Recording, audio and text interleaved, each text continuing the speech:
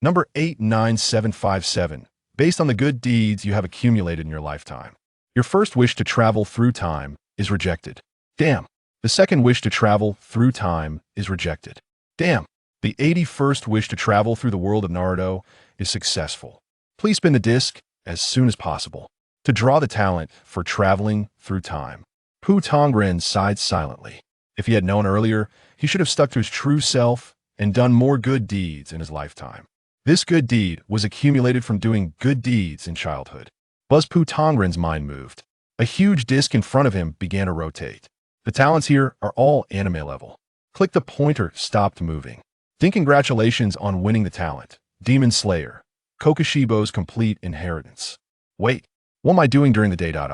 Buzz, the main point of the Source Mansion is efficiency. Before he finished speaking, he was transferred away.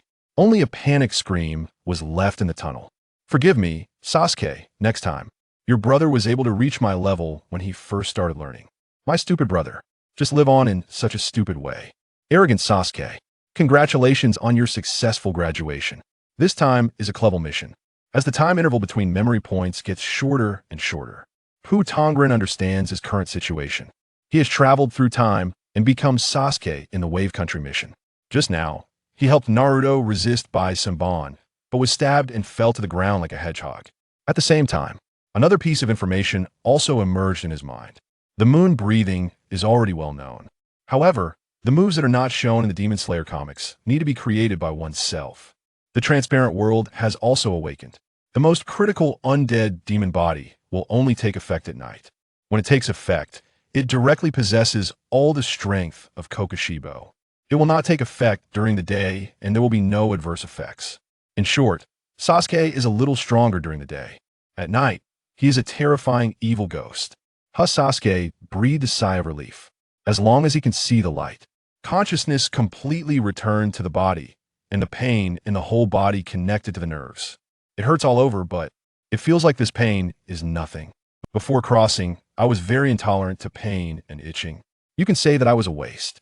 Now I'm not afraid of the few centimeters of wounds pierced by the 1,000 bones. The combat quality is to adapt to the local customs. Very good. It saves a boring stage from the transformation from a waste to a warrior. The eyelids moved slightly. Sasuke slowly opened his eyes. Boom! A very classic scene in the early days of Naruto appeared. At this time, Naruto had his back to Sasuke. His body was slightly bent, his whole body was covered with red chakra, and his fingernails on both hands were thick and sharp. There were 2 circles of red chakra rings circling around him. There was also a fox head formed by chakra on top of his head. I'm going to kill you. Naruto stared at the front, his body slightly straightened, and the sunbon inserted in his body suddenly flew away. What? What kind of chakra is this? It's so strong that it can be materialized. Haku in an ice mirror in the distance couldn't help but exclaimed.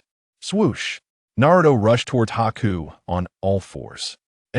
Naruto's speed doesn't seem to be fast. Haku's movements were also much slower than in the battle just now. Sasuke was slightly surprised. Bang! Naruto smashed a thick ice mirror with one punch. Haku escaped one step ahead, and then Naruto continued to catch up. Without Naruto blocking his sight, Sasuke also saw himself in the ice mirror. The Sharingan in his eyes turned into 3 Magatama at some point. The chakra amplified by the Sharingan also increased by nearly 1-fold. This is a really good start. I finally have the qualifications to stand at the top in this life. Before crossing over, Pu Tongren was led astray by the bad social atmosphere in middle school and wasted his precious years. As a result, no matter how hard he tried to change his life, he was powerless. After all, personal ability in that world has little to do with wealth, status, and class. It's a pity that I knew it too late. But now the world is different. A strong enough individual can change everything. In this life, I must stand at the highest point of the world and become the king of this world. Maybe it's because he inherited the Uchiha bloodline. Maybe it's because of the stimulation of hope brought by crossing over. Sasuke looked at himself on the ice and laughed wildly in Uchiha style, excitedly. Several people on the battlefield were suddenly startled by Sasuke's crazy laughter. Naruto, who was full of murderous intent, looked back at Sasuke in astonishment. Sasuke, you're okay. That's great. Seeing Sasuke regain consciousness, Naruto's murderous aura quickly receded, and the leaked red chakra slowly dissipated, leaving only a pair of red fox eyes. Sasuke restrained his laughter and looked at Naruto carefully for a few seconds. This is the real Naruto. A big idiot, I'm fine now. Hearing this familiar taunt, Naruto finally breathed a sigh of relief. At this time, Bai re-entered the mirror. These two guys are very unusual, and now they can't be allowed to rush out. Transparent world. Sasuke tried to use Kokushibori's transparent world. Sure enough, this trick can be used during the day. The current battlefield is too clear for Sasuke. These mists are useless. Even the distribution of other people's organs, blood vessels, and bones can be seen clearly. Not only that, the transparent world can also improve the contraction of one's own muscles, thereby greatly improving body speed and explosive power. Sasuke kept a wicked smile and slowly put his hands together. The next moment, Sasuke began to seal according to his body memory, but at the last moment of inhaling, he used the moon breathing technique. Fire style, great fireball technique. Boom! Sasuke suddenly spit out a large fireball with a diameter of 4 or 5 meters and flew towards Bai's position. The color of this large fireball was more dazzling than in his memory. It seems that the breathing method also has a blessing effect on the release of ninjutsu. Bai's face changed drastically. This fireball is much more powerful than the previous one. Now before this fireball flew in front of Bai, the surrounding ice mirrors began to evaporate and melt. Ice style, Ice Rock Hall. Bai hurriedly released a wall made of thick ice to block in front of him. Boom! The collision of ice and fire produced an explosion. The ice wall was blown into countless ice chips by the fireball and flew everywhere. The flames also broke out instantly and spread to other ice mirrors around. When Bai was dodging, the flames were attached to his mask. Just when he was about to enter an ice mirror to put out the fire, there was a sound of footsteps above the ice mirror. Sasuke stood on the ice mirror first and said leisurely, "You are one step slower than a disaster." The next moment, Bai was surprised and just got ready for defense. Bang! Sasuke kicked Bai from midair to the ground. Bang! When Bai hit the ground, 2 holes were stepped on the rock. The Sasuke's footsteps appeared almost at the same time beside Bai. Bang! This time Bai was hit by a punch on the mask before he could even take a defensive posture. Crackling Bai's mask was shattered by a punch. Bleeding oozed from Bai's right face by the punch, and his consciousness became dazed. When Bai's body flew backwards, Sasuke grabbed his left hand and pulled it back, and then his right fist hit Bai's abdomen even harder. Bang! A dull sound of hitting. Puff! This time, Bai was hit so hard that he vomited a large mouthful of blood. Cracked Sasuke saw that one of Bai's ribs was broken by this punch. How? Could it be you? Seeing Naruto rushing to Bai with an unbelievable look on his face. The two of them have always been friends. Let Naruto talk by himself. Sasuke turned and walked towards Kakashi and Zabuza. Bai spit out blood and smiled slightly. I failed. I'm already a useless tool. You kill me. Just then, squeak a sound like 1,000 birds chirping rang out in the thick fog, and it also flashed a blue light. Chapter 2. Who is employing the art of silent assassination? Alas, if Zabuza is not dealt with soon, he may be in peril. The heartbeat of Haku quickened. Without a moment's hesitation about whether Naruto might launch a surprise attack, he dashed towards Zabuza's location. Haku and Zabuza were not yet on the brink of death. In an instant, Sasuke caught up with Haku and executed his spinning kick. Get back. Boom. Haku was sent flying back to Naruto's side by Sasuke's powerful kick. Utilizing Haku as a springboard, Sasuke accelerated and positioned himself between Kakashi and Zabuza. The moment Sasuke appeared, Kakashi mistakenly believed it was Haku, pausing for a brief moment. In that fleeting second, Zabuza successfully escaped the constraints of the summoned dogs and created distance from Kakashi. Phew, that was indeed perilous. Had your attack struck, I might have truly perished. Kakashi, you just proclaimed my future was only death. How audacious. Zabuza felt an overwhelming sense of relief. At that moment, the dense fog on the bridge finally began to dissipate. Sasuke, I'm so glad you're safe. Sakura exclaimed joyfully from a distance, waving at Sasuke. Sasuke glanced at Sakura with a look of disbelief. We are all ninjas, and your lack of professionalism is astonishing. This made Sakura feel extremely awkward. She then turned her attention towards Naruto and another figure. Is that a woman or a man? While Sakura's curiosity seemed peculiar, the others remained unfazed. Kakashi observed Sasuke, noting that his eyes had transformed into the Three Tomo Sharingan, slowly dissipating the Chidori in his hand. Sasuke, you've awakened the Three Tomo. Kakashi remarked, surprised. What about that boy? I injured him, and now Naruto is watching. They share a bond of sorts. Kakashi appeared puzzled. What kind of bond is that? Zabuza sighed. Had Haku failed? It seems I was indeed too merciful. Sasuke turned back, his crimson three-tomo glaring at Zabuza. Kakashi, allow me to battle him next. You should take a moment to rest. Kakashi hesitated. Are you truly capable? Sasuke brandished a kunai, assuring him that self-defense was not an issue. For engaging with a jonin would provide invaluable experience. Zabuza was displeased. You little brat, although I am currently at a disadvantage. You are not of the caliber to provoke me. Whoosh. Despite his words, Zabuza lunged towards Sasuke with remarkable speed, his massive sword propelled by the momentum of his charge. Die, brat. Whoosh. Sasuke threw a kunai. Zabuza anticipated the trajectory of the attack, evading just in time, yet his momentum remained intact. In the next instant, Sasuke launched another kunai, this one faster than the first, yet its target baffled Zabuza. Clang. Just as Zabuza had foreseen, the two kunai collided before reaching him. However, upon impact, their trajectories altered. One was aimed at Zabuza's throat, while the other shot towards his thigh. Zabuza's pupils constricted as he abruptly halted his charge and turned, raising his sword defensively. Clang. Clang. The two kunai struck his sword, bouncing back.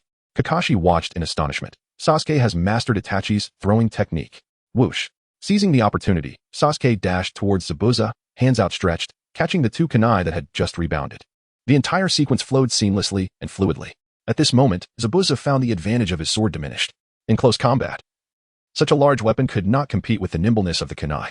Clash. Clash. Clash. Surprisingly for both Zabuza and Kakashi, Sasuke's strength paled in comparison to Zabuza's. Yet, he matched him in speed, and, more crucially, Sasuke's skill in close quarters combat surpassed Zabuza's. This disparity only grew more pronounced as their battle progressed. How was this possible? Both were taken aback. Sasuke looked so cool.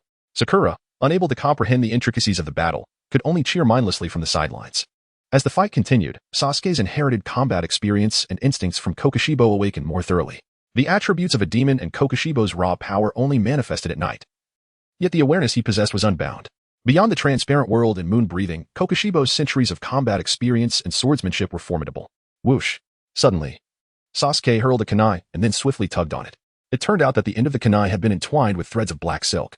With a swift pull, the kunai coiled around the circular blade of Zabuza's sword, expertly aiming for Zabuza's eye. Zabuza tilted his head in a desperate dodge. Thud. The kunai sliced through Zabuza's mask, leaving a gash on his face. They engaged in close combat for nearly 3 minutes, and finally, Zabuza sustained a wound. Sasuke produced another kunai and released it, allowing two kunai to dangle in the air. He began to spin the black silk in his hands. The next moment, whoosh, whoosh. The two kunai were launched at Zabuza. Zabuza hastily swung his sword to deflect them, but Sasuke yanked the threads once more. The kunai veered again, weaving around Zabuza. Frowning, Zabuza quickly formed a hand seal. In an instant, Sasuke abruptly retracted the threads, ensnaring Zabuza's neck and arms. Boom. In a puff of white smoke, Zabuza transformed into 3 wooden stumps severed by the black silk. Meanwhile, Zabuza's true form gasped for breath in the distance. At that moment, Sasuke formed another hand seal. Unleashing fire release, great fireball. A massive fireball, 4 to 5 meters in diameter, hurtled towards Zabuza. He barely evaded the fireball using body flicker technique, only to realize that he had lost sight of Sasuke on the battlefield. No matter how he sensed or observed, Zabuza could not discern Sasuke's location. A faint sound of flesh tearing echoed from beneath Zabuza's neck. His pupils dilated. He had been choked. After years of practicing silent assassination, he had been outmaneuvered from behind. At that moment, Sasuke was inverted on a tree branch behind Zabuza, pressing a kunai to his neck. You have lost. The spectators were left in stunned silence. Sasuke had just graduated from the ninja academy and had already defeated a jonin? Although Zabuza was not at full strength, he was still one of the 7 ninja swordsmen of the mist. Kakashi, in a daze, seemed to glimpse Itachi. Naruto clenched his fists in astonishment. Sakura's eyes sparkled with admiration. How naive. Just then, a group of unsavory characters appeared at the other end of the bridge. Leading them was a man in a suit wearing sunglasses, Kato. TCH, what a useless waste. Zabuza, the so-called demon of the mist, cannot even handle a little brat. Oh, and that little brat over there, who broke my arm last time. This time, I will eliminate all of you. Zabuza glanced at Kato. It seems my mission is about to be interrupted. Young man, would you grant me the opportunity to personally eliminate these nuisances? Without hearing a response, Zabuza quietly turned around, only to discover that Sasuke had already returned to Kakashi's side. Who was employing the silent assassination technique? Zabuza smiled helplessly. Chapter 3. The Cultivation of Ghosts from a Distance. Naruto observed Sasuke, muttering to himself, his strength has indeed increased significantly, yet he remains as arrogant as ever. How infuriating. Although Zabuza and Haku appeared to be on their last legs, they effortlessly dealt with Kato's minions. After all, their hands were still intact. A ghost. My arm. As the bloody massacre unfolded, on the other end of the bridge, Inari arrived with a group of villagers wielding their tools. They had finally summoned the courage to resist. However, their opportunity to intervene had long passed. Watching Zabuza and Haku battle the assailants, they lamented, indeed. The gap between ordinary people and ninjas cannot be bridged by mere numbers. In the future, we should simply post missions when encountering ninjas. Inari, Naruto exclaimed joyfully. The villagers, now emboldened, represented a significant change. Inari rubbed his nose and chuckled. Heroes always arrive fashionably late. You. Tazuna wept tears of emotion. A roar of excitement erupted from the crowd. Soon after, Zabuza cried out, spare me, I'll give you all my money. Kato's bride fell flat, resulting in Zabuza swiftly severing his head with a single stroke. The villagers gasped in shock. The slaughter finally came to an end. Zabuza returned to face Sasuke, declaring, I have been defeated by you. You may kill me now. The atmosphere suddenly turned somber. Kakashi and Naruto were about to speak when Sasuke interjected. Didn't you abandon your mission? Besides, I find you not entirely disagreeable. Zabuza and Haku sighed in relief and exchanged smiles. The surrounding villagers inexplicably joined in their laughter.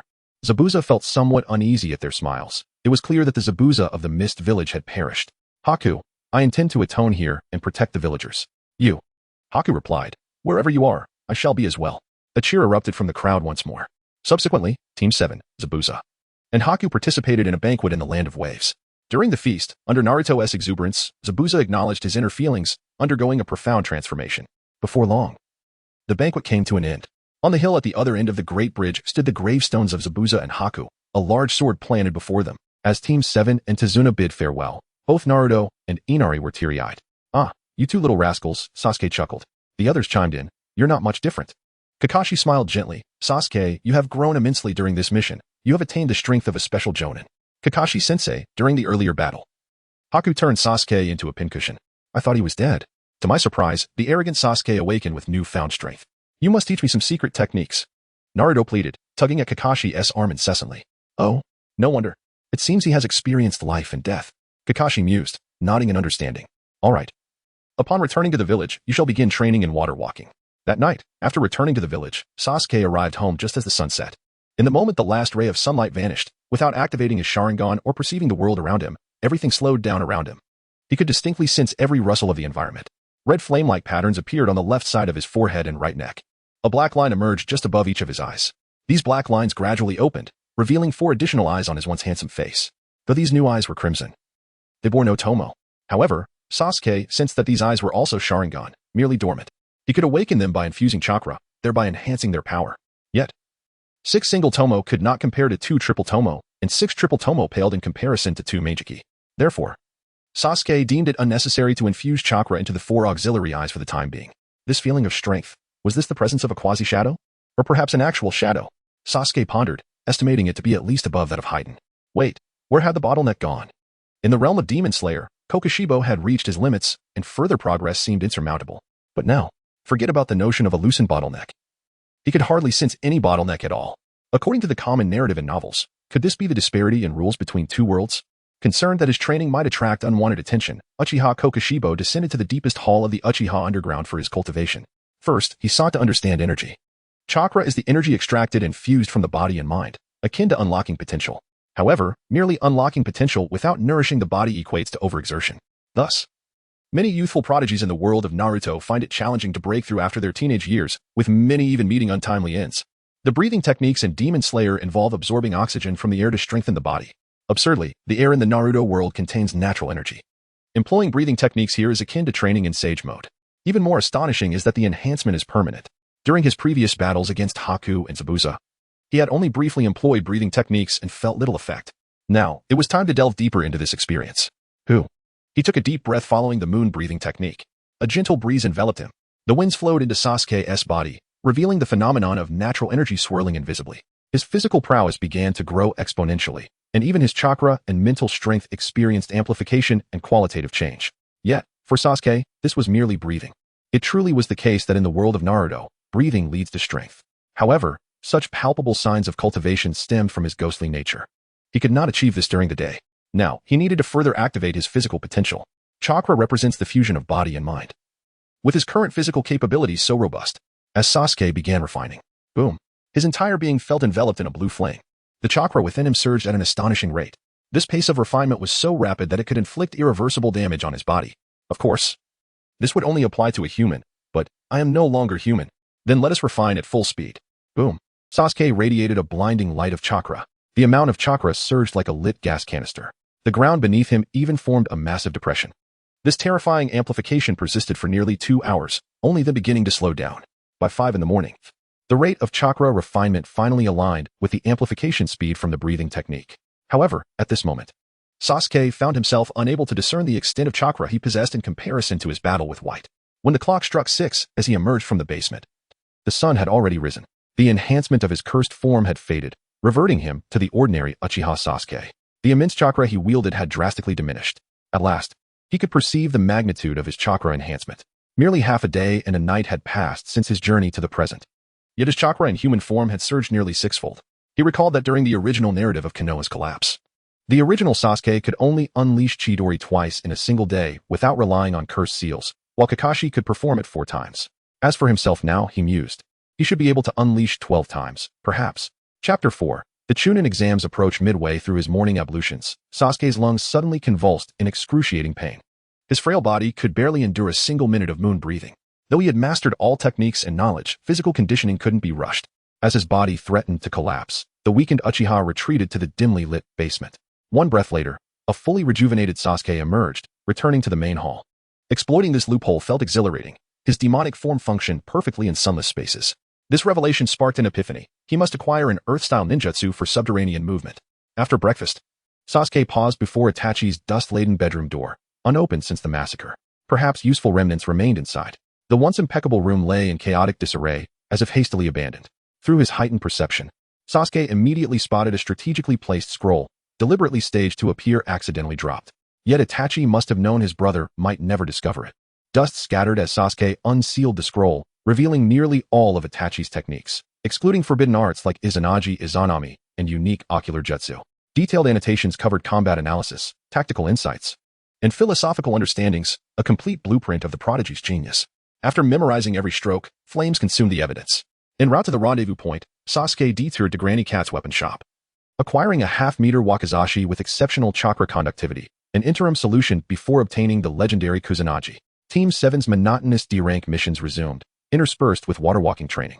Sasuke relentlessly honed his breathing techniques while mercilessly correcting Naruto's combat flaws through brutal sparring sessions. Surprisingly, his taunts about shadow clone training accelerated the knucklehead's taijutsu progress. 1 month later, unfamiliar faces flooded Konoha, including Suna's purple-marked Kankuro and mesh-stalking Temari. When Naruto's protege Konohamaru collided with them, the blonde intercepted Kankuro's attempted trip with an acrobatic counterkick that sent the puppeteer staggering. "Destroy you," Kankuro roared, unstrapping his bandaged puppet until Gaara's chilling voice froze the confrontation. The red-headed Jinchuriki observed from a rooftop until Sasuke materialized behind him, hand resting casually on his shoulder. Tsunagekyu's trio stood petrified. Why didn't Shikaka's automatic defense activate? The answer lay in Sasuke's undetectable presence, bypassing even Gaara's maternal chakra sensors. At the Hokage's office, Iruka vehemently opposed the rookie's exam participation until Hiruzen proposed preliminary testing.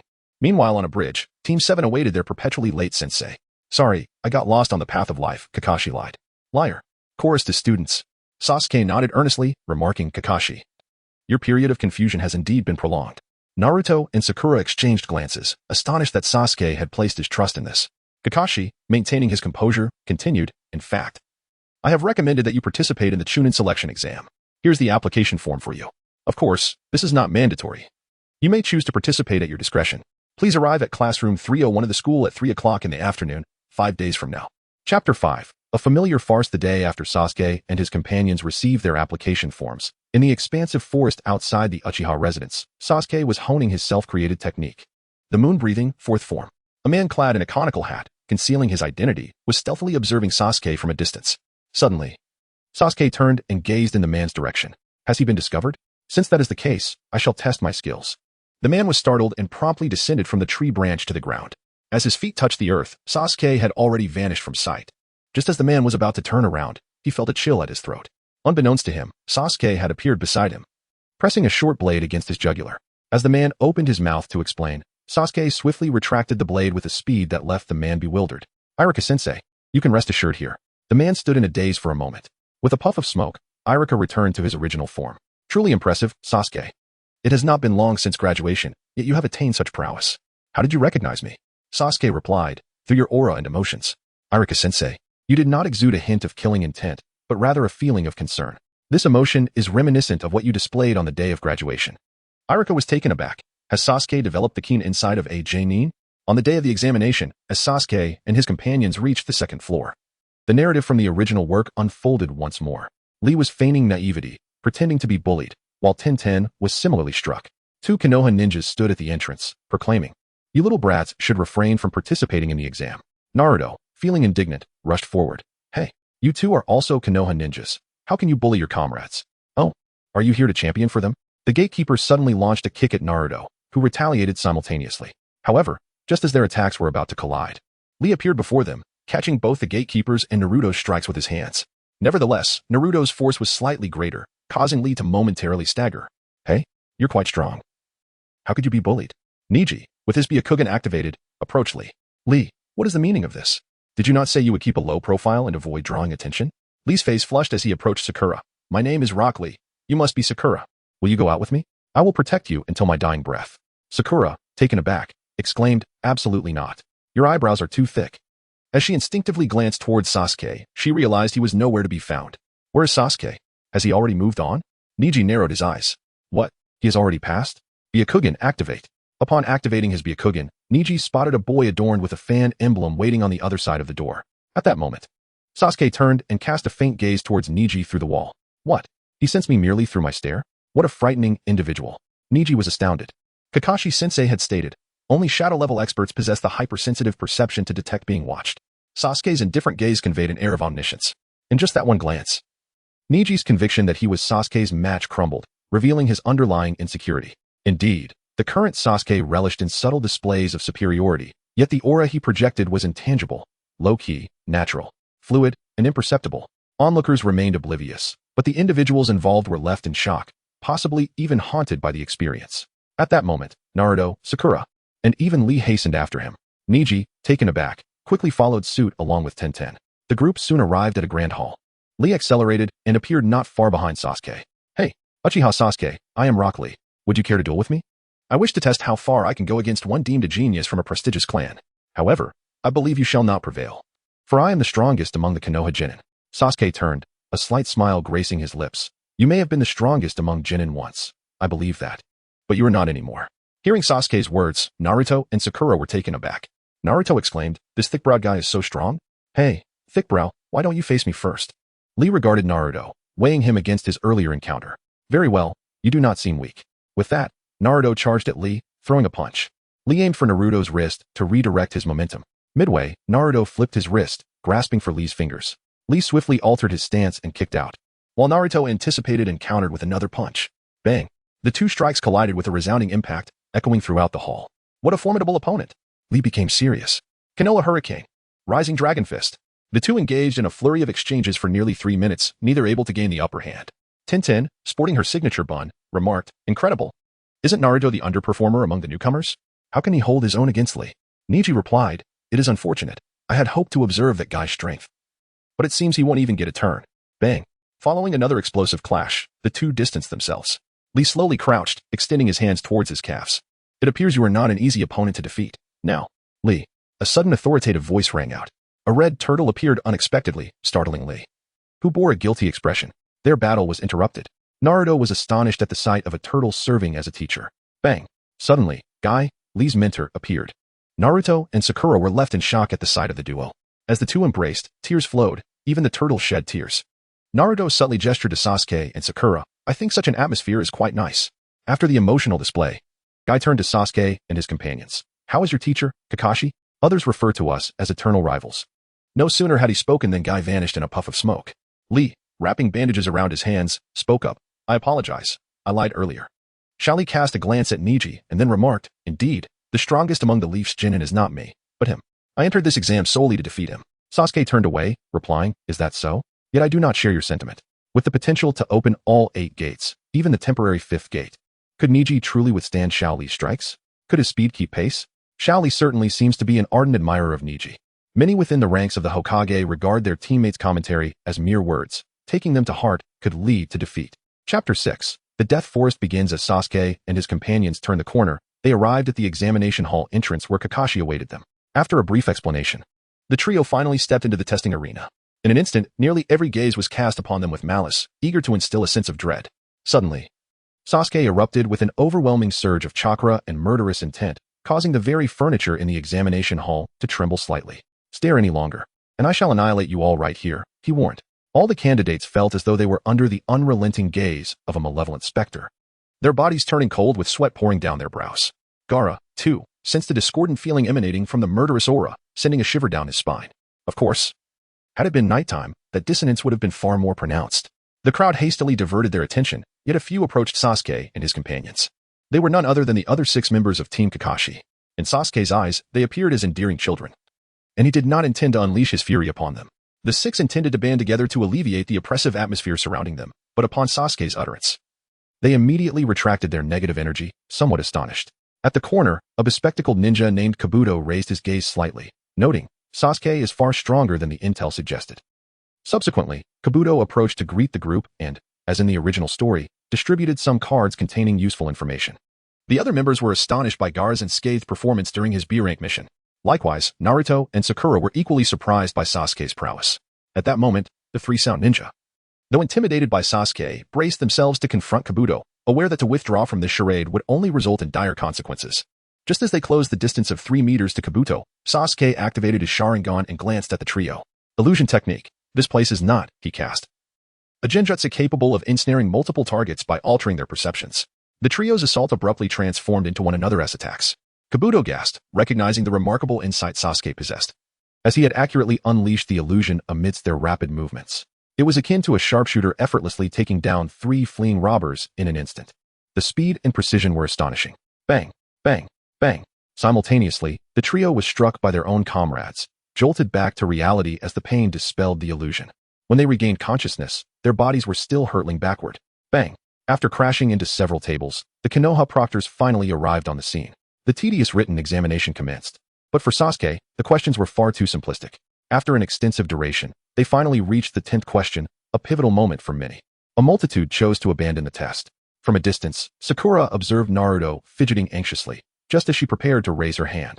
Naruto swiftly shot his hand up first. Then, bang, he slammed his palm onto the table. With his declaration, those behind him opted not to surrender. Subsequently, Marino Abiki announced that all present were qualified. Suddenly, the classroom window shattered, and a figure burst through, unfurling a curtain. A slightly curvaceous female ninja appeared before the group. I am your second examiner, Mitarashi Anko. What is this? Why are there still so many left from the first round? In the second round, I intend to eliminate over half of you. The candidates' hearts raced in trepidation. The following day, all candidates assembled at the periphery of a forest. Sasuke observed Orochimaru, in disguise, standing behind Anko, a smirk playing at the corners of his mouth. The first scientist of the Naruto world was finally to be encountered. After a while, once everyone had signed the death agreement, Anko began explaining the examination rules. This is the testing ground for the second phase, known as the Death Forest. She produced a map, indicating that the journey from the outer edge to the central tower spanned approximately 10 kilometers. She then revealed a scroll inscribed with the characters for heaven and earth. Each of your teams will receive one of these scrolls upon entering the forest. The winning condition is to acquire both types of scrolls and for all 3 team members to reach the tower within 5 days. Losing a member will also result in failure. All teams proceeded to their designated entrances according to their number tags and prepared to enter simultaneously within 30 minutes. As the 30 minutes elapsed, the entrances swung open, and all ninjas rushed eagerly into the forest. Sasuke gazed into the depths of the forest, where sunlight scarcely penetrated. This posed a significant concern. Once inside those shadowy areas, one would involuntarily enter a state of transformation. Although he had learned to completely conceal his 4 eyes in this form, the transparent world helped mask his presence and chakra. Otherwise, the Hyuga siblings and Kiba would undoubtedly detect his anomaly. However, his body, as unyielding as steel, and his terrifying regenerative abilities could not be concealed. As Sasuke and his companions raced towards the central tower, he occasionally entered his transformed state. Nearly 5 minutes into the examination, they heard the anguished cries of other candidates. Sakura glanced around anxiously, while Naruto, suddenly desperate, prepared for an impromptu relief. Bang! Sakura punched Naruto on the head, scolding. How can you do such a thing in front of a lady? Naruto, sporting a lump on his head, dashed toward a small thicket. Though his taijutsu had reached a level comparable to Lee's, he still did not evade Sakura's strike. Bang! Bang! Bang! Sounds of a scuffle erupted from Naruto's direction. Hey, wait for me to put on my pants. He called out frantically from within the thicket. Moments later, bang! Naruto flew back from the thicket, finally managing to pull on his pants mid-air. A ninja wearing a device resembling a respirator observed as Naruto landed beside Sasuke, turning a blind eye and attempting to flee. Thud. Clash. Two sounds rang out simultaneously, the sound of footsteps hitting the ground and that of a short blade sheathing. Indeed, the latter signified that Sasuke's assault had concluded. Puff. The ninja, caught off guard, found himself bisected by Sasuke's swift strike. The sin of blood tantalized Sasuke in his transformed state, momentarily captivating him. Regaining his composure, he swiftly retrieved the earth scroll from the ninja's belongings before vanishing from sight. It was only then that the ninja realized the severity of his predicament and felt the pain. What? He exclaimed in horror. Sasuke first ensnared Naruto and Sakura in a genjutsu. After a considerable time had passed, he emerged from the thicket, releasing their illusions. Naruto and Sakura, upon noticing the additional scroll bound to Sasuke's leg, were taken aback. He has already acquired the scroll? Truly impressive, Sasuke, to have dispatched an opponent so swiftly. Sakura exclaimed, her delight palpable. Naruto pouted, TCH, if that person hadn't caught me off guard while I was relieving myself, I could have dealt with him. This place is not meant for lingering. Let us find a sunlit spot. No sooner had Sasuke spoken than a terrifying, linear tornado surged toward the trio. It offered no opportunity for the others to react. Sasuke swiftly grasped Naruto and Sakura by their arms, forcefully hurling them away. Head to the central tower and wait for me. As they were propelled through the air, Sasuke dashed in the opposite direction. Immediately, two enormous serpents, their necks thicker than a city bus, emerged. One pursued Naruto and Sakura, while the other, even larger, chased after Sasuke. Bang, bang, bang. The colossal serpents moved with astonishing speed and immense strength, effortlessly snapping countless sturdy branches along their path. Chapter 7. Uchiha Sasuke vs. Orochimaru. The colossal serpent pursued Sasuke for 3 minutes, yet failed to catch him. At that moment, the serpent's mouth bulged, expelling a man drenched in liquid. This man, tall and cloaked in a straw hat, donned a beige outfit, and bore a purple knot on his back. He was none other than the legendary Sannin, Orochimaru. However, at this moment, Orochimaru sported a face that resembled that of an ordinary passerby. Orochimaru's speed far surpassed that of the giant serpent. Yet, as Orochimaru accelerated, Sasuke's velocity also increased exponentially. Remarkably, Sasuke's speed eclipsed that of a mere genin. After about half a minute, Sasuke plummeted from the sky, landing in the center of a well-lit clearing. He exhaled a sigh of relief. This battle was destined for defeat, not victory. In the future, Sasuke planned to defect. But currently, he felt too vulnerable during the day. He lacked any sense of security, necessitating a few more months in Konoha. There was always the risk that his secret as a ghost would be exposed, hence his urgent need for Orochimaru's cursed seal. When the day came that his true form was discovered, he would merely pull back his collar and reveal, behold, this is Orochimaru's masterpiece. Indeed, Orochimaru would bear the blame. Fortunately, he had found a suitable battlefield. A second later, Orochimaru landed 30 meters behind Sasuke, standing firm. Your speed astonishes me, he remarked, however. You have chosen a favorable location, one with a broad field of vision. Alas, such favorable terrain is advantageous to me, for when you are outmatched, the difficulty of escape only intensifies. As Sasuke turned, he slowly drew his blade. Do you enjoy surprises? Unlike you, I relish a good meal. Orochimaru paused, then darkly replied. Quite courageous indeed. You truly embody the bloodline of the Uchiha clan. Yet, I wonder if you will maintain such composure in what is to follow. Orochimaru's eyes twitched unnaturally as he emitted an aura of lethal intent. Sasuke's body stiffened, causing the short blade in his hand to clatter to the ground. With a disdainful smirk, Orochimaru prepared to taunt him, only to see Sasuke crouch slightly, rhythmically shaking his fists up and down, his body swaying in time. To players of League of Legends, it was evident. Sasuke was dancing Garen's dance. It appeared utterly foolish. The dashing Sasuke performing such a dance felt indescribably awkward. Yet, the more awkward it seemed, the more effective it became.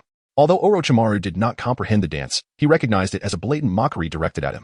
Veins bulged on Orochimaru's forehead, forming characters reminiscent of a river. In decades of existence, he had never felt such rage. With a cold smile, he remarked, such vitality. A true anomaly among the Uchiha clan. Let me see if you possess the audacity to back it up. In an instant, the ground erupted in a cloud of dust, not from ninjutsu but from the debris of shattered tree trunks as Orochimaru accelerated. Initially, he employed a speed only a seasoned Nin could barely perceive. Sasuke, palm facing down, channeled chakra to instantaneously reattach the short blade to his hand. At the moment their paths crossed, he unleashed, moon breathing, first form, Dark Moon Night Palace. Orochimaru's pupils constricted. Sasuke's speed exceeded his expectations. There was no possibility of evasion. A severed arm spun through the air as Orochimaru stumbled back several meters, infuriated. Sasuke followed closely, shadowing Orochimaru's movements. Moon breathing, third form, waning moon, erosion. The short blade was suddenly imbued with a multitude of crescent blades, delivering 2 swift, arc-shaped slashes. Orochimaru could not evade. His body was cleaved into 3 segments, subsequently ravaged by the crescent blades, landing in a bloodied heap. Yet, in the next moment, Orochimaru's corpse morphed into a puddle of mud. Clap, clap, Clap. Orochimaru stood a few meters behind Sasuke, lightly applauding. It appears I must treat you with the respect due to a special J-nin. With that, he produced a kunai. Enveloped in wind chakra. Are you suggesting the warm-up has concluded? As Sasuke turned, his eyes swiftly transformed into the three-tomo Sharingan. Illusion technique. Chains of restraint. In the original text, Itachi had ensnared Orochimaru with this illusion. Although Sasuke's current rendition could not match Itachi's prowess, it posed considerable trouble for Orochimaru, particularly as it stirred up his psychological trauma. As anticipated, Orochimaru's expression soured, beads of cold sweat forming on his brow. Simultaneously, he executed a sword technique. Moon breathing. Fourth form. Crescent Moon's Q. Indeed. It was aptly named, Crescent Moon's Q. Sasuke unleashed a sweeping, arcing strike, the angle and range dictated by the volume of chakra. The strike not only encompassed numerous crescent blades, but also left a faint glow at the wound sites, allowing one to discern between genuine bodies and mere clones. Next, Sasuke's left hand completed a one-handed hand seal, fire release, dragon fire technique. This was the very technique Sasuke had used to scorch Orochimaru in the Forest of Death. However, this time, the dragon fire was infused with an abundance of blue flames, the temperature soaring nearly 1,000 degrees Celsius. In a moment of crisis, Orochimaru dispelled the illusion. Yet it was too late to evade the Crescent Moon's Q and the dragon fire technique. Boom. Orochimaru's blood-curdling scream echoed. Though it appeared vividly realistic, Sasuke, through his perspective, had already detected Orochimaru shedding his skin and burrowing underground. It must be said, Orochimaru's substitution technique was remarkably potent. The glow was washed away. Now, beneath the earth, Orochimaru completed his hand seals. Boom. A massive serpent, over 10 meters in diameter, erupted from the ground, its gaping maw encompassing nearly 20 meters around Sasuke. In comparison, Sasuke's size was insignificant, akin to a mere tooth of the serpent. Orochimaru had concealed himself at the back of the serpent's head. Moon breathing. Fifth form. Moon spirit catastrophe. Sasuke spun rapidly, conjuring a vortex of gigantic blades around him, propelled by a force akin to a tempest. The mingling crescent blades dazzled the eyes. As the serpent's head collided with the blade vortex, it was as if it had entered a meat grinder. Flesh and bone shredded into countless fragments. Orochimaru had anticipated this assault, hastily extricating himself from the serpent to narrowly avoid the onslaught. In the blink of an eye, both combatants landed on the ground almost simultaneously.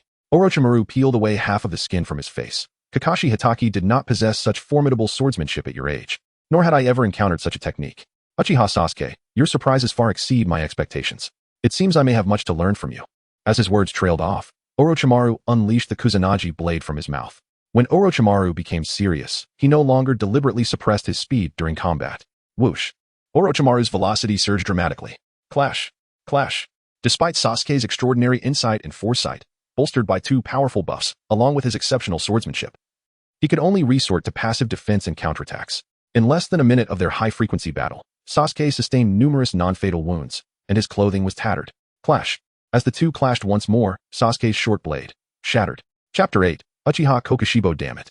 After spending so much money, all I got was a disposable short sword that broke in the very first battle. But upon reflection, it makes sense. Orochimaru is a master swordsman among Kaga-level shinobi, effortlessly enhancing his blade with wind nature chakra while wielding the legendary Kusanagi sword. A broken blade was inevitable. In truth, Orochimaru was equally astonished. That shoddy weapon had lasted a full minute before shattering. But now it was all over. With a sinister smirk, Orochimaru licked his lips and mused, Sasuke, your chakra reserves and potency far exceed my expectations. Yet even at this level, you stand no chance against that man. I can grant you power. Sasuke remained silent for a moment before scoffing. With my talent, vengeance will soon be mine. What could you possibly offer? Orochimaru, unfazed, replied smoothly. The Itachi you know is the one before his defection. Though it pains me to admit, even I would fall in a single move against him. Sasuke's eyes widened in disbelief. Impossible. Orochimaru continued, and that was years ago. His current strength. Sasuke's composure wavered. If you admit you're no match for him, then what use are you? A vein pulsed on Orochimaru's forehead, but he maintained his patience. I possess a method to drastically enhance one's power in a short time, though I seek immortality, rendering it useless for myself. But through our cooperation, this becomes simple. Sasuke feigned contemplation. Your logic is sound. Then, abruptly, he turned and bolted. But I don't trust you. His escape was noticeably slower, as if drained of stamina. Orochimaru, initially hesitant about marking him, now smirked. With a swift extension of his neck, he sank his fangs into Sasuke, right where fate had decreed. Originally, I intended only to brand you and test your worth. But now, I'm thoroughly satisfied. Come with me, Orochimaru hissed through clenched teeth. Sasuke stiffened. What? This wasn't part of the plan, damn it. But the curse mark's power surged, overwhelming his mind with searing pain. Collapsing, he could barely stand, let alone fight. As Orochimaru summoned a serpent to swallow Sasuke whole, the Uchiha's consciousness sharpened the moment he entered the beast's maw. His spirit, on the verge of fading, now burned with vigor. Is this the curse mark's agony? Pathetic, he nearly scoffed. Through his heightened perception, Sasuke noted the encroaching forest shadows mere meters away. A few breaths later, as the serpent slithered into darkness, Sasuke struck. Moon breathing, first form, dark moon, evening palace. A slash cleaved the serpent's head in two, severing Orochimaru's leg in the process. The Sannin regenerated instantly, tendrils of snakes stitching his limb back. But his shock was palpable as he beheld Sasuke, now adorned with crimson flame markings. Wounds vanished. This isn't the curse mark. Sasuke, what are you? Before Orochimaru could finish, for black lines etched across Sasuke's face, splitting open to reveal 6 blood-red eyes. Even the ever-composed Orochimaru recoiled, though only briefly, drawing the Kusanagi once more. Orochimaru demanded, "What are you?" He nearly asked, "Are you human or demon?" but dismissed it as unscientific. From his flesh, Sasuke manifested a grotesque short sword studded with eyes before answering, Uchiha Kokushibori. Orochimaru's pupils constricted. This ability, it resembles Kimimura's. Fear eluded him. Excitement took hold. This was an unexpected boon. Watching Orochimaru's glee, Sasuke almost laughed. Some habits never change. The Sannin never grasped the true mind of what he coveted, first with pain, then Itachi.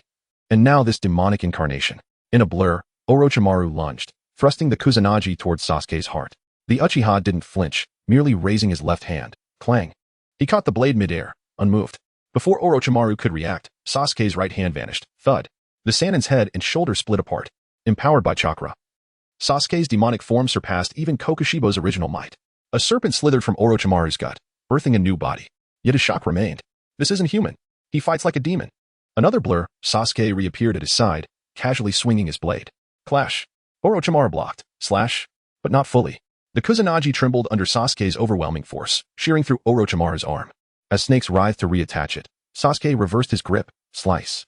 The Sannin's torso split at the waist before his arm could mend. No openings. Orochimaru realized in alarm. His speed rivals the Raikage. Desperate, he vomited forth another pristine body, his lower half launching him backward as the Kusanagi followed. Even the swiftest puppeteer would struggle to match this velocity. Yet, whoosh. Sasuke closed the distance instantly. As Orochimaru fled 300 meters, the Uchiha materialized beside him. Crunch. A vertical slash bisected the Sannin. His halves tumbled before erupting into hundreds of fleeing serpents. Watching Orochimaru's frantic retreat, Sasuke saw no need to pursue. Large-scale techniques were still off-limits for now. Otherwise, suspicion may arise when the dark forces come to investigate this place later. Chapter 9. Navigating the Forest of Death. Sasuke returned to the sunlit area, the cursed blade in his hand reduced to ash in an instant. Having exhausted his reserve of kunai and shuriken when he purchased the short sword earlier, he looked at his empty palm. Was this all he could rely on before his defection? With a swift motion, he unleashed a blindingly bright Chidori without forming any hand seals. This was not a technique taught by Kakashi, under the influence of the Sharingan and the ability to perceive the world in a unique way. Even a technique like Chidori could be effortlessly replicated. On the very day he crossed over, he had already mastered Kakashi's technique, and throughout the month's nights, he had executed it hundreds of thousands of times. Such an alarming frequency of practice was made possible by the shadow clone technique and the rapid regeneration afforded by his cursed form. Thus, he had become so proficient that forming hand seals was no longer necessary, and the power of his Chidori surpassed that of Kakashi's. It was likely that Kakashi had never unleashed it more than 10,000 times in his lifetime. Additionally, practicing Chidori enhanced the vitality of his cells, improving both his speed and strength. This was the reason his physical prowess had reached the level of a special jonin. However, he currently lacked theoretical knowledge regarding the transformation of lightning chakra, preventing him from developing derivative techniques of Chidori or integrating them with the moon-breathing swordsmanship. Suddenly, a figure appeared in the distance, rushing toward him. As expected, this individual was not one to obey. A few breaths later, Naruto emerged from the forest, his golden hair gleaming. "Sasuke, are you okay?" Naruto scrutinized him closely. Sasuke smiled faintly, indicating that the enemy had already fled. They should regroup quickly and complete the exam. Meanwhile, Orochimaru had retreated a considerable distance and, now at ease, began to reflect on the earlier events. Sasuke's condition had been truly bizarre. Could he be some new Jinchuriki? What were the triggering conditions? If it manifested in a crisis, it should have activated before he was swallowed by the snake. Conversely, if it was a response to near death, then it should not have triggered just now, as the cursed seal posed no immediate threat to his life. What could it be? The secrets surrounding Sasuke were tantalizing. He felt as though he had forgotten something crucial but concluded that if he could forget it, it must be insignificant. As Sasuke and Naruto approached the rendezvous point, Sasuke noticed 7 others present, aside from Sakura, Lee, the 3 Sannin, and the Ino Shikacho trio concealed in the bushes. Observing this familiar scene, Sasuke sighed softly. In the original narrative, Sakura had fought the Sound Nin to protect the unconscious Sasuke and Naruto, while Lee had sustained injuries while defending Sakura. Although he and Naruto were unharmed, the battlefield's circumstances mirrored those of the original tale. It was perplexing why Orochimaru had sent these three to annoy him. Wasn't this akin to offering them up for slaughter? Originally, Orochimaru had dispatched them to ascertain whether Sasuke could successfully absorb the cursed seal. But now that he had been defeated, he had forgotten to send a summoning beast to notify them. Thus, this scenario unfolded. Amidst the battlefield, the trio of Sound Nin had not seen Sasuke for an extended period, leading to a growing sense of unease. They had never intended to confront him, but previously, Kabuto had conveyed that Sasuke was injured and unconscious, and that killing him would secure Orochimaru's cursed seal. Yet, after searching for so long, Sasuke remained elusive. This growing sense of unease intensified. Sak gripped Sakura's neck with one hand, positioning his palm center against her ear. Damn it. I'll ask you one last time, where is Sasuke? If you don't speak, I'll drive my technique through your ear. A breeze swept through, and Sak suddenly realized that everyone around him had fallen silent. Then, a voice came from behind him. The legs are on my body. Why are you asking her? Sak froze, suddenly recalling that he still had a hostage. Perhaps he could still leverage this situation. With a crack, accompanied by the sound of bones twisting, Sak's vision spun 180 degrees.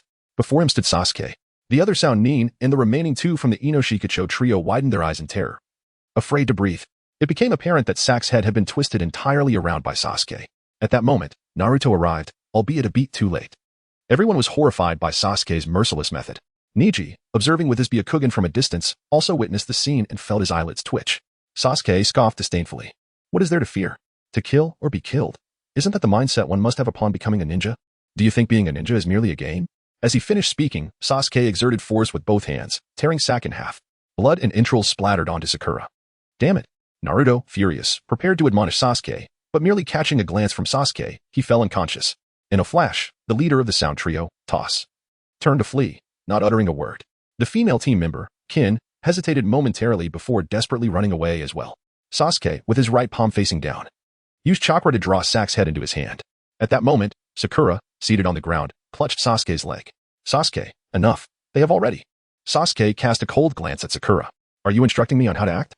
His indifferent, disdainful gaze sent a chill through her, prompting her to release her grip. While speaking, Sasuke's actions did not cease. He infused chakra into Sak's head, and then, moon breathing, fourth form. Crescent Moon SQ. This technique was not only a sword skill but could also be transformed into a throwing technique. Swoosh. Sak's head flew through the air in a rapid arc. Moments later, Toss had just passed a large tree when Sak's head came hurtling from his blind spot. Crack. Toss was struck in the head by Sak's severed head and was instantly obliterated. Thud. Although Sak's head had lost some velocity, it continued on its arc. Kin had also just passed a tree, and as she turned to see if Sasuke was pursuing, she caught sight of the crimson head flying toward her at high speed. Before fear could register, thud. Sak's head collided with Kin's chest, shattering her sternum. She coughed blood and collapsed to the ground, her shattered bones piercing her lungs and heart. There was no escape. Death was her only fate. The others, unable to witness the gruesome demise of their comrades, were already retching uncontrollably. Niji, having overcome his initial aversion to the bloody scene, couldn't help but admire the technique. With the battle concluded, Sasuke hoisted Naruto with one hand and slowly made his way toward the central tower, adding as he walked, the ninja world is fraught with danger. If you wish to avoid experiencing such a death firsthand, then strive diligently in your training. Sakura, should you find it unbearable, you may withdraw from the team once this examination concludes. However, at this moment, I implore you not to hinder the progress of the test. Sakura regained her composure, forcing herself to suppress her discomfort as she gradually caught up with Sasuke. Following this, Sasuke's team encountered no further obstacles. During their journey, Sasuke fortuitously encountered Karen, whom he rescued and brought to the central tower. Unfortunately, Karen's companions had lost contact and thus failed the examination. Before long, Gaara's team also arrived. Chapter 10. The preliminary matches commenced within the central tower of the Death Forest. Hondo and Kakashi led Sasuke to a secluded chamber, where Hizashi was also present. Unlike the original narrative, Hondo did not encounter Orochimaru. The group deduced, through the remnants of battle and shattered blades, that Sasuke had engaged in combat with Orochimaru, prompting their conversation. Sasuke, loosening his collar, revealed the 3 tomo mark, stating, that individual is remarkably powerful, I am not his equal. However, after he bit me, he chose to withdraw. Hondo, astonished, touched the mark on his own neck and gazed at Sasuke in disbelief. You are indeed Uchiha Sasuke? To maintain such lucidity after being marked is astonishing. Sasuke feigned recollection, saying, I remember being on the verge of unconsciousness due to pain. Yet, I suddenly sensed an overwhelming power from the curse mark, and my injuries and mental state abruptly revitalized. Hondo, Hizashi, and Kakashi exchanged glances, their brows furrowing slightly. Hizashi pondered deeply. To what extent has Orochimaru's research progressed?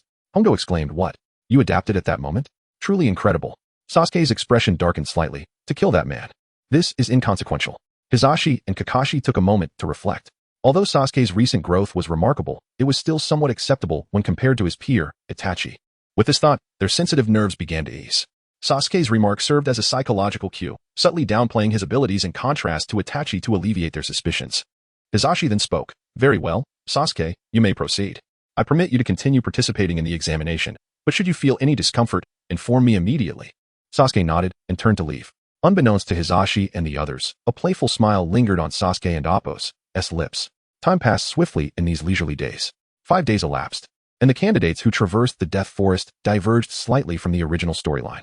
Kabuto's team did not pass the examination, evidently due to adjustments made by Orochimaru in response to Sasuke's actions, along with the demise of the Sound Ninja Trio at Sasuke's hands. The current situation had directly reduced the number of teams from the original narrative by 2. However, the remaining 5 teams still constituted an excessive number for the third official match, necessitating an additional preliminary round. This preliminary round will consist of one-on-one duels. The results of the matches will not affect your teammates in the same group. The rules dictate that a match concludes when one party falls, concedes, or when I determine the outcome is decided. The ailing Moonlight Gale explained the rules as the candidates below worried whether he might faint at any moment. Upon hearing this, Sasuke raised his hand. "Allow me to take on the challenge of fighting twice in succession. Everyone seems quite fatigued." The expressions of everyone present, save for Naruto and Sakura, shifted dramatically. Shino and Kiba deemed Sasuke overly arrogant, while other teams silently lamented, "This is troublesome." Moonlight Gale turned in surprise to Hisashi. After receiving a nod of approval from Hisashi, he acquiesced to Sasuke's proposal. From this point, your fates will be decided here." Moonlight Gale gestured towards the electronic screen on the wall. After a few seconds of rapid changes, the final matchup displayed was Uchiha Sasuke versus Inuzuka Kiba. A collective sigh of relief swept through the crowd. Kiba, puzzled by the reactions of those around him, felt a surge of anxiety. "Woof, yes, Akamaru, I am fine. We will prevail." The 2 candidates remained while the others proceeded to the second floor to spectate. Moments later, only Sasuke, Kiba, and Moonlight Gale remained in the arena. "Sasuke, although you were the top student in school, that does not guarantee your current standing. Since graduation, I have trained diligently every day." The match begins. With no words spoken, the instant Moonlight Gale called for the start, Sasuke appeared at Kiba's side, maintaining his posture with both hands in his pockets. The expressions of the majority on the second floor transformed drastically, utterly astonished by the velocity Sasuke exhibited. "Kakashi, Sasuke's prowess. How have you trained him? Truly, he remains my eternal rival. Kakashi, this fellow is indeed a formidable opponent for both Lee and Niji. His speed must rival that of a special J-Nin." The observing teachers could not suppress their astonishment. Kakashi, equally surprised, surveyed the battlefield. "I merely had them wade through some water." In the midst of the battle, Kiba, as a participant, found his reactions slower. Wah! Kiba's pupils constricted as he gathered chakra beneath his feet, preparing to leap when Sasuke unleashed a lightning-quick sidekick. Bang! Whoosh! Boom! Kiba crashed through a wall, becoming stuck against it, unable to detach himself. A second later, he succumbed to unconsciousness. Hondo and Moonlight Gale swiftly materialized at Kiba's side. "Kiba? He is fine. Merely unconscious." Fortunately, it was a sidekick. Had it been another type of attack, the outcome would have differed. In the first exam, Uchiha Sasuke emerges victorious. Moonlight Gale announced the results as 2 medical ninjas arrived to carry Kiba away. The remaining candidates grew increasingly tense. In the second match, Sasuke's name remained static above, while the names below continued to fluctuate. "Lee, prepare yourself," Guy urged. "I want to make a grand entrance, saving the best for last," Lee said, turning his head away with pride. Sakura, slightly taken aback, remarked, "Is Lee throwing a tantrum?" Just then, the electronic screen settled. In the second match, Uchiha Sasuke versus Rock Lee. A collective sigh of relief resonated as the onlookers directed sympathetic gazes toward Lee. Lee began to stretch. "You all underestimated me. Although I desired to be the last to enter, the outcome is different. It's akin to throwing a stone at a telephone pole when I didn't intend to hit it. I did. I employed this principle." Guy enlightened. "Oh, truly, you are my student." The others observed the dynamic between Lee and Guy, shaking their heads inwardly. How can he still possess such fighting spirit? He is bound to lose. Does he not realize this? One might say he is quite the natural airhead. How unfortunate. I wish to see if anyone could gauge Sasuke's true strength. As Lee prepared to take the stage. "Lee, should you face him? I allow you to remove your weights now." Lee, filled with joy, quickly bent down to remove the weights from his legs. The crowd remained skeptical of Lee's chances. Even Kakashi deemed it futile training. Kankuro openly questioned, "It's merely extra weight. It won't impact this battle." At that moment, Lee released his hands. Whoosh. Boom. The ground trembled and echoed with a piercing sound as the weights fell from the second floor. The audience stood agape. Kakashi mechanically glanced at Guy. Was that really necessary? Whoosh. Lee, having discarded his weights, appeared in the arena with a speed imperceptible to most low-ranking ninjas. Incredibly swift. They've reached a speed imperceptible to the naked eye, just like Sasuke. Sakura exclaimed in astonishment. Naruto, regaining his composure, remarked, Sakura, Lee's speed. Let the match begin. Chapter 11. True genius cannot be overcome solely by effort as the words of Moonlight Gale faded. Whoosh. Lee suddenly appeared beside Sasuke, executing a swift leaf whirlwind kick. How fast? The surrounding genin were astonished. Sasuke remained composed, extending his left hand. Clap. He firmly grasped Lee and Appos, as calf with one hand and effortlessly flung him aside. What? Sasuke managed to effortlessly block Lee's attack. The genin were left in disbelief. Naruto continued, the gap between Sasuke and the rest of us is still enormous. This disparity is imperceptible to other genin. It's akin to discerning the speed of bullets fired from different firearms with the naked eye. It simply cannot be detected. Whoosh. Lee was hurled away like a dart by Sasuke, his velocity surpassing that of Kiba's earlier flight. In midair, Lee curled his body to regain balance. Just before impacting the wall, he pushed off with both feet, propelling himself towards Sasuke with even greater speed. Incredible! How could he adjust his body in such a situation? If it were me, I might just faint. That guy is so strong, yet Sasuke easily overwhelms him? Just how powerful is Sasuke? This is troublesome. Sasuke's growth since graduation has been rather extraordinary. The genin in the stands felt increasingly inadequate, sensing that anyone on the stage could easily defeat them. Within the examination arena, whoosh, Sasuke slightly tilted his body, deftly evading Lee's strike. He then seized Lee's wrist, spinning to dissipate Lee's momentum before tossing him into the distance. This time, Lee was flung towards the ground ahead of him. With such speed, the friction against the ground would be terrifying. In a moment of crisis, Lee exhibited remarkable flexibility, his fists arching over his shoulders as he delivered a rapid punch to the ground. Bang! The brief contact prevented severe friction. Lee rebounded from the ground like a rubber ball, and Sasuke finally moved, appearing at the spot where Lee was about to land with a speed imperceptible to the genin. Lee was prepared, executing a mid-air leaf whirlwind kick. Sasuke sidestepped narrowly, evading Lee's kick while simultaneously throwing a powerful punch. The force behind Sasuke's wind-up left Lee and the watching J Ninagape. Guy's complexion changed dramatically as he anxiously exclaimed, Lee, now is your moment to shine. I allow you to give it your all. Lee and Guy shared an unspoken understanding, having been ready for this moment. In an instant, Lee opened the third gate. This is excessive. Kakashi also removed his eye patch, revealing his Sharingan. Boom. A shockwave of chakra erupted from Lee and Appo's body. Yet it did not hinder Sasuke's assault. Bang! Sasuke's fist struck Lee's abdomen, causing ripples to spread across his skin. Whoosh! Lee shot out with incredible speed, crashing into one of the giant statue and Appo's arms. Crash! The wall behind him crumbled, creating a gaping hole adorned with cracks. After a brief silence, a voice echoed from within the hole, the sixth gate. Open! Sasuke displayed a glimmer of excitement. Have you finally revealed your true ability? Suddenly, boom! The cracked wall disintegrated under a surge of powerful chakra, scattering debris towards the arena. Sasuke gathered chakra in both hands, swiftly shattering the incoming boulders. Whoosh! Amidst the multitude of rocks, a figure glowing green dashed forth. Unfortunately, in Sasuke and Appo's perceptive world, any attempt at concealment was futile. Bang! The two engaged in a fierce exchange of blows, the potent energy dispersing the surrounding dust.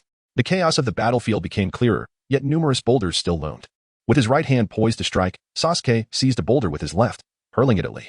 In response, Lee mirrored the action. Bang! Two boulders shattered simultaneously. Seizing the opportunity, both retreated, regaining their composure before charging at one another once more. Bang! They were propelled back from a mutual kick. Lee swiftly stepped onto a descending boulder, propelling himself towards Sasuke once again. Sasuke and Appo's excitement grew more apparent. Finally, this is what I expected. Lee unleashed a rapid leaf gale kick. Sasuke and Appo's torso dipped to the left, evading Lee and Appo's kick while simultaneously executing a high whip kick from Lee and Appo's blind spot. At the last moment, Lee twisted in midair, crossing his arms defensively. Bang! Thud! Lee was jolted, blood spewing forth as he was sent tumbling away by the force of the kick. Whoosh! As Lee and Appo's backward trajectory began to slow, Sasuke reappeared at his side. Before Lee and Appo's feet could touch the ground, Sasuke and Appo's punch was already hurtling towards him. At that moment, the bandages on Lee and Appo's hands unraveled rapidly, swirling towards Sasuke like two whirlpools. This was the preparatory stage for unleashing the Lotus Flow technique. Sasuke released his right fist, transforming it into a blade-like hand. Chakra coalesced around his palm, glowing brilliantly. Moon breathing. Third form. Waning moon. Erosion. His right hand sliced through the air, delivering two crescent-shaped strikes, accompanied by numerous elusive crescent blades. While these crescent blades lacked substantial power, they were sufficient to sever the bandages. Lee and Appo's meticulously planned opportunity was effortlessly thwarted by Sasuke, leaving him astonished as he barely evaded the two crescent strikes. With a swift motion, Sasuke appeared before Lee like a shadow, delivering a kick. In that instant, everything before Lee seemed to slow. I cannot lose. I must not lose. I must prove that effort can triumph over talent. 8th gate, 5th gate, the door of limit. Open. Lee and Appo's skin transformed, his limbs and face bulging with veins. Boom. A more terrifying chakra energy erupted forth. In that moment, Lee and Appo's speed surpassed Sasuke and Appo's. As he narrowly evaded Sasuke and Appo's kick, he executed a handstand, quickly launching a kick towards Sasuke. The spectators were once again astonished. Just how far can Lee push himself? Is it possible that he can truly defeat Sasuke? From Lee and Appo's repeated bursts of resilience, hope emerged within the crowd. While Sasuke and Appo's physical speed matched that of the 4th gate, Lee's insight and reaction speed far exceeded Lee and Appo's. With extraordinary predictive abilities, Sasuke calmly evaded the impending assault. Lee, unwilling to miss his chance, continued his pursuit in a handstand, his feet replacing his fists in a series of rapid strikes. In this state, even relying solely on taijutsu, Sasuke found himself being forced to retreat. This is incredible!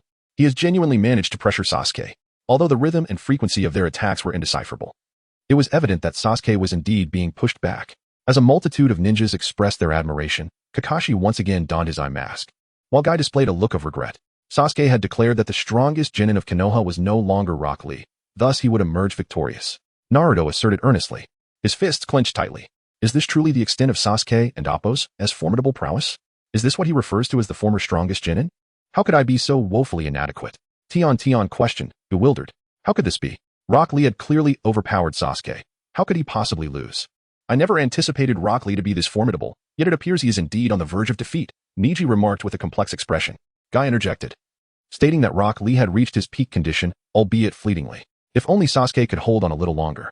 In the distance, Maki elucidated to Kankuro and Temari that, although it seemed they had pushed their opponent back, they had yet to inflict any substantial damage, let alone triumph over Sasuke. Sasuke, meanwhile, intuited through the ethereal realm that Rock Lee was nearing his limit. Suddenly, Sasuke unleashed a surge of chakra, shattering the ground beneath him and repelling Rock Lee. If I cannot defeat you at your zenith, then what is the point?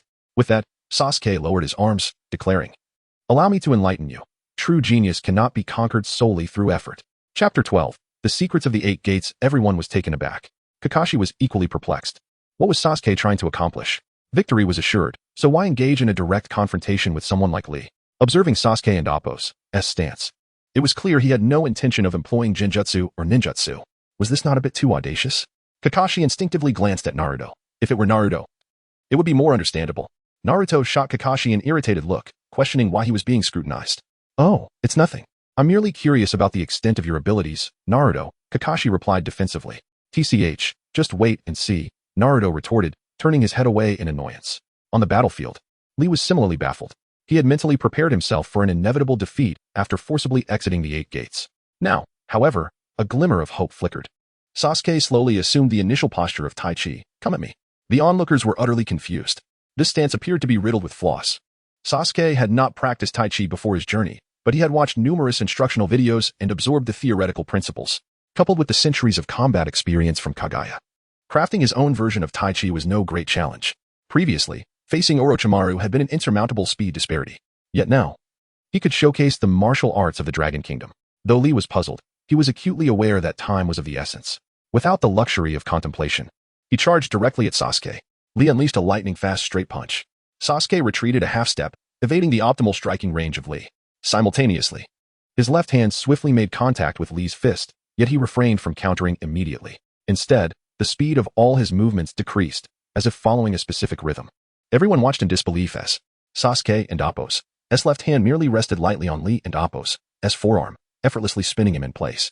After 2 rotations, Lee and Appo's momentum was silently dissipated. Sasuke then pulled Lee toward himself and, like a wave, thrust his shoulder into Lee's chest. Bang! The sudden pull and impact maximized the force, further amplified by a burst of chakra. Not only was Lee propelled backward, sustaining injuries, but he also found it exceedingly difficult to breathe. The 8 gates were forced to close prematurely. As Lee was sent flying, confusion clouded his mind. He could not comprehend how he had lost. Spitting out a mouthful of blood, he finally felt relief in his breathing. What just happened? How did that watermelon rind collaborate so seamlessly with that guy? Was that impact even more powerful than previous attacks? The crowd remained perplexed. Teacher Guy, how did Lee lose? Tintin inquired. The others fell silent, straining to listen. Neji and Appo's temples throbbed. Such a technique existed. Guy mumbled in astonishment. So it turns out that aside from brute force, one can also utilize momentum and impact for both defense and counterattack. Tintin and the other genin were bewildered, unable to grasp it at all. Shikamaru clicked his tongue, realizing the truth. Ino and Sakura raised their eyebrows, finding these puzzle-loving individuals quite irritating. Lee lay on the ground, disoriented, lamenting his defeat. Was it truly impossible to overcome a genius through sheer effort? Had Sasuke defeated him while he was in his strongest state, Lee would not have felt so despondent. But being bested in his prime was truly disheartening. Just as Guy was about to encourage Lee, Sasuke leisurely approached the viewing platform on the second floor. Rock Lee, if you wish to defeat Niji, you are already capable of doing so. However, this does not imply you have surpassed a genius. It merely indicates that Niji is not a genius. Niji and Appo's thoughts were a flurry of frustration. I previously stated that true genius cannot be conquered solely through hard work. Pay attention to the key phrase, and Appo's solely through effort. And Appo's, upon hearing this, Lee and Appo's eyes rekindled with determination. The crowd grew curious about Sasuke and Appo's subsequent remarks. Thus, contemplation was essential. I have heard of your training methods with Guy. While such training yields obvious early progress, it becomes increasingly difficult to improve later on. The countless push-ups and laps around Konoha serve merely to enhance endurance and cardiovascular fitness. They do not effectively augment physical strength, explosive speed, resilience, or adaptability. In fact, Lee and Appo's gradual growth in the latter stages of his journey is not without justification. Lee glanced at Guy. He had yet to perceive a slowdown in his progress. He had always believed that each ounce of effort would yield an equal reward. Could it be that reality was not as such? Guy affirmed, you speak the truth. It is indeed so, yet there is more you do not understand. Once you open the fourth gate, your chakra becomes exceedingly wild and chaotic. This chaos can even render you immune to the vast majority of genjutsu. Given the extent of this turmoil, it follows that conventional ninjutsu becomes impossible to execute. I speak from personal experience. Lee, you have not yet mastered ninjutsu. And at this juncture, it is unnecessary to elaborate. After the sixth gate, even the properties and forms of chakra become unattainable. This implies that ninjutsu cannot be employed either. Therefore, those who train in the 8 gates are gambling everything on their practice. Even as our progress slows, we will not falter, nor shall we be disheartened. After all, this is youth. The crowd smiled. Initially, they held great admiration for the duo. Yet that last proclamation undeniably dampened the atmosphere. Niji and Tintin even discreetly edged away. Yet some found the sentiment uplifting. Indeed, Lee and Appo's face shone with renewed fighting spirit. Teacher Guy Sasuke was mildly surprised, having gleaned some previously unknown information. No wonder Itachi had mentioned that Guy was a formidable opponent. It seemed that it was not solely Guy and Appo's capacity to predict movements that made him so. The 8 gates also conferred immunity to genjutsu. The 4th gate could immunize against most genjutsu, while the 6th and 7th gates might even grant immunity to the level of a Meijiki Sharingan technique. However, as a protagonist, how could one be overshadowed by others? Mr. Guy, while your words hold merit, they are not entirely correct, Sasuke asserted. The crowd was puzzled and intrigued. Even Hayashi could not help but inquire. Oh, in what way? Guy and Appo's remarks pertained to the context of battle. Opening the 8 gates would bring certain advantages.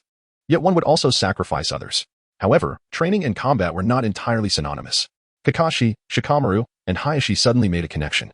You can still train in ninjutsu. Yet the purpose of such training is not to enhance combat prowess or capabilities. Rather, it serves to increase training intensity and activate the body.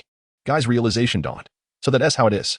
Indeed, many ninjas have fallen into a blind spot, believing that training endeavors exist solely to enhance direct combat effectiveness. In reality, they can also fortify oneself, achieving an indirect enhancement of combat power. However, this premise requires an understanding of the human body, akin to that of medical ninjas. Please bear in mind, a person's true limit lies within their imagination. Chapter 13, Naruto vs. Gaara. Kakashi was ecstatic. He initially believed it would take him 2 to 3 years to fully adapt to the 7 gates. However, with this newfound mindset and direction, his training progress would significantly accelerate. Lee's growth rate would also experience a remarkable surge. Although Lee could not master ninjutsu, he could learn about the forms and properties of chakra. As long as he possessed chakra, these 2 aspects could be mastered. Lee could continually surpass those prodigies. Perhaps, one day, surpassing Sasuke would not be an impossibility.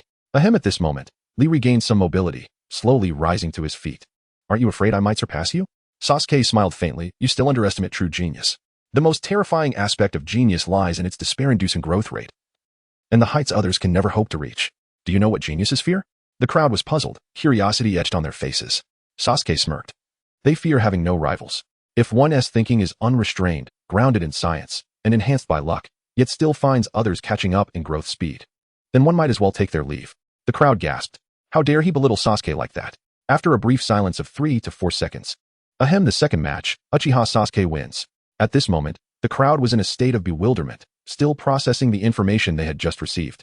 No one even glanced at the continuously flashing electronic screen. Maki and Gaara felt that their visit to Konoha was indeed worthwhile. They all felt they had gained immensely. Truly. Konoha was a village where monsters were continually born. Ding. The electronic screen finally came to a halt. Third match, Uzumaki Naruto versus Sandstorm Gaara. Upon seeing this matchup, Naruto remained unfazed. Hinata and Shino suddenly gasped, if only Sasuke were to face Gaara. As Hinata shyly prepared to remind him, Shino beat her to it. Naruto, be careful. He is quite formidable. Naruto wiped his nose dismissively. Don't worry, that coward won't pose much of a challenge. Shino, confused, thought, coward. Is he referring to that guy? But Naruto had already leapt to the first floor, oblivious to Shino's bewilderment. A cascade of fine sand drifted through the air, coalescing in the first floor hall. Soon, Gaara appeared 20 meters opposite Naruto. Since he was a companion of that guy, he likely wouldn't be too weak, possessing a value worth killing. Gaara muttered nervously to himself. Bang! Unable to contain himself, Gaara's gourd suddenly shot towards Naruto. Crack! Naruto caught the gourd with one hand and tossed it aside, not only a coward, but also a despicable guy. Gaara's expression darkened further. Ahem, the third match begins now. Swish. After the announcement from the Moonlight Gale, he swiftly exited the battlefield. The sand from Gaara's gourd began to flow slowly outward. Naruto knew he could not allow him to release all the sand. Although he was unaware of Gaara's plans, he sensed the opponent was preparing. Swish. Naruto dashed towards Gaara at remarkable speed. Although Naruto's speed surpassed many genin, the crowd was not overly surprised after witnessing Sasuke and Lee's battle. Just as Naruto aimed a punch at Gaara's face, Gaara remained with his arms crossed over his chest. Naruto, puzzled, thought, is he really that scared? The spectators shared similar thoughts. Kankuro chuckled disdainfully. The next moment, bang! A wall of sand suddenly emerged before Gaara, blocking Naruto's punch. Naruto, relieved, remarked, I thought you had some underhanded tricks. If it's just this, winning will be a breeze. Gaara smirked slightly, finally extending his hand to begin forming seals. Seizing the opportunity while Gaara was distracted, Naruto launched a rapid series of strikes. Bang, bang, bang. Strangely, even though Gaara was still forming seals, and had he turned away, Naruto's flurry of attacks was thwarted by the sand wall. How peculiar. What's going on? Ino wondered. Kankuro, smug, explained. This isn't Gaara actively controlling it. It's a form of passive self-defense. Even while asleep, this defense remains intact. Thus, Gaara has yet to sustain any injuries. Suddenly, Kankuro recalled Sasuke's encounter with Gaara, and his smugness diminished considerably. Sakura, not far away, overheard Kankuro's words, feeling a jolt of surprise. Sasuke had effortlessly approached Gaara. Just how strong is Sasuke now? At that moment, a loud shout erupted from the battlefield. Naruto's explosive, frenzied assault. Some in the stands snapped back to attention, gazing at the battlefield. What an astonishing chakra! Niji exclaimed. In truth, no reminder was needed. Others had also noticed the glowing chakra emanating from Naruto's form. Could it be? This golden-haired kid can also use that 8 gates technique? Temari gasped. No, this isn't the 8 gates. It's merely a surge of chakra. However, the chakra of this genin is indeed remarkable. Maki observed intently, realizing that even special jonin would hesitate to waste chakra so liberally. This was a technique Naruto had developed through enduring Sasuke's guidance, employing a reverse tree climbing technique. By releasing chakra upon contact with the ground, he gained substantial propulsion, greatly enhancing his speed. In just a month, Naruto had not only adapted this technique for movement, but also for accelerating his attacks. On the scene, Naruto unleashed a rapid barrage of strikes around Gaara at a speed that many genin could scarcely perceive. This speed rivaled that of Lee in his unburdened state. Gaara, astonished, found himself overwhelmed. Earlier, he could at least track Lee's initial speed from the stands, yet here, he was unable to react, caught off guard. His sealing process instinctively halted. Swish. This time, Naruto surged past the sand, arriving directly before Gaara. Bang. Suddenly, a muffled thud echoed as Naruto's punch connected with Gaara's right cheek, sending him flying like a spinning top. The sand on the ground rushed to envelop Gaara protectively. Gaara wiped the blood from the corner of his mouth. Is this blood? Is this what pain feels like? In the stands. Hooray. Naruto defeated him. Sakura cheered enthusiastically for Naruto. This is unbelievable. Naruto has grown so strong. Ino glanced between Naruto and CHG and Shikamaru, sighing. Ugh, why has Naruto suddenly surged so far ahead of us? This truly is troublesome. My dad will probably force me to train hard now. Shikamaru leaned against the wall, a worried expression on his face. The expressions of Kanjiro and Temari in the stand shifted dramatically. It was over. Was that fellow about to awaken? Chapter 14. The relationship between qualitative and quantitative changes. Something felt off. Naruto observed Gaara's reaction, lost in contemplation. Gaara's response seemed genuine, not feigned. Was it possible that the earlier defense had been instinctual? If so, how had Sasuke been able to place his arm on Gaara's shoulder? What was the true extent of Sasuke's power? The previous battle had merely showcased Sasuke's taijutsu. Now, it was impossible to gauge his strength. When Naruto glanced towards the stands, he was met with Sasuke's subtle smile. How infuriating. That arrogant fool. Perhaps it was an illusion. But Naruto felt as though his chakra had surged once more, even enhancing his control over it. The evident manifestation was that the glow of chakra enveloping his body had dimmed, yet his speed and strength had intensified. Sasuke's lips curled into a slight smirk. As expected, the entangled destinies of Indra and Ashura meant that when one side's power surged, the other would also unleash a portion of their strength. However, such amplification could only reach the inherent capacity of Ashura's true self. Naruto, you ought to be grateful to me. You shall surpass your original self in the future. Boom. In the distance, Gaara completed his hand seals. A colossal wave of sand surged from the ground, overwhelming much of the arena. Though it paled in comparison to the battle with Kimimaro, Naruto found himself cornered by the terrifying onslaught of sand.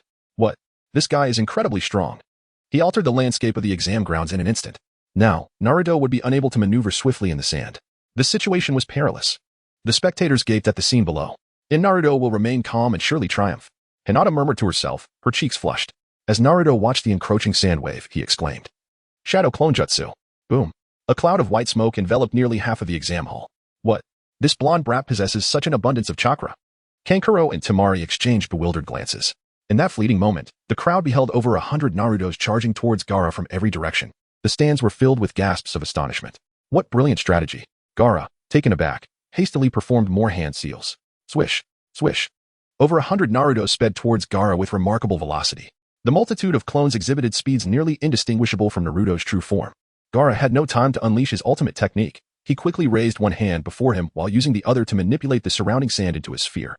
As Gaara's left hand guided the sand, dozens of sharp sand spikes erupted from the ground. Yet, the numerous Narutos evaded the spikes with agility akin to the original.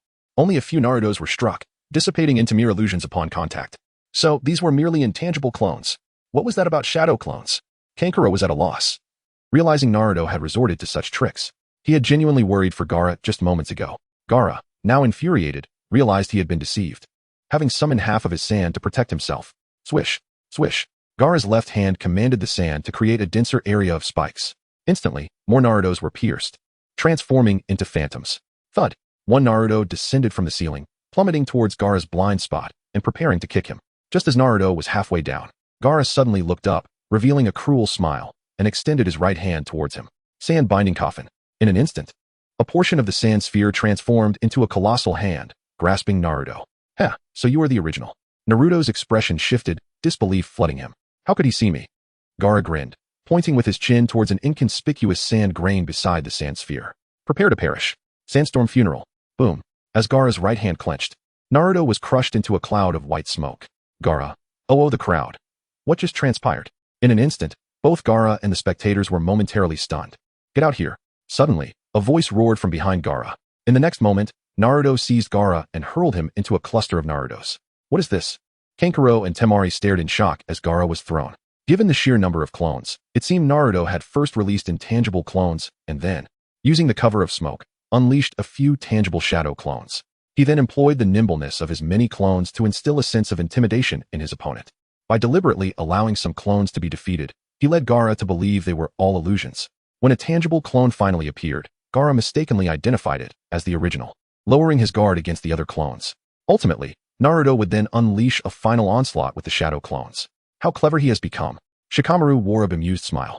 Upon Shikamaru's words, the surrounding genin began to comprehend the situation. Tintin gazed at Niji in disbelief. Niji nodded, affirming, he is right. Naruto indeed executed this strategy. With Niji's insight, the crowd gasped in awe. This Naruto is truly formidable. His battle acumen likely surpasses that of the vast majority present. Even the Jounin appeared astonished. Boom, boom, boom. At that moment, the battlefield echoed with the sounds of rapid strikes. Gaara was being tossed around like a ball by 5 or 6 Narutos. No. Is it possible? Has Naruto grown this strong? CHG frantically stuffed snacks into his mouth. Gaara is completely at a disadvantage? Temari felt a pang of sympathy. This guy is surprisingly powerful? Thankfully, they had not truly fought before. Kankuro shivered at the thought. Sasuke, Naruto, both of them have become so strong. It seems I am the least useful among us. Sakura recalled the times she had complained about Naruto holding them back during their graduation. When had Kakashi unveiled his Sharingan again? After Naruto's considerable enhancement in taijutsu, the strength of his clones had escalated dramatically. This increase in clone capability had led to an astonishing leap in his overall power. He has truly mastered the intricate relationship between qualitative and quantitative changes. Just how far can these two go in the future? Kakashi had anticipated closing his Sharingan after Sasuke's battle, yet Naruto had opened his eyes to new possibilities. However, the battle was far from over. Gaara had not only created a sand sphere for protection, but had also meticulously fashioned a sand armor.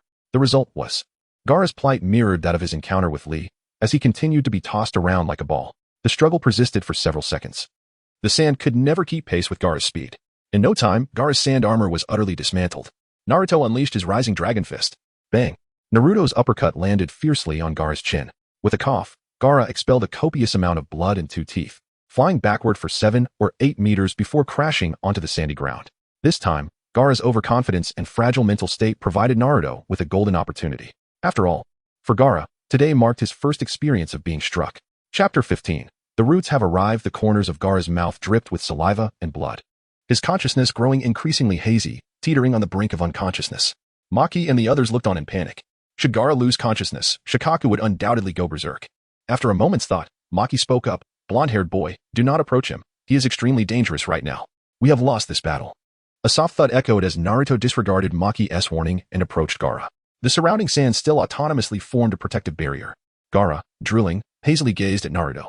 At that moment, his eyes had transformed into the cross-shaped pupils of Shikaku. Naruto's pupils constricted slightly, his fighting spirit extinguished, his expression filled with sorrow. Realizing that Gaara was akin to himself, a sudden jolt reverberated through Gaara's heart, his drooling visage morphing into one of bewilderment. Boom.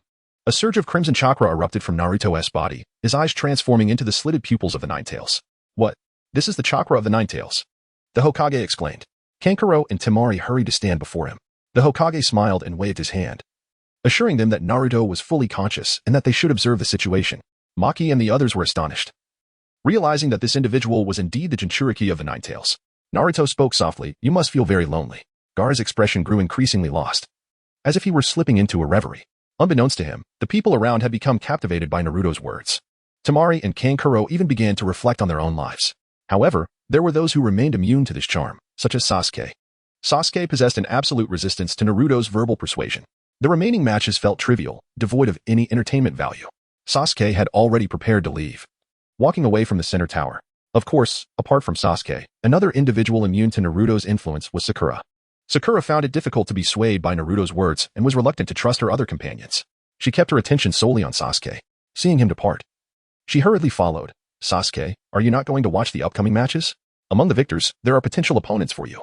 Besides, there will surely be further instructions once the preliminaries conclude. Sasuke continued walking, not glancing back. Sakura Haruno, remember this. Aspiration is the farthest distance from understanding. Sakura halted, watching Sasuke's retreating figure, feeling an insurmountable distance between them. Before long, a glimmer of light appeared within Gaara. His neurotic persona vanished entirely. Even Maki and the others began contemplating whether to still cooperate with the Sound Ninjas in attacking the Leaf Village. However, such thoughts flickered only momentarily. For the greater good of their village, Maki chose to proceed with the plan. The ensuing battles resembled a child's play. The victors were Shikamaru against Temari, Kankuro against Ino, Niji against Hinata, and Shino against Tenten. Following this, the Moonlight Gale announced the rules. The final selection match would take place in a month, with opponents determined by lottery. When drawing lots, Kakashi, replacing Sasuke, drew Naruto as the opponent. The others could not contain their excitement, exclaiming how fortunate they were that these two would face off in the first round. That evening, in the Hokage's office, standing before Hizashi was a man whose head was wrapped in bandages, obscuring his right eye and suspending his right arm. Sarutobi. The chakra of the Nine Tails has begun to leak. It is time to hand the Nine Tails over to Root's control. He is Naruto. Danzo slammed his cane against the ground, scoffing. What does this mean? There is no room for negotiation.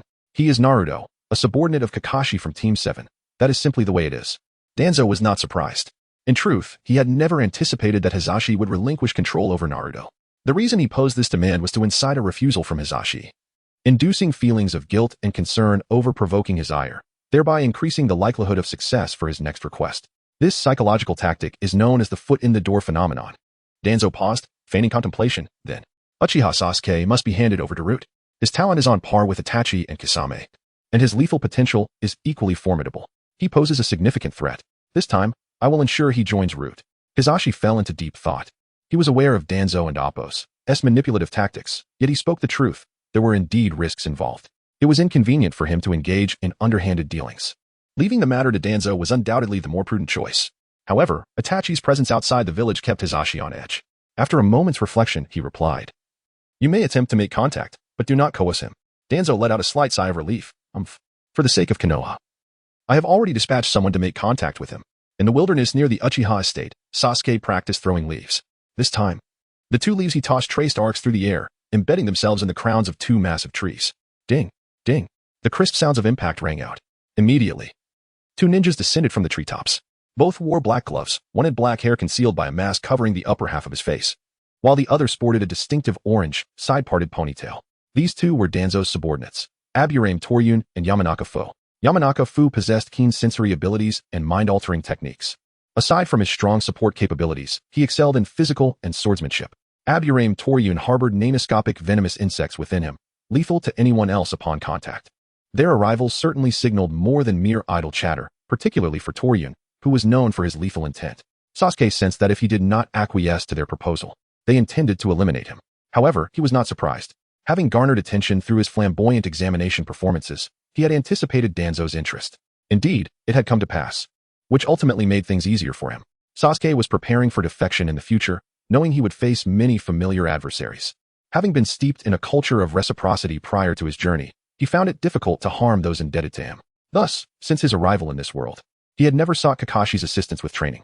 Otherwise, he would have mastered the Chidori series long ago. Yet, if it were Danzo providing resources, there would be no reservations. At that moment, Yamanaka Fu extended his hand, revealing the severed leaves. "No wonder Lord Danzo values you so highly. Uchiha Sasuke, if you wish to attain the fastest growth, you should join us. Within Konoha, there is no place easier to enhance your strength than under Lord Danzo's tutelage." Chapter 16. Sprint Training. Sasuke wore a look of disdain. "Danzo? I have never heard of him. Is he really formidable?" Although he was preparing to join, he felt no compunction in repulsing them first. Furthermore, this would render the situation appear more ordinary. Yamashiro Kazuki smirked disdainfully. "I've heard you made quite the impression during the Chunin exams. But we are not mere children participating in a trivial tournament." He then pointed at Oil Woman Torian, stating that truly powerful individuals often refrain from participating in such tests due to the inherent dangers. Torian, in a show of cooperation, removed a glove, revealing his purple-tinted right hand, which he lightly pressed against a tree trunk. Instantly, an expanse of purple spread across the trunk, rapidly enveloping the entire tree. Mere seconds later, the tree began to decay at a visible rate, before being carried away by the wind. Though he was eager to confront them, the knight brought a sense of trepidation. He feared he might lose control and inadvertently harm them, or that his subpar acting might betray his true capabilities. It was truly vexing. If he wished to grow stronger, he could find a sunless area to train in. Yet, if he sought to weaken himself, such a feat was impossible. Thus, Sasuke could only feign surprise, softening his tone. "It seems there are indeed some noteworthy aspects. Perhaps joining you is indeed a commendable choice." Kazuki let out a cold laugh, remarking on Sasuke's astute decision. "Let us proceed to the root headquarters for a closer look." In a dimly lit corner of Konoha, there were no civilians present. The surroundings were laden with various barriers, traps, and concealed members of Root. The complexity of the area was such that even its members could not fully comprehend it. However, everything was laid bare in the face of the transparent world. After winding through the area for several minutes, they finally arrived at a spacious hall. Nearly 10 Root members surrounded the area. "Please wait. Lord Danzo should be returning shortly. Think about what you currently need most, and Lord Danzo will surely provide you with a satisfactory welcome gift," Kazuki advised. Sasuke nodded, displaying a mix of nervousness and anticipation. The trio waited for around 10 minutes before Danzo finally entered the hall. Kazuki and Torian both bowed simultaneously, addressing him as Lord Danzo. Sasuke mimicked their gesture but remained silent. "How audacious. Sasuke, how dare you display such rudeness?" Kazuki bellowed. Danzo gestured for Kazuki to step back, then turned his gaze to Sasuke. "There must be an adjustment period. There is no need to rush. Since you have chosen to join Root and become my subordinate, I shall not shortchange you. Speak, what do you require?" Sasuke pondered briefly before tentatively inquiring, "How about forbidden techniques? Is that permissible?" This fellow exhibits insatiable greed and a lack of discernment. It appears he is merely a young man with combat talent. However, this makes him much easier to handle than Itachi or Shursui. Danzo mused internally, maintaining an impassive expression. Kazuki understood and took it upon himself to admonish Sasuke. "So, you wish to obtain forbidden techniques upon our first meeting, Sasuke? You are but a genin, no longer a child." Once Kazuki finished, Danzo spoke leisurely. "Forbidden techniques are termed as such for a reason. While their power is immense, they come with numerous restrictions. You must solidify your foundation further before considering them. I can offer you 2 B-rank jutsu." Sasuke thought for a moment. "My chakra is of fire and lightning nature.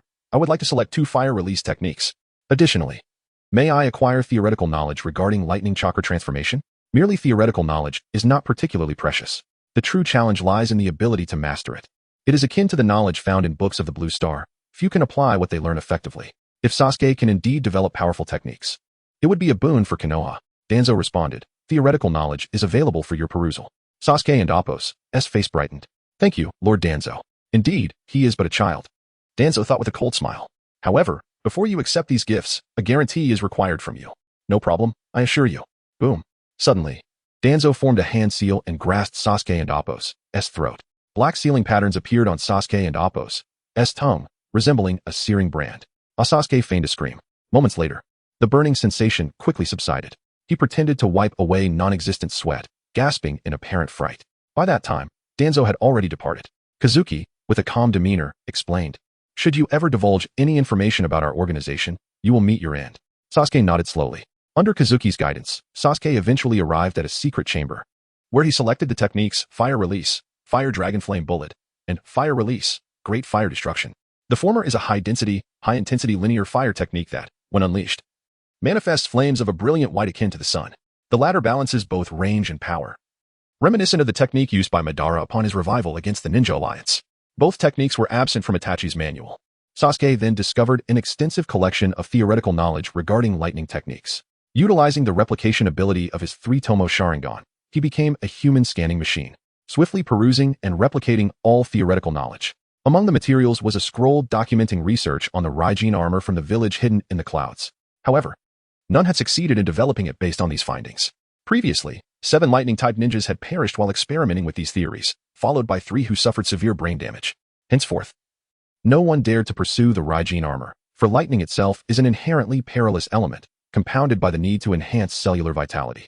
The Raijin armor possesses a stimulation intensity and range far surpassing that of Chidori, while Chidori merely provides mild stimulation to muscles. The Raijin armor can deeply stimulate both muscles and nerve responses. Thus, those who do not possess the Sharingan can still move and attack at incredible speeds. To develop the Raijin armor, one requires not only solid theoretical knowledge and chakra control but also a fair measure of luck. If Kakashi is a gambler, then the second Raikage is truly mad. In the dead of night, Sasuke returned to the underground palace of the Uchiha residence. With a swift motion, he bit off his own tongue and swallowed it.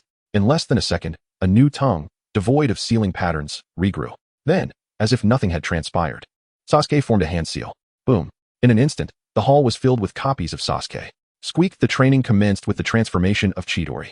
Meanwhile, on Naruto's end, Kakashi had initially planned to instruct him, but en route to the 7th training ground, he unexpectedly encountered Jiraiya. Consequently, Naruto once again followed Jiraiya to train. Naruto's foundation had become exceedingly solid, excelling in both taijutsu and chakra control, coupled with the experience gained from training with shadow clones. Jiraiya took a keen interest and began earnest training with Naruto.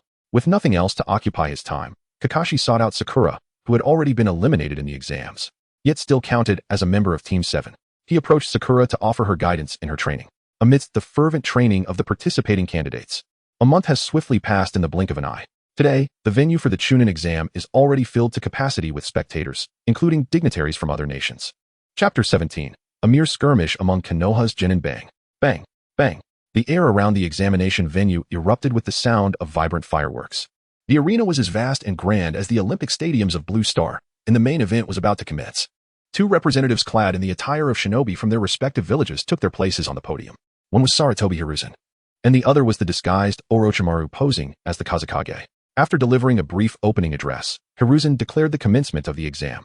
From the examination area, 7 participants emerged, accompanied by Nara Shikamaru, who held a bamboo stick in his mouth. Sasuke despised tardiness and therefore did not arrive late as depicted in the original narrative.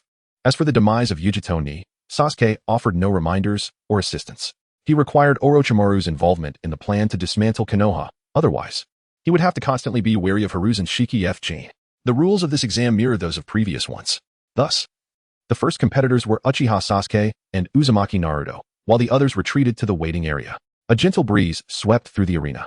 Only Sasuke and Naruto stood facing each other, a distance of 20 meters apart, in the waiting area and the stands. The remaining competitors and those who had been eliminated were already sweating with excitement. Even the referees wore serious expressions. What is the hold-up? Hurry up and fight. Oh, I think that referee looks a bit nervous. Is it really that serious? Indeed, it's merely a match among Konoha's genin. But that is an Uchiha, and the other one is rumored to be a demon fox. TCH, regardless, they are still just genin. Why the hesitation to engage? In the arena.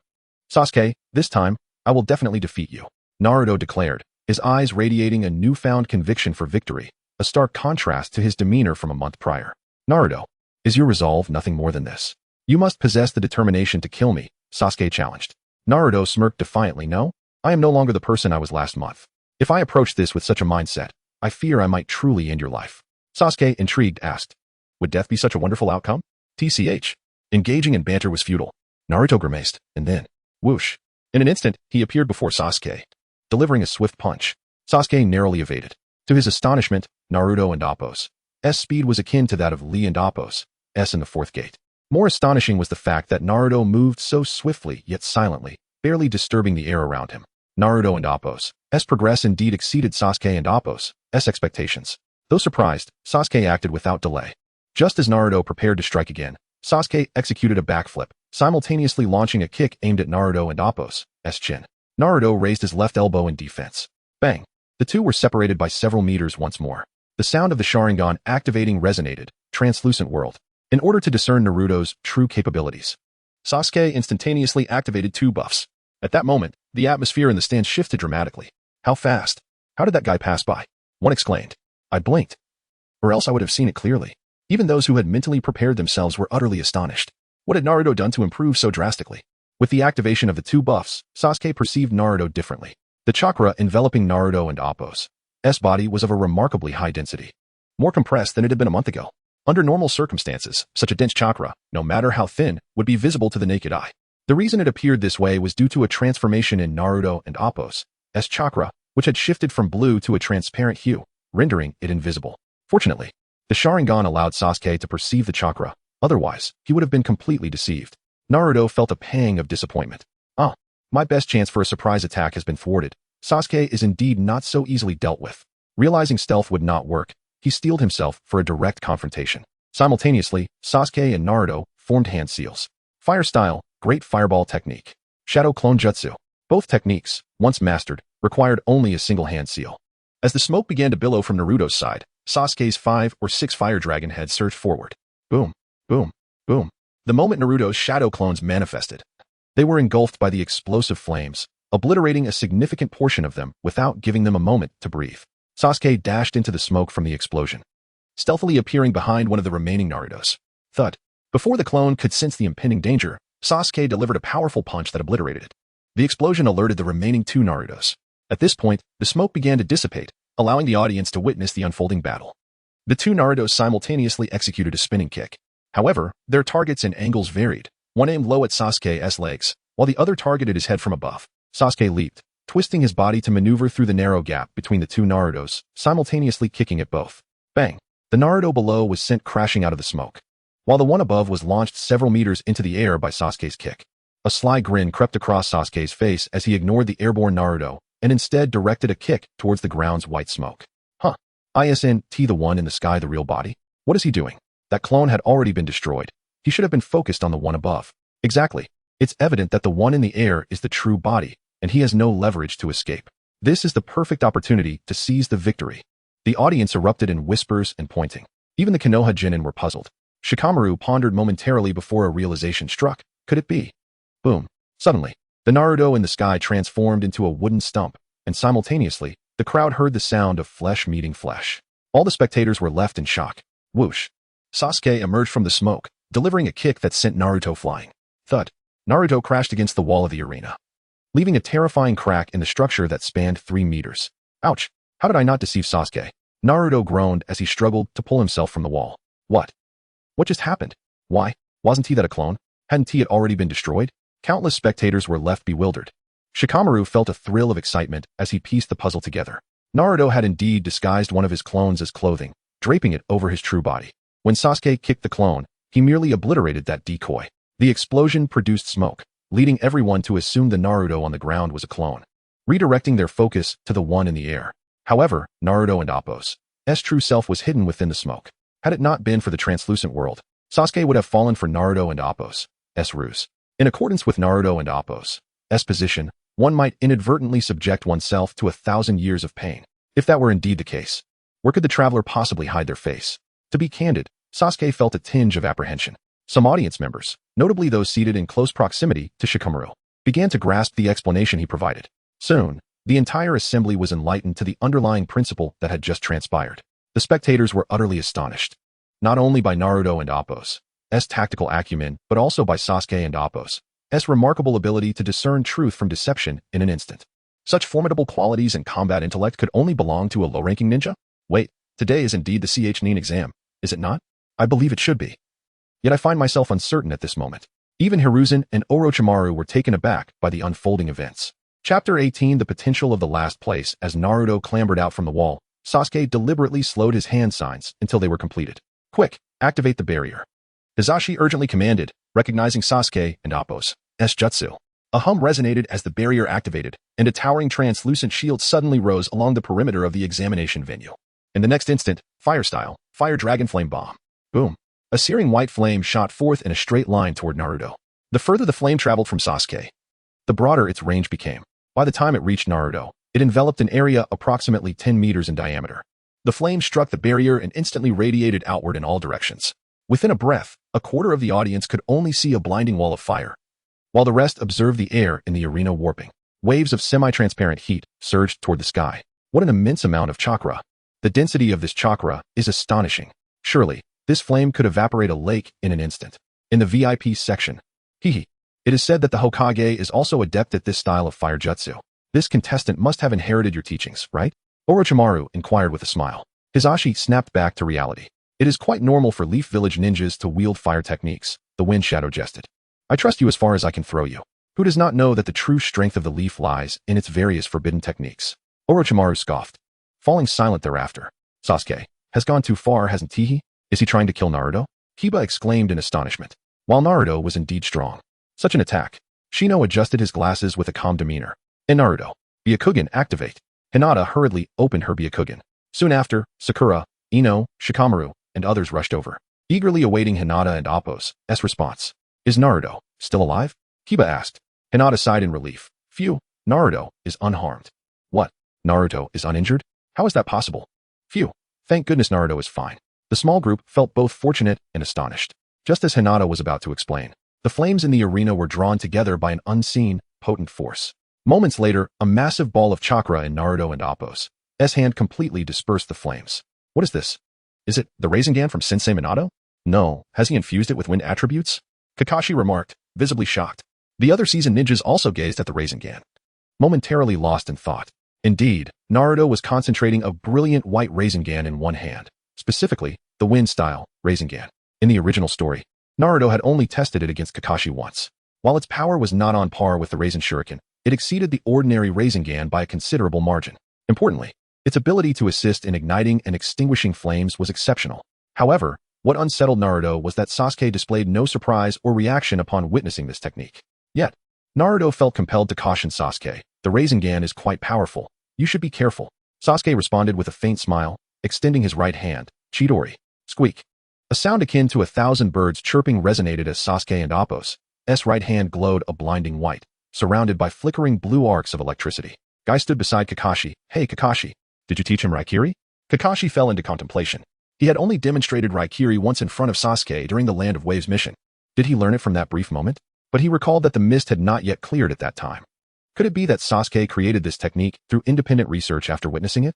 And he mastered it to such a degree in just 2 months. Kakashi stared at Sasuke, realizing it was more accurate to say he had borrowed elements to create his own version. In the battlefield, seeing that Sasuke possessed a jutsu of similar caliber, Naruto's anxiety eased. If that were the case, he could unleash his full strength. Naruto slightly bent his legs. Whoosh. He then dashed toward Sasuke at incredible speed. This time, Sasuke observed clearly. Naruto had completely mastered the body flicker technique, and he was employing a wind-enhanced variant. Normally, the faster an object moves, the greater the air resistance encountered. Yet, Naruto's wind-based body flicker technique was immune to the majority of this resistance. Not only was his speed significantly enhanced, but the time taken to come to a sudden stop was also drastically reduced. This aspect was crucial. Typically, when utilizing the body flicker technique, a ninja would need to counteract the inertia of high-speed movement upon stopping. This moment of inertia would result in a brief period of vulnerability. Thus, each time a ninja appears behind their opponent, they must pause for an instant before striking. No wonder Naruto's ambush was so swift. Sasuke nearly got hit in the face. However, no matter how fast the wind, it could not outpace lightning. Arc lightning flashed beneath Sasuke's feet. The two's attacks collided instantaneously, releasing a blinding radiance at the epicenter of their confrontation. The audience was compelled to close their eyes against the glare. Boom. At that moment, a terrifying wave of energy erupted outward. A powerful surge of high-density energy engulfed a third of the examination ground. The energy maintained its presence for 2 to 3 seconds before gradually dissipating. When the brilliance finally faded, a concave pit over 30 meters in diameter was left in the arena, with its deepest point lying 3 to 4 meters below the ground level. Outside the arena, what astounding destructive power!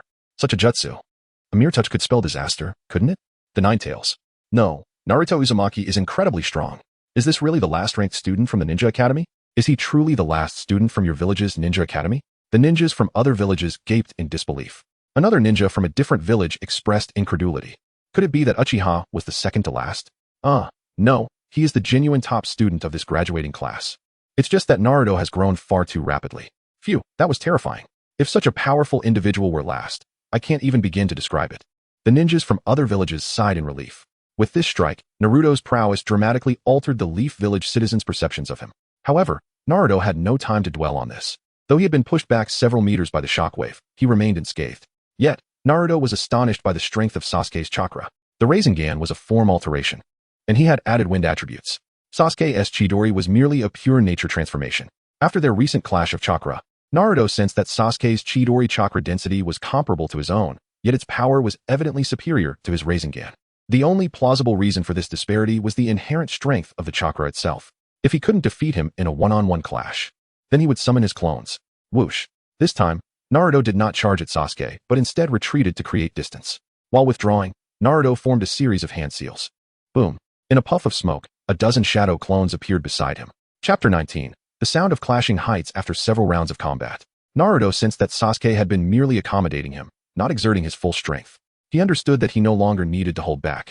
Buzz, buzz, buzz with a dozen Narutos each wielding a Rasengan. This assault left Naruto's chakra nearly depleted. Yet, this spectacle astonished countless onlookers. What? My heavens. What kind of monster is this? Shouldn't such a technique consume a tremendous amount of energy? This guy is truly terrifying. Does he possess more chakra than a Jonin? Whoosh. Whoosh. As Naruto and Sasuke charged at each other, they were still 6 meters apart when Sasuke's right hand thrust out, extending the Chidori. And with a swift motion, he executed the Chidori sharp spear. Naruto and Kakashi. Bang, bang, bang. Sasuke's sudden maneuver pierced through 3 Narutos in an instant. As the remaining Narutos beheld the 5-meter-long lightning spear, they dispersed, attacking Sasuke from various angles. During this exchange, Sasuke eliminated 2 more clones. Finally, as 5 Narutos surged toward Sasuke from all directions, Sasuke abruptly retracted the Chidori sharp spear and instead unleashed the Chidori stream. A tempest of lightning erupted within a 4 to 5 meter radius around Sasuke, rendering the spaces between the bursts far too narrow for a person to pass through. Consequently, all 5 Narutos were struck. Bang, bang, bang, bang.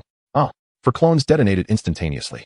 Although Naruto's true form was sent flying, the damage he sustained was considerably less than anticipated. This was primarily due to the wind barrier he had developed, which mitigated much of the electrical impact. Naruto's body flicker technique had begun to exhibit some properties akin to the Raijin armor, significantly enhancing his speed and bolstering his defense. More importantly, wind is the elemental counter to lightning. However, this presented an opportune moment to unleash a rather noisy technique he had yet to test. In the stands. Guy. Kakashi, is that Raikiri something Sasuke taught you? Kakashi. Indeed, I find myself contemplating new avenues for research. Back in the arena. As Naruto landed, he clapped his hands against the ground and stood again. Yet, this sequence of actions was still too sluggish. Tap Sasuke deliberately landed behind Naruto, and Naruto thought, oh no, there was no time to react. Bang. Sasuke delivered a horizontal kick that sent Naruto flying. Whoosh. Thud. Naruto crashed violently against the barrier, only to be rebounded back. Tap Sasuke reappeared in the position where Naruto was about to land. Bang. Another kick propelled Naruto toward the barrier once more. Thud. Once again, Naruto was thrown back. Then Sasuke struck again. The spectators were filled with sympathy for Naruto. This was utterly brutal, being treated like a wall ball. Yet, Naruto maintained a glimmer of consciousness. The referee could not declare the examination over. Bang. As Naruto rebounded from the barrier once again, he delved deep into his inner self. You foul fox, it and Appos. It's time to pay rent. Indeed, during this past month, Naruto had learned 3 crucial techniques from Jiraiya. The first was a ready-made ninjutsu, Rasengan. The second was the wind barrier body flicker technique, which he had serendipitously invented while researching the wind release Rasengan. The third was the active harnessing of the Nine Tails and Appos, power. In the depths of a vast, dark cage, a pair of crimson eyes slowly opened. Ha ha ha. You should truly thank the fourth Hokage for sealing me within you. The Ninetales was generous. Whenever Naruto called, it answered without fail. When Naruto opened his eyes again, a layer of crimson chakra enveloped his body. 2 long fox ears sprouted from his head, and a tail emerged behind him. Oh no, the Ninetales has emerged. The Hokage gestured dismissively. It's fine. This is under Naruto's control. Not long ago, Jiraiya had spoken with the Hokage. In fact, the barrier surrounding the examination arena had been prepared at Jiraiya's suggestion. Only he understood the extent of Naruto's growth over the past month and could anticipate the kind of scene that would unfold in battle against Sasuke. Jiraiya's intention in allowing Naruto to connect with the Ninetales was to demonstrate that Naruto could control its power during this examination, proving he was a Jinchuriki and a valuable asset to Konoha, rather than just a mere fox. Whoosh! A colossal chakra hand burst forth from the Ninetales' cloak, reaching for Sasuke. Simultaneously, Naruto charged towards Sasuke with incredible speed. In the original narrative, Naruto's first transformation into the one-tail cloak put him at the level of a special Jonin. However, his foundational skills were now exceptionally solid. Augmented by the wind barrier body flicker, his speed and close combat prowess had reached Jonin levels. Furthermore, the Ninetales' cloak allowed Naruto to execute different attacks simultaneously, rendering it exceedingly difficult to defend against. Regrettably, during this month, Sasuke had also made significant strides. He had eradicated the energy controlling him from Orochimaru's curse mark and had completely absorbed the cells and power of J-Go from the curse mark. J-Go's cells possessed a unique ability to absorb natural energy. Sasuke's mastery of his breathing technique had reached the level of total concentration, constant. His physical attributes had significantly improved. Without activating the Raijin armor, he was already at Jonin level, with his stamina and chakra recovery rate enhanced remarkably. Even in his current state, Naruto could only compel Sasuke to take the fight more seriously. Sasuke first formed a hand sign that Naruto knew all too well. Bang! A cloud of white smoke enveloped Sasuke. Naruto clenched his right fist and launched a punch into the air. Boom! The white smoke was instantaneously dispersed by the chakra-infused punch. However, the ninjutsu had already been completed. 10 Sasukes materialized before Naruto. These Sasukes also completed their hand signs. Remember, only through ranged attacks can the advantages of clones be maximized.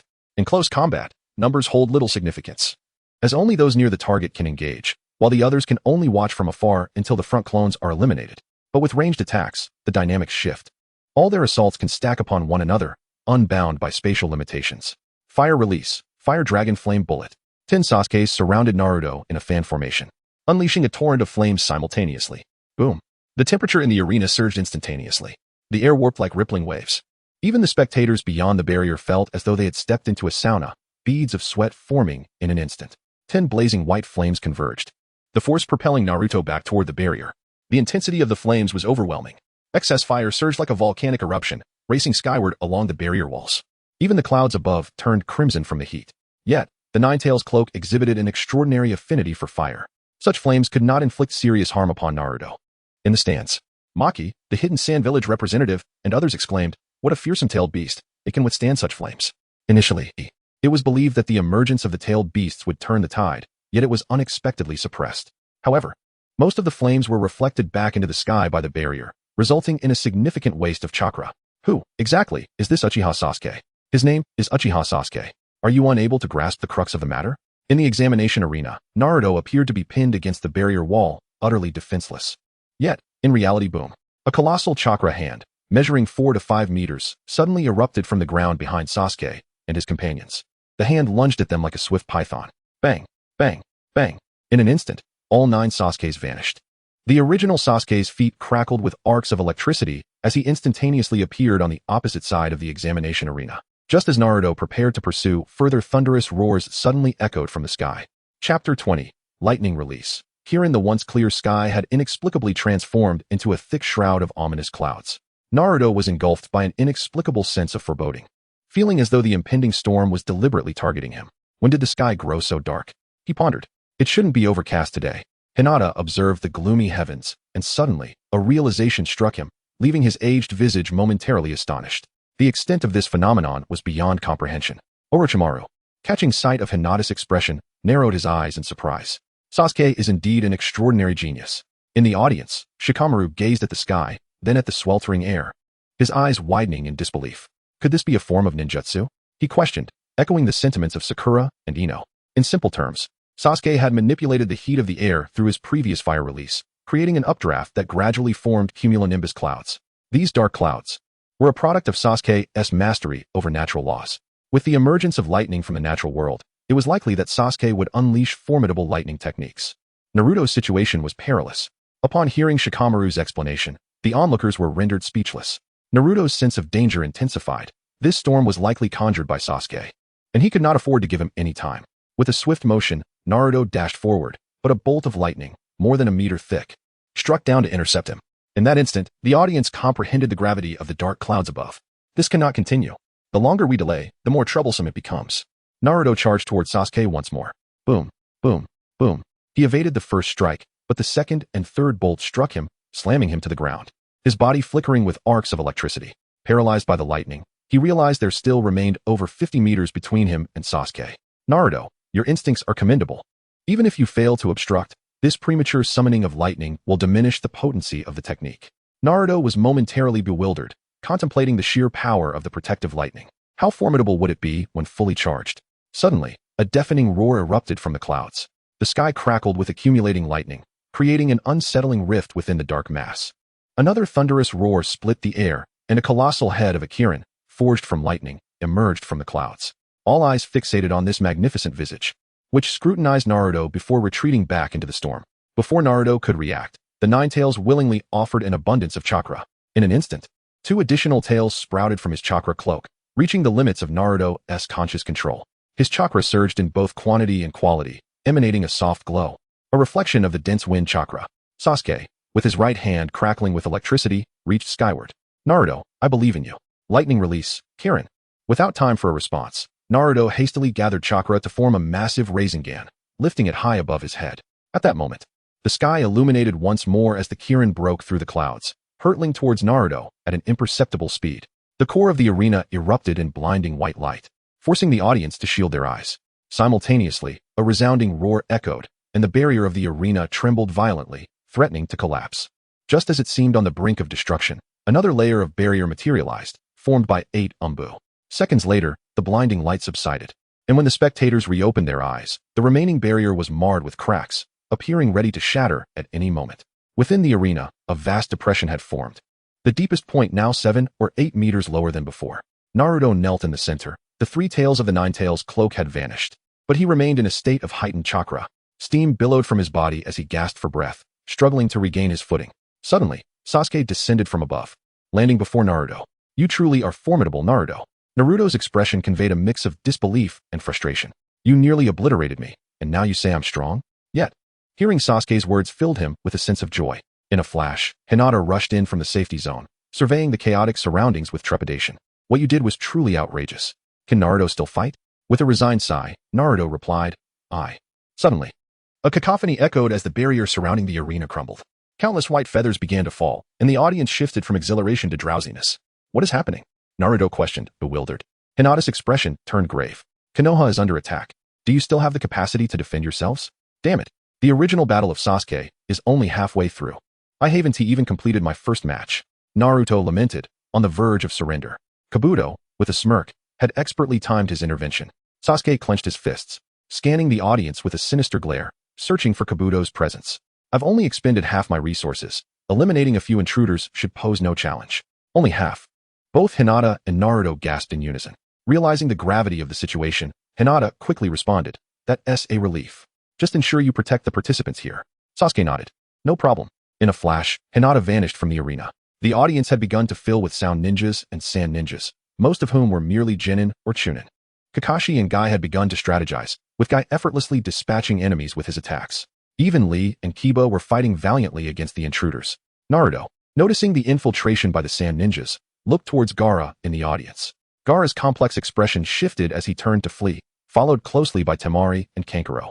Determined, Naruto gritted his teeth and slowly rose. Sasuke, I'll leave this to you. I'm going after him. Sasuke placed a hand on Naruto's shoulder, who looked puzzled. A faint current coursed through him, dispelling the paralysis he felt. The fatigue lifted significantly. Go. Elated, Naruto sprinted in pursuit of Gaara. In the audience, Shikamaru observed Naruto's departure. There could be an ambush waiting for him. We should provide cover. Hinata, Kiba, Choji, and Shino nodded in agreement. Neji furrowed his brow, contemplating Sasuke's actions. What is he waiting for? Chapter 21. Confrontation with Kabuto. Sakura wore a worried expression, pondering whether Sasuke had sustained injuries. Neji appeared oblivious to Sakura's concern, showing little inclination to respond. Suddenly, Two sound ninja charged at Niji and Sakura from behind. Niji swiftly turned around, employing the 8 trigrams palm technique. In fright, Sakura shut her eyes and covered her head with her arms. Ah! Bang! Just as Sakura was about to be attacked, Lee dashed forward at full speed. Bang! Bang! After a brief exchange, the two sound ninja staggered back a step. Creak suddenly, a crackling sound of electricity filled the air. Niji and Lee were taken aback. Could it be? The two sound ninjas' expressions shifted dramatically, just as they contemplated fleeing. God Moon breathing. First form, God Moon's Night Palace, a searing white crescent slash, accompanied by several radiant crescent blades, sliced through the midsections of both ninjas. The strike and the crescent blades were laced with arcs of electricity.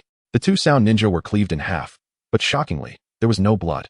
The severed edges were completely charred. Thud thud, the two fell rigidly to the ground, devoid of breath. Sakura cautiously opened her eyes, relieved to see Sasuke's silhouette. Sasuke's right hand crackled with the Chidori technique. Elated, Sakura exclaimed, "Sasuke, I'm so glad you're okay." In stark contrast to Sakura's romantic notions, Niji and Lee were awestruck by Sasuke's astonishing speed. Unbelievably swift. From the examination area to the spectator stands, they had barely exchanged a single blow with the sound ninja before Sasuke arrived. This speed must surpass even that of Gai-sensei. Their perceptions of speed were indeed accurate. Sasuke's fleeting burst of speed had indeed eclipsed that of the normally fast guy. The God Moon breathing technique melded. Moon breathing Chidori transformation Raijin armor. The Raijin armor significantly enhanced Sasuke's speed, strength, and defenses. In this state, Sasuke's foundational attributes likely approached that of a shadow. However, without a reference point. This could not yet be confirmed. The Chidori transformation allowed each of his strikes to carry the effects of Chidori, enhancing cutting power and inducing paralysis through electrical currents. Moreover, at close range, the crescent blades would actively seek out their targets. After a brief pause, a smirk tugged at Sasuke's lips as he found his target. Creak. Sasuke darted towards another spectator stand, where Kakashi and Guy faced a horde of sound ninja. In the distance, at the center of another group of ninjas, stood a Konoha Umbu ninja, Kabuto. Kabuto watched the confrontation between Kakashi, Guy, and the sound ninja with a calm demeanor. Creak. The sound of electricity crackled. Suddenly, a figure hurtled down from the ceiling. "Intercept him," commanded an unknown sound ninja beside Kabuto.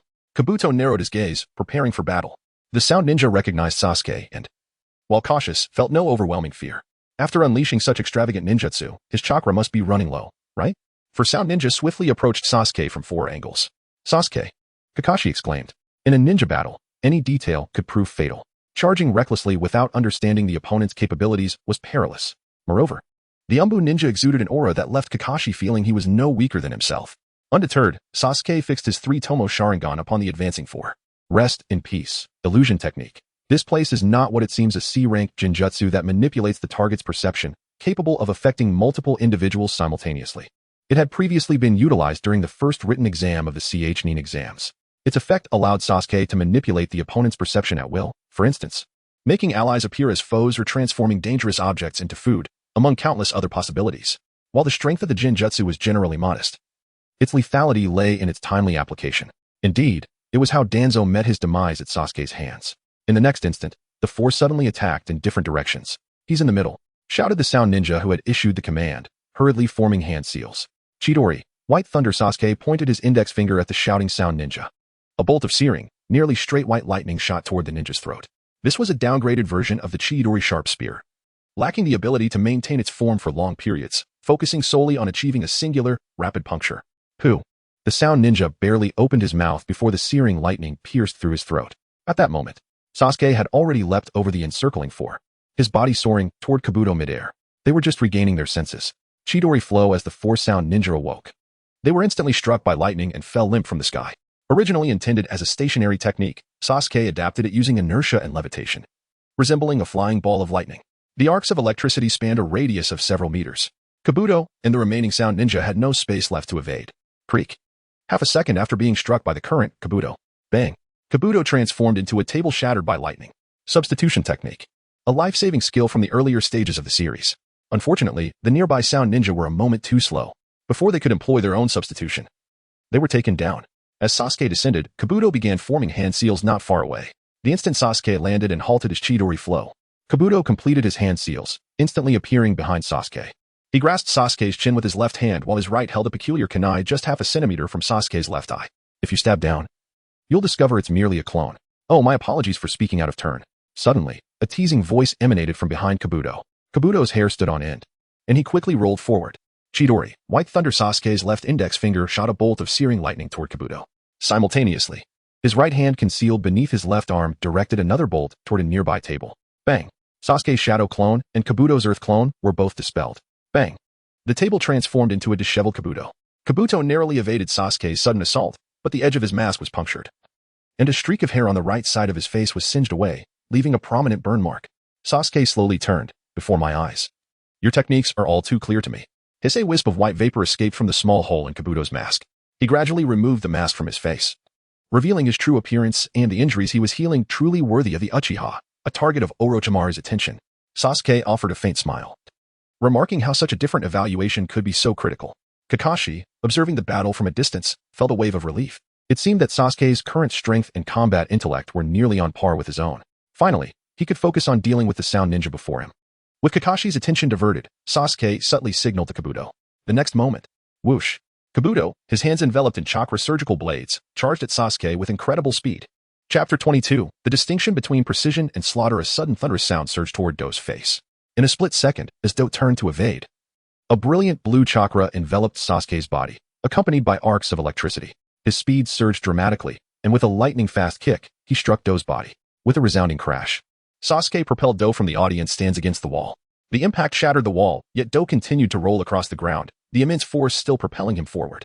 Sasuke pursued Do closely, his determination unyielding. Amidst the chaos, Do's entire body was cloaked in a green chakra, desperately attempting to minimize the impact of his injuries. After rolling for several seconds, he finally came to a halt against a large rock, gasping for breath, his complexion grim. He initially believed that Sasuke intended to discuss following Orochimaru, and had feigned a reckless advance to maintain appearances for the other Leaf ninjas. But that kick had been far too vicious. Was there a murderous intent behind it? His arm was broken, and 2 ribs had been shattered. After serving as a spy for so long, he had been outmaneuvered by a mere rookie. As Do contemplated his predicament, Sasuke closed in once more, wearing an amused smile that ignited Do's fury. It was as if Sasuke viewed him as a fool. Although Sasuke was the desired vessel of Orochimaru, Dokuden and Amp, Oppos, T suppressed the urge to eliminate him. Yet, anger would not cloud his judgment. Despite the brutal kick he had just endured, he recognized its formidable power. He needed a few more seconds to recover his right arm. With a surge of chakra, Do retreated at full speed, striving to maintain distance from Sasuke. As he ran, he used his momentum to swing his fractured left arm in front of him, beginning to form hand signs. Sasuke nodded in acknowledgement. Do's combat skills were indeed exceptional, capable of enduring what many could not. The 3 tomo in Sasuke's eyes began to rotate slightly, synchronizing with Do's hand signs and channeling an equal amount of chakra. Suddenly, a cloud of white smoke erupted around Do, and 4 clones of him emerged, each fleeing in different directions. Sasuke also created 4 shadow clones, each pursuing one of Do's duplicates. After the clones had distanced themselves, another Do emerged from the ground. This one was the original. The distant sound of explosions followed as Sasuke's clones detonated. Do's expression shifted suddenly. Just moments ago, the 4 pursuing Sasuke clones had rushed forward and self-destructed. This was a clear message to Do. I know you're the fake. Realizing this, Do's clones dispelled themselves. With the disappearance of the shadow clones, Do confirmed that the Sasuke pursuing him were merely illusions. If those chasing him were all clones, then Sasuke's true self either had not pursued him or was lurking in his blind spot.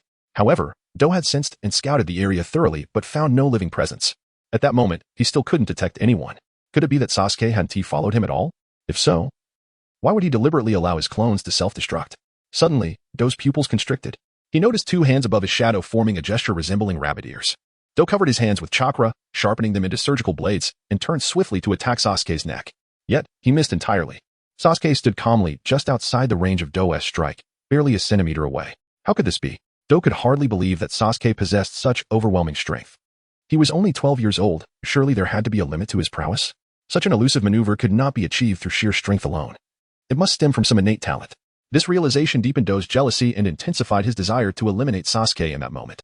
Observing Sasuke's audacious demeanor, Do thought that perhaps there was indeed an opportunity. Concealing his intense jealousy, he offered a measured compliment, acknowledging Sasuke's remarkable abilities. Sasuke smirked playfully, responding, "You emphasize talent and ability, yet deep down, you don't believe I possess such strength, do you?" Do coldly chuckled, realizing that Sasuke would not let his guard down, and chose not to respond further. He concentrated chakra into his hand, lunging towards Sasuke with renewed ferocity. Sasuke remained still, seemingly oblivious, not making any defensive movements. Just as Do's chakra blade was a mere centimeter from Sasuke's throat clang, the sound of metal colliding echoed. How could this be possible? Do's eyes widened in disbelief. Sasuke was encased in a layer of blue chakra armor, a full centimeter thick, crackling with arcs of electricity. This technique resembled the Raijin armor of the Cloud Village. With a swift motion, Sasuke seized Do's wrist. Although his hand was small, the strength behind it rendered Do utterly defenseless. The distinction between precision and slaughter was indeed profound. Do was momentarily taken aback. Sasuke's words resonated deeply, especially for someone like him, a doctor. Yet he could not afford to cease his assault. Do's right hand lunged wildly toward Sasuke's eyes.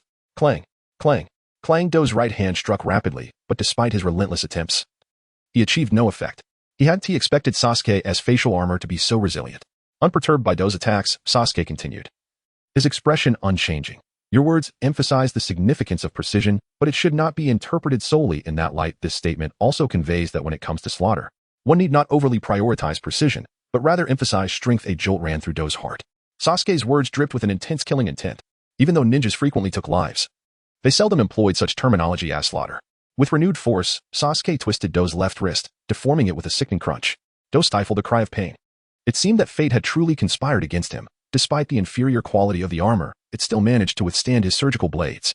The disparity in their physiques in the current situation was stark. Do felt as if he were a helpless child in Sasuke's grip. Sasuke's left hand gathered a brilliant chidori, and he slowly advanced toward Do's heart to pierce through armor. One must wield a weapon of equal caliber.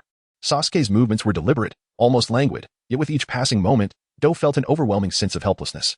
Just as the chidori was mere millimeters from Do's chest, Sasuke retracted the chidori and released his grip. Do opened his eyes slowly, gasping for air, grateful for his reprieve. He was alive. It seemed Sasuke indeed had something to discuss with him. But if that were the case, why must he endure such torment? Do was left perplexed. The initial confrontation had ended, and now it was time to discuss the matters of collaboration.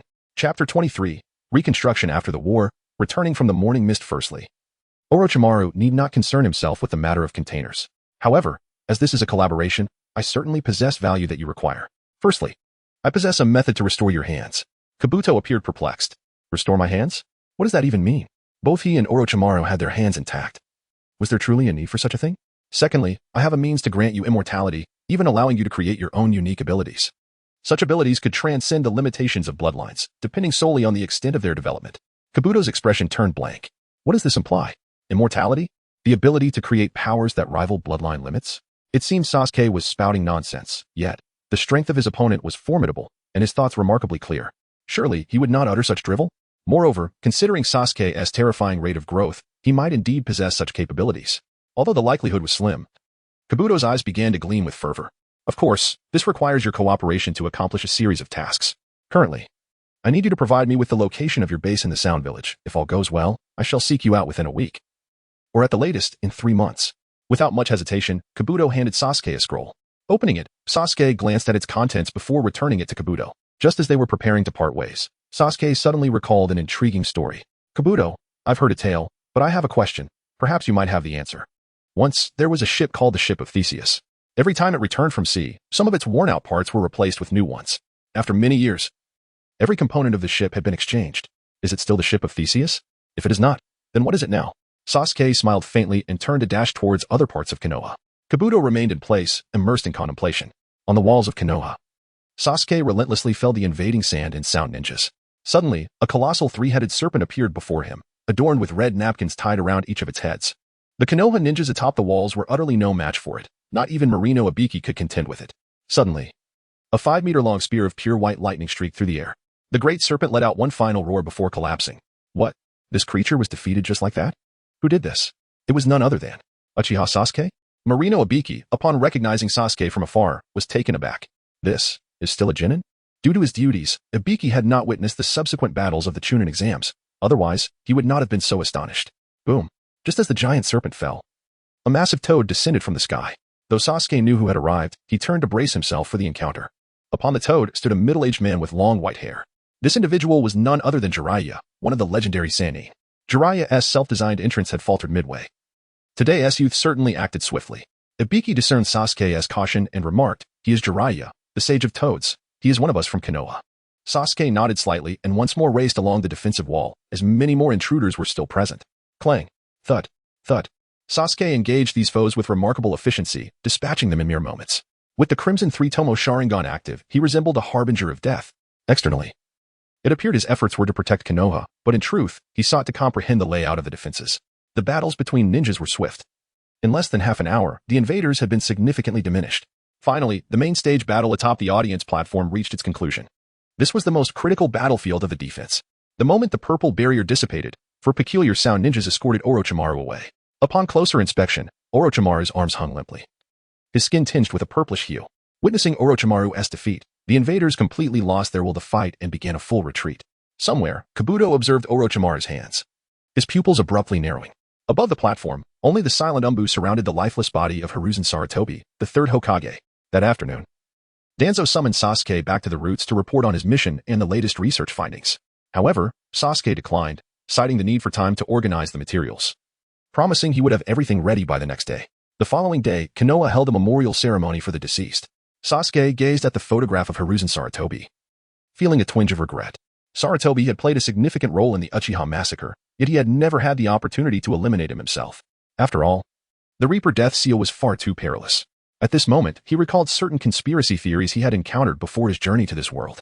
The death of Sarutobi could be viewed as an implicit consent from the entirety of Konoha. Many families within Konoha had long harbored grievances against Sarutobi. He had been compliant with external pressures. For instance, during the incident where Hinata was abducted by the Cloud Ninjas, Sarutobi had consented to surrender members of the Hyuga clan. This was because Sarutobi understood that Konoha and Appo's strength was no longer on par with that of the Cloud Village. Yet, even as Konoha's strength waned, he still allowed internal persecution to continue. For example, when other minor clans produced talented youths, Danzo would threaten them into joining Root, forcibly controlling gifted individuals and turning them into mere tools. In such a scenario, only the Sarutobi clan would continue to flourish. Konoha would inevitably become a facade dominated by the Sarutobi family, although this path would lead Konoha to weaken over time. Even if they eventually seized control of Konoha, they would be devoured by the Cloud Village. Yet, they remained obstinate, clinging to the belief that even if their own future was bleak, they could not allow others to rise. This mentality was profoundly repugnant to Sasuke. In his eyes, the Sarutobi clan was inherently insecure and deeply envious. They had ascended to power through unsavory means. Sarutobi himself had even become Hokage. Yet, even after achieving this status, Sarutobi could not shake the fact that his clan lacked any inherent advantages in talent. Whenever he witnessed the emergence of secret techniques, or the talents of those with bloodline limits, Sarutobi would feel immense unease. He constantly feared that those individuals might ascend to Hokage and subsequently persecute the Sarutobi clan, dismantling it. Furthermore, the populace in this world generally lacked understanding of political matters, remaining oblivious to the profound impact of these subtle rules on Konoha. Even when some individuals faced persecution, they could not discern the fundamental causes and the true puppet masters behind it. Konoha had indeed become too decayed. Within the seemingly sunlit Konoha, shadows lurked that could drive an ordinary person into despair. After the ceremony, reconstruction efforts commenced throughout Konoha. With the aid of ninjutsu, the efficiency of rebuilding was astonishing. For instance, a street that had been roofless before mealtime was not only restored, but some buildings even gained additional stories after the meal was concluded. Dingling in the sounds of the wind above the defensive walls, the delicate chime of bells rang out. Two figures, adorned with hats and cloaked in black with red clouds, overlooked the entirety of Konoha. Although spared from annihilation, the devastation endured is indeed profound. The once thriving village is truly pitiable. It is unlike your usual demeanor. Do you indeed harbor a lingering affection for your homeland? No, not in the slightest. Chapter 24. Itachi, long time no see. After the ritual, Kakashi and Sasuke had an appointment. The purpose was to guide Sasuke in his training. However, Kakashi felt unqualified to intervene in Sasuke and Appo's development, so he refrained from visiting the dessert shop where Itachi and Kisame were enjoying their dumplings and sweets. Asuma and Kurenai walked side by side and, upon turning a corner, spotted Sasuke leaning against the side of the dessert shop with his hands in his pockets.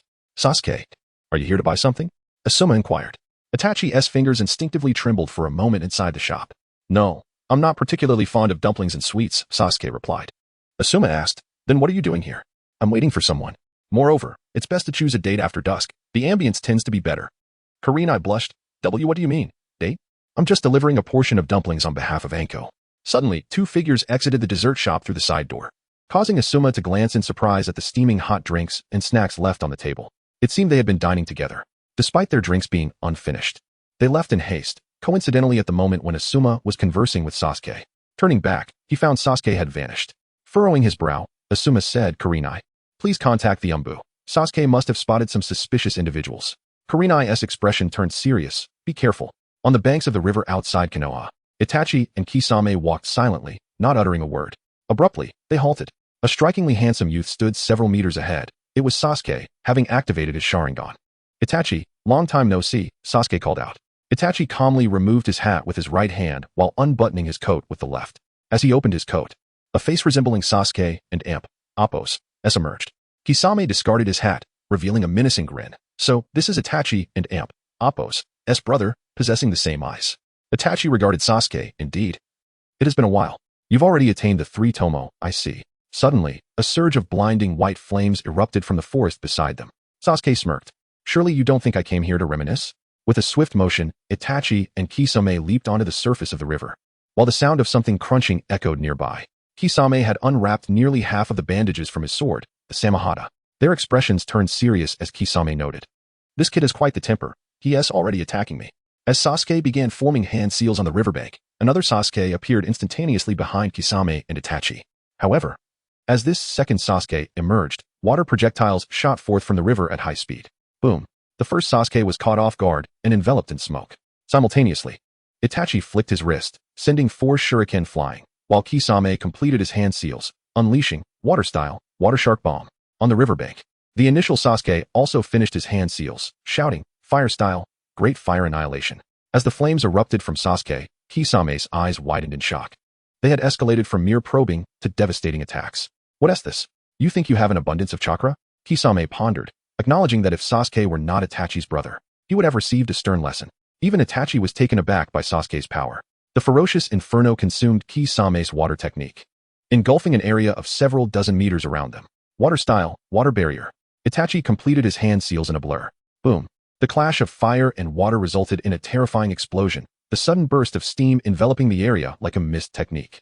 Suddenly, 2 flaming shuriken appeared behind Sasuke, piercing his shoulders. Boom. The Sasuke on the riverbank transformed into smoke. Meanwhile, in the forest, another Sasuke hung 2 spinning fire-infused shuriken from his fingertips. So, I've infused my shuriken with fire? My chakra is truly being utilized wisely. Fire-style, Phoenix Fire Jutsu. In an instant, a dozen flame-infused shuriken surrounded his opponents. This time, the technique was a direct replica of Itachi's. Sasuke seemingly nonchalantly tossed the 2 shuriken from his fingertips. Clang, clang. The 2 shuriken collided with Itachi's incoming shuriken, redirecting their trajectory to strike others. Boom. 3 shuriken lodged themselves beside Sasuke, while the remainder sailed away. Suddenly, amidst the gradually clearing steam, a figure rushed forward, identifiable to Sasuke as Itachi wielding a kunai. Fire-style, ash pile burning. An eruption of gray, superheated smoke erupted from the side.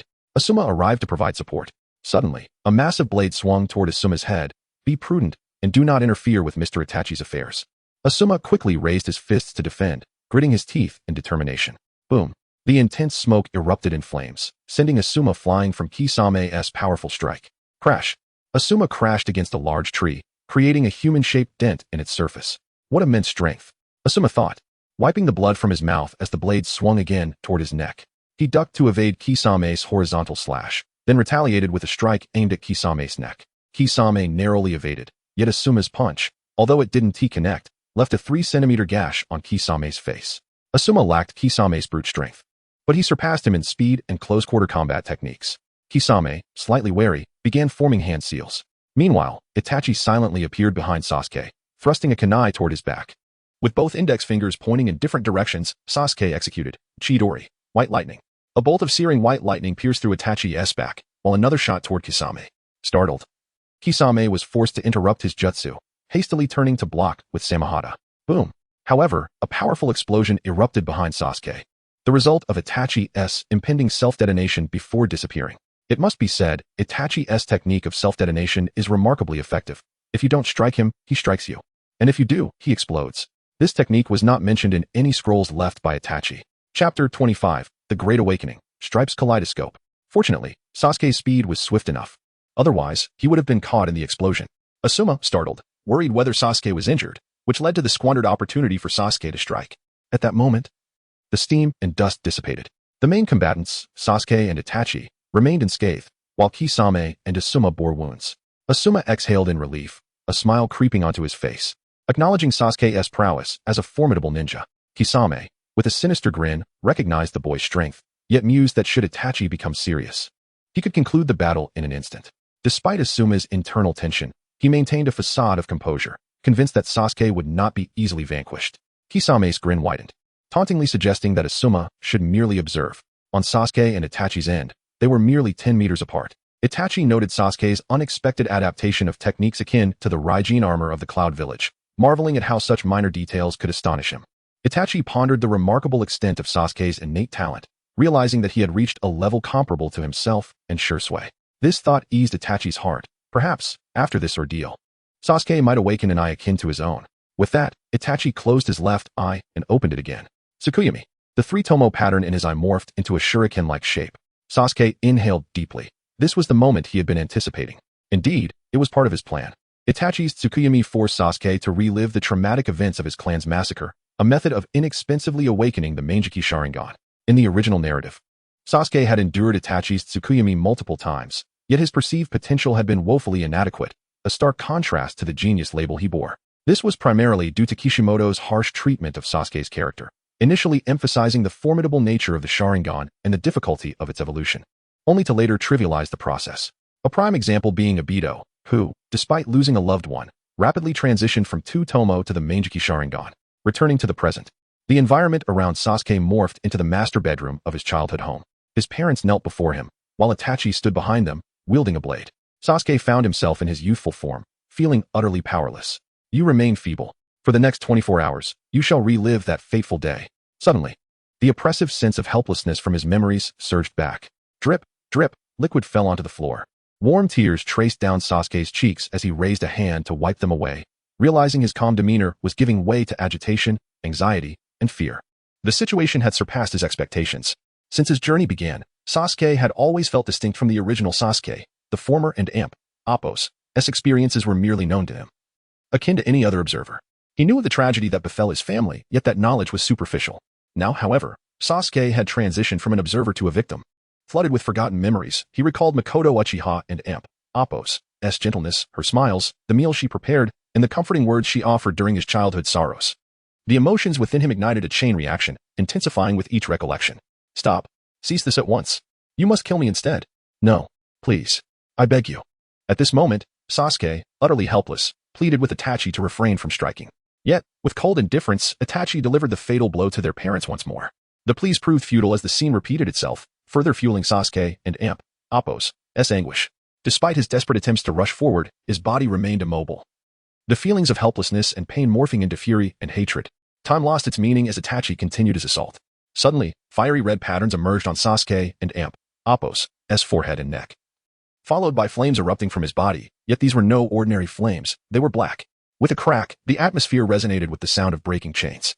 In the next instant, a cataclysmic eruption of black flames engulfed Sasuke and Appos' form. Itachi's pupils dilated in shock as he was forced to confront this surge.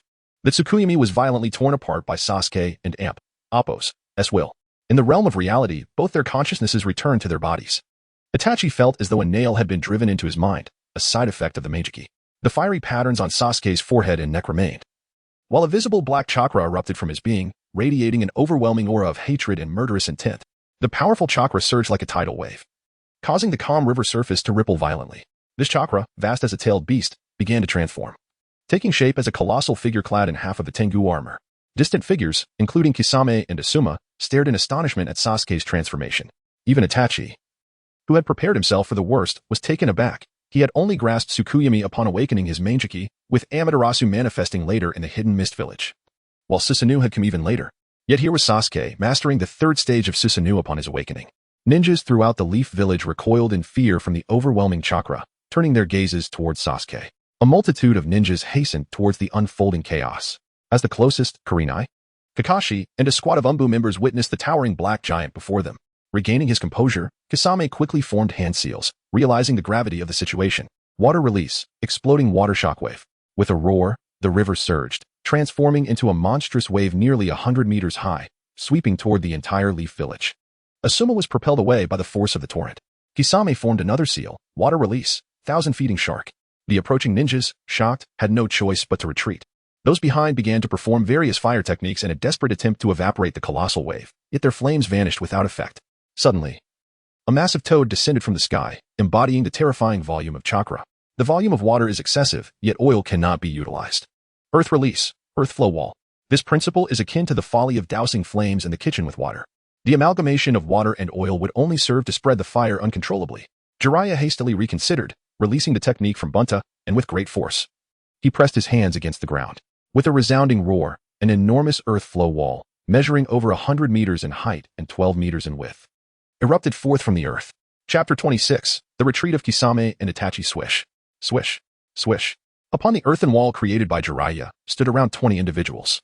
In perfect unison, they formed hand seals, invoking the technique, Fire Release, Fire Dragon Flame Bullet. Boom. The clash between Kisame and the Leaf Ninja team erupted into a tumultuous sea of fire and water.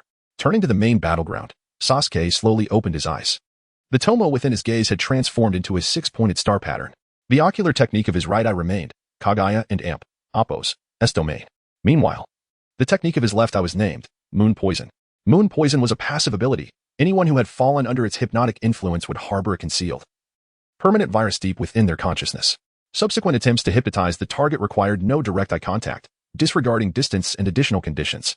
Merely a thought was sufficient to induce hypnosis from the source of the virus. Although it lacked the formidable prowess of Itachi and Shursui and Appo's ultimate techniques, it offered greater precision, frequency, and stealth in its application. If Itachi could unleash Jinjutsu 3 or 4 times in a single battle, Sasuke could do so hundreds of times. The frequency of Jinjutsu could seamlessly match that of basic attacks, achieving a sublime mastery in the realm of Taijutsu and Ninjutsu combat. In summary, once the target was ensnared in Jinjutsu through eye contact, they became mere playthings before Sasuke. This ability proved equally effective even with the 3 tomo. At that moment, Sasuke and Amp, Appo's Black Susanoo slowly drew back a dark longbow, his tone devoid of emotion. Did I not say not to cut? As Sasuke released his arrow, his left eye cast a binding Jinjutsu upon Itachi. In the next instant, boom, another red half-formed Susanoo materialized instantaneously. The black arrow shot forth by Sasuke collided with the mirror of the red Susanoo. Though the mirror remained intact, the armor on the red Susanoo and Amp, Appo's arm cracked. In the blink of an eye, Itachi awakened from the Jinjutsu. Sasuke was slightly taken aback. Itachi's understanding and mastery of Jinjutsu were indeed astonishing. He was second only to Shursui in the ninja world. Even ensnared in Jinjutsu, Itachi could still manipulate his physical form in the external world, accurately predicting Sasuke's attack. Thus, before the Jinjutsu was dispelled, he activated Susanoo for defense. Just as Itachi and Amp, Appo's consciousness returned to his body, he noticed that Sasuke had already prepared his next arrow. Just as he assumed a defensive posture, bang! An arrow engulfed in black flames descended from above, piercing vertically into the head of the red Susanoo. The arrow's might was formidable, cleaving through Susanoo's head and chest. The arrow's tip came to a halt less than a meter from Itachi's head. Itachi looked up in shock at the arrow, realizing that Sasuke had drawn a third arrow. The second arrow was merely a feint. Furthermore, the density of the black flames was extraordinarily high, unlike the wispy flames seen later in the original work. It resembled the flames Itachi escaped from Jiraiya with for the first time. The areas consumed by the fire were wholly black, devoid of any gaps. Itachi's Susanoo was rapidly eroding under the assault of the black flames. At this moment, Itachi found himself in a predicament. His right eye could extinguish the black flames above his head, but in doing so, he would lose sight of Sasuke's third arrow. If left unchecked, the black flames would incinerate Susanoo from within. In a fleeting moment of thought, Itachi devised a plan. The best defense is indeed a good offense. Itachi's red Susanoo raised its hand, grasping the Yata mirror, and hurled it towards Sasuke. Then he lifted his gaze to extinguish the black flames overhead. The speed at which the flames dissipated exceeded Itachi's expectations twofold. A foreboding sense welled within him, yet there was no time for contemplation. In the next instant, Sasuke released the third arrow, colliding with the Yata mirror in midair. Boom. The catastrophic energy unleashed rampaged outward without mercy. Rivers were severed by the force, and the forests along the banks were obliterated within a radius of 40 to 50 meters. At this moment, Sasuke launched a fourth arrow. Whoosh. In that instant, Itachi anticipated the arrow and Appo's trajectory and once again used the Yata mirror to shield Susanoo. Suddenly, boom. An explosion erupted above Itachi and Appo's head. The energy of the explosion was that of black flames. The red Susanoo was riddled with cracks from within. At that moment, Itachi finally understood. The earlier black flames had not been entirely extinguished. Almost half of the black flames had been highly compressed by Sasuke, reduced to the size of a grain of rice. It appeared as though the fire had been extinguished, only to unleash an explosive effect upon the next attack. Boom. At this juncture, the fourth arrow struck the Yata mirror once more. This time, the impact shattered the red Susanoo completely. Itachi was sent flying through the air, unable to suppress a mouthful of blood.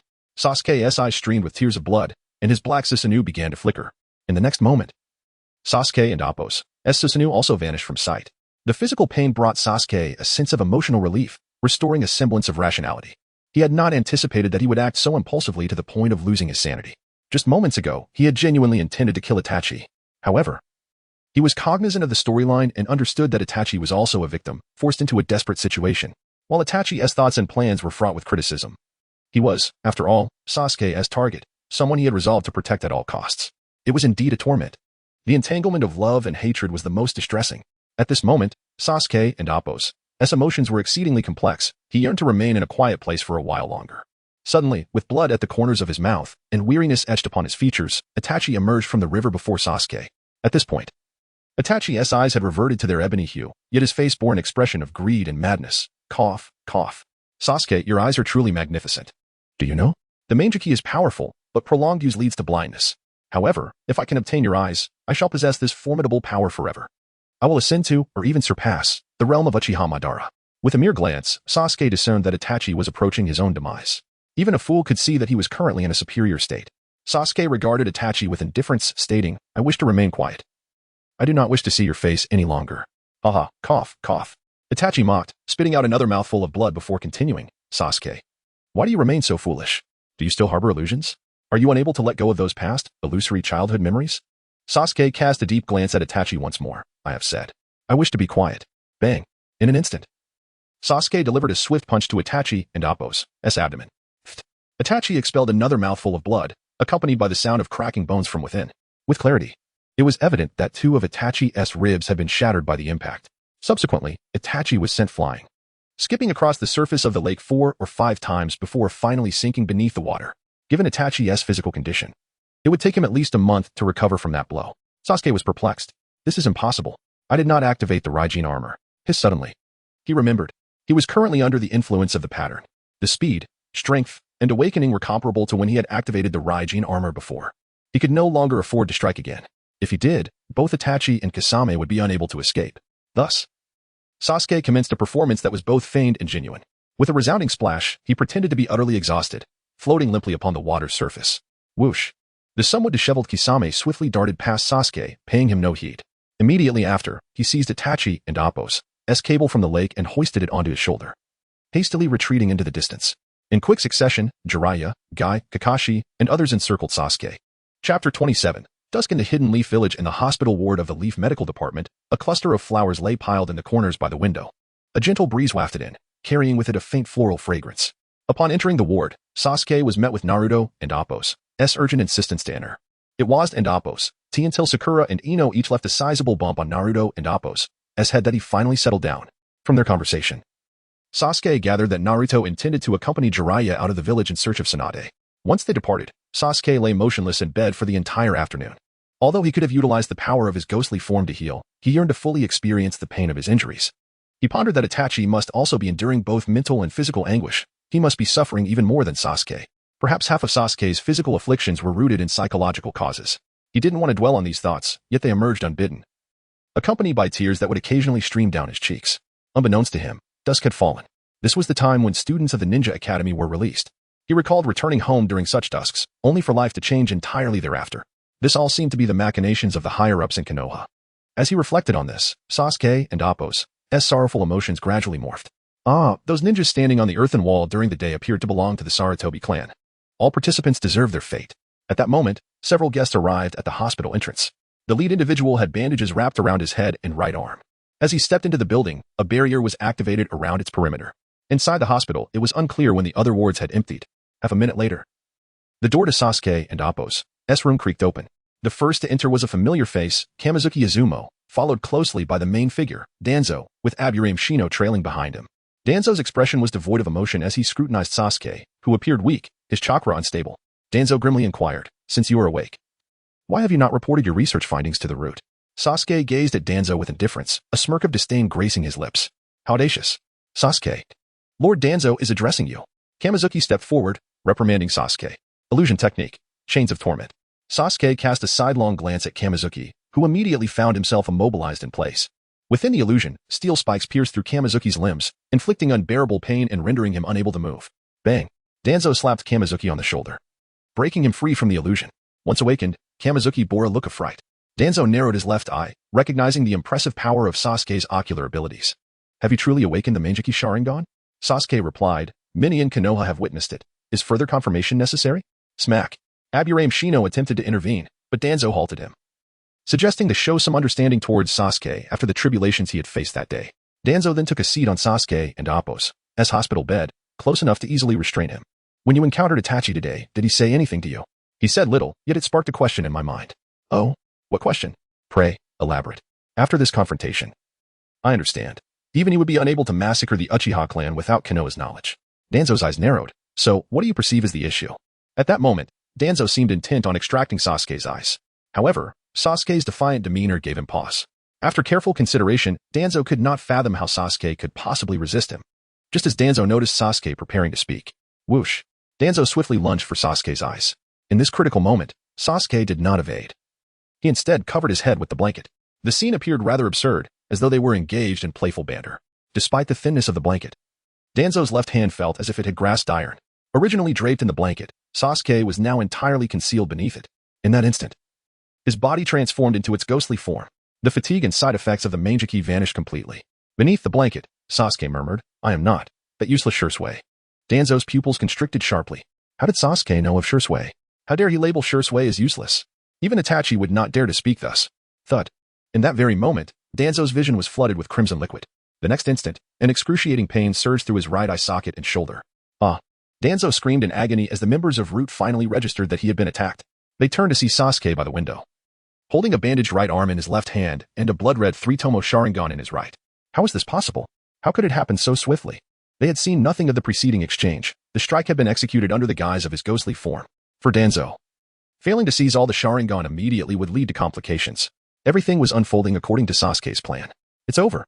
Danzo was gripped by shock and suffocating fear. Sasuke's assault appeared to have been premeditated, and he was acutely aware of his own trump card.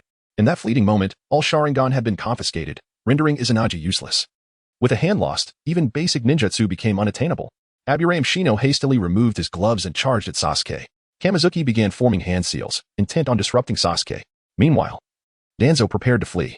Sasuke regarded the three of them with a gaze akin to that reserved for refuse. Just as Shino reached out to touch Sasuke. Body switch technique. Kamizuki shouted, and in an instant, Aburame Shino's body was usurped by Kamizuki, who then lunged toward his own form. Bang! At the moment of contact, Kamizuki realized he had fallen victim to an illusion once more. The most critical error was that he had touched himself with Shino's hand. Kamizuki's consciousness reverted to his original body, but half of him had already been invaded by purple nanobots. Sasuke leisurely followed behind Aburame Shino. At that point, Shino's awareness returned. Chidori, white lightning. Zing. A searing bolt of white lightning pierced through Shino's chest. Yet, Shino still attempted to pivot and lunge at Sasuke. Chidori, white lightning. Another bolt of blinding white energy struck through Shino's left leg. As he turned halfway, he collapsed to the ground. Chidori, white lightning. Sasuke continued to unleash the technique upon Shino. A final surge of white lightning pierced through Shino and Appo's throat. Chidori, white lightning. Sasuke unleashed a flurry of strikes. And when Shino lay on the ground, his body was riddled with numerous punctures. Collectively, these holes formed the characters, Shino. It appeared intricate. Yet the entire process took less than 2 seconds. At that moment, Danzo had barely reached the third-floor window. Bang! Danzo broke through the window and leaped outside. Zing! A straight bolt of white lightning traversed the hospital wall, narrowly missing Danzo's ankles in midair. Puff! Danzo's feet were severed from his body midair. Upon landing, his severed legs plunged deep into the soft soil. The excruciating pain was even more intense. The agony was so overwhelming that Danzo couldn't even scream. He merely gasped for breath, his mouth agape, desperately trying to alleviate the torment. At that moment, the Root operatives surrounding the hospital reacted with lightning speed, swiftly encircling Danzo. Boom. Suddenly, a wall exploded. As everyone looked up, they saw Sasuke standing at the edge of the shattered opening, clutching Danzo's severed right arm, his gaze filled with disdain as he coldly surveyed the entire Root organization. Chapter 28. The hidden use of moon poison as for the right eye of Shursui. It had already been pressed against the auxiliary eye on his right forehead while passing through the dark corners. In a state of transformation, his ocular strength had increased by 50%, allowing him to simultaneously utilize all the abilities of his eyes. Upon reverting to his human form, however, he could only employ the powers of his 2 primary eyes.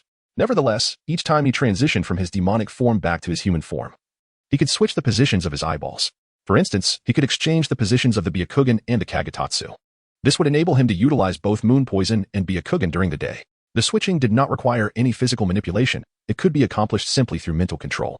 At this moment, Sasuke was still using his own 2 eyes. The Root received a signal from Danzo, lifting the barrier around the hospital. Then the members of Root began to shout, Sasuke, are you betraying Konoha? Sasuke, how dare you plot against Lord Danzo? Sasuke, release Lord Danzo's arm. You despicable scoundrel. The loud rebuke spread rapidly and far under the enhancement of chakra. The Konoha Umbu and other ninjas, sensing the situation, rushed to the scene. Many lamented the recent chaos in Konoha, having just experienced war yesterday and now facing an S-rank rogue ninja invasion at noon. As night approached, it was time to return home and rest, yet trouble had arisen again. Hehehaha. Sasuke couldn't help but burst into maniacal laughter. Danzo, you were utterly shameless. When you felt confident in your control, you erected barriers and sealed off information.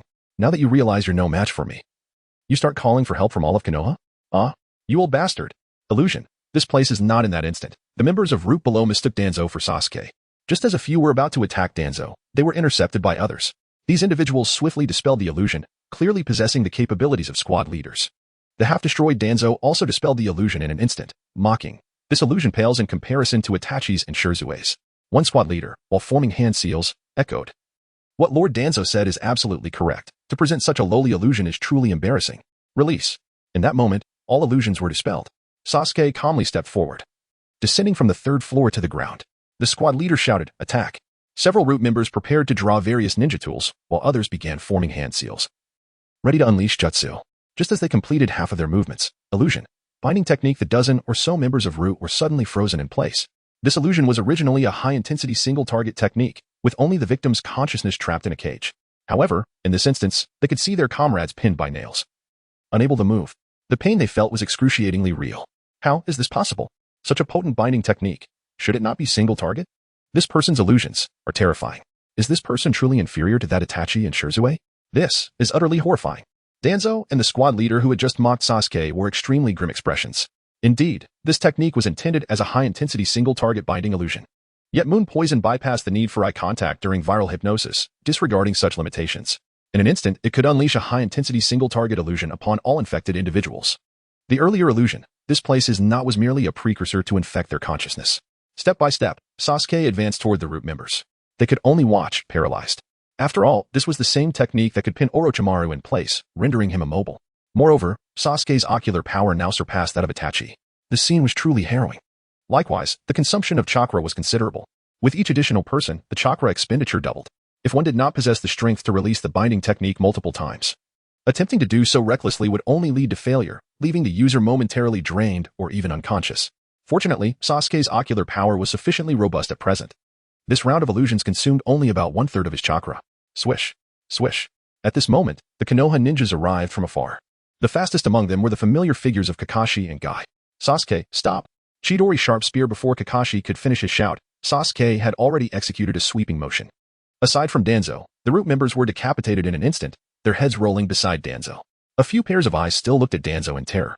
Danzo survived only because he was half buried in the ground, his legs stuck in the dirt. At this moment, he appeared significantly shorter than an average person, which was his only stroke of luck. More importantly, Sasuke still wished to continue torturing him. Dying so easily would be too merciful. Swish, swish, swish.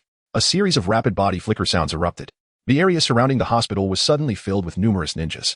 Yet, Sasuke stood before Danzo, and the others dared not rush forward.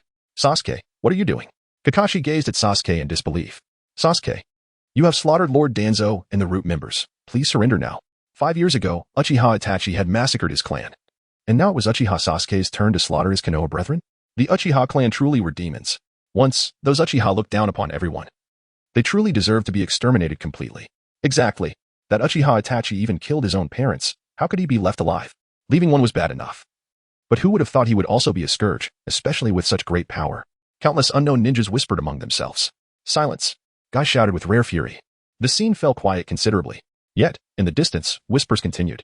Even Guy and Kakashi found themselves powerless against those murmurs. Kakashi gazed at the indifferent Sasuke, feeling a chill in his heart. Sasuke's demeanor was too calm. If it were his teenage self facing such circumstances and being slandered like this, he would have surely confronted them with rage. But the quieter he became, the more terrifying it felt. If he wasn't mistaken, Sasuke likely intended to kill them all, didn't he? Kakashi took a step forward and quietly asked, Sasuke, please explain what has transpired. Sasuke chuckled lightly, it's nothing. Danzo merely wished to gouge out my eyes and then kill me.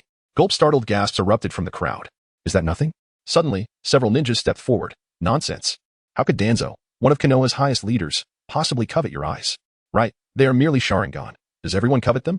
You Uchiha still harbor such an inflated sense of superiority? I believe Sasuke.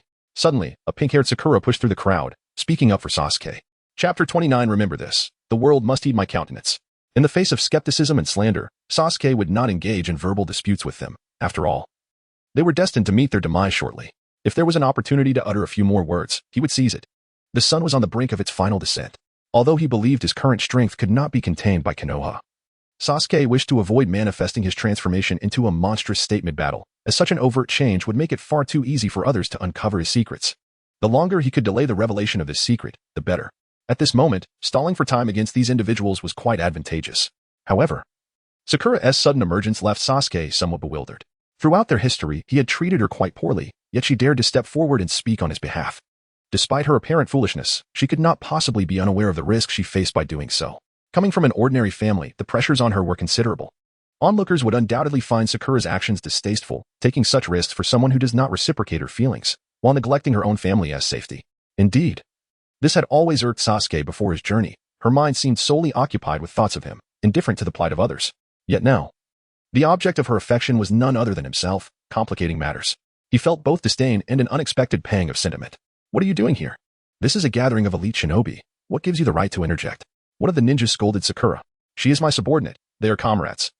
And I deem her more qualified to speak than you, Kakashi retorted coldly, casting a withering glare at the assailant, who retreated in shame. As if he had just tasted something foul, Sasuke lowered his gaze, contemplating for a moment, then looked earnestly at Sakura. Sakura, I apologize for my previous harshness towards you. However, I cannot develop feelings for you. It would be best if you did not involve yourself in this turmoil. I have stated before, admiration is the farthest distance from understanding. You do not grasp the essence of my being, regardless of your reasons for your affection. They remain mere delusions. Sakura's heart felt as though it had been pierced repeatedly by a barrage of daggers. Yet, after a brief moment, she spoke again. At first, I thought you were cool and handsome. Gradually, I lost track of what I liked about you, but I know this. I simply like you. Child. This is hardly a moment for romantic confessions. If you assert such things, do you possess any evidence? Another ninja interjected. Sasuke gestured, revealing TM's bandaged arm.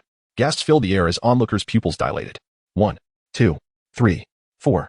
My goodness. There are 10 Sharingan inscribed upon that arm. They marveled. More astonishingly, the visage at the arm's end bore an uncanny resemblance to the first Hokage. Sasuke shook the arm lightly. You cannot possibly claim this arm is of my own making, can you? Someone was about to say that, but you preemptively countered. Another individual retreated. Yet another chimed in. Even so, this is excessive. If you were to voluntarily surrender the Sharingan, I believe you could secure your survival. But look at what you have done. You have slain so many elite from Konoha. You gravely injured one of Konoha's highest leaders, Danzo. Unbeknownst to them, the daylight had waned significantly. The sun behind the mountains had dwindled to a mere crescent. Darkness was descending. 10, 9.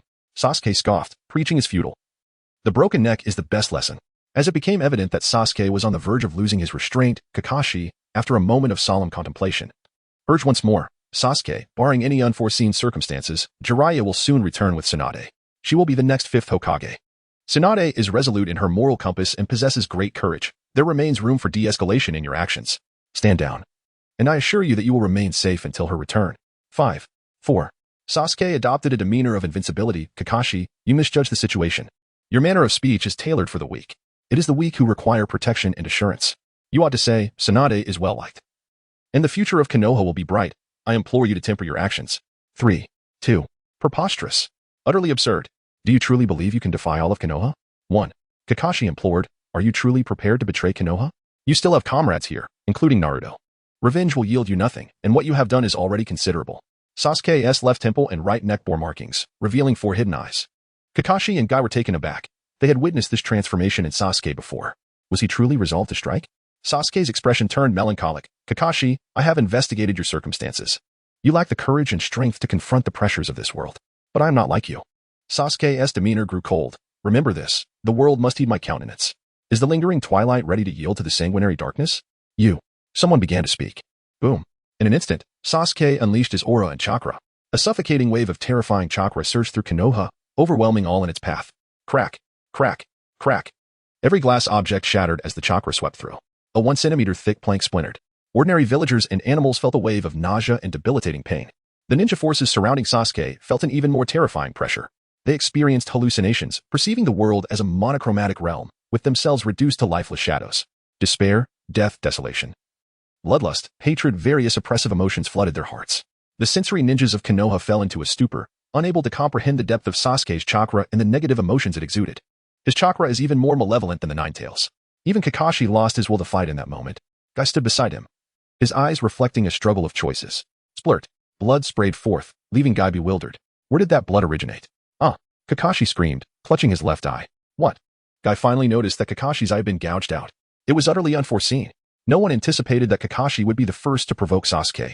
In the distance, Sasuke raised his head and, before all, swallowed the Sharingan he had just claimed. Chapter 30. Just 6 gates. How underestimated I truly am strangely. No one perceived any sign of movement from Sasuke.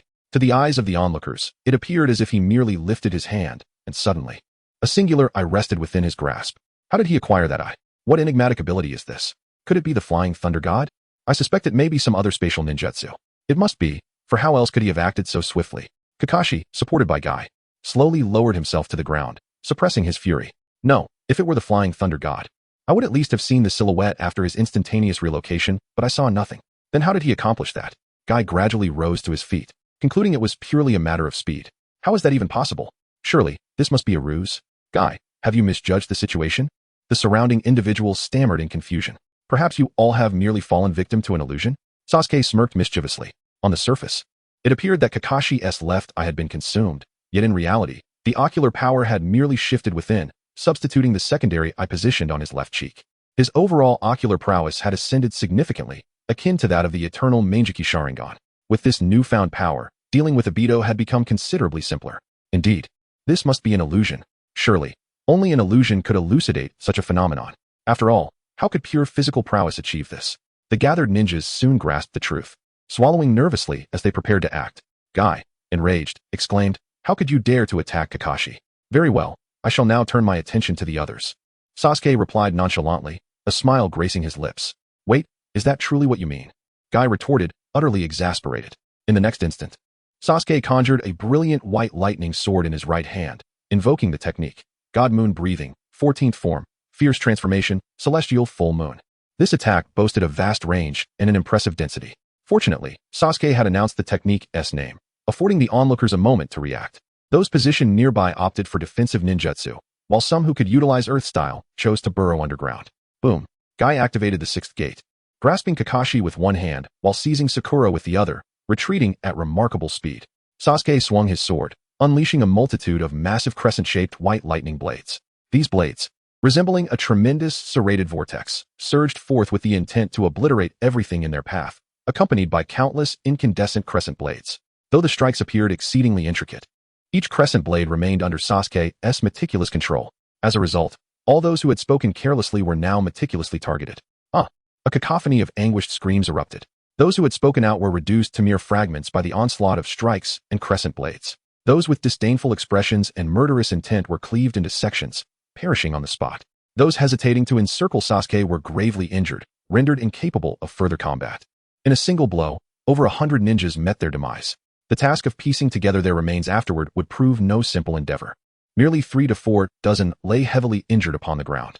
Observing the substantial threat that Sasuke posed to Konoha, Danzo prepared to unleash the 4-symbol seal, intending to perish alongside Sasuke.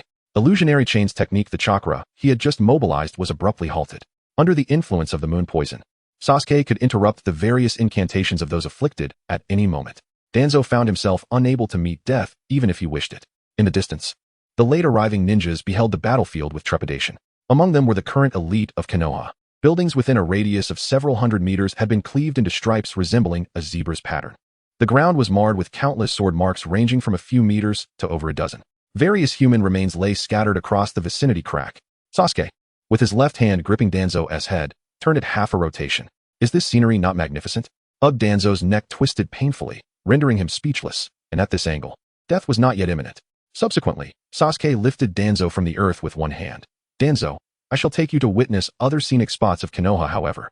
Since you are currently unable to utilize your legs and left arm, let us lighten your burden. With a swift motion, Sasuke severed Danzo's left arm and the lower half of his torso, cauterizing the wounds with searing lightning. Suddenly, a man radiating green light appeared behind Sasuke. Aiming for the peacock, Sasuke pivoted, using Danzo as a shield, his lips curling into a smirk. Lightning release. Armor shield lightning. This technique was conjured instantaneously. Sasuke forcefully infused chakra into Danzo, temporarily granting him the physical strength of the third Raikage. Yet, Danzo endured the agony akin to electric torture. Using another's body as a shield in battle was a frequent occurrence, thus developing such a technique proved advantageous. Not only could it torment an opponent's ally, but it also significantly enhanced the shield's effectiveness. On the opposite end, Guy's attack on Danzo had begun with difficulty in retraction. Within mere seconds, he had unleashed over 100 punches upon Danzo. The surrounding ninjas stood in stunned silence. What astounding velocity of strikes is this? The speed of his punches ignited flames through friction with the air. Yet, even more terrifying was the fact that these fiery fists could not breach Danzo's defenses. At the very moment Guy ceased his assault, Sasuke subtly adjusted Danzo's position, locking eyes with Guy. Just 6 gates, how underestimated I truly am. Bang! With a powerful turn, he delivered a sidekick that sent Guy soaring over 100 meters. Whoosh! Boom! Boom! The buildings, already on the verge of collapse, were utterly obliterated by Guy's collision. Sasuke smiled, jesting at Danzo. Shouldn't you express your gratitude? Were it not for my protection, you would have been slain by him. The surrounding ninjas were in a state of heightened tension, grappling with how to contend with Sasuke. Sasuke, holding Danzo aloft, navigated toward the Sarutobi clan. I am indeed quite merciful. This is a personal vendetta between myself and the Sarutobi clan, as well as a few high-ranking individuals. Everyone, clarify your loyalty to Konoha or to certain individuals. Have not some of your clans been betrayed as well? The Hyuga, Aburame, and several lesser-known clans within the crowd fell into deep contemplation. If one still wished to meet a heroic end, then let it be so. If one desired to avoid a futile demise, it would be prudent to return home and rest. For those wishing to be mere spectators, be forewarned of the risk of being swept away by the residual fallout boom. As soon as Sasuke finished speaking, the spot where Guy had just lain erupted with the chakra and ferocity of a tailed beast. The crumbling buildings that had pressed upon Guy were hurled into the air. A blue light appeared before Sasuke at a blinding speed. It was Guy, having opened the 7th gate. With a powerful punch aimed at Sasuke's face and another hand reaching for Sasuke's left wrist, he invoked God Moon Breathing, First Form, Celestial Moonlit Palace. Splat! Guy swiftly retreated 10 meters. The onlookers could not perceive his movement. They merely witnessed the dazzling blue figure of Guy suddenly materializing. Yet a gaping wound measuring several centimeters marred his left arm. Chapter 31, The Will of Fire? The speed is impressive. I wield my blade with the intent to sever both your hands. My Guy's velocity is but a mere fraction slower than Sasuke's full potential. Guy, astonished, exclaimed, You have grown to such an extent. He could not fathom how anyone could surpass the speed of the 8 gates. Your prowess delights me, but alas, such a state of yours is all too fleeting. As per tradition, I shall defeat you at the zenith of your brilliance. Sasuke slowly raised his right hand, wielding a radiant sword of light. Boom! A blazing white blade ignited with black flames, presenting a unique beauty. Withdraw, he commanded. I can scarcely imagine the ensuing aftermath. After instructing the others, Guy gestured with his hands, summoning the daytime tiger. In the distance, the ninjas hastily activated a united barrier. Boom! From Guy's hands emerged a colossal white tiger, ferociously charging towards Sasuke. Breath of the God Moon, 12th form, Crescent Moon Impact. This was a newly conceived technique. Now his third original creation. Casting a glance at the white tiger, Sasuke seemingly nonchalantly swung his blade. Without awaiting the outcome of the clash, he turned and walked towards the Sarutobi clan. The black fire crescent swelled as it soared through the air. As the two forces were on the precipice of collision, the black fire crescent had already surpassed half the height of the daytime tiger. Boom! The moment the two powers met, a formidable shockwave erupted. As the shockwave dispersed, the ground sank over a meter deep. The two forces strained against each other. The daytime tiger fiercely clawed at the crescent, while the crescent relentlessly pressed forward. 3 seconds later, the daytime tiger, its strength waning, was cleaved in two by the black crescent. Boom! The ensuing explosion nearly shattered the barrier 200 meters away. Over 20 ninjas maintaining the barrier were sent reeling, bloodied. The crescent, having split the daytime tiger, accelerated dramatically. In the next instant, it sliced through the barrier, flying towards the Hokage rock of Konoha. Uffed! The ninjas sustaining the barrier all spat blood and fell unconscious. Less than 2 seconds later, boom! The crowd beheld. The colossal stone statues of the 2nd and 3rd Hokage had vanished. Not only that, but the mountainside perpendicular to these statues was pushed back, revealing the forest beyond. The spot where the crescent had struck remained shrouded in black flames. Within the barrier, a deep pit extended several meters down. Teacher Guy? In the distance, Lee rushed towards the unconscious Guy. The remains scattered across the battlefield were utterly unrecognizable. As the surrounding ninjas saw Sasuke approaching, they quickly retreated to the sides. Yet, a few brave ninjas charged towards Sasuke. Ah, you killed my brother. Die. Uft. I ninja art. Uft. Fire release. Fire Dragon Flame. Uft. Wind release. Great breakthrough. Uft. Lightning release. Earth. Uft.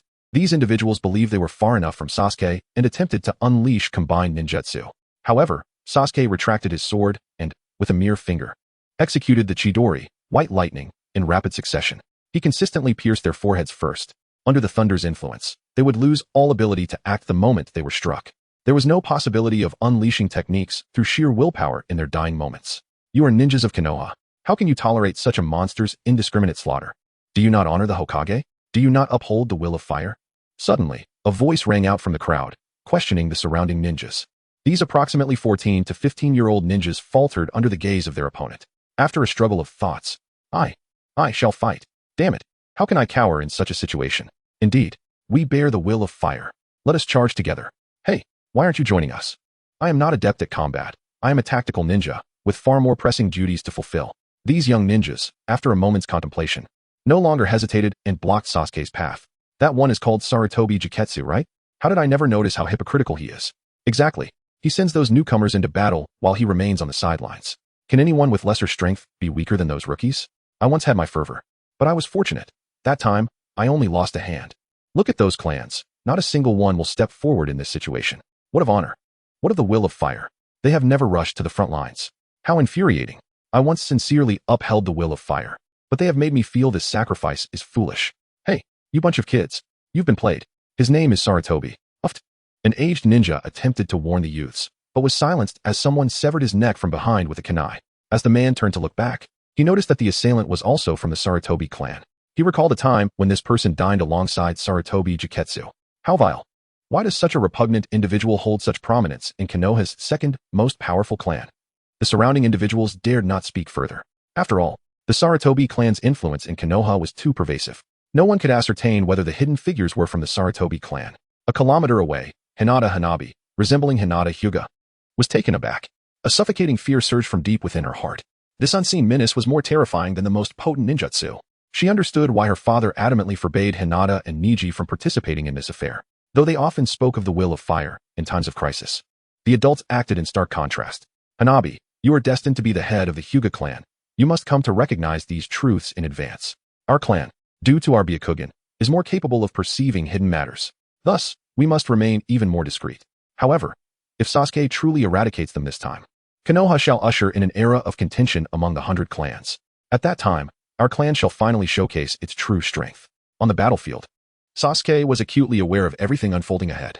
Observing the youths before him preparing to engage him with kunai, Sasuke sighed softly. I admire your spirit of sacrifice.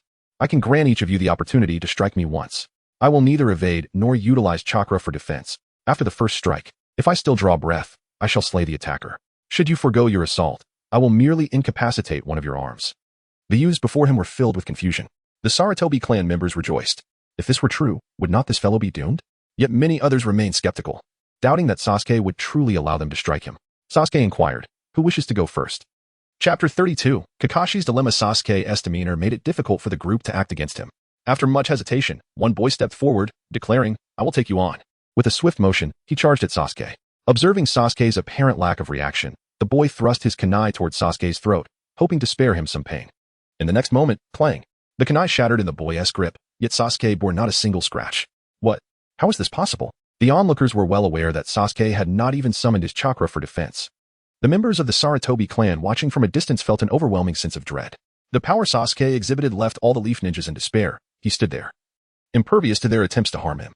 This realization made it increasingly difficult to incite anyone to engage him, even if they managed to rally someone. Inflicting damage upon Sasuke seemed utterly futile.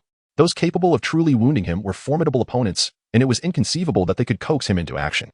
Hoping to spare you pain, Sasuke echoed the boy's earlier words. Suddenly, a blinding bolt of lightning pierced through the boy's throat. Sasuke then turned his gaze towards the other despondent youths. Next, who will step forward? The remaining young ninjas released their kunai, their faces reflecting despair. Excellent. Extend your unused hands. Reluctantly, they extended their arms. In an instant, cries of agony erupted as they clutched their severed limbs. The now hopeless members of the Sarutobi clan were likely contemplating flight. With a resounding boom, Sasuke utilized shadow clone jutsu, deploying dozens of clones to secure the various exits of the Leaf Village, mercilessly eliminating any Sarutobi clansmen and remnants of Root attempting to escape. That night, the Leaf Village descended into true darkness. Many villagers watched in horror as those fleeing for their lives were gruesomely slaughtered by Sasuke in the streets. Yet, the elite ninja forces observed quietly from afar. Only when Sasuke shouted, Umbu, come forth to clean up, did they muster the courage to collect the corpses. Although the Leaf would not face annihilation that night, the will of fire had been extinguished. Before long, Sasuke arrived at the entrance of the Sarutobi clan's estate. Utilizing his clairvoyance, he easily detected the ninjas lying in ambush within. Among them were several root members. Aware they could not escape, they resolved to unite for a final stand. In one of the rooms, Kurenai was also present. Sasuke cast a brief glance within. Asuma lay on the bed, his body riddled with multiple crush fractures. Fragments of bone, muscle, and organs were tangled together. His survival was already a miracle. Kurenai tenderly attended to Asuma's wounds. Asuma's injuries were partially attributable to Sasuke. During the battle with Itachi, Asuma had diverted some of his attention towards Sasuke. Consequently, he failed to evade the torrent unleashed by Kisame, which mercilessly engulfed him. The situation worsened when Jiraiya established a mud wall, causing the floodwaters to spread and intensify. Asuma faced even greater pressure as a result. However, in that dire moment, he consciously restrained his chakra to avoid detection by other sensing ninjas, fearing that any rescue might open a breach in the wall, allowing the flood to inundate the leaf. For so long, Danzo had manipulated others. Little did he know, his son had perfectly inherited the will of fire. Shinju Breath, 16th form, Moon Rainbow, Solitary Morning Moon. Sasuke swung his sword and slowly turned away. Not far behind him stood Konohamaru, who had just finished dining. A trace of meat juice lingered at the corner of his mouth. Staring blankly, he witnessed Sasuke's sword strike, followed by countless massive, radiant blades descending from the sky. The Sarutobi estate was effortlessly pierced by these blades. Moments later, only a small room remained intact, within which hundreds of ninjas were obliterated in an instant. Blood surged forth from the entrance, flowing like a river, quickly enveloping the area where Konohamaru stood. Small severed body parts, fingers, eyeballs, ears, drifted downwards in the crimson tide.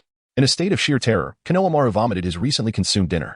Kurenai, hearing the screams and chaos outside, hurriedly exited her small room, only to be met with a scene that left her utterly aghast, cold sweat pouring down her face.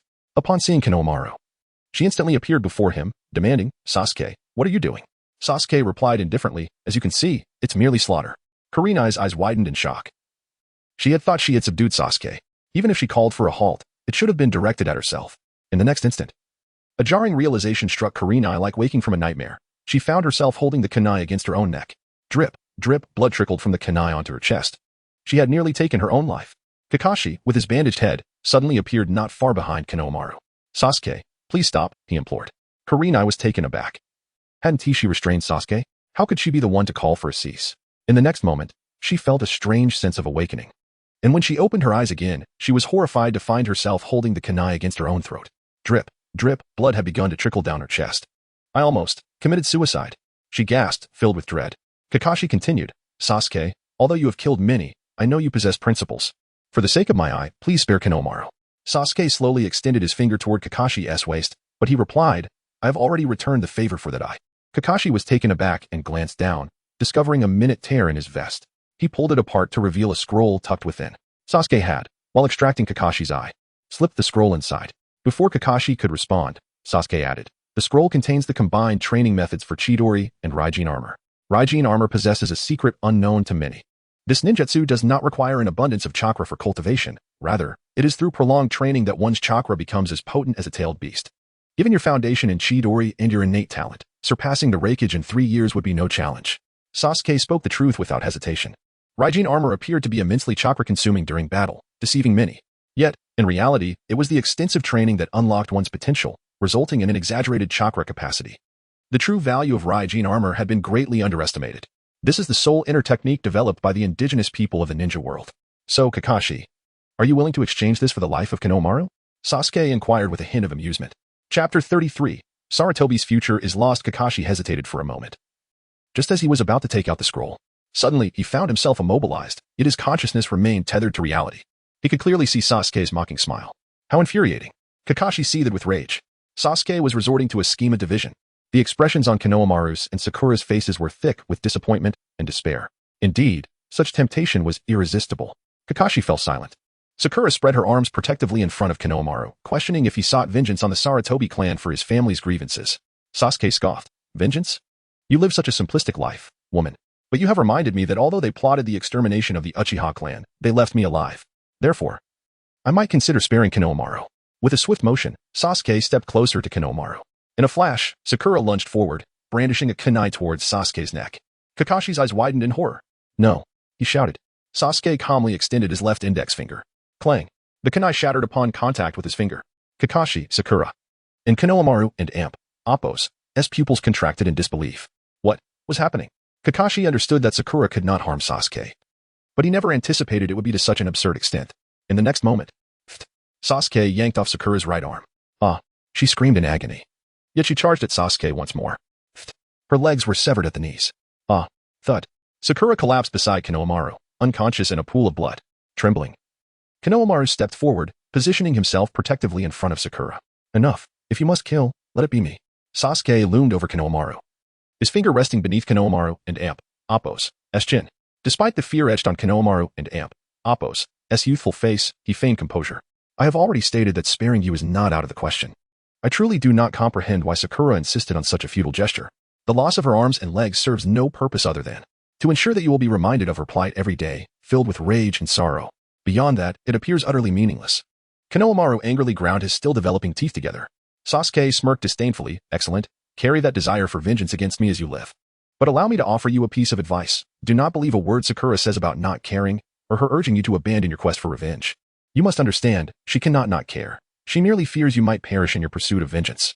Sasuke and Appo's words ignited a fervor of hatred within Konohamaru. Furthermore, he laid the groundwork for future encounters where others might urge him to relinquish his hatred. The more they implored him to let go of his resentment, the more he would remember Sasuke and Appo's scorn at this very moment. The hatred would only deepen. Kakashi was taken aback by Sasuke and Appo's ruthlessness. Under such animosity, Kakashi feared that Konohamaru might never entertain thoughts of romance again, coupled with Asuma and Appo's complete paralysis. It seemed the Sarutobi clan was destined to lose its future entirely. Unbeknownst to Kakashi, in the original narrative, Sarutobi's future daughter had also been lost. Step by step, Sasuke walked through the blood-soaked ground, arriving at Kakashi and Appo's side. Do you consider me cruel? Indeed, I am. This is how I have survived. Ironically, the target I originally intended to kill was someone I would risk everything to protect. Kakashi was genuinely unaware of this. Itachi had wagered everything to protect Sasuke? It appeared the truth behind the Uchiha massacre was far more convoluted than he had imagined. Kakashi sighed helplessly. Suddenly, he found himself released from the immobilization technique. When he glanced around, Sasuke had already vanished. Danzo arced through the air, landing in the center of the corpses of the Sarutobi clan and root members. In the next instant, black flames ignited atop Danzo's head. Following a blood-curdling scream, the four symbols Seal and Appo's patterns emerged on Danzo and Appo's abdomen. Then, to Kakashi and Appo's astonishment, hundreds of dismembered bodies surrounding Danzo vanished without a trace. A quarter of an hour later, after Sasuke leisurely packed his belongings and departed from Konoha's gates, the various clans of Konoha finally exhaled in relief. 2 days later, upon the return of Jiraiya, Naruto, Tsunade, and Shizen to Konoha, they noticed, even before entering the village, a ravine had formed in the midst of Hokage Rock. Above the ravine, where the second and third Hokage and Appo's statues once stood, black flames were still flickering. The four were taken aback and hastily rushed toward Konoha. A few minutes later, in the Hokage's office, all clan leaders, elite jounin, and Ambu gathered.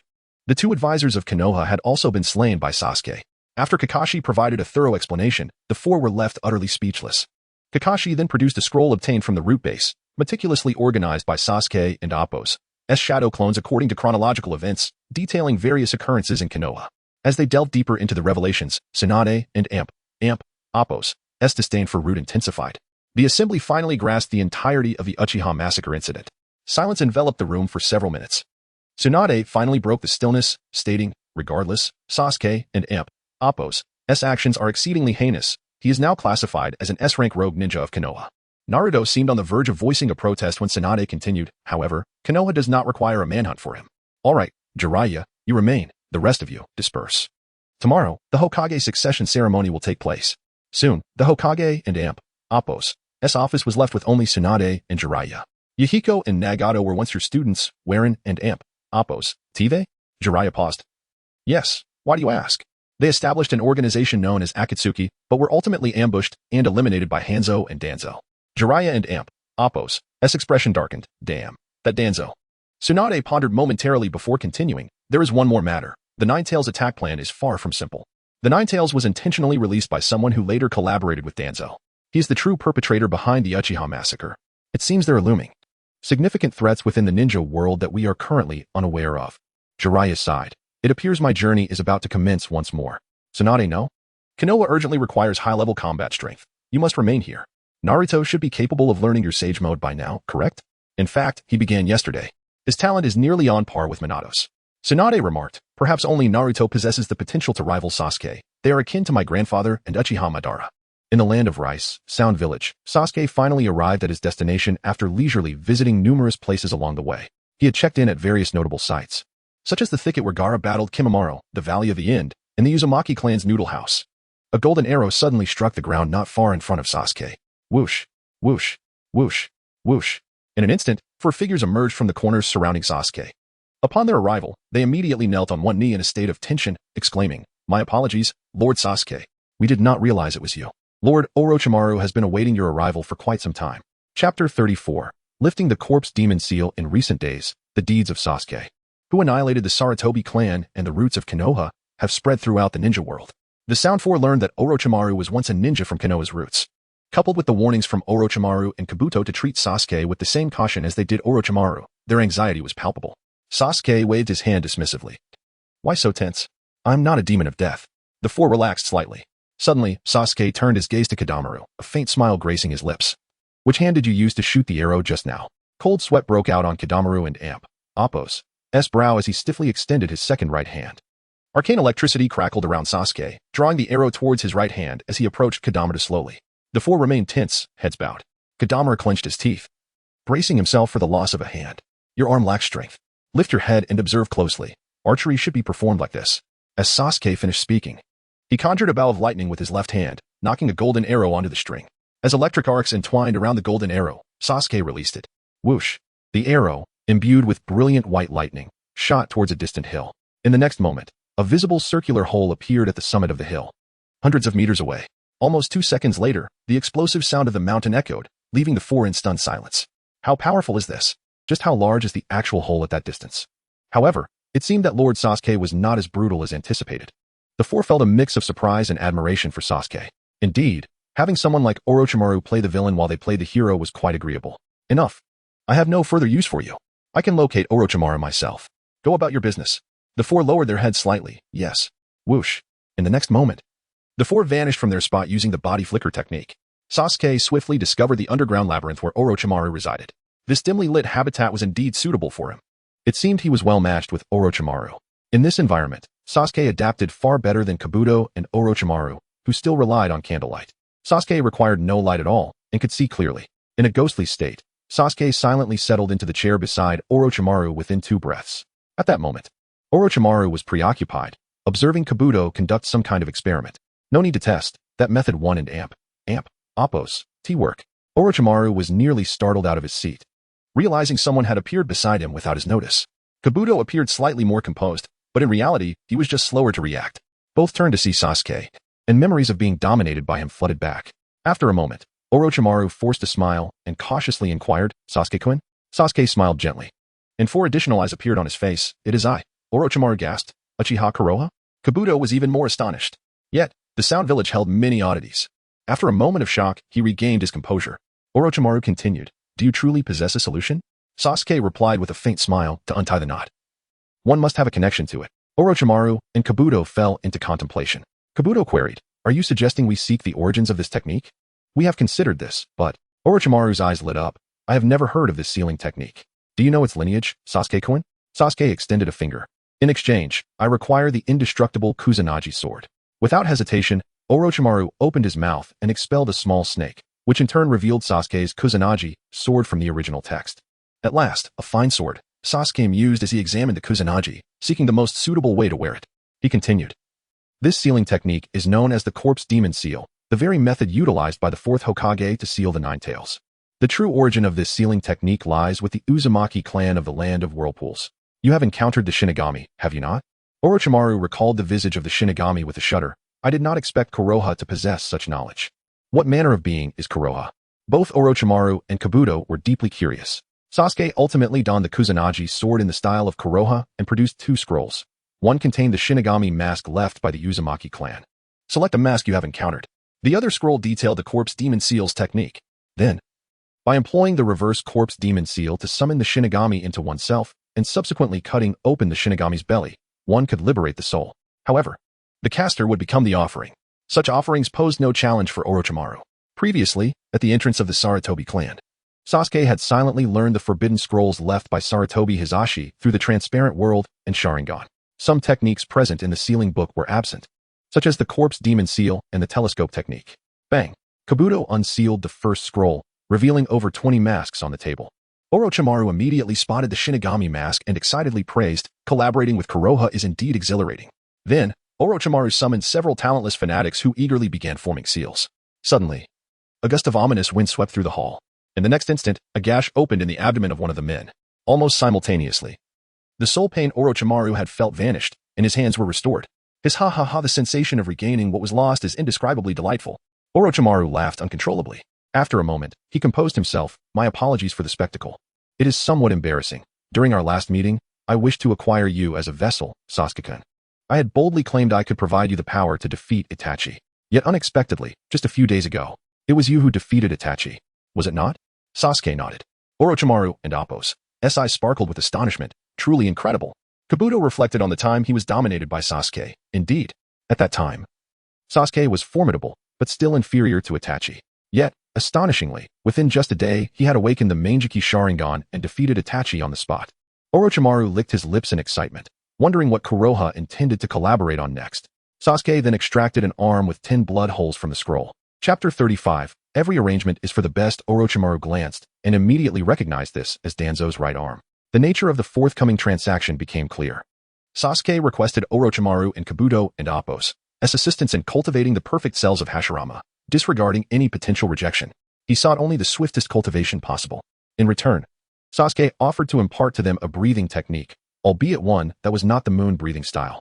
This method could only absorb natural energy to refine the physical body and chakra, proving less efficient than the moon breathing and devoid of sword techniques. Nevertheless, mastering this basic breathing technique was no simple feat. It resembled the practice of Qigong or internal martial arts, where the average individual typically only began to grasp the fundamentals after several months. Orochimaru and Kabuto eagerly experimented for an hour, yet they felt no progress. Ultimately, Orochimaru had to confront the reality that he was not a true genius. It seemed he would need to rely on Kagaya and Appo's cells after all. Suddenly, Orochimaru recalled something. "Sasuke, as Kabuto mentioned, you possess the ability to grant us immortality and unique talents. Your understanding of the realms is indeed beyond my comprehension. I have an exceptional subordinate suffering from a bloodline disease, and despite our diverse attempts, we have been unable to save him. His abilities bear striking resemblance to yours, with swords sprouting from his body. I wonder if you might have a solution." "Sasuke, let us assess the situation first," he continued. Moments later, Orochimaru led Sasuke to Kunihiro and Appo's hospital room, detailing Kunihiro and Appo's bloodline limit. Kunihiro possessed the bone manipulation ability of the Kagaya clan, allowing his bones to grow at will and even extend outside his body as weapons, effortlessly cleaving through iron shuriken. His prowess in both offense and physical defense was unparalleled, and even when injured, he could recover at remarkable speeds. Sasuke had always admired Kunihiro and Appo's character and abilities in the original story. He recognized a way to save him. By injecting him with cursed blood, he could be revived. However, this blood, capable of transforming a person into a demon, was non-renewable. Based on Sasuke and Appo's own experience, there were 2 grades of cursed blood. The first was the original blood bestowed by Muzan, which could turn individuals into demons, with the quantity determining the demon and Appo's life tier, manifesting as the limits of physical strength and recovery speed. Yet, this blood was precious to Sasuke, as it was irreplaceable. In the realm of Demon Slayer, if an Upper Moon demon transformed a talented person into a demon, Muzan would reward the Upper Moon with original blood upon approval. However, in this world, there was no Muzan. Losing even a drop meant diminishing one's own strength. The second type of blood was the restorative blood demons used in battle, classified as infectious blood. This blood enabled rapid regeneration but could not transform a person into a demon. Given Kunihiro and Appo's severe condition, the amount of blood required might be insufficient, while administering too much could have dire consequences. After contemplating, Sasuke proposed an alternative plan, acknowledging it as a chance with uncertain success. "No matter how slim the odds, I am willing to try."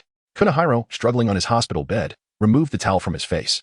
Orochimaru, intrigued, inquired, "What is your plan?" Sasuke replied, "There exists a cult that has long sought to commune with evil gods. Successfully signing a contract with them could grant a person immortality." Orochimaru and Kabuto and Appo's pupils dilated in surprise at the mention of immortality. Observing Orochimaru and Appo's reaction, it was evident he was unfamiliar with Haiden. Before his time in the Naruto world, Sasuke had witnessed 2 distinct accounts of Haiden joining the Akatsuki. In one version, Orochimaru and Kakuzu had jointly captured Haiden. In another, Itachi, Konan, and Kakuzu had done so after Orochimaru had already defected from the Akatsuki. Perhaps this was more plausible. Otherwise, Orochimaru would surely have studied Haiden. Kabuto fell into contemplation. recalling that the hidden hot springs village had once been associated with an evil god cult, which he believed had been eradicated. Sasuke continued, there is a survivor named Haiden, a cultist who successfully forged a contract. According to the data obtained from the root, the Akatsuki has sought him out. He may very well have joined them by now. Orochimaru pondered, the Akatsuki, this could prove challenging. In a one-on-one scenario, I fear no one except Pain and Itachi. Yet, the Akatsuki operates in pairs, and any duo would be formidable for me to confront alone. Sasuke smirked slightly. Not to worry, I will take action. Meanwhile, in a sun-drenched forest somewhere in the Sound Village, several clones of Sasuke were diligently studying a complex seal. As one clone released chakra, several seals exhibited a faint spatial fluctuation. They were practicing the Flying Thunder God technique, which demanded exceptional comprehension and perception. After a month of study, the numerous clones had only managed to produce a slight spatial ripple, although they had yet to master the technique. They had successfully learned the Uchiha clan's two forbidden arts, Izanagi and Izanami, along with an advanced Genjutsu, the dark walking technique. Initially, they had hoped that mastering this technique would grant them command over the realm of darkness for transformation, but in reality, this illusion only affected the visual perception. The sunlight remained unchanged in the objective environment. Beyond these techniques, Sasuke's original body was engaged in perilous training. He sat atop a massive rock, drenched in sweat, his lips pale and his eyes bloodshot, with wisps of steam rising from his body. Suddenly, the markings on his left temple and right neck faded away. Phew. 73 minutes and 8 seconds. 5 seconds longer than last time. He gasped, feeling as though he was nearing the brink of collapse. Upon entering the marked state, both his physical capabilities and chakra experienced significant enhancement, albeit at an immense cost to his body. It was not merely a matter of elevating his temperature to 39 degrees or surpassing a pulse of 200. The very act of maintaining this state often proved fatal for those who were not naturally marked. Sasuke, feeling himself on the verge of death, swiftly utilized earth release to burrow underground. In the next moment, his body had fully recovered.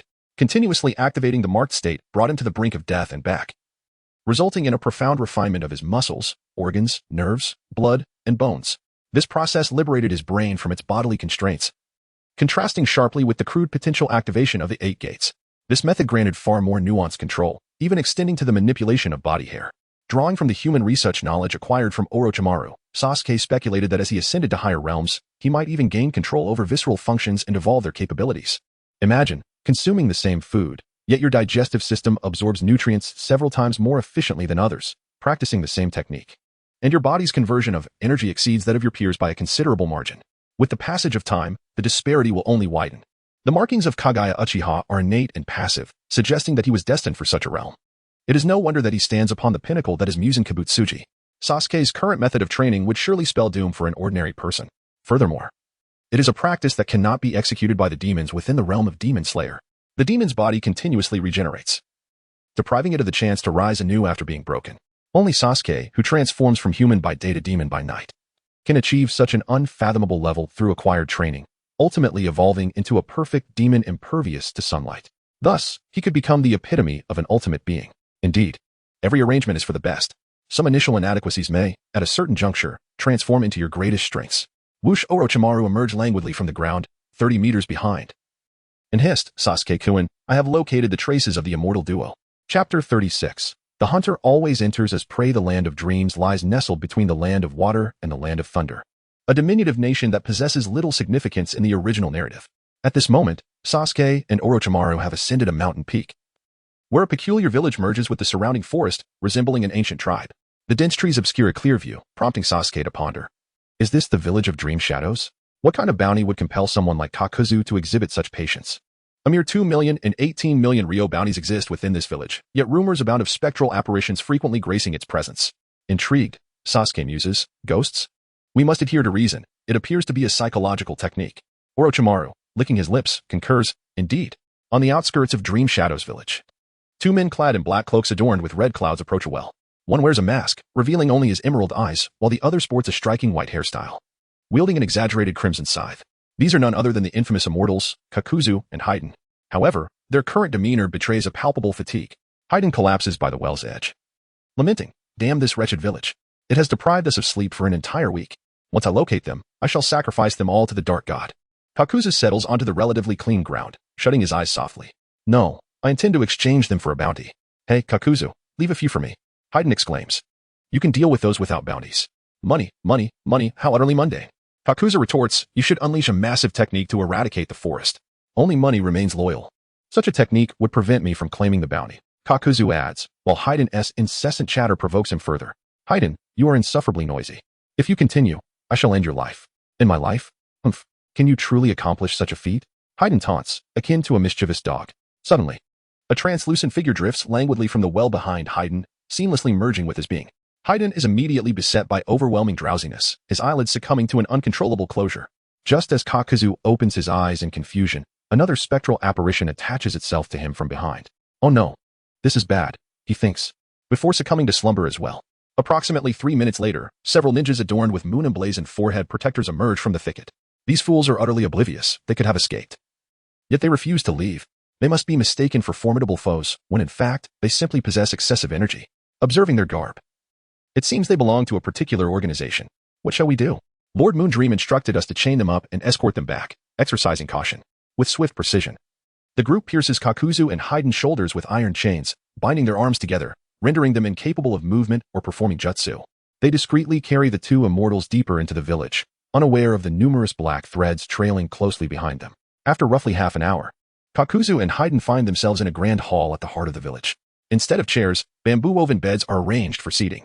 A man and woman recline on these beds, side by side.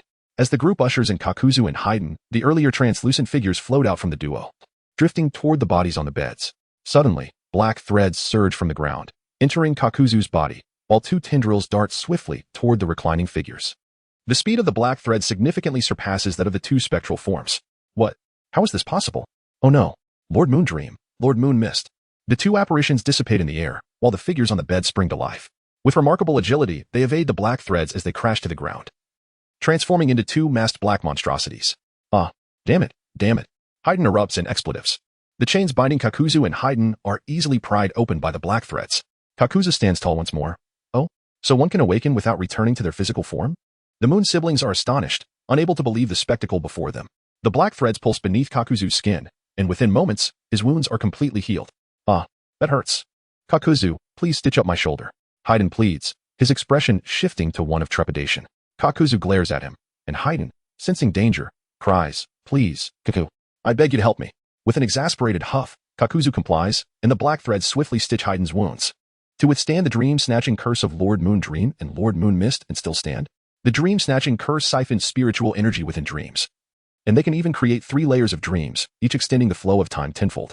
Now, 30 minutes have elapsed, and they have absorbed nearly 20 days' worth of spiritual energy. How can they still be standing? Can a person truly go a month without sleep? Could it be? Are they immortal? Observing the astonishment of the onlookers, Hayden's excitement surges as he addresses his subordinates. Hey, would any of you care to join the cult of the Dark God? The cult of the Dark God? What is that? One replies. It seems a sinister organization has emerged in the neighboring land of water. Hayden's expression darkens. How dare you speak of the cult of the Dark God in such a manner? I shall sacrifice you all to the Dark God. Kakuzu interjects with a cold snort, then turns to the Moon siblings. Might you consider cooperating and surrendering peacefully? The village is shrouded in a labyrinthine array, and you have avoided direct conflict with us for 7 days, suggesting your prowess lies solely in illusion techniques. If we were to deliver you alive for a trade, the bounty might even increase, thus sparing you from a painful ordeal. Suddenly, a cadre of ninjas adorned with dream ninja headbands charge forth. Die, invaders! They cry, launching themselves at Kakuzu and Hayden, eager to eliminate Hayden before converging on Kakuzu. Chapter 37. Unexpectedly, you are quite good. With a swift motion, Fadewan stepped forward, brandishing his scythe and forcing back the remaining assailants charging towards Kakuzu. Fadewan, feeling a hint of excitement, inquired, Brother Kaku, these individuals are rather weak, surely. There is no bounty on them?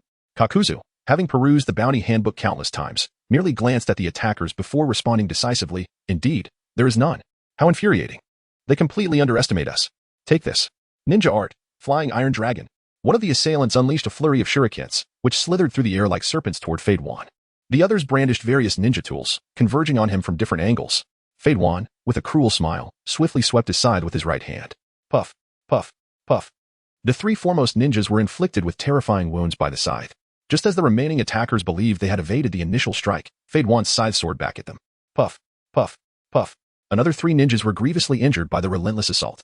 With a swift acceleration, Fadewan pursued the furthest fleeing individuals, yanking the rope attached to his scythe. The blood-red weapon sped towards them from the side once more. Meanwhile, Fadewan drew a sharp iron rod with his left hand, sandwiching the few remaining ninjas. Puff, puff, puff. In just a few exchanges, all of them had sustained injuries at Fadewan and Amp's hands. He stood amidst the blood pooling beneath him, tracing a circular pattern and closing a triangle. Slowly, he brought the side to his lips, licking it in preparation for the Dark God's sanction. Suddenly, Fade Wan's skin transformed into a grotesque black and white. As the Moon Clan siblings prepared to unleash their jutsu, tap, the two black creatures nearby slightly parted their mouths. One was gathering a terrifying flame, while the other coalesced a fierce gale. Kakuzu ominously warned, "Do not move carelessly, or the bounty will decrease." Puff. Fade Wan pierced his own thigh with the iron rod. The ninjas suddenly collapsed, each bearing a bloodied hole in their left thigh. How painful. Haha. This is the grandeur of the Dark God. Witness as I offer you all as sacrifices. How vile. We must not let him succeed. One ninja hurled a kunai imbued with an explosive tag towards Fade Wan. With a cruel grin, Fade Wan did not even flinch. Boom. The screams echoed again. The injuries were chillingly uniform, both legs blown off. The Moon siblings watched in terror. What manner of creatures are these? What kind of combat style is this? That insane black and white fiend will surely perish as well. Suddenly, a gentle breeze swept through the hall. Are there still two individuals? Fade Wan, seated on the ground, regarded the newcomers with displeasure. Kakuzu furrowed his brow and slowly turned around. Before him stood two figures, one tall, one short. The taller one had a pale complexion, adorned with purple eyeshadow and an ear pendant shaped like a magatama, grinning wickedly at him. The other was a handsome youth of about 12 or 13, hands in pockets, wearing a faint smile as if to say, "Pleased to meet you." This youth seemed somewhat familiar. It was. Gulp. Kakuzu's pupils constricted. This was the S-rank rogue ninja who single-handedly annihilated the roots of Konoha and left without a trace, Uchiha Sasuke. The very individual who repelled Itachi. The one with a bounty of 12 million. At this moment, Kakuzu felt a wave of anxiety wash over him. If Fade Wan had yet to reveal his capabilities, perhaps they still had a chance to eliminate the opponents. But now, Kakuzu discreetly glanced at Fade Wan, who had already lost both legs. Fade Wan was no longer reliable. Kakuzu realized that they had likely been targeted long ago. Orochimaru, your departure from Akatsuki has displeased the leader greatly. Now you find yourself allied with Uchiha Sasuke. I wonder what your intentions are? Kakuzu could only prepare to remind Orochimaru at this moment. Beside him, Fade Wan suddenly understood. Oh, so this is that Orochimaru, Uchiha Sasuke, the one who defeated Itachi last time? Sasuke, with a playful tone, replied, "Nothing of great import, merely a robbery." Kakuzu's expression darkened. Combined, these two had a bounty of 38 million. Do not go too far. Orochimaru licked his lips. Kaku, you misunderstand. We are not here for them. Fade Wan's expression soured. Hey, why are you ignoring me? Do you look down on me? Bastards. Kakuzu's expression shifted. Not here for these two? That must mean it is for me and Fade Wan. With decisive action, Kakuzu extended his tentacles towards Fade Wan. Simultaneously, the two creatures intimidating the Moon siblings unleashed the gathered chakra towards Sasuke and Orochimaru. Though they lacked time to charge fully, the power was still formidable.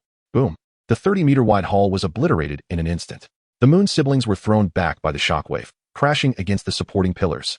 However, at the core of the explosion emerged a terrifying black shadow. As the smoke cleared, the corpses of the previous ninjas had vanished, leaving behind a colossal figure with a black skeletal upper body. Within its ribcage stood Sasuke and Orochimaru, unharmed. Sasuke remained with his hands in his pockets, exuding an air of nonchalance. Kakuzu, Fade Wan, and the Moon siblings gazed up in shock at the black giant. The giant, having drawn a bowstring without their notice, suddenly released it. Whoosh. In an instant, puff, puff. Two black creatures were pierced by enormous arrows, each 7 to 8 meters long, and pinned to the ground. Half of the arrows embedded themselves into the earth. Kakuzu's pupils dilated. The speed of those arrows was astonishing. Their power was overwhelming. Despite being on high alert, the two masked clones could not evade. They were no match. In light of this, Kakuzu had no choice but to Earth Release. Earth Spear. Bang. Kakuzu smashed through a nearby main pillar with a punch. With the preceding destruction, the entire structure began to collapse. Seizing the opportunity, Kakuzu bound Fade Wan to his back and turned to flee. Hey, Kakuzu, are you abandoning the 38 million bounty? Silence. Seeing Kakuzu abandon even the bounty and escape with him, Fade Wan exclaimed with curiosity, I never expected you to be quite decent. Bang. Just as Kakuzu burst from the collapsing building, a massive serpent, 10 meters in diameter, lunged at him. Kakuzu swung his black fist, smashing the serpent's head. Bang. After obliterating the serpent's head, Kakuzu continued his frantic escape. Inside the shattered hall, Sasuke dispelled his Susanoo, dividing into two shadow clones to pursue alongside Orochimaru. His real self approached the Moon siblings, stating, I am a refined individual. You need not be anxious. I am quite interested in your secret techniques. Might we strike a deal? I will help you eliminate those two threats if you share your secret techniques with me. What say you? Chapter 38, God Moon Breathing. 11th form, Moonlit Thunder Slash. It was undeniably an act of robbery, yet they insisted on calling it a transaction. Thus, I extend my heartfelt gratitude for your timely assistance. Otherwise, our hidden village of sound would have found itself in dire straits. As a token of our appreciation, Allow me to present you with the dream-snatching spell of the Moon Clan.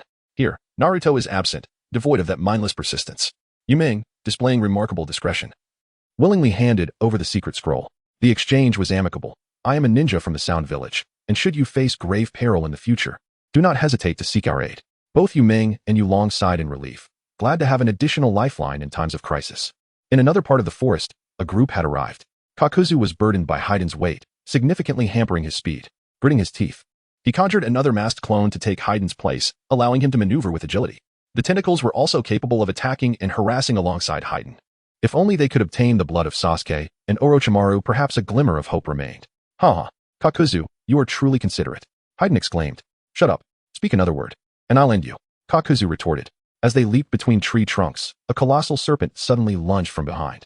In midair, Haiden swung his scythe, slicing the serpent's head open. They used the serpent's head as a springboard to leap forward. Suddenly, on a tree branch ahead, stood Sasuke, his body crackling with electric arcs. A thunderous sound resonated from behind Kakuzu and Haiden. In that instant, Kakuzu's back was torn open as the masked clone had gathered lightning chakra, unleashing lightning release, false darkness. Sasuke, positioned behind him, unleashed Chidori with both hands, grasping for the lightning. Without glancing back, Kakuzu extended black tentacles towards the serpent's head. Boom. Sasuke firmly caught the lightning. But in the next moment, several black tentacles slithered up from beneath, piercing his skin. Bang. The Sasuke before them erupted into smoke. Leave the rest to me, Haiden shouted, leaping forward with his bloody scythe aimed at the real Sasuke. Anticipating his adversary's movements, Haiden had already plotted his attack. However, in the next heartbeat, Chidori sharp spear. Sasuke's right hand extended the Chidori. Haiden gasped in disbelief. Thud. Haiden found himself pinned midair by Sasuke's attack. Yet, as he was struck, he hurled his scythe forward. Kakuzu moved simultaneously. In the next instant, the crimson scythe and Kakuzu's darkened fist converged on Sasuke from opposite sides. Clad in Raijin armor, Sasuke decisively reached for Kakuzu's fist with his free left hand, disregarding the scythe entirely. Haiden grimaced, damn. How dare you underestimate me? Bang. Sasuke was sent flying by Kakuzu's punch, colliding with Haiden's scythe in the process. Clang. The sound of metal clashing echoed, indicating Haiden's attack had failed to penetrate Sasuke's defenses. The next moment, Sasuke adeptly adjusted his posture midair, landing on another tree branch. Kakuzu frowned. Could it be that wasn't a clone? That shouldn't be the case. He recalled that shadow clones could only inherit chakra-based bloodline abilities, such as boil release or ice release. Only wood release could create clones capable of inheriting physical mutations. Sasuke hadn't even activated his Sharingan. He was merely a shadow clone. Yet could a clone possess the strength to withstand a punch from him? He was merely 12 or 13 years old. While it was understandable for someone wielding the Manjiki Sharingan to reach such a level, the raw power he displayed outside of the Sharingan was astonishing. No wonder he had managed to fend off Itachi. But such thoughts flitted through Kakuzu's mind in an instant. As they prepared to land on a branch, rustle, countless subtle slithering sounds echoed around them. Within a radius of several dozen meters, innumerable snakes of varying sizes and colors surged forth. Haiden's eyes widened in alarm. Damn, this is going to hurt. The mask on the back of Haiden's head began to glow. Water release, water curtain jutsu. This was an enhanced version of the water barrier technique. Suddenly, a thick wall of water materialized around them. Concurrently, the lightning mask within Kakuzu released another surge of electricity. The amalgamation of lightning and the water barrier not only bolstered their defense but also provided a means of counterattack. Crackle. The outer layer of the water sphere erupted with the sound of numerous electric arcs. The oncoming snakes were seared by the electricity. 20 meters overhead, Sasuke and Orochimaru had also formed their seals. Fire release, fire dragon flame bullet. Wind release, great breakthrough. A fierce tornado combined with a blazing white-hot flame. Spiral toward the massive water sphere below. Boom. A powerful explosion ensued, enveloping the area in thick steam.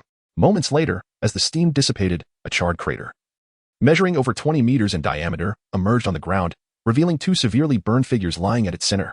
In the next instant, a loud bang echoed. The two figures transformed into charred wooden logs. Orochimaru licked his lips, intrigued by the fact that while the mask executed ninjutsu, his real body could still perform other jutsu quite interesting. 100 meters away, Kakuzu and Haiden continued their frantic escape. Squeak. Sasuke and Appo's figure trailed closely behind. A mere 100 meters away, and the distance was diminishing swiftly. From a different direction, Orochimaru approached at a speed comparable to Sasuke and Appo's, brandishing his Kusanagi sword. At that moment, Kakuzu and Appo's mask and Haiden and Appo's rear mask began to gather chakra once more. Thunderous roars erupted in the forest, accompanied by a flash of nearly vertical blue lightning. In that instant, the forest was illuminated in a brilliant azure hue. The lingering image of the lightning in the air appeared like a dragon of thunder. God Moon breathing. 11th form, Moonlit Thunder Slash. As Kakuzu and Haiden registered the ethereal utterance, they spotted Sasuke ahead, sheathing his blade. Puff, puff. The heads of Kakuzu and Haiden simultaneously departed from their bodies, their necks seared by intense heat. Well, what? How is this possible? Not only were Kakuzu and Haiden astounded, but so too was Orochimaru. Sasuke and Appo's real body was several hundred meters away, yet had seemingly surpassed them in an instant. Severing the necks of the immortal duo? Terrifying. This move was the second technique Sasuke had devised, created during the completion of Raijin and Raijin armor. It was fundamentally inspired by Zenitsu and Appo's Fire Thunder God. The energy expenditure was considerable, equivalent to releasing a Raijin solely from his chakra. Moreover, he had to withstand the air resistance and pressure at such high speeds. Only his real body could execute this technique. Swoosh, swoosh. At this moment, Orochimaru and Sasuke and Appo's clone finally caught up with Kakuzu and Haiden. Orochimaru mused, did Sasuke overdo it? Will Haiden be killed? In the next instant, it hurts. It hurts. My neck has not only been severed, still dazed. Fei Duan and Appo's head throbbed on the ground as he grimaced in pain. Chapter 39, let us discuss. What is the true strength of Hashirama? Hiss, it is indeed impossible to perish. Orochimaru excitedly flicked his tongue. Chidori sharp spear. Sasuke and Appo's right hand, infused with the might of thunder, suddenly pierced the ground beside him. In the next moment, Kakuzu emerged from the earth. The headless Kakuzu, which had previously lain on the ground, gradually transformed into a black monstrosity. Immediately, this black creature swiftly returned to Kakuzu's form. You have indeed forced me into a corner. You are quite formidable. However, I survived my confrontation with the first Hokage, Hashirama, so you cannot kill me. Seizing the moment as Kakuzu spoke, Haiden's mask on the back of his head swiftly reattached his body. Orochimaru squinted slightly.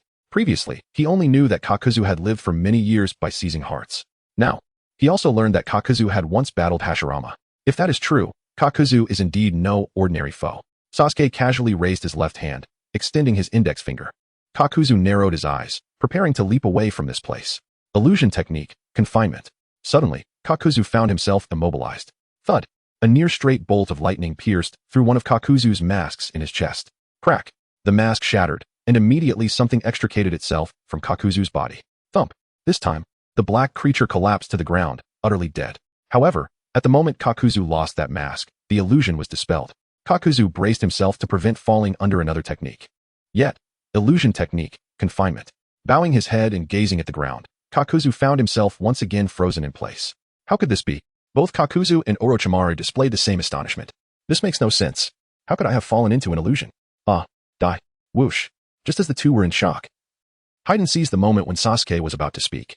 Unfortunately, surviving from Hashirama's hands, Sasuke's conversation was not interrupted, without even glancing. He drew the Kusanagi sword and struck at Haiden in one swift motion. The speed of this strike was astonishing. Haiden only perceived a fleeting shadow of the sword before. Thud. Haiden was once again decapitated. Snap. Haiden's head fell before Sasuke, who then crushed the mask on the back of Haiden's head with a kick. Bang. He subsequently kicked Haiden's head to Orochimaru's feet. Just as Haiden was about to hurl insults at Sasuke, 3 slender snakes burst forth from Orochimaru's arm, clamping down on Haiden's mouth, rendering him utterly silent. Tap tap. Sasuke approached Kakuzu, the tip of the Kusanagi sword resting against Kakuzu's final heart. Pray tell, what is Hashirama's true strength? Kakuzu, now with only a single heart remaining, realized at this moment. Sasuke had long been aware of the weaknesses of his clones. He simply had not taken it seriously until now. At this instant, the suffocating sensation of death filled Kakuzu's heart. It seems that I must comply with Sasuke's inquiries for now and seek another opportunity later. Hashirama possesses divine strength that surpasses that of ordinary individuals and boasts a visible regenerative ability. His wooden clones possess nearly the same power as his true self and remain undeterred by assaults. He can summon resilient trees at will to restrict his foes' movements, even striking them down directly. I was ultimately defeated by his would-release secret techniques. A silence enveloped the scene for 2 seconds. Sasuke, and then? Is that all? This inquiry left Kakuzu somewhat embarrassed. No, nothing further. The divine tree dissension, is that absent? No, I have never witnessed it. The flower world? No, I have never seen that either. The all-encompassing bag technique, wood dragon, wooden man, sage art, true thousand hands, sage art, top-down transformation into Buddha. No, I have not seen any of those. Oh, so you have not witnessed his true power. Your words imply that Hashirama was merciful and spared you, does it not? If that is the case, if I were to let you go now, would you later declare, I once fought with Uchiha Sasuke? How utterly vexing. It feels as if ants are crawling on me, despite being nearly 90 years old. Kakuzu's face flushed with humiliation from Sasuke's taunt. After a brief pause, Sasuke seemed to have made a decision. Very well. I permit you to assist me in this promotion. What? What on earth? You wish for me to promote you? Kakuzu was left utterly speechless. We are leaving, Orochimaru. Bang. Orochimaru summoned a giant serpent, which engulfed Hayden's head and body in one bite. Bang! In the next instant, the giant serpent vanished from sight. Farewell, you elderly gentleman who enjoys promoting others. As Sasuke's words lingered, their shadows gradually faded from the ground. Kakuzu sighed with relief. So their target was merely Hayden. That is for the best. That fellow is truly bothersome. Not long after, Kakuzu finally broke free from the illusion. In the moment he regained his freedom, he immediately contacted Pain through his ring. Leader, Hayden has been captured by Orochimaru and Sasuke. In less than 2 minutes, the Akatsuki organization convened an emergency meeting. What is happening? Is anyone late? This is a slight to the leader. Oh, so it was Kakuzu's new teammate, the immortal Hayden. No wonder he was so audacious. No, Hayden has been hunted. What? Leader, did you just say Hayden has been hunted? We have always been the hunters of Jinchuriki. No one dares to hunt us. How dare someone provoke the Akatsuki organization? The man referred to as the leader gazed at another man with crimson eyes and spoke indifferently. It is Uchiha Sasuke and Orochimaru. If it is him, defeating your undead duo should not pose a challenge. Dead fish eyes, what did you just say? Do you wish for me to extract your heart? The brother of Itachi? If I were to go and kill him now, would that not prove my art in an instant? Short-lived, eternity is the true art. Brother Scorpion, you are too old. You have become dull to art. Only explosive moments of beauty are true art. Deidara, do you wish to become my puppet? Brother Scorpion, now is not the time for our quarrels. The opponents are Sasuke and Orochimaru. Why don't we combine forces to eliminate them? That is a decent idea. The man just insulted as dead fish eyes chuckled softly. Deidara, you should refrain. This time you may truly blow yourself to pieces. Deidara suddenly recalled his memories from when he joined Akatsuki, and in an instant, he was filled with rage. How dare you? What did you say? Provide the address. I shall make you witness my latest art. The leader slowly opened his eyes, which were encircled by rippling patterns. The ability to repel Itachi is no small feat. This time, I shall take matters into my own hands. In an instant, the atmosphere fell into silence. Chapter 40. The 6 Paths of Pain approaching the battlefield in the land of rain, at the tallest building. For figures, 3 men and 1 woman, clad in black cloaks adorned with red clouds, gathered. A man wearing a spiral mask spoke leisurely. Although pain is invincible, one must still exercise caution. This Sasuke is somewhat peculiar. The masked man harbored unuttered thoughts, casting a shadow of doubt upon the outcome of the impending battle. According to Zetsu's intelligence, when Sasuke defected from Konoha, he extracted Danzo's right eye and also consumed Kakashi's left eye. These 2 details intertwined, leaving Obito with an unsettling sense of being targeted. Despite this, only Zetsu was privy to Obito's intelligence, and likewise, only Zetsu knew of his Manjiki Sharingan's capabilities. Particularly, the secret that Kakashi's left eye could counterbalance his right eye's Kamui was known solely to him. Furthermore, Zetsu would never betray him. If he were to do so, there would be no reason to divulge such critical information and advise vigilance. Yet, why did Danzo and Appo's right arm, laden with Sharingan, not consume Kakashi and Appo's left eye? Thus, Sasuke became increasingly enigmatic. Should this Sasuke truly be aware of his secrets, then Pain's intelligence would be considerably easier to ascertain. Obito firmly believed that his concealment abilities were not inferior to Nagato and Appo's Pain and Appo's intervention would serve as the ultimate test. Orochimaru and Appo's understanding of Pain was superficial. As long as this Sasuke acted normally, he could never triumph over Pain. Therefore, if Pain succeeded in defeating Sasuke, it would facilitate Sasuke's recruitment into Akatsuki, simultaneously validating Obito's concerns. However, if Pain were to fail, matters would become dire. The following day, in the morning, at the Sound Village, after a night of contemplation, Orochimaru delved into Hayden and Appo's memories and conducted a profound study of his cellular structure, achieving a modicum of progress. Orochimaru could now barely fabricate the evil god contract, but the success rate remained alarmingly low. He was far from meeting the standards required for Kimimura's life gamble. At that moment, a small snake slithered onto Orochimaru's experimentation table. After a brief exchange, Orochimaru and Appo's expression brightened slightly. He had finally prepared an offering for Sasuke. 10 minutes later, Orochimaru led 3 individuals to Sasuke and Appo's training ground. Sasuke slowly opened his eyes from meditation. Orochimaru smiled faintly. Sasuke-kun, these 3 are gifts I have prepared for you. The trio consisted of 2 men and 1 woman, each with distinct hair colors. The tall boy with spiky orange hair exuded a sense of composure, while the white-haired boy with purple eyes displayed a curious demeanor, revealing a tiger tooth as he surveyed his surroundings. The final member, a girl with long red hair, blushed as she gazed at him. Orochimaru continued, Sasuke-kun, these 3 are my subordinates, each possessing formidable talent. I imparted your breathing technique to them a month ago, and they have now grasped the fundamentals. He placed a hand on the shoulder of the orange-haired boy, noting, he has even achieved the total concentration breathing you mentioned. This trio comprised the members of Team Ha from the original narrative, Suigetsu, Karen, and Jago. Sasuke smiled. Very well, I accept them. Orochimaru, pleased, withdrew.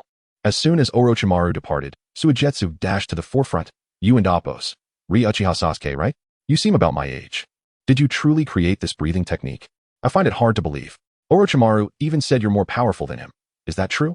Sasuke's lips curled slightly. So you wish to challenge me? In an instant, Karen rushed forward and struck Suigetsu. You impudent fool. Do not be disrespectful to Sasuke-sama. The punch landed, splattering Suigetsu's head momentarily, only for it to reconstitute immediately. You infatuated fool. He retorted, turning to Sasuke. Of course, I wouldn't challenge you. He then gestured towards J-Go. If you can defeat that guy, I'll believe in you. J-Go replied earnestly. I will not lay a hand on Sasuke-kun. He is not only entrusted to me by Kimimaro, but also the one who saved me from my rampage. Sasuke regarded Suigetsu mildly. It appears I must demonstrate the authority of a leader to you. Am I still in time to reconsider? Suigetsu feigned terror, though his eyes sparkled with eagerness. Just then, Karen and Appos' expression shifted. Sasuke-sama, 6 exceptionally strong chakra signatures are rapidly approaching from 3 kilometers away. Oh, Sasuke and Appos' expression turned serious. J-Go. Inform Orochimaru that pain has arrived and to prepare the protective barrier. Understood. In a flash, J-Go vanished from sight. Facing pain was an anticipated outcome for Sasuke.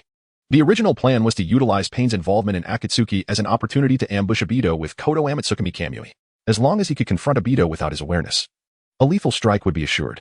Karen, perplexed, remarked, Sasuke-sama, their chakra feels peculiar, as if emanating from a singular entity. They must be puppets or clones. Yet, if it is indeed one individual, their chakra is astonishingly potent, far exceeding Orochimaru and Appos'. At that moment, Karen was struck by a realization. She could not sense Sasuke and Appos' chakra. Previously preoccupied with thoughts of him, she had overlooked this detail. Sasuke smiled faintly. This individual's strength oscillates between the first and second ranks in the current ninja world. What? Karen and Suigetsu gasped. Why does such a formidable figure approach the Sound Village with such aggression? Observing their astonished expressions, Sasuke anticipated their queries, explaining. I captured their companion for experimentation. His arrival should come as no surprise to either me or Orochimaru. Suigetsu broke into a cold sweat. Wait, are you suggesting that you are comparable to Pain? Among the strongest in the ninja world? Suigetsu stared at Sasuke in disbelief. Could it be that at 12 or 13 years of age, you are already the strongest? Sasuke descended underground and re-emerged, adjusting his state to its optimal condition. He activated the patterns on his left forehead and right neck, advancing forward. You shall remain within the barrier and observe. The aftermath beyond it is beyond your endurance. Such words brimmed with arrogance. Suigetsu's anticipation surged, eager to witness the imminent clash. Chapter 41. I am merely a cowardly, ordinary person. On an expansive grassland that seemed to stretch endlessly, 6 ninjas clad in black cloaks adorned with red clouds gradually came to a halt. Each of their faces bore black adornments in various placements, while their eyes, a pale lavender, were encircled by waves, exuding an aura of solemnity and sanctity. 100 meters away stood Sasuke, his Sharingan gleaming with 3 tomo. In terms of presence, he appeared considerably diminished. Feigning surprise, Sasuke pondered aloud, is this the Rinnegan? Why are there so many? Who exactly is the leader of Akatsuki, Pain? Among the 6, the most striking, Devapath, regarded Sasuke with a calm demeanor, stating, We are Pain. You have deeply experienced suffering and have grown significantly from it. You are close to my existence. Join Akatsuki for the sake of world peace. Sasuke retorted, Peace? Let us not kid ourselves. Such a goal is too ephemeral. Humanity is a species incapable of mutual understanding. Peace can only be momentarily upheld. Never lasting. In a distant tower, Nagato's eyes shimmered with color. After all these years, he had finally encountered someone whose thoughts resonated with his own. Do you know about the tailed beasts? Devapath inquired. Sasuke nodded. We will collect the tailed beasts to create a forbidden jutsu weapon capable of annihilating thousands in an instant. This terror will ensure that everyone, individuals, nations, and the entire world, will know pain and fear. Such fear will instill restraint, preventing wars from occurring. However, as you rightly pointed out, peace can only be temporarily maintained. Eventually, this restraint will be forgotten by new generations, leading humanity back into conflict. Thus, someone must once again make the world feel pain, ushering in another fleeting peace. This endless cycle, a river of suffering and fear leading to temporary peace, is my ideal. Sasuke acknowledged. Theoretically, your concept is sound. Nagato focused intently, awaiting Sasuke and Appos' response. Sasuke continued, however, the wielders of weapons will not always be you. It cannot be guaranteed that every wielder of a blade will wield it to suppress war. Wherever there are people, there is politics. Where there is politics, there are classes. And where there are classes, there is exploitation, oppression, and dictatorship. Once weapons fall into the hands of such individuals, the world will face chronic destruction or a final war of transformation. In the distance, Nagato appeared perplexed. This was indeed the truth, yet subconsciously, he did not wish to contemplate the ensuing consequences. If he thought this way, war would seem unsolvable. rendering all his efforts meaningless. Yet, this 12-year-old boy had seen through it all. No, this cannot be. If I continue to think this way, everything will be futile. What meaning do my abilities in Rinnegan hold then? Let the dialogue cease here. Devapath asked, so, do you refuse to join Akatsuki? Sasuke began to move his joints, proclaiming, I am merely a cowardly, ordinary person. If you wish for me to join you, you must first prove your worthiness to have me. Only if you can defeat me can we negotiate. If you cannot, then your fate will depend on my mood. In the far distance, Nagato, Konan, Obito, and Black Zetsu murmured, he truly speaks his mind. Devapath replied, very well, let me show you the power of a god. With a swift motion, the Azura Path lunged towards Sasuke. Mid-sprint, flames erupted from various parts of the Azura Path and Appo's body, propelling it forward with remarkable speed. A rarity even among those of the Hokage level. Sasuke, holding the sheath with his left hand and the hilt with his right, wore a disdainful expression, dismissing the so-called power of a god as nothing more than mindless aggression. At that moment, Devapath extended his left hand. Shinra Tensei. What? Sasuke's expression shifted as his body was abruptly lifted off the ground, making it challenging to exert force. Furthermore, he felt an overwhelming gravitational pull drawing him toward Devapath. There was no need for doubt. Sasuke was well acquainted with all the abilities of Pain's 6 paths. However, the necessary reactions and expressions of shock must be performed. As Sasuke moved in response to the Azura Path, their paths would intersect sooner. Just as the jagged arm of the Azura Path approached within 5 meters of Sasuke, he regained his composure, declaring, unfortunately, that one and Appo's work on me. Susanoo, a colossal skeletal giant, possessing only its upper body, emerged beside Sasuke, swinging a fist larger than that of the Azura Path. Bang! A resounding thud echoed, reaching the ears of Karen, Sujetsu, and others, sending chills down their spines. The Azura Path was struck back, its body shattered, flying toward Devapath. Devapath's left hand aimed at the Azura Path, unleashing a basic repulsive force. The rapidly retreating Azura Path descended as smoothly as a landing aircraft, gently coming to rest before Devapath. At that moment, Sasuke completed his hand seals.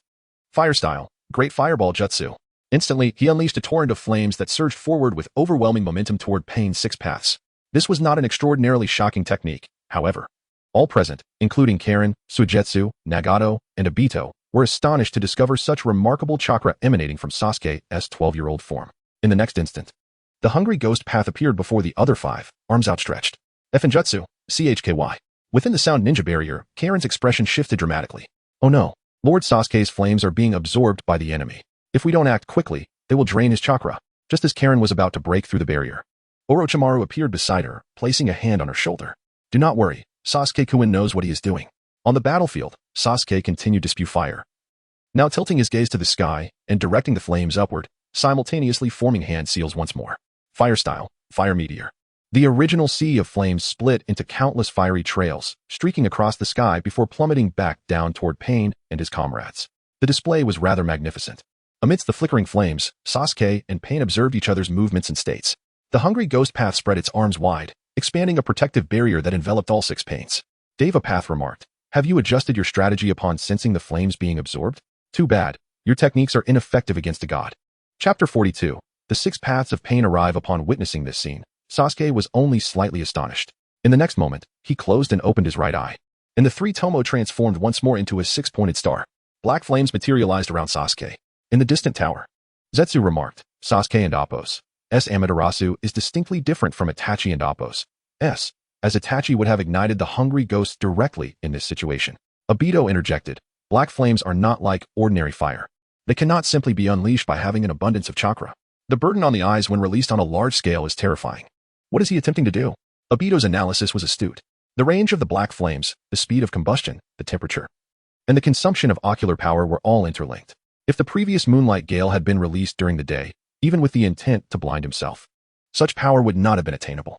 Therefore, Sasuke had long contemplated how to utilize the strongest technique at minimal cost. The onlookers observed as Sasuke controlled the pitch-black flames, slowly guiding them to the mouth of his fire release. Gulp. Both Obito and Zetsu's pupils constricted. Could it be? Just as the two had anticipated, Sasuke ignited the flames spewing from his mouth with the black fire of Amaterasu. Instantly, the fire meteor shooting towards the sky transformed into black flames. The purity and density of these black flames were far inferior to those of a simple fire release. Their temperature and might were significantly diminished. However, the black flames could not be absorbed by the hungry ghosts and would not extinguish. This characteristic was sufficient. At that moment, Sasuke formed another hand sign, Fire Release, Great Flame Extinguishing. In terms of sheer power, there was no doubt that Great Flame Extinguishing surpassed the Fire Meteor. The entire sea of flames was now black. Devapath Pain swiftly ascended into the air, hovering several dozen meters above the other 5 paths. From a distance, it appeared as though Devapath was engulfed by the sea of flames, evoking a profound sense of helplessness in the face of nature and Apos' wrath. In the next instant, Devapath extended his hands outward, unleashing the universal pull. The black sea of flames erupted violently from the center, obliterated by an invisible force, then surged with even greater speed towards the Sound Ninja village. Some of the dispersed black flames darted out like arrows. The birds in the sky were not spared from the devastation. To the ninjas within the Sound Ninja village, this scene resembled a barrage from an army. Sasuke's right eye shed a stream of blood tears. The once mighty black sea of flames vanished in the blink of an eye. By annihilating the black flames he had released, his energy expenditure was greatly reduced. However, the volume was too immense, and the burden remained terrifying. Sasuke's vision diminished to merely 30 meters in an instant. The ninjas of Sound Village stared blankly at the battlefield. Suigetsu, wiping the cold sweat from his forehead, thought, "We are saved." Karen was even more worried about Sasuke on the battlefield, yet she was bound and unable to move by several giant snakes. Orochimaru couldn't help but feel his eyelids twitching, far surpassing expectations. The Rinnegan was indeed powerful beyond measure. On the battlefield, Devapath gradually descended from the sky, embodying the power of a deity. Sasuke covered his right eye with his hand and slowly raised his left hand above his head. Have you heard of the saying, "Those who flaunt their bravado invite disaster"? In the distance, Pain was taken aback. Dark clouds had inexplicably gathered in the sky. Roar. Following this, an astonishing roar erupted from above the clouds. Orochimaru remarked, "No matter how many times I see this, it still leaves one in awe." Devapath hurriedly pointed towards the hungry ghost path. Universal pull. Lightning release. Kirin. This time, Sasuke's Kirin was unleashed with far greater speed than before. Kirin no longer needed to be precisely positioned. It surged through the clouds directly towards Devapath. The blinding light momentarily blinded everyone. Boom. Simultaneously, a deafening thunderclap echoed. Could he truly wield the power of thunder?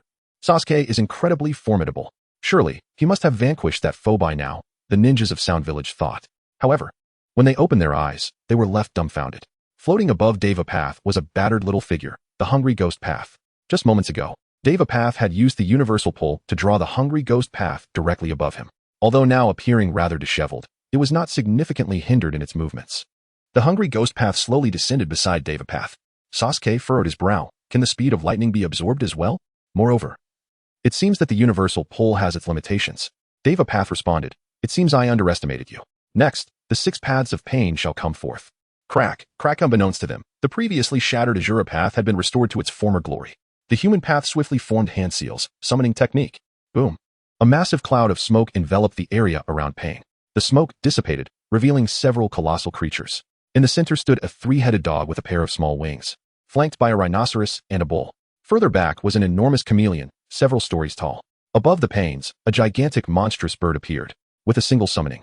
A multitude of diverse creatures had been called forth. Sasuke wiped away the blood tears from his right eye, realizing that the Rinnegan was not as precious as he thought. As every creature possessed a pair, Pain exclaimed, "How outrageous." The summoning was successful. All summoned beasts charged towards Sasuke at breakneck speed. The Azura path and human path intermingled among the summoned beasts. Devapath simultaneously raised his left hand, invoking the universal pull. Boom. Sasuke slid sideways with lightning speed for 5 meters. The ground where he had stood was gouged out by Pain, leaving a chunk of earth nearly the size of half a summoned beast. When everyone looked at Sasuke, they saw that his body was cloaked in a thick layer of Raijin armor, several centimeters thick. Sasuke slightly bent forward, his right hand gently resting on the hilt of the Kusanagi sword. Crackle streams of electricity flickered around Sasuke. God Moon breathing, 11th form, moonlit thunder slash. Boom. The blinding lightning once again dazzled the onlookers. A lightning dragon enveloped Sasuke's form, and in an instant, he leaped over several summoned beasts and 2 Pains. Arriving before Devapath, the Kusanagi sword, gleaming like a radiant blade, was now less than 7 centimeters from Devapath's neck. Universal pull. Sasuke's Kusanagi sword struggled to penetrate another 2 centimeters, yet could advance no further. In the next moment, a repulsive force, several times stronger than that which had shattered the sea of flames, erupted. Despite the protection of the 8-centimeter thick Raijin armor, Sasuke felt his blood surge. He was propelled backward at an incredible speed. At this rate, Sasuke would crash through the barriers surrounding the Sound Ninja village. Susanoo, the skeletal giant, manifested once more, its massive arms crashing into the ground. Boom. The enormous Susanoo slid across the plain for over 300 meters before finally coming to a halt. Just then, a laser pierced through Susanoo. Chapter 43, The Susanoo Armor of Thunder, a first encounter. Boom. An explosion of destructive energy, comparable to the tailed beast bomb, erupted. At the center, a luminous sphere with a radius of 100 meters materialized around Sasuke. Sasuke! In an agonizing scream, Karen cried out. The shattered rocks of the underground fractured into countless fragments, flying for kilometers. The sound of debris striking the barrier of the Sound Ninja village echoed continuously, akin to a multitude of hailstones falling during a torrential downpour.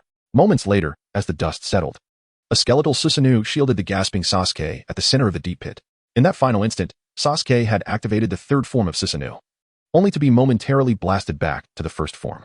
A sharp cry pierced the sky. The Yatagarasu darted towards Sasuke at breakneck speed, its elongated beak glistening like a sharp spear. Slightly farther away, a massive rhinoceros and a bull charged forward with ferocity. Yet, Sasuke paid no heed to the approaching summoned beasts. He was lost in the recollection of that fleeting moment. During the activation of Susanoo, the Thunder God armor was still engaged.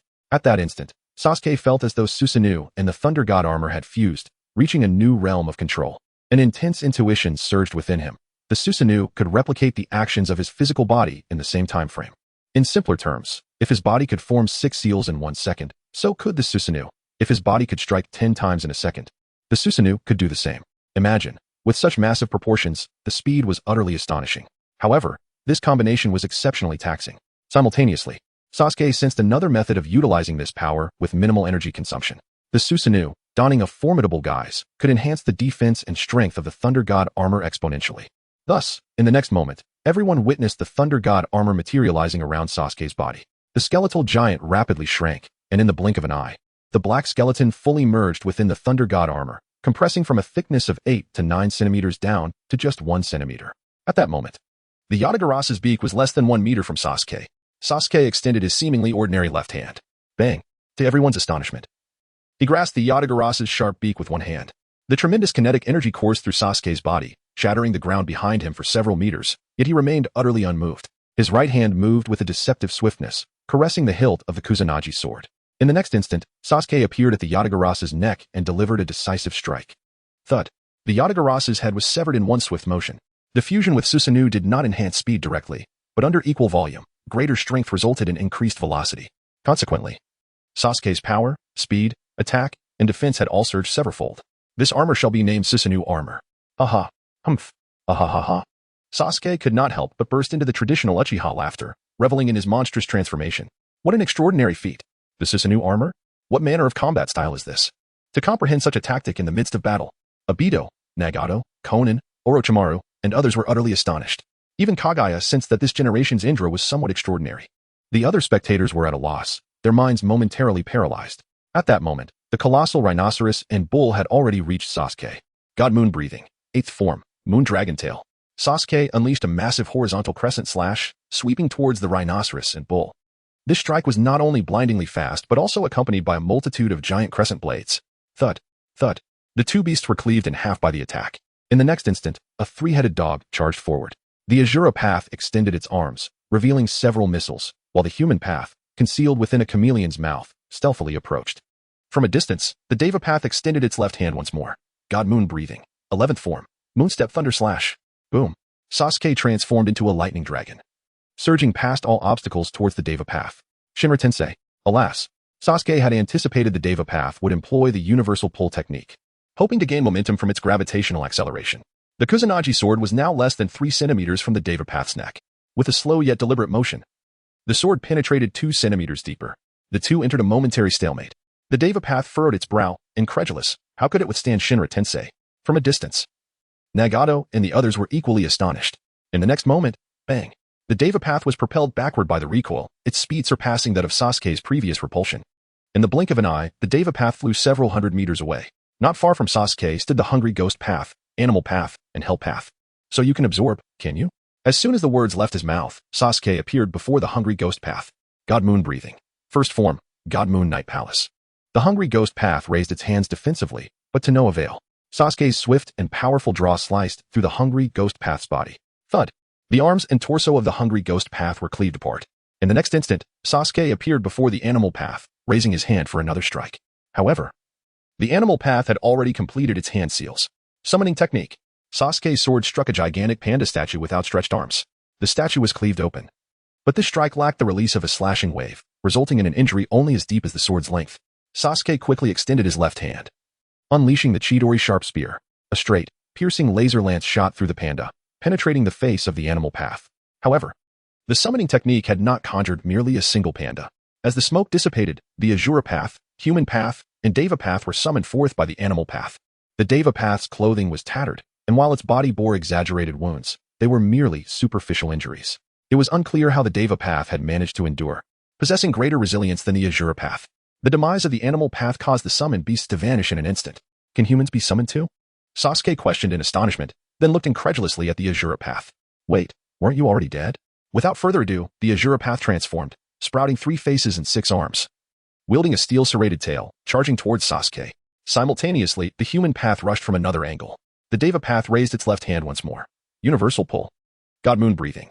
5th form, Moon Spirit Catastrophe Vortex. Sasuke spun in midair, generating a massive vortex of slashing waves around him. These waves, accompanied by crescent blades, sliced through the advancing Asura path and human path, reducing them to mere fragments. The Deva path raised its right hand, using repulsion to send the remaining bodies and the hell path hurtling away several hundred meters. Chapter 44, The Celestial Collapse. With a decisive thud, Sasuke landed, leaving only the enigmatic Pain standing before him. Pain remarked, "You are the first to have pushed me to this extent." In a flash, Sasuke appeared before Pain, his blade aimed at the latter's neck. Yet, with a deft maneuver aided by fundamental repulsion, Pain swiftly retreated, creating a gap between them. Although his speed could not match Sasuke's, the disparity was not insurmountable. Pain chose not to engage, continuously withdrawing instead. After 3 futile strikes from Sasuke, Pain suddenly employed gravitational force with his left hand, causing Sasuke to levitate, only to be thrust away moments later by a counteracting force, Shinra Tensei. This time, devoid of leverage and lacking the overwhelming momentum of his signature technique, Sasuke was propelled over 100 meters away, gradually rising from the ground. He fixed Pain with a mischievous smile. "It appears your technique has a cooldown of approximately 5 seconds. Pain responded. "So those strikes were merely to gauge the interval." With a light exhale, Sasuke mused, "Allow me to execute that splendid decapitation once more." Just as he began to gather his energy for another moonlit lightning slash, a sudden flurry of movement caught his eye. The previously vanquished Asura path, animal path, human path, and hungry ghost path reappeared before Pain, unscathed. Sasuke's momentum faltered. What absurdity is this? Why have they returned? Turning his gaze towards the distant hell path, he realized the true menace lay there. Meanwhile, in the Sound Village, the onlookers within the barrier felt a chill of dread. After struggling to defeat those opponents, they now watched in despair as they resurrected. A wave of helplessness washed over them. Even Orochimaru felt the weight of the situation. Having been struck down by Pain previously, he recognized that the opponent was beyond his reach. The collective strength of the 6 Pains was astonishing. He doubted even the combined efforts of himself, Jiraiya, and Tsunade would suffice against them, especially without prior intelligence. Truly, they were the pinnacle of the current ninja world, as acknowledged by Sasuke. Yet, to witness Sasuke push Pain to this brink was nothing short of remarkable. Just 2 months prior, Sasuke had only been a special J-nin at best. Such rapid growth was incomprehensible. "Orochimaru-sama, allow me to heal Sasuke-kun. Even if it's just a bite, he will at least have the strength to survive." Suddenly, Karen's almost pleading voice pulled Orochimaru back to reality. Regaining his composure, he replied, "Do you think Sasuke-kun spoke so much to Pain for no reason?" He gained Pain's recognition from the outset. As long as he agreed to join the Akatsuki, his life would be spared. Moreover, Sasuke-kun was already prepared for defeat. "The experiment I have prepared is ready to be returned to Pain. Thus, there is no need for you to fret over Sasuke's life." Karen was momentarily taken aback. "Oh, I thought Sasuke-kun would fight to the end." On the battlefield, Pain declared, "This is the nature of divinity. The notion that mortals can triumph over gods is a foolish delusion." Sasuke, once wavering in resolve, felt a surge of determination. "If you insist on saying so, then I shall fight." He had considered conceding, but Nagato's theatrics were too provoking to ignore. Far in the distance, Nagato's lips curled slightly. Had he known the consequences of his pretense, he might have acted differently. Losing this boy would mean losing a confidant. Pain continued, "Sasuke, as the one closest to my existence, I offer you a chance. If you can break free within 3 minutes from this next technique, I shall withdraw. Should you fail, upon the technique's conclusion, you will join the Akatsuki." After a moment of contemplation, Sasuke raised his chin defiantly. "Deal." With hands clasped in prayer, Pain opened them to reveal a small black sphere nestled within his palms, surrounded by a luminous membrane. He gently cast the sphere skyward, where it ascended as if caught in a bubble, hovering 300 meters above Sasuke. Sasuke placed his left hand upon his brow, gazing upward. "This technique feels perilous. Perhaps shattering it with all my might is the key to breaking free. Yet, I am curious about its effects. I relish the thought of defeating my opponent in their most formidable state. Arrogance, ignorance, domineering. These disparate descriptors echoed within the minds of those present. Suddenly, the membrane encasing the black sphere vanished. Light cascaded outward, scanning several hundred meters around Sasuke. In the next instant, The ground cracked ominously, fissures forming that threatened to swallow anyone below. Sasuke felt an unsettling loss of gravity as he began to drift skyward involuntarily. The gravitational pull from above intensified, drawing broken earth and grass upward at an alarming rate. The scene was terrifying, resembling a divine phenomenon. The spectators in the Sound Village began to understand why Pain deemed himself a god. Sasuke fought to maneuver between the floating debris, but the overwhelming gravity severely hindered his ability to exert force. His speed and capabilities diminished drastically. Finally, a realization struck him. Enough was enough. I've given you ample time to gather strength. Now it is my turn to strike. Sasuke dispelled his Raijin armor and summoned Susanoo to its third stage. Coughing up blood, he directed Susanoo to launch an arrow engulfed in black flames towards the black sphere. With a resounding explosion, the arrow, measuring 7 to 8 meters in length, penetrated the colossal sphere. Yet, in the next moment, the sphere merely sustained a breach, its core remaining intact despite the overwhelming gravitational compression. More large rocks swiftly filled the gap, and Sasuke, now astonished, unleashed 3 more arrows in rapid succession. Boom, boom, boom. Yet the celestial sphere remained suspended, continuing to mend itself. Gasping for breath, Sasuke realized he had reached his limit, blood spilling from his lips as Susanoo retracted to its second state. Damn it, I've miscalculated. He roared in frustration before being encased by more fragments of earth within the colossal sphere. However, in the instant of confinement within the celestial collapse, all traces of fatigue vanished from Sasuke, and the side effects of his Manjiki Sharingan dissipated. Even his vision returned to normal. It appears I am quite resistant to this technique. Indeed, the celestial collapse lacks sunlight, allowing me to enter a state of demonic transformation. At this moment, should I choose, I could break free using sheer brute strength. But perhaps it is wiser to adjust my Manjiki's positioning, transforming my left eye into Kamui and my right into Kotoame Tsukumi. From this moment onward, one must be prepared for the imminent appearance of Obito at any time. Chapter 45. The Reclamation Plan of the Dual Kamui. If one were to engage in battle against Pain's 6 paths now, Sasuke could eliminate Deva Path with a single strike of Kamui. 3 minutes swiftly elapsed. True to his word, Pain dispelled the Chibaku Tensei. The colossal orb hovering in the sky began to disintegrate and fragment. Before long, a disheveled Sasuke plummeted from the heavens. With a wretched demeanor, he struggled to evade the falling debris, barely managing to avoid being crushed beneath it. Once the cascade of rocks ceased, Sasuke consented to join the Akatsuki at Devapath's behest. Shortly thereafter, a massive serpent dragged the ensnared Haiden, resembling a Zongzi, before Devapath. We captured him solely to study his immortality for the purpose of saving a comrade. Now we return him to you. Pain nodded in satisfaction. Excellent indeed. While Devapath and Sasuke were engaged in negotiation, in the far distance, Obito and Zetsu vanished into a vortex from their original location. However, they had not traveled far. They merely reappeared at a different position near the Sound Village. Zetsu spoke. Obito, are you prepared to meet him shortly? Obito replied, indeed. Sasuke possesses immense potential and seems to resonate well with Nagato. This is not a favorable development. If he aligns with Nagato, the Moon Eye plan may become unfeasible. Moreover, having spent time in the route, he must have comprehended the truth behind the annihilation of the Sarutobi clan and may have even learned of my existence. Should he not consider me a friend, he must not become one with Nagato either. Zetsu nodded in agreement. Indeed, that is the way it should be. Soon after, Devapath concluded his discussion and departed with Haiden. The Akatsuki ring that Sasuke inherited belonged to Orochimaru. Thus Devapath required no further provision. Sasuke was simply to demand it from Orochimaru directly. Sasuke remarked, what a frugal little organization. Devapath, pretending not to hear, moved away. Upon returning to the Sound Village, every gaze directed towards Sasuke was filled with reverence akin to that reserved for a deity. As he passed by Suigetsu broke into a cold sweat. Suddenly, Sasuke halted, nearly forgetting. Suigetsu, you intend to spar with me, correct? No, you misunderstand. I harbor no such foolish and disrespectful thoughts. Suigetsu stammered, frozen in place. Sasuke chuckled and then instructed Suigetsu, Karen, and Yugo, from now on, do not allow anyone to disturb me. Understood. 5 minutes later, Sasuke gently closed his eyes, sitting cross-legged to regulate his breathing. Before him, a transparent vortex gradually emerged. The vortex expanded, and soon a man adorned with a spiral mask materialized from within it. Greetings. Sasuke, it is a pleasure to meet you. I am Uchiha Obito. Sasuke's eyes snapped open. The long-awaited meeting had finally arrived. In an instant, he surged towards his opponent.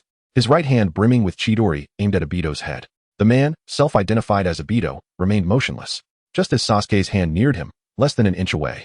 Sasuke's left eye transformed into a scarlet orb adorned with 3 tomo. Kamui. The space around Obito's face distorted slightly. Sasuke's attack pierced through directly.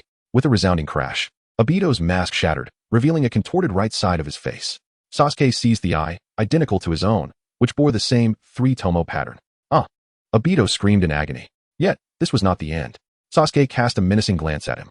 The ocular technique of his Shursui right eye was Kodoamatsukami, one of its forms being Kodoamatsukami, Radiance, a more potent lethal genjutsu than Tsukuyami. The second form allowed for temporary control over the opponent's consciousness, requiring sustained manipulation of their will. Once the effect was halted, it would dissipate, but with a shorter cooldown time. Sasuke sought not to grant a swift demise to his adversary. Instead, he altered Obito's instinct for survival into the notion, "You shall perish here." In the next moment, Obito's left eye was also seized by Sasuke. Holding the two ocular orbs, Sasuke's countenance darkened. "Now you cannot utilize Izanagi, you pitiful waste. It is a pity that such powerful eyes should be squandered on someone like you." Devoid of his eyes, Obito raised his hollow gaze. "You are indeed dangerous." Fortunately, we were prepared. Sasuke's sudden surge of murderous intent abruptly subsided. "Something is amiss." "Prepared? I possess both your eyes. What could possibly remain?" At that moment, the Kamui eye in Sasuke's grasp abruptly transformed into an ephemeral shadow and vanished. "What? Izanagi?" Sasuke gasped, upon observing Obito before him. His appearance swiftly morphed. In no time, he became a white Zetsu. Sasuke stood frozen for 3 seconds, only to suddenly comprehend. Obito must have activated Izanagi in advance. Then removed the Kamui eye, placing it within the white Zetsu's eye socket to send it in his stead for testing. Regardless of the outcome of this encounter, the Kamui eye would return to Obito's eye socket in a matter of minutes. How infuriating! The ethereal Kamui eye, which had been within his grasp, was now lost. All that effort had been in vain. Obito's cunning was remarkable. How could he possess such shrewdness? To sacrifice a Sharingan merely for a meeting? At this juncture, Sasuke had exposed himself. He had unraveled Obito's secret. The white Zetsu had to be eliminated. Fortunately, this white Zetsu had fallen under Kodoamatsukami's influence, remaining still and unresisting. Sasuke incinerated it completely. As for the left eye on the white Zetsu's face, after examination, it proved to be an ordinary eye. Sasuke casually tossed it into the flames. It seemed he ought to reflect upon his own mistakes. How could he have revealed a flaw that allowed Obito to sense danger? In a cave on the outskirts of the Sound Village, Obito's hollow right eye suddenly restored itself. The left eye, a three-tomo Sharingan, gradually transformed into a lifeless white orb. Obito felt a chill of apprehension. The white Zetsu did not return. He indeed knew my secret. Before preparing to meet Sasuke, he was fortunate to have received a reminder from Black Zetsu. Contemplating further, Obito realized he retained numerous Sharingan. Losing one was inconsequential. Hence, he activated Izanagi and established the conditions for its trigger to take effect upon conclusion. When the duration of Izanagi ended, any unfavorable factors would dissolve into a dream.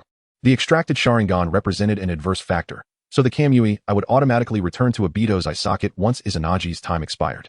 If the white Zetsu returned normally, it would indicate that Sasuke had not attacked it, or even if he had, he could not dispel the ethereal Kamui. In either scenario, Obito and Zetsu could remain at ease.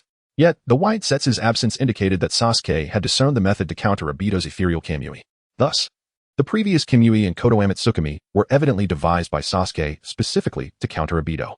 Both Obito and Black Zetsu were engulfed in a sense of dread. Realizing that someone had managed to understand them to such an extent, Haihei further speculated.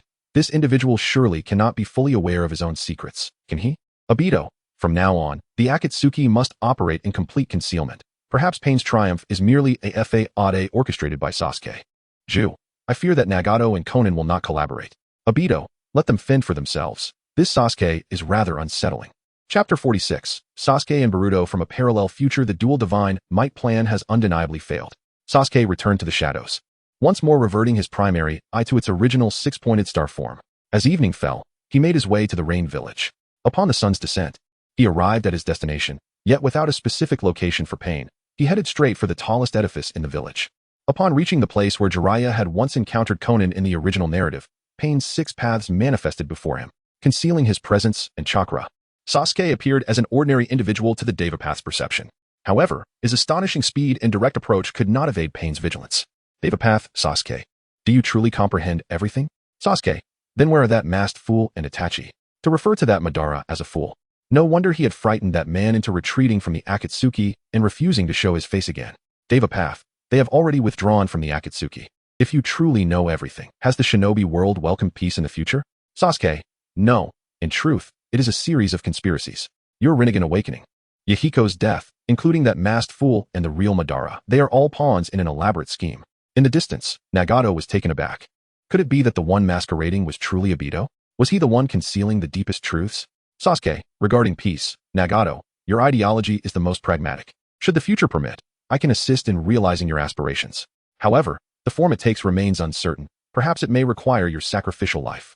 Nagato narrowed his pupils. If it is truly necessary, I can offer my life, but I wish to ascertain whether you possess such strength and ideals. Before Nagato could finish his words, Sasuke had already appeared before the Deva path, the Kusanagi blade poised against his throat. Nagato was astonished. He hadn't even had time to react. Sasuke, my current instantaneous movement is swifter than the technique I used against you before. In terms of strength, I could obliterate your Chibaku Tensei with a single blow or raise the Rain Village or Konoha to the ground. As his words fell, Sasuke gathered chakra and slashed toward the sky. This was a technique devoid of the fused power of the Tsukuyomi. Moments later, a terrifying, massive rift appeared in the ominous clouds above. Nagato, astonished, queried, "What sort of sacrifice would I require?" Sasuke, it is premature to discuss that. For now, our temporary cooperation entails that upon acquiring any intelligence regarding them, you shall relay it to me. Half a year later, despite the investigations conducted by the Sound Village and Akatsuki forces, no trace of Obito, Itachi, Zetsu, or Kisame could be found. However, the elite combat power of the Sound Village surged dramatically. Sasuke had finally attained the true realm of Madara's pattern. He also acquired the passive physique of the Uzumaki clan, possessing vast amounts of chakra and vitality, albeit lacking the sensory abilities of Karin and the barriers of the diamond release. At present, Sasuke's demonic form could only absorb formidable foundational attributes, but not special abilities. According to Sasuke's predictions, his demonic form must evolve to a life level akin to Muzan to absorb special capabilities. His chakra had also metamorphosed into natural chakra. Sasuke speculated that his current state should not fall short of Naruto's Sage Mode. The six eyes embedded with spare Tomo had recently transformed into a kaleidoscope identical to the primary eye. The two pairs of similar kaleidoscopes had merged into an eternal kaleidoscope. Yet the pattern remained unchanged, still that six-pointed star. Both his physique and chakra had reached their zenith, consistent by day and night. Consequently, the disparity in panel values between night and day was no longer as exaggerated as before, now merely 2 to 3 times different. To further enhance his strength, he could only continue to elevate his eyes rank or await the perfect fusion of Hashirama cells in a week for further augmentation. Meanwhile, on the outskirts of Konoha, a white light fissure suddenly appeared in the sky. Subsequently, two figures plummeted from the brilliance. One was an adult, with black hair obscuring half his face, while the other was a boy of around 12, with golden hair and blue eyes, albeit the latter landing face first. These two were none other than the adult Sasuke and Boruto from Boruto, Naruto Next Generations. Ouch. Master, where exactly have we arrived? Boruto exclaimed. The adult Sasuke did not respond, merely surveying the surroundings before heading off in a direction through the forest. Upon passing through a small grove, they beheld Konoha. What happened? Why is there a gorge? Both gazed in awe at the reconstructed Hokage rock. Although the likenesses of the second and third Hokages had been restored, a gorge still lay behind them. Boruto, Master, was Konoha ever like this? The adult Sasuke shook his head. No. It appears we have traversed into a past that may not align with the one I experienced. He produced a small pink turtle from his possession. What time is this? It corresponds to the period of Tsunade's tenure. The constraints of time travel were clear. One must not divulge future events to individuals of the past. Abnormal. This is a unique timeline. Without restrictions. Listening to the pink turtle's explanation, the adult Sasuke contemplated. Can we directly inform them of our origin from the future? Without restrictions, it will not influence your timeline in any way. Upon confirming the absence of restrictions, the adult Sasuke sighed in relief. This would indeed facilitate their actions. Furthermore, he could assist Naruto in acquiring powers he would only possess in the future, thus preventing the recurrence of past calamities. Boruto smirked mischievously. Master, if I were to show myself to my father now, what would his reaction be? The adult Sasuke replied. Strictly speaking, the Naruto of this world is not your father. Boruto, I suppose that's true. The adult Sasuke added, however, we should disguise ourselves a bit. It's not wise for too many to recognize our identities. After a while, they dressed like ordinary travelers. Yet, upon stepping outside, they encountered Kakashi, who was revealing his ordinary eyes. Kakashi had received a pair of eyes donated by a deceased ninja after his own had been gouged out by the main Sasuke. Adult Sasuke was taken aback. Who are you? You seem unfamiliar. Kakashi eyed the duo warily, particularly scrutinizing Sasuke. You seem to know me? The adult Sasuke nodded. I am Uchiha Sasuke from a parallel future world. What? Kakashi gasped, abruptly unleashing his chakra. In an instant, Konoha entered a state of high alert. In the blink of an eye, adult Sasuke and Boruto found themselves encircled by numerous Konoha ninjas. The last to arrive was Naruto, just returning from Mount Myaboku, still in Sage Mode. The adult Sasuke appeared more perplexed than ever, exclaiming, Naruto, how is it that you have already mastered Sage Mode? Naruto, wearing a puzzled expression, replied, I probably learned it around half a year ago. Sasuke was taken aback, asking then, what about your companion, Sasuke? With a somber look, Naruto responded, Kakashi interjected. He is a highly dangerous individual. Both adult Sasuke and Boruto found themselves at a loss for words, their minds buzzing with confusion. In the crowd, Shikamaru furrowed his brow, pondering. Are you suggesting that Naruto should have only learned Sage Mode much later? Kakashi, on high alert, said, It seems the situation is quite complex. Might we find a different venue for our discussion? Chapter 47, The Ninetales Mode, opening in the Hokage office of Konoha, adult Sasuke, Boruto. And the core leaders of Konoha engaged in a discourse that lasted over 2 hours. The atmosphere grew heavy with silence as everyone grappled with the astonishing revelations. Naruto observed Boruto with a mixture of discomfort and disbelief. This young man was, astonishingly, another version of his own son, and his wife was Hinata. Naruto felt utterly bewildered. Through careful comparison, adult Sasuke discerned that this world's Sasuke, prior to the mission in the Land of Waves, mirrored his own path. However, after that fateful encounter where he shielded Naruto from 1,000 needles, things began to diverge. This Sasuke's ascent in strength was staggering. He had mastered the Lightning Kirin in the formal selection trials and had even utilized Tsukuyomi to access the Meijiki Sharingan when confronted by Itachi. In stark contrast, he himself had not even progressed to a single tomo. A sudden wave of inadequacy washed over adult Sasuke. Boruto, feeling an intense sense of inadequacy as well, compared himself to the Sasuke and Naruto of this realm, realizing he was woefully lacking. What struck adult Sasuke with particular trepidation was this Sasuke's fierce desire for revenge, tempered by a rational approach. He recalled his own youthful rage upon learning the truth about Itachi, which had driven him to contemplate the annihilation of Konoha, only to be swayed by Naruto's compassion. While this Sasuke had not sought to obliterate Konoha, he had severed the very essence of its will. Even after Tsunade's half-year reign, the spirit of Konoha had not reignited. The current Konoha lacked a vital conviction. His own vengeful thoughts had merely been a manifestation of childish fury, whereas the Sasuke's vengeance was meticulously calculated. Your Sasuke is far more perilous than I ever was, remarked adult Sasuke. Naruto, with unwavering determination, declared, I will bring him back. A smile of reassurance graced adult Sasuke's lips.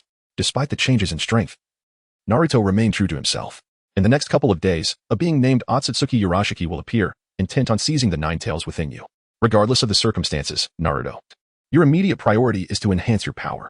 Indeed, I am diligently training every single day, Naruto replied. Sasuke shook his head. For others, improving strength requires years of arduous effort, but you are different. Seek reconciliation and transform your enemy into an ally, Naruto. He is your greatest companion, the Ninetales. With that, Sasuke extended his fist, meeting Naruto's in a symbolic gesture. In that fleeting moment, a cascade of images surged through Naruto's mind, revealing the entirety of the future and the nature of the tailed beasts. Lowering his gaze, he placed a hand on his abdomen. In the next instant, Naruto and Appo's consciousness ventured into the depths of his psyche, standing before a cage that imprisoned a colossal red fox. Little brat, how much chakra do you intend to borrow this time? The Ninetales inquired, its expression momentarily stiffening. With a gentle smile, Naruto replied, I once believed that sealing you within me was a misfortune, but now I understand it to be my privilege. The Ninetales' countenance faltered. What nonsense are you spouting? Kurama. Let us fist bump, Naruto proposed, extending his right fist. The Ninetales' pupils dilated as an array of images and possibilities flashed through its mind. Yet it slowly extended a massive paw. Bang! The thoughts and memories of man and beast began to intertwine. The Ninetales not only comprehended Naruto's identity as the reincarnation of Ashura, but also realized that Naruto was the one foretold in the prophecies of the Six Paths. It became aware of the trials that the ninja world would face in the future. In quick succession, Naruto dashed towards the door, tearing away the seal. In the next heartbeat, Minato and Kushina appeared simultaneously, leading to an emotionally charged reunion and farewell. In this alternate narrative, Naruto's final words to Minato echoed as he expressed his sentiments to both parents. Back in the Hokage office, Naruto nearly closed his eyes, only to reopen them and find himself enveloped in a golden cloak of chakra, a dazzling aura that astonished Hiruzen. The sheer quantity of chakra surpassed even that of the Sasuke from that fateful night, leaving Hiruzen in disbelief. Adult Sasuke observed the commotion with a bemused smile, feeling that the reactions were somewhat exaggerated. This world's Sasuke had already attained the Meijiki Sharingan. Any further enhancement would require the eternal Meijiki Sharingan. Yet even that would pale in comparison to Naruto and Appo's prowess. 2 days later, after extensive collaboration with the Ninetales, Naruto had mastered the Ninetales mode. At that moment, a dark fissure re-emerged on the outskirts of the Konoha forest. Otsutsuki Urashiki, wielding a fishing rod, emerged from the rift. However, his presence did not go unnoticed by adult Sasuke and Naruto. In the blink of an eye, a space-time portal materialized before Urashiki, who was met by both adult Sasuke and Naruto. Well, Sasuke, you've brought Naruto right to me, Urashiki exclaimed nonchalantly, with a smile playing on his lips. Adult Sasuke cautioned, do not underestimate Naruto simply because of his youth. Naruto closed his eyes and opened them once more. In an instant, He was cloaked in a familiar chakra garment, one that Urashiki recognized. Urashiki gasped, "How is this possible? How dare you allow him to access such power now?" "If I did not, I would be unable to bring Sasuke back," Naruto explained. As he spoke, Naruto began to gather a bright, white Rasengan in his hands. Urashiki furrowed his brow but taunted, "Though you possess power, your combat experience is evidently lacking. You are condensing a Rasengan before even closing the distance, making it obvious that I can evade it." Without warning, Naruto hurled the Rasengan toward Sasuke. Just 3 centimeters away from Sasuke and Appo's abdomen, heavenly hand power. In an instant, adult Sasuke and Urashiki switched places. Boom. Urashiki was struck squarely in the gut by the wind release Rasengan, causing him to spew forth a copious amount of blood. The force of the Rasengan propelled Urashiki across the ground for several meters. At that moment, Naruto launched the wind release Rasengan Shuriken, which reached its target just as Urashiki and Appo's slide came to an end. Boom. Urashiki screamed as the shuriken exploded, enveloping him in chaos. Adult Sasuke raised his hand towards the sky, proclaiming, "Allow me to return the favor." Lightning release. Kirin. A resounding thunderclap echoed as a bolt of lightning, nearly 10 meters in diameter, descended from the clear sky. In that instant, Urashiki was left on the brink of death from the combined assault, landing beside Naruto. Adult Sasuke remarked, "Your tactics are proving to be quite effective." Naruto replied, "If it were the other Sasuke, he would have seen through my strategy in an instant." With a resigned smile, adult Sasuke observed Urashiki, who, in his final moments, attempted to consume chakra from the fishing basket to heal his wounds. Heavenly hand power. Adult Sasuke switched places with the fishing basket and severed Urashiki's neck with a single strike. Thus, Urashiki was swiftly dispatched the moment he arrived, leaving adult Sasuke relieved. He had not anticipated such ease in overcoming Urashiki, realizing that this journey had much to teach him. Chapter 48. Confrontation with adult Sasuke and Kurama. Naruto. Now that the issue with Urashi has been resolved, I can assist you in bringing back Sasuke. It feels rather awkward to refer to oneself by name, adult Sasuke remarked. Naruto, intrigued, responded, "Oh, don't you need to return to the future soon? We could linger here for a few days, or even months. Returning to the future would yield no difference." "Oh, I see." Naruto understood. Whoosh. Kakashi and Guy arrived at that moment. Kakashi warned, "You must not underestimate him, but Sasuke is indeed formidable." Guy solemnly pointed towards the Hokage rock. "That ravine is a result of Sasuke's sword strike, which shattered my daytime tiger unleashed at the 7th gate. The strike not only concentrated a powerful chakra slash, but also bore the addition of black flames. Those flames took Lord Jiraiya an entire month to seal completely." "What?" adult Sasuke exclaimed, shocked. He had initially presumed that the destruction was caused by some ninjutsu. He hurriedly teleported to the ravine at Hokage Rock to examine the traces of battle. The more he observed, the more astonished he became. There were signs of flames burning across such an extensive area. Adult Sasuke was acutely aware that black flames consumed ocular power. To cover an entire ravine was no small feat. How much ocular power would that require? Even in his current state, he would not dare to be so reckless. Could it be that he has obtained Itachi and Appo's eyes? Whoosh. Kakashi and the others pursued once more. "However, we have obtained some intelligence. Half a year ago, Sasuke clashed with Pain of the Akatsuki in the Sound Ninja Village. The strength described in the intel is far inferior to what he possessed when he defected from Konoha. It is closer to his strength during the day of his defection. I surmise that his power may experience a significant enhancement at night." Upon hearing this, adult Sasuke looked at Kakashi, suddenly taken aback. "Kakashi, your eyes and Danzo's eyes were taken by that Sasuke, weren't they?" "Yes," Kakashi confirmed. "He also took Danzo's arm." Adult Sasuke frowned deeply. Perhaps he seeks Orochimaru to complete the eternal Manjiki. It is even possible that he is cultivating the first Hokage and Appo's cells. If Orochimaru helps him realize these ambitions, he could become the second Madara. I wonder how far he has progressed in these 6 months. Moreover, what is more perplexing is how he came to know of these methods. Naruto declared, "There is no time to waste. We must bring him back today." In the Sound Ninja Village, Sasuke sat cross-legged, attuning himself to the natural energy. Whoosh. Karin suddenly appeared not far behind him. "Sasuke-kun." 2 chakra signatures surpassing the level of a Kage have emerged 15 kilometers to the south, and they are approaching the Sound Ninja Village. One of them bears a striking resemblance to your chakra attributes. What is going on? Are there such beings in the current ninja world? Sasuke opened his eyes. "All right. You may withdraw. Inform the Sound Ninja Village to prepare defensive barriers." "Understood." In the next instant, 15 kilometers to the south of the Sound Ninja Village, an inconspicuous mark emitted a slight tremor. Sasuke instantly materialized beside the mark and then continued his stride southward. In less than 2 minutes, he spotted 2 figures rushing towards the Sound Ninja Village. One was unmistakably Naruto. The other, that man seems to be adult Sasuke from Boruto. Although I had not watched Boruto before crossing over, I had seen fragments of it while browsing short videos, allowing me to recognize adult Sasuke, Naruto, and Boruto. I had once glimpsed in those fleeting videos how a being named Otsutsuki Kinshiki had deprived Naruto of Kurama. Boruto, possessed by Momoshiki, had pierced Sasuke and Appo's Rinnegan. I had also heard from some netizens about an Otsutsuki disgrace traveling back in time to cause chaos, only to be subdued by young Naruto. Sasuke was left speechless. I never anticipated that upon crossing into this world of Naruto, I would encounter elements from Boruto. It seems unforeseen changes have arisen. Given the circumstances, a confrontation is inevitable. Sasuke raised his left hand, which flickered with arcs of lightning, before abruptly bringing it down. Lightning release. Kirin. Boom. A massive bolt of lightning, nearly 10 meters wide, struck unannounced from the sky towards Naruto and adult Sasuke. Boom. Even 300 meters away, the ground beneath Sasuke trembled slightly. Amidst the smoke and dust of the explosion, a colossal purple silhouette emerged. After the brief haze cleared, a giant clad in black Tengu armor revealed its upper body. Adult Sasuke and Kurama Naruto had landed on the ground, cautiously surveying their surroundings. Fire release, ashen haze. In an instant, the entire forest was engulfed in dense smoke. The smoke was accompanied by high-temperature sparks. Boom. The smoke ignited trees within a 500-meter radius. The overwhelming flames and dust reduced their visibility to mere meters.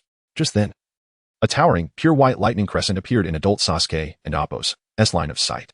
The purple Susanoo had just raised its weapon in defense when the crescent severed both of its arms and continued to push against the Susanoo and Appo's body, sliding it several meters before coming to a halt. A terrifying scar over a meter deep marred the Susanoo and Appo's form. Wind release, great breakthrough. At this moment, Naruto, within the Susanoo, completed the hand seals and stepped out to unleash a wind technique in the direction of the incoming strike. A visibly fierce, linear tornado rampage forward, also drawing in the surrounding high-temperature dust. The visibility for Naruto and adult Sasuke improved. Bang! A massive black arrow suddenly descended from the heavens, piercing vertically into the top of the purple Susanoo and Appo's head. The tail of the arrow was propelled by black flames, driving it deep into the Susanoo and Appo's chest. Adult Sasuke sensed the arrow contained even more ferocious black flames. Heavenly hand power. Adult Sasuke and Naruto instantly exchanged positions with a distant charred log. Boom. The Susanoo, delayed in its original location, was blasted open by the black flames, creating a gaping hole within its form. Both were left shaken. Adult Sasuke had not anticipated that the Kaguya and Appo's power could be utilized in this manner. Not only did it compress the black flames to amplify the arrow and Appo's potency, but it also propelled it with flames from the tail. After the arrow pierced the body, it detonated. Indeed, Sasuke remains formidable, leaving no opportunity for complacency. However, the fact that he is cautiously probing suggests he harbors apprehensions about our strength. Shadow clone technique. In a puff of white smoke, Naruto created several shadow clones to maintain vigilance around them. Meanwhile, his main body slowly closed his eyes. When he opened them again, his pupils transformed into a cross-shaped pattern, accented with orange eyeshadow. He had entered Sage mode, enhancing his perception of the surrounding kilometers. Chapter 49. The missing adult Sasuke. Naruto, guided by his keen senses, gazed into the distance.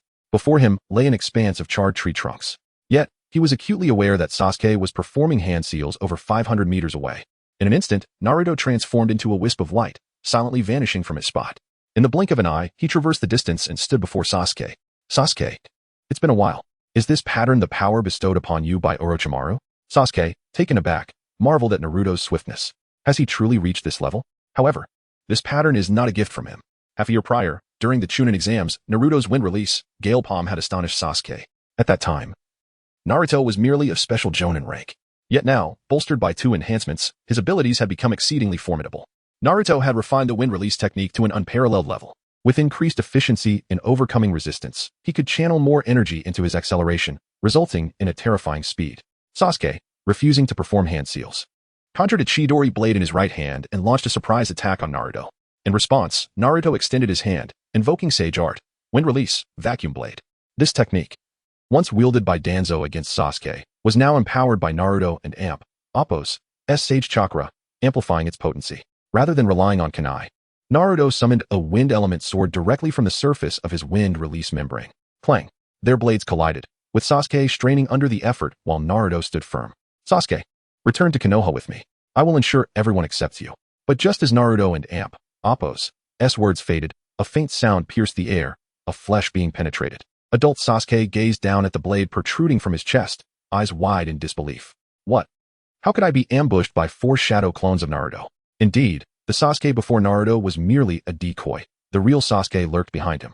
In shock, adult Sasuke pondered why the other Sasuke had not emitted a trace of chakra. It was utterly inconceivable. At that moment, The four Naruto clones became aware of the situation and rushed toward Sasuke. However, their speed paled in comparison to Naruto's true form and was slightly slower than Sasuke's. God Moon breathing. First form, God Moon Night Palace. Circle. Sasuke utilized adult Sasuke as a sheath for his blade, unleashing a crescent slash that swiftly circled the two Sasuke figures, accompanied by hundreds of crescent blades. Boom. While Naruto's clones evaded the initial strike, they could not escape the onslaught of crescent blades, resulting in an instant explosion. Sasuke remarked, "This is far easier than anticipated. Your strength has declined significantly." Naruto, sensing the dire situation of his clones, turned pale. "Sasuke."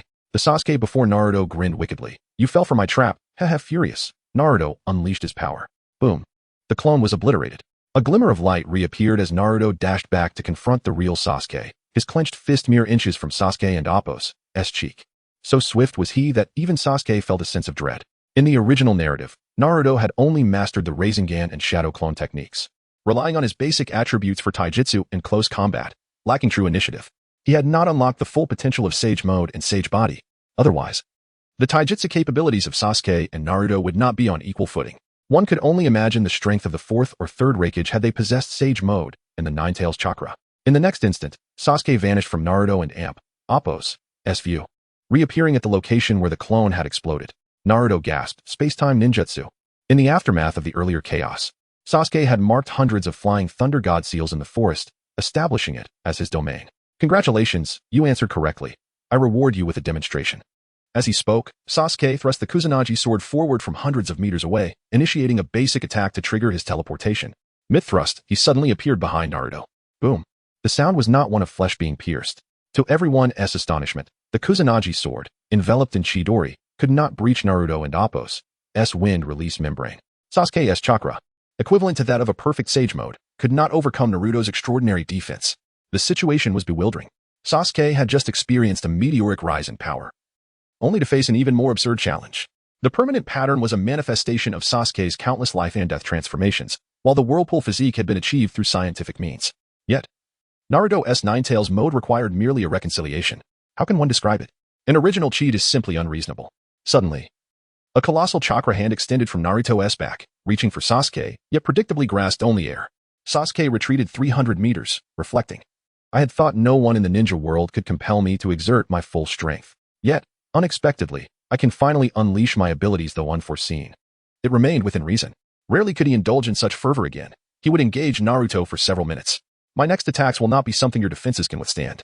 Sasuke's body became enveloped in a 1 centimeter thick, blinding white Raijin armor. His Sharingan transformed into a 6-pointed star.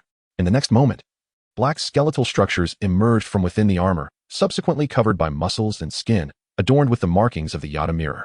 At last, the Raijin armor solidified, evolving into the armor of the war god. This was the perfect fusion of Sage Art Raijin armor and complete body Susanoo. Even the Kusanagi sword was sheathed in a translucent black layer. Had Sasuke truly attained this level of power through sheer strength? Naruto's expression turned grave as he extended his right hand, invoking Sage Art, Wind Release, Super Vacuum Spiral Rod. The radiant white Rasengan in Naruto's hand rapidly elongated into a high-speed rotating baton. Screech. Whoosh! Both combatants charged toward one another in a direct clash. Clang. Their weapons met with a resounding impact. Boom. Their attacks were evenly matched, and the resulting shockwave was visible to the naked eye, radiating outward at supersonic speed. The ground trembled, uprooting soil, rocks, and trees, sending everything away from the two warriors. 2 seconds later, a massive crater was all that remained within a kilometer radius of the two. Yet, Naruto and Sasuke and Appo's expressions soured as they witnessed the aftermath of the shockwave. Emerging from the white smoke was Kakashi. Naruto's expression darkened, filled with concern for Kakashi's safety, while Sasuke's countenance faltered, realizing he had been deceived. Chapter 50. Is Konoha prepared to embrace the coming darkness? During the onset of battle, the adult Sasuke could undoubtedly confirm his identity. At that moment, he utilized the purple Susanoo and the technique of Amaterasu. Following this, Naruto employed the Shadow Clone technique. Was this the pivotal moment? Sasuke came to a realization. The sequence of events unfolded as such. When he unleashed the first lightning release technique, Kirin, the adult Sasuke, and Naruto gauged their sensory range. Subsequently, the adult Sasuke, guiding Naruto to evade the Amaterasu through the use of Amaterasu, had an ulterior motive, to escape the sensory range of his own transparent world. It was merely a few dozen meters, yet it exceeded Sasuke and Appo's perceptive capabilities. Seizing the opportunity amidst the smoke, he activated the Rinnegan to open a space-time dimension. The adult Sasuke and Kakashi exchanged positions. It is worth pondering. What could be the reason for such elaborate maneuvers? Was it merely to catch him off guard? Now that Kakashi had been exposed, the adult Sasuke should be making his appearance as well, right? This was troubling. He must have believed that his strength had reached an impasse and anticipated the next phase of merging the eternal Mangekyou Sharingan with would release. This individual must have infiltrated his domain. Sasuke's contemplative process appeared lengthy, yet in reality, not even a second had elapsed. With a grim expression, Sasuke acknowledged that his chances for fervor were dwindling, and he anticipated being so wastefully delayed here. Just as Naruto prepared to charge at Sasuke, he was suddenly immobilized by the technique, magical binding, chains of enchantment. In less than 0.1 seconds, Naruto was awakened by Kurama. However, this brief moment was sufficient. At that instant, Sasuke found himself back in the cultivation chamber of the Senju cells in the Sound Ninja Village. Although the adult Sasuke and Naruto executed their tactical maneuvers with great finesse, they lacked critical information, thus overlooking a significant detail. Despite the external world being bathed in daylight, not a single ray of sunlight penetrated these experiments. Upon returning to this place, Sasuke instantly entered a state of transformation. However, he maintained the use of both eyes. The secret of the 6 eyes need not be revealed just yet. Activating the Susanoo in this state was exceedingly perilous. As he teleported, he simultaneously exited this form. At this moment, the chamber was devoid of all items. Only the adult Sasuke remained in the distance, while key figures like Orochimaru, Kabuto, and Kimimaro were nowhere to be found. In the next instant, a multitude of black seals began to spread across Sasuke's body. This was the curse of self-imposed binding, a sealing technique employed by Danzo in the original story to restrain Sasuke. The space surrounding this flying thunder god mark had been preemptively ensnared with sealing techniques. The adult Sasuke had long anticipated that Sasuke would teleport here. With a confident demeanor, he spoke reassuringly. My Rinnegan can sense the fluctuations of spatial transfer. It also allows me to discern that the Sound Ninja Village is laden with these seals, which are indeed the flying thunder god marks. Sasuke's mark is as follows. The sealing technique you've fallen victim to has been deliberately enhanced by me. Since Danzo has perished, your vendetta should come to an end. Do not engage in actions you might later regret. At this juncture, a hint of nostalgia flickered across the adult Sasuke's face. Obito was not yet dead, and Itachi was currently unaccounted for. How could he simply withdraw? Sasuke retorted disdainfully. Months prior, he had been capable of entering the Kemui dimension, yet within it, aside from a myriad of white Zetsu, there was nothing but void. Obito and his companions had truly concealed themselves well. The adult Sasuke and Appo's expression stiffened. Itachi had vanished. Uncertain of the veracity of Sasuke and Appo's words, the adult Sasuke resolved to probe Sasuke and Appo's memories through Jinjutsu. Jinjutsu Rinnegan. The adult Sasuke abruptly unleashed Jinjutsu upon Sasuke with his 6th Tomo Rinnegan. The power of this single eye surpassed the cumulative ocular prowess of the transformed Sasuke. However, Sasuke distinctly sensed that the adult Sasuke was unable to fully harness the potential of this eye. It was akin to an individual capable of lifting a 100-pound barbell, yet unable to wield it as a weapon. As anticipated, Sasuke and Naruto from Boruto lacked the 6 paths power. Thus, this clash of Jinjutsu proved to be less challenging than Sasuke had anticipated. Magical illusion, mirror world transformation. Ironically, the adult Sasuke found himself ensnared within his own Jinjutsu. In the next moment, he regained his senses and broke free from the illusion. Boom. However, at that instant, Sasuke had already unleashed a surge of chakra, forcefully shattering the seal. What? The adult Sasuke's pupils dilated. Despite the opponent possessing only the 6-pointed star Mangekyou, how could their ocular power be so formidable? Moreover, this enhanced sealing technique would ordinarily require him several minutes to break free. Yet Sasuke managed to escape in mere seconds. The disparity could not be so vast. It seemed Sasuke had acquired a form of mysterious power enhancement. This enigmatic power did not solely activate at night. Rather, it amplified whenever he was in the absence of sunlight. With his eyes widened, the adult Sasuke summoned his Susanoo with astonishing speed. If he could break through the ceiling, sunlight would cascade down, depriving him of his enhancement. Magical binding, chains of enchantment. Sasuke unleashed a binding illusion through the moon's toxin. Just as the purple Susanoo was about to pierce through the ceiling, it suddenly became immobilized. Divine moon breathing, 10th form, cutting through the leaves of the crescent moon. Almost simultaneously, Sasuke wielded 2 serrated crescent blades in a devastating arc. The rapidly spinning crescent blades were accompanied by a variety of differently sized crescent edges. Boom! The Susanoo shattered under the force of this onslaught. At that moment, the adult Sasuke once again broke free from the illusion, hastily channeling more ocular power to restore the Susanoo's form. Magical binding, chains of enchantment. The adult Sasuke was ensnared in the illusion once more. This was impossible. How could he have fallen victim to the Jinjutsu despite evading the opponent and Appo's gaze? The adult Sasuke, though shocked, reacted swiftly and escaped the illusion in an instant.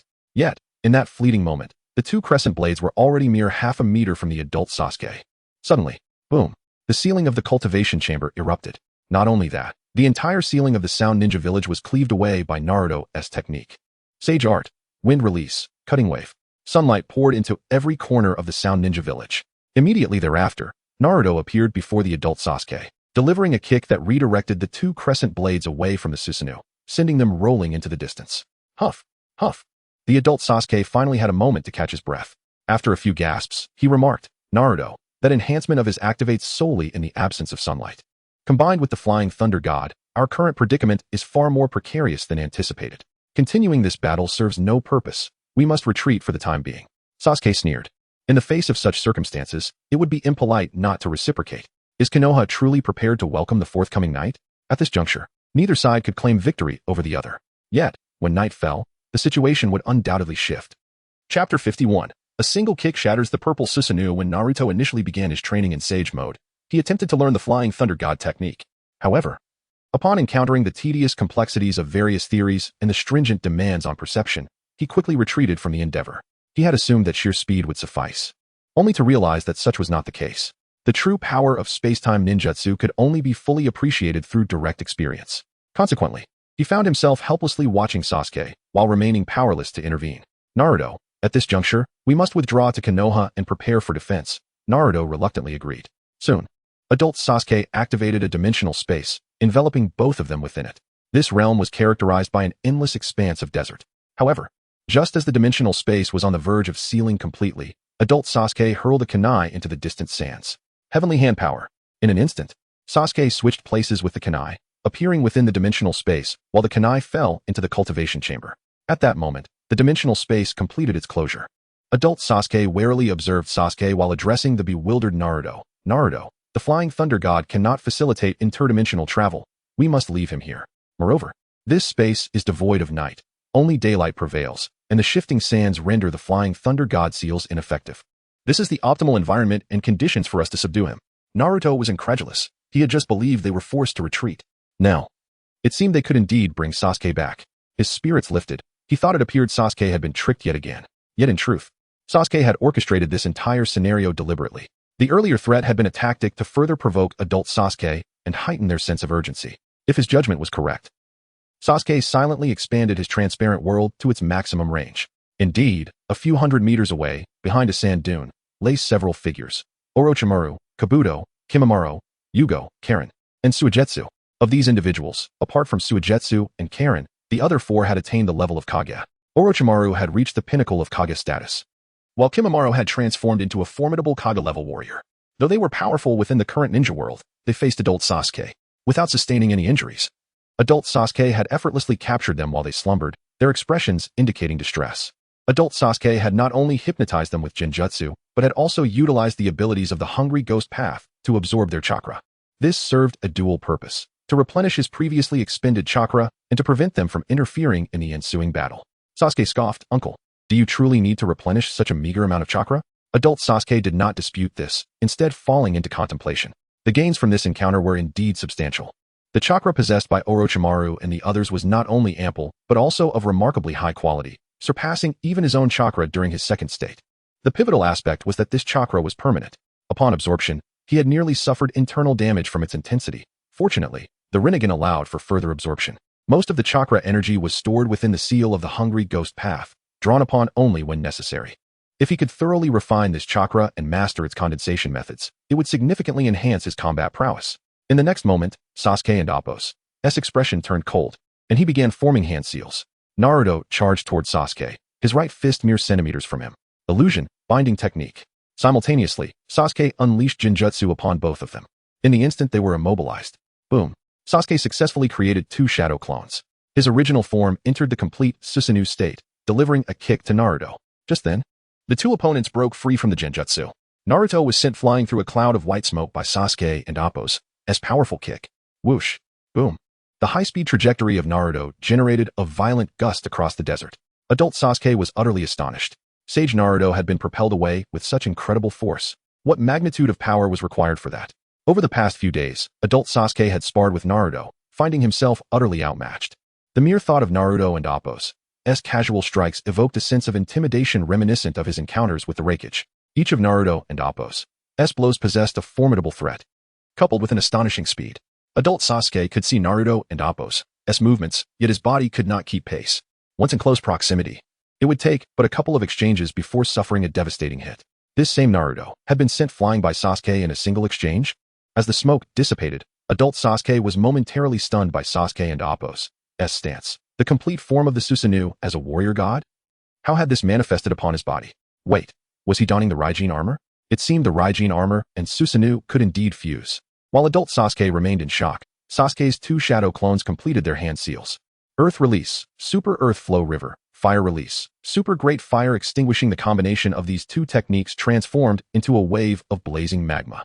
The magma wave soared over 100 meters high and stretched an astonishing kilometer wide, expanding further with distance. The sheer magnitude of chakra consumed by this combined ninjutsu rivaled the Earth Explosion Star technique. The overwhelming chakra reserves left adult Sasuke astounded. Before long, the once desolate desert transformed into a hellscape of molten rock. Reluctantly, adult Sasuke activated his purple Susanoo and ascended into the sky. In the next moment, a colossal crescent-shaped attack, over 100 meters tall, hurtled toward him. The purple Susanoo brandished its blade horizontally in defense. Boom. The terrifying strike propelled the purple Susanoo backward in the sky, sending it tumbling several dozen meters. The crescent attack showed no signs of dissipating, even embedding itself halfway into the Susanoo and Appo's blade. Whoosh. As the clash between the purple blade and the crescent attack ensued, Divine Moon Breathing, 11th form, Moonstep Thunder Kick. The sword technique transformed into a body technique. A figure enveloped in black lightning emerged from behind the crescent, Sasuke in his warrior god form, resembling a dark-winged demon. Illusion, this place is not. In that fleeting moment, Sasuke also activated a visual alteration Jinjutsu. Though adult Sasuke unraveled the Jinjutsu in a remarkably brief time, it was unfortunately a fraction too late. The instant he dispelled the illusion, he beheld Sasuke, clad in warrior god armor, standing before him, delivering a kick to the Susanoo and Appo's head. Boom. Crack. The purple Susanoo and Appo's head exploded from the impact. Puff. Adult Sasuke was forced to expel a mouthful of blood, hurtling backward at an alarming speed. Whoosh. Like a cannonball, he plummeted toward the awaiting magma below. How is this possible? A single kick shattered the Susanoo. The shock within adult Sasuke's heart eclipsed even the pain coursing through his body. At that moment, a glimmer of light appeared in the distance above the magma.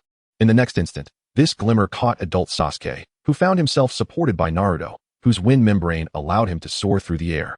However, the speed of flight is approximately only 2/3 of that of instantaneous movement on the ground. Chapter 52. Escalation and Various Techniques. Sasuke looked down upon the two adversaries, a smirk gracing his lips. Is this all they have? Do they truly believe they can subdue me? Unexpectedly, he had managed to instantaneously create a battlefield suited to his needs. Once again, the adult Sasuke coughed up blood. The ninjutsu that Naruto and he mastered primarily revolved around wind, fire, and lightning, none of which proved effective against magma. However, to soar into the skies, he would have to activate his complete Susanoo, a feat that demanded immense energy and rendered him merely a target for the opponent. The enemy's Susanoo not only matched his strength, but far surpassed him in speed and agility. Particularly, when power was concentrated at a single point, its lethality became utterly terrifying. The burden of dragging Naruto along would significantly diminish his combat effectiveness. The situation was dire indeed. It appeared he had no choice but to resort to drastic measures. Heavenly Explosion Star. The adult Sasuke raised his hand, aiming at his younger self from a distance. A small black sphere materialized above the younger Sasuke's head and instantly unleashed an exaggerated gravitational pull. Not only did it release its force at an extraordinary speed, but its power also eclipsed the one unleashed by Nagato half a year prior by several magnitudes. The magma within a 1-kilometer radius was drawn towards him with rapid ferocity, surrounding Sasuke. In executing this technique, he had surpassed Nagato. Sasuke evaluated the situation with an unruffled demeanor. In the next moment, he flew directly towards the black sphere, delivering a powerful kick. Boom. The black sphere was propelled away by the tremendous force, hurtling towards Naruto and the adult Sasuke and Appo's location. Simultaneously, the magma that had been drawn in followed suit, encircling them once more. Sage Art. Wind Release. Raisin Shuriken. As Naruto formed a shuriken, preparing to launch it, the adult Sasuke suddenly switched places with him and the incoming black sphere, allowing them to escape the magma's grasp effortlessly. The black sphere continued its trajectory undeterred, heading straight for the magma below. Naruto and Appo's shuriken had just left his hand, originally intended to destroy the black sphere, now veering towards Sasuke. Naruto was taken aback. To subdue the adult Sasuke, one must be ruthless.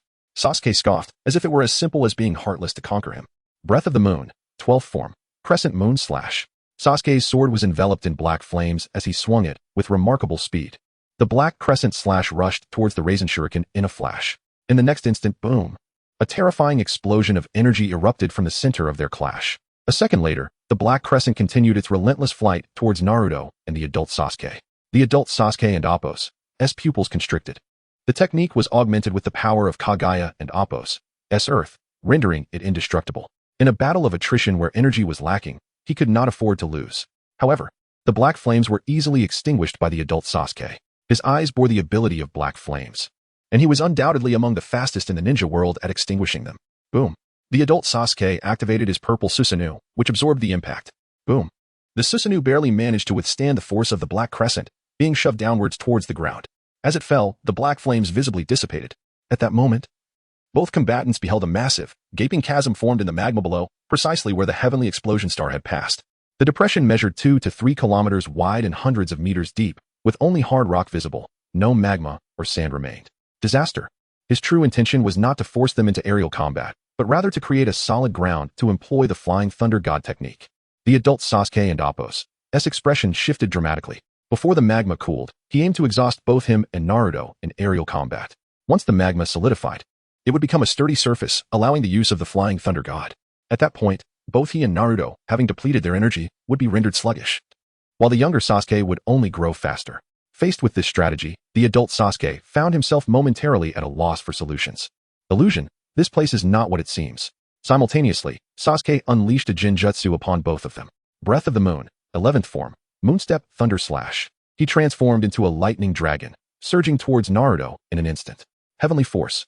Yet, at the critical moment, the adult Sasuke switched their positions. Sasuke collided with the ground far away. Susanoo. At that moment, the adult Sasuke activated the second stage of his Susanoo. Boom. The rocks within a 300-meter radius disintegrated in an instant. The surface of the second stage purple Susanoo cracked under the force of the shockwave. The terrifying kinetic energy rippled outward, causing the ground to shatter and tremble. Both warriors realized that Sasuke's strike was originally meant as a pinpoint attack. But under such terrifying speed, the environmental destruction was exaggerated beyond comprehension. Should they face this blow head-on, the consequences would be dire. Even Naruto would sustain severe injuries, if not fatal ones. Naruto, prepare the tailed beast ball Raisin Shuriken. Naruto was astonished, hesitating to unleash his full power. The adult Sasuke, however, was not surprised and urged him. Naruto, only your attack can inflict true damage upon him. Throughout this fight, I do not believe your full-strength assault could kill him, so you need not hold back.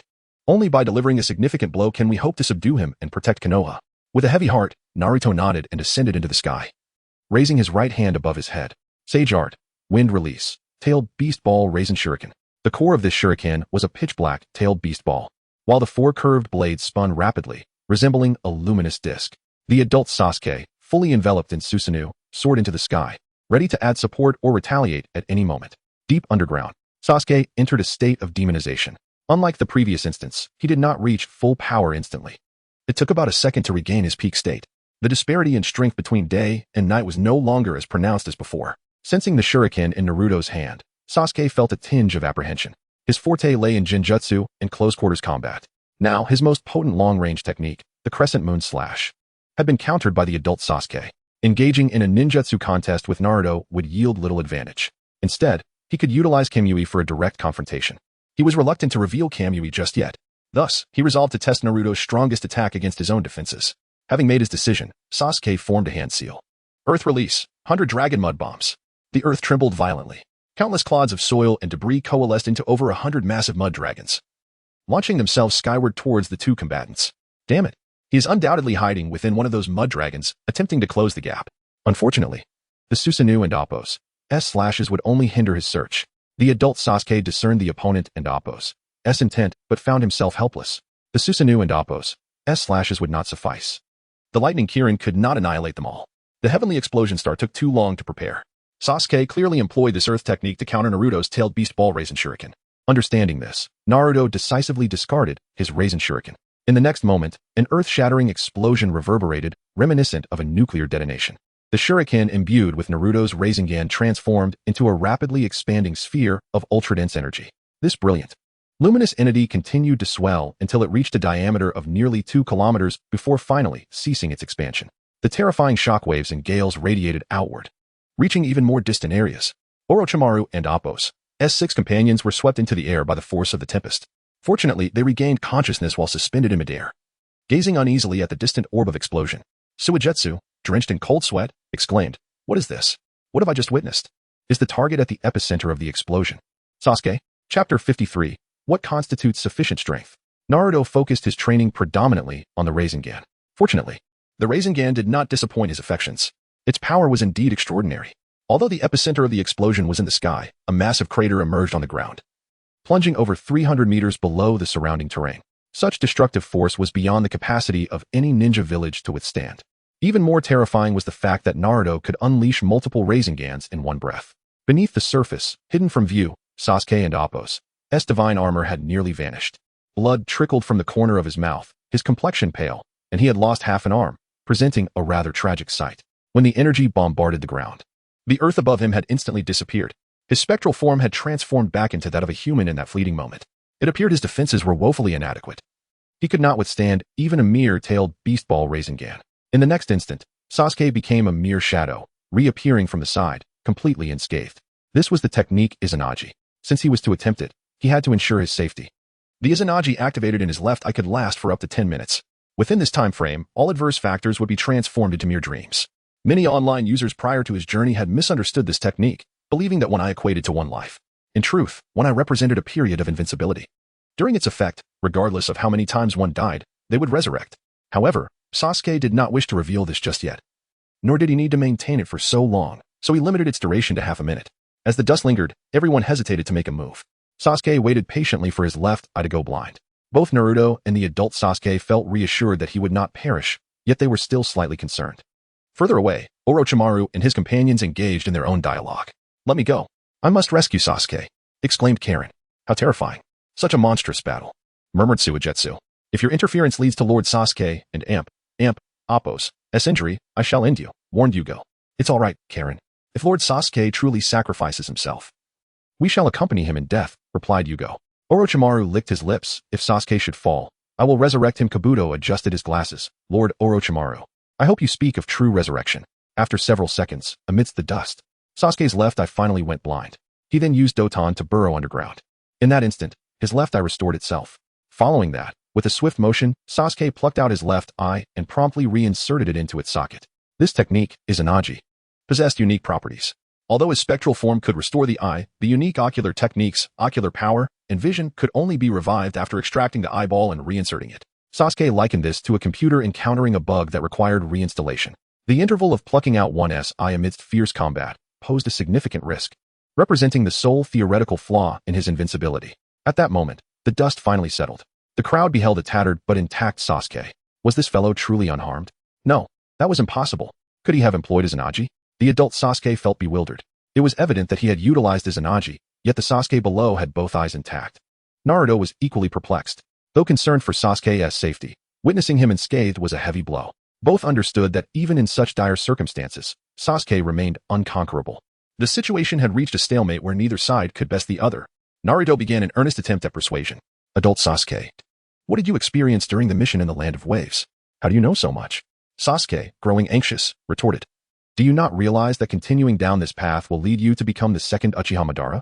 You will ultimately be exploited and become a sacrificial pawn in the resurrection of Kaguya." Sasuke fell silent for a moment, recognizing that without clarity, Naruto would remain entangled in confusion. He then recounted, "On the brink of death while shielding you from 1,000 blades, my consciousness briefly transcended time and space, allowing me to witness certain future events. I possess knowledge beyond your comprehension." Both Naruto and the adult Sasuke found this astonishing, yet they swiftly accepted it. Only such an explanation could elucidate Sasuke's peculiar transformation. Naruto questioned, "Then why do you persist so obstinately? Your strength is already formidable enough." Sasuke scoffed in response. "What constitutes sufficient strength?" He then turned to the adult Sasuke. "Uncle, in the fragments I witnessed, another being known as Otsutsuki Kinshiki will emerge in your world. He could effortlessly overpower both you and Uncle Naruto." The adult Sasuke was taken aback, astonished that after one Otsutsuki, another would follow. Yet, he found it difficult to fully trust Sasuke. In fact, Sasuke continued, "The Ninetales in that world was compelled to unleash his Baryon mode upon hearing this." Naruto felt a profound gravity in the revelation. Before he could inquire further, he noticed Kurama's somber expression. "Naruto, this mode is my ultimate ability, unknown to the other tailed beasts.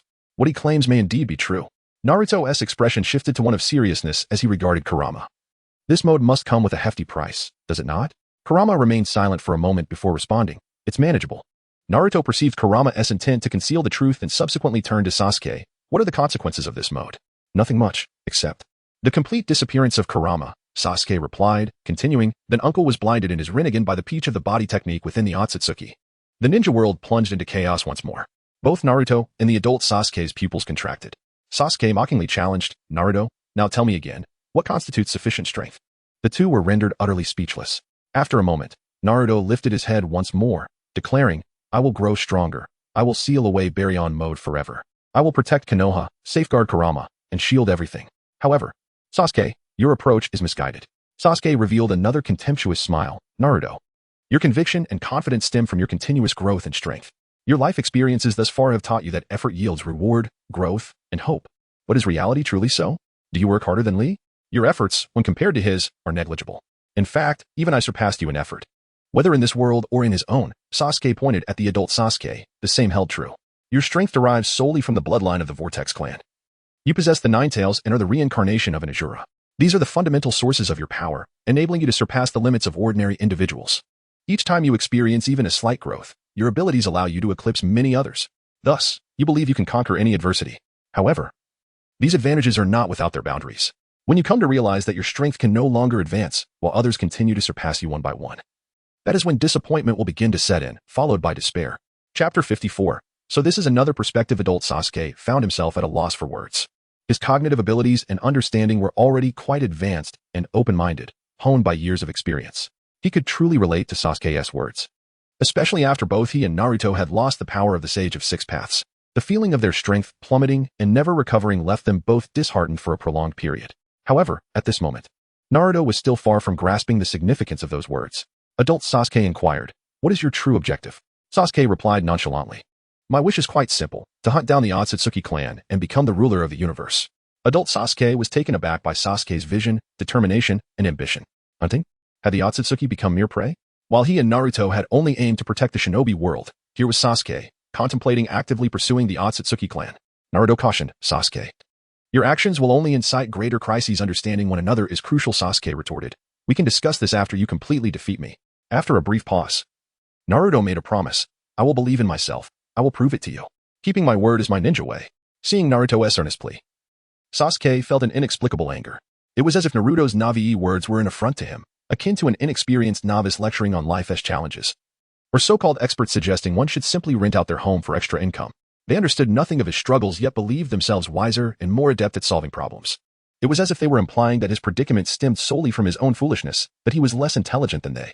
Sasuke could not help but erupt into laughter, but his expression suddenly turned cold. I hope you can remain this confident. Do not allow me to shatter you so easily. Adult Sasuke felt an ominous premonition. How could Sasuke, trapped in this situation, still possess such resolve? Indeed, neither party could currently overpower the other. Even if Sasuke utilized his Kamui and Kodo Amatsukami, it would not significantly alter the situation. The release speed of a standard Manjiki Sharingan was too slow for either of them. Sasuke, not wishing to prolong the conflict, summoned the Kusanagi sword and hurled it towards Orochimaru and the others. The sword transformed into a streak of light, vanishing from their sight. In the next moment, Sasuke disappeared from his position and reappeared at the sword's location, burrowing underground. While in his ghostly state, he exchanged his Manjiki Sharingan for his Kamui. As adult Sasuke had stated, the Flying Thunder God technique could not cross dimensions. However, Kamui could create portals between two spaces. After creating a portal, the Flying Thunder God could be utilized for instantaneous movement. Sasuke had initially employed this tactic upon entering the Kamui dimension. Once he mastered it, he could also leap through the Kamui vortex without needing the Flying Thunder God. At that moment, Sasuke hurled the Kusanagi sword once more towards Orochimaru and the others. Approximately 1 or 2 seconds later, he vanished from his original location and appeared before Orochimaru and the others. Lord Sasuke. Sasuke-kun. The expressions of the six were somewhat unnatural, filled with a sense of guilt towards Sasuke. Despite their significant power enhancements thanks to him, they had not anticipated that he could be so easily resolved, leading him to this world. It was understandable that they lost to him. They would need to return to the shinobi world first. Suddenly, a translucent vortex appeared within the Kamui space. The six were unperturbed as they followed Sasuke into the vortex. Orochimaru sighed. Sasuke-kun. The cells of Hashirama. Sasuke sneered. It's of no concern. I am willing to exchange all of Konoha for Hashirama's cells this night. Moments later, adult Sasuke and Naruto arrived at a location where adult Sasuke sensed an even more formidable spatial fluctuation. causing his expression to change drastically. This is bad. He doesn't just use the Flying Thunder God. Konoha is in danger tonight. Naruto was taken aback. How could this happen? Adult Sasuke furrowed his brow. Naruto. There is only one way to protect Konoha. Now a sense of foreboding enveloped Naruto. What method? Adult Sasuke produced a sealing scroll, stating at this point, only you and I absorbing Hashirama's cells can contend with him tonight. No. I refuse to walk a path like his. This is the ninja way I must prove. Naruto, even if you could achieve power surpassing him in the future, it is too late now. If we cannot elevate our strength sufficiently at this moment, Konoha will vanish tonight. Jiraiya, Tsunade, Iruka, Hinata, Shikamaru, they will all be lost at that moment. Naruto felt akin to the supreme treasure. Realizing that implanting Hashirama's cells would mean abandoning his ninja way, yet not doing so would spell disaster for Konoha. After lingering in the desert for over half an hour, he finally raised his head. To protect Konoha and everyone, I shall implant them now with a resounding thud. Adult Sasuke unsealed the scroll. Before them appeared several exquisite petri dishes. They took out syringes and injected themselves. Having previously received Hashirama's cells injected by Orochimaru during the Fourth Great Ninja War, adult Sasuke found it significantly easier to absorb these cells, which were infinitely closer to Hashirama's original essence. A tremendous surge of power coursed through him, rapidly enhancing his physique and chakra levels. However, the changes occurring in Naruto were even more extraordinary. As the sun dipped below the horizon, Sasuke utilized his right eye, Kimui, to open a spatial vortex, allowing several shadow clones to pass through. Subsequently, his main body activated the complete body Susanoo, drawing back a massive longbow. The Susanoo then sprouted a right hand, inscribing the Flying Thunder God seal upon the arrow.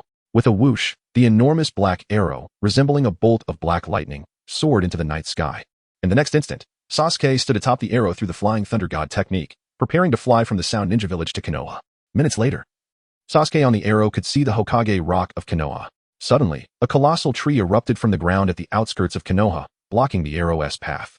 The trunk of this giant tree was nearly 100 meters wide. Sasuke and Appo's eyes narrowed, and his body was instantly enveloped in his armor as he floated in midair. Boom. The massive arrow pierced through the giant tree and continued its trajectory towards Konoha. Yet, in the next moment, as the arrow passed through the tree, it became entangled in countless vines. Before it could travel far, these vines yanked it back. Suddenly, adult Sasuke appeared atop the giant tree, his three-tomo purple Rinnegan gazing at his counterpart. You have indeed come. Sasuke frowned slightly. Where's Naruto? Adult Sasuke replied. Naruto will soon complete his transformation. A chilling laughter erupted from the main Sasuke, evolving from a slow smirk into a maniacal cackle. After indulging in laughter, his expression turned icy as he addressed Hokage Rock. Naruto, did you not profess to uphold your ninja way? Have you relinquished it after merely an afternoon? The adult Sasuke replied, you pose a grave threat. In order to safeguard Konoha, we are left with no choice. I have now surpassed even my former peak of strength. And Naruto is stronger than I. Abandon your quest for vengeance against Konoha. For the sake of protecting Konoha, is this truly our only recourse? The actions of Naruto and adult Sasuke in seizing opportunities felt so familiar. Is this not akin to protagonists in many stories reaping the rewards of others' labor? It appears this is merely another perspective. Sasuke, with a mocking smile, retorted, I am a danger?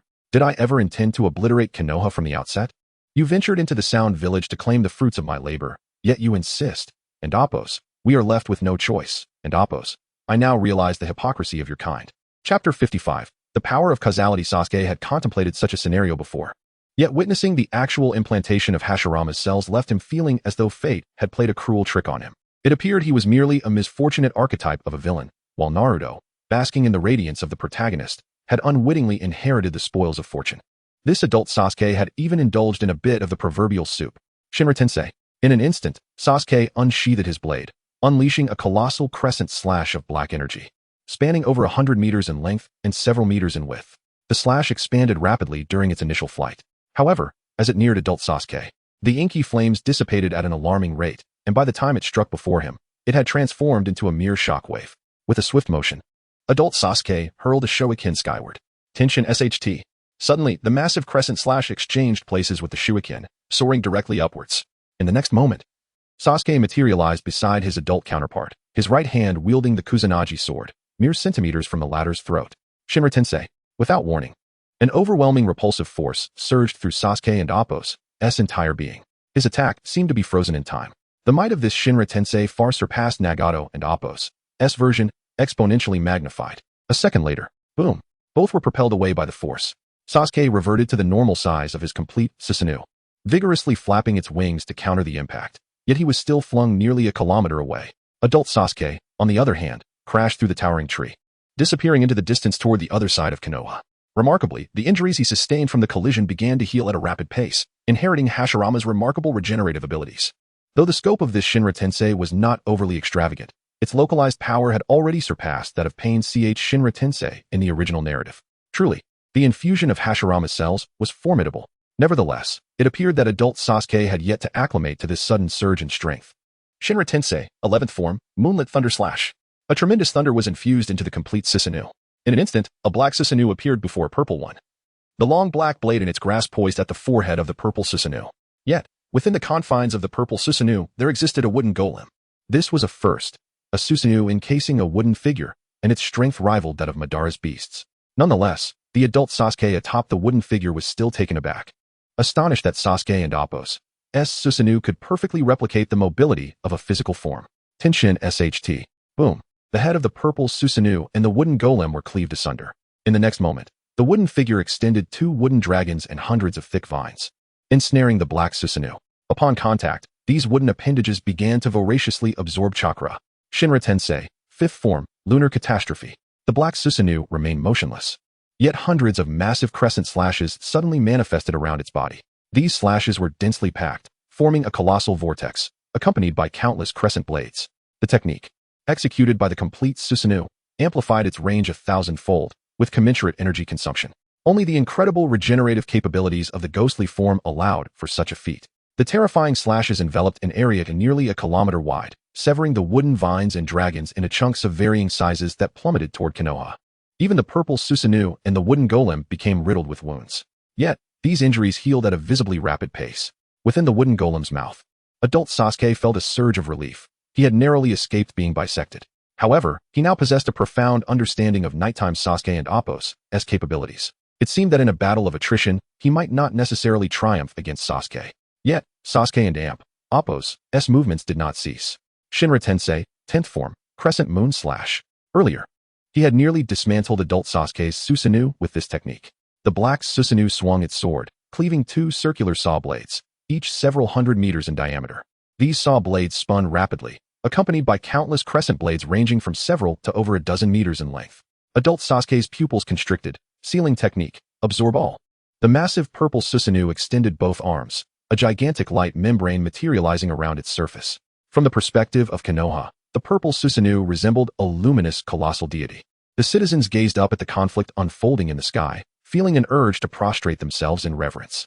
In the sky, as the 2 saw blades made contact with the light membrane, their advance halted, and their rotation slowed, their energy gradually merging into the membrane. At that moment, the black Susanoo sheathed its longsword, forming hand seals. Fire release, great flame extinction. The searing white flames emitted by the black Susanoo ignited with black fire, instantly transforming into an ocean of darkness. Unfortunately, this black sea of flames could also be absorbed by adult Sasuke and Appo's sealing technique, where Nagato had been unable to absorb it. The Rinnegan endowed with Amaterasu could. Realizing this maneuver was ineffective, Sasuke ceased his fiery assault, decisively commanding the Susanoo to draw a bow, inscribing the flying thunder god seal upon the arrow. Whoosh! Bang! A black arrow abruptly pierced through the black flames, impaling the wooden golem's throat. The tip had penetrated through to the back of its neck, mere centimeters away from adult Sasuke. Almost simultaneously, the distant black giant Susanoo vanished, revealing Sasuke clad in black warrior armor, positioned at the tip of the black arrow. This vantage point lay within the blind spot behind adult Sasuke. Before him, the black sea of flames had yet to extinguish completely. In the next instant, puff, Sasuke's right hand, wielding the Kusanagi sword, pierced through adult Sasuke's chest. His left hand deftly plucked away the latter's left eye. Squeak! Sasuke continuously infused electricity into the Kusanagi sword, simultaneously tilting his head back, preparing to consume adult Sasuke's left eye. However, adult Sasuke merely glared with his right eye. Causality. Puff! The positions of Sasuke and adult Sasuke abruptly exchanged. The recent attack and its injuries were entirely transferred to Sasuke. At this moment, Sasuke found himself clutching his own left eyeball, the Kusanagi sword embedded in his own chest. Behind him, adult Sasuke reached out a hand, mere centimeters from Sasuke. Flying Thunder God, being touched by the adult Sasuke wielding the Rinnegan, posed a considerable threat. Sasuke instantly teleported from Konoha to the Sound Village. In that fleeting moment, Sasuke's left eye had already restored itself, though devoid of the Sharingan. After swallowing his own left Manjiki Sharingan, the 6-pointed star pattern re-emerged. The ocular power contained within his eye equated to his maximum mana capacity. Losing it would result in diminished power, and his eyes would regress. If he could not reabsorb it, he would need to gradually upgrade it once more. Sasuke had once contemplated exploiting a bug to endlessly refresh his Manjiki. Thus, this approach was unfeasible. Returning to the present, Sasuke withdrew the Kusanagi sword from his chest. In less than a second, all his injuries had healed completely. His recent maneuver, could it have truly inverted causality? Nevertheless, his eye, much like my own abilities, will grant me this technique once I ascend to the realm of the Rinnegan. Oh, how fortunate I am to have prepared a contingency plan in advance. Bang, bang, bang. At this moment, far away in Konoha, Sasuke and Appo's shadow clones suddenly detonated. A smile crept across Sasuke's face. Naruto would not have the opportunity to learn the Flying Thunder God technique now. These shadow clones had initially traversed through Kamui, appearing around Konoha. The adult Sasuke in Konoha was engaged in battle, while Naruto remained oblivious to his own transformation. Others failed to notice Sasuke's clones at all. As the main body engaged in fierce combat, the shadow clones seized the opportunity to infiltrate Konoha and obliterated the sealing scroll. Even the 3 attendants of the 4th Hokage fell victim to the blades of Sasuke and Appo's clones. Chapter 56. The success of the camouflage god Eye in a bid to thwart the impending assault from the adult Sasuke and Naruto on the Sound Village the following day. Sasuke hastily convened the members of the Sound Ninja. Subsequently, with a swift application of the Flying Thunder God technique, he transported everyone to a different branch base. This location, Dream Hidden Village in the Land of Moon, was one that Sasuke and Orochimaru had visited 6 months prior. The country was now firmly under the control of Sasuke and Orochimaru. Sasuke felt that this branch base was the only sanctuary available to them. Its unexpected acquisition was a result of his presence. It was likely that the adult Sasuke was also aware of the other branch bases. How infuriating. Being forced to flee with his comrades. Sasuke ground his teeth in rage. Orochimaru was taken aback. It was astonishing that Konoha had managed to corner Sasuke to such an extent. However, he reflected that perhaps it was their own shortcomings that had impeded their progress. How vexing. To think that Orochimaru, one of the legendary 3 ninjas, had become a liability. After Sasuke had conveyed all necessary instructions, he departed alone. The ability to traverse time was not solely confined to the abilities seen in Boruto. The Dragon Veins, featured in the 7th Naruto movie The Lost Tower, also possessed the power to transcend time. This was located in the ancient country of Lulan, bordering the Land of Wind. Yet it had long since vanished and was difficult to locate. The secret of the Dragon Veins was of paramount importance, and Sasuke had not disclosed this to Orochimaru and the others. Thus, he infiltrated the Sand Village alone. After hypnotizing Chiyo, he learned of the approximate ruins of Lulan and proceeded there alone. Everything Sasuke did was executed without a trace. After 3 days of reconnaissance, he finally arrived at the site where the Dragon Veins were sealed. Fortunately, over the past 6 months, Sasuke had also trained in various sealing techniques using shadow clones, enabling him to see through the array of seals present. Sasuke first established a more concealed Flying Thunder God cubic barrier around the area. This barrier resembled a cube formed by 6 Flying Thunder God guiding thunder techniques, capable of shielding all forms of perception. Anyone from the outside who came into contact with one side would be silently transported to the opposite side. Currently, apart from Sasuke, no one in the ninja world could locate the Dragon Veins. After a series of unsealing arrangements, he declared, "Release." A surge of chakra erupted from the ground's array, only to vanish in an instant. Had he truly transcended time? Sasuke tentatively sensed the Flying Thunder God marks outside the barrier, but detected nothing from the external world. It seemed he had indeed traversed time, though he was uncertain of the current temporal juncture. The time points for the Dragon Veins were erratic, and reducing the margin of error to within a month was already remarkable. After a thorough inspection and finding no discrepancies, Sasuke opened a spatial vortex using Kamui. Upon passing through the vortex, Sasuke found himself above the Hokage monument.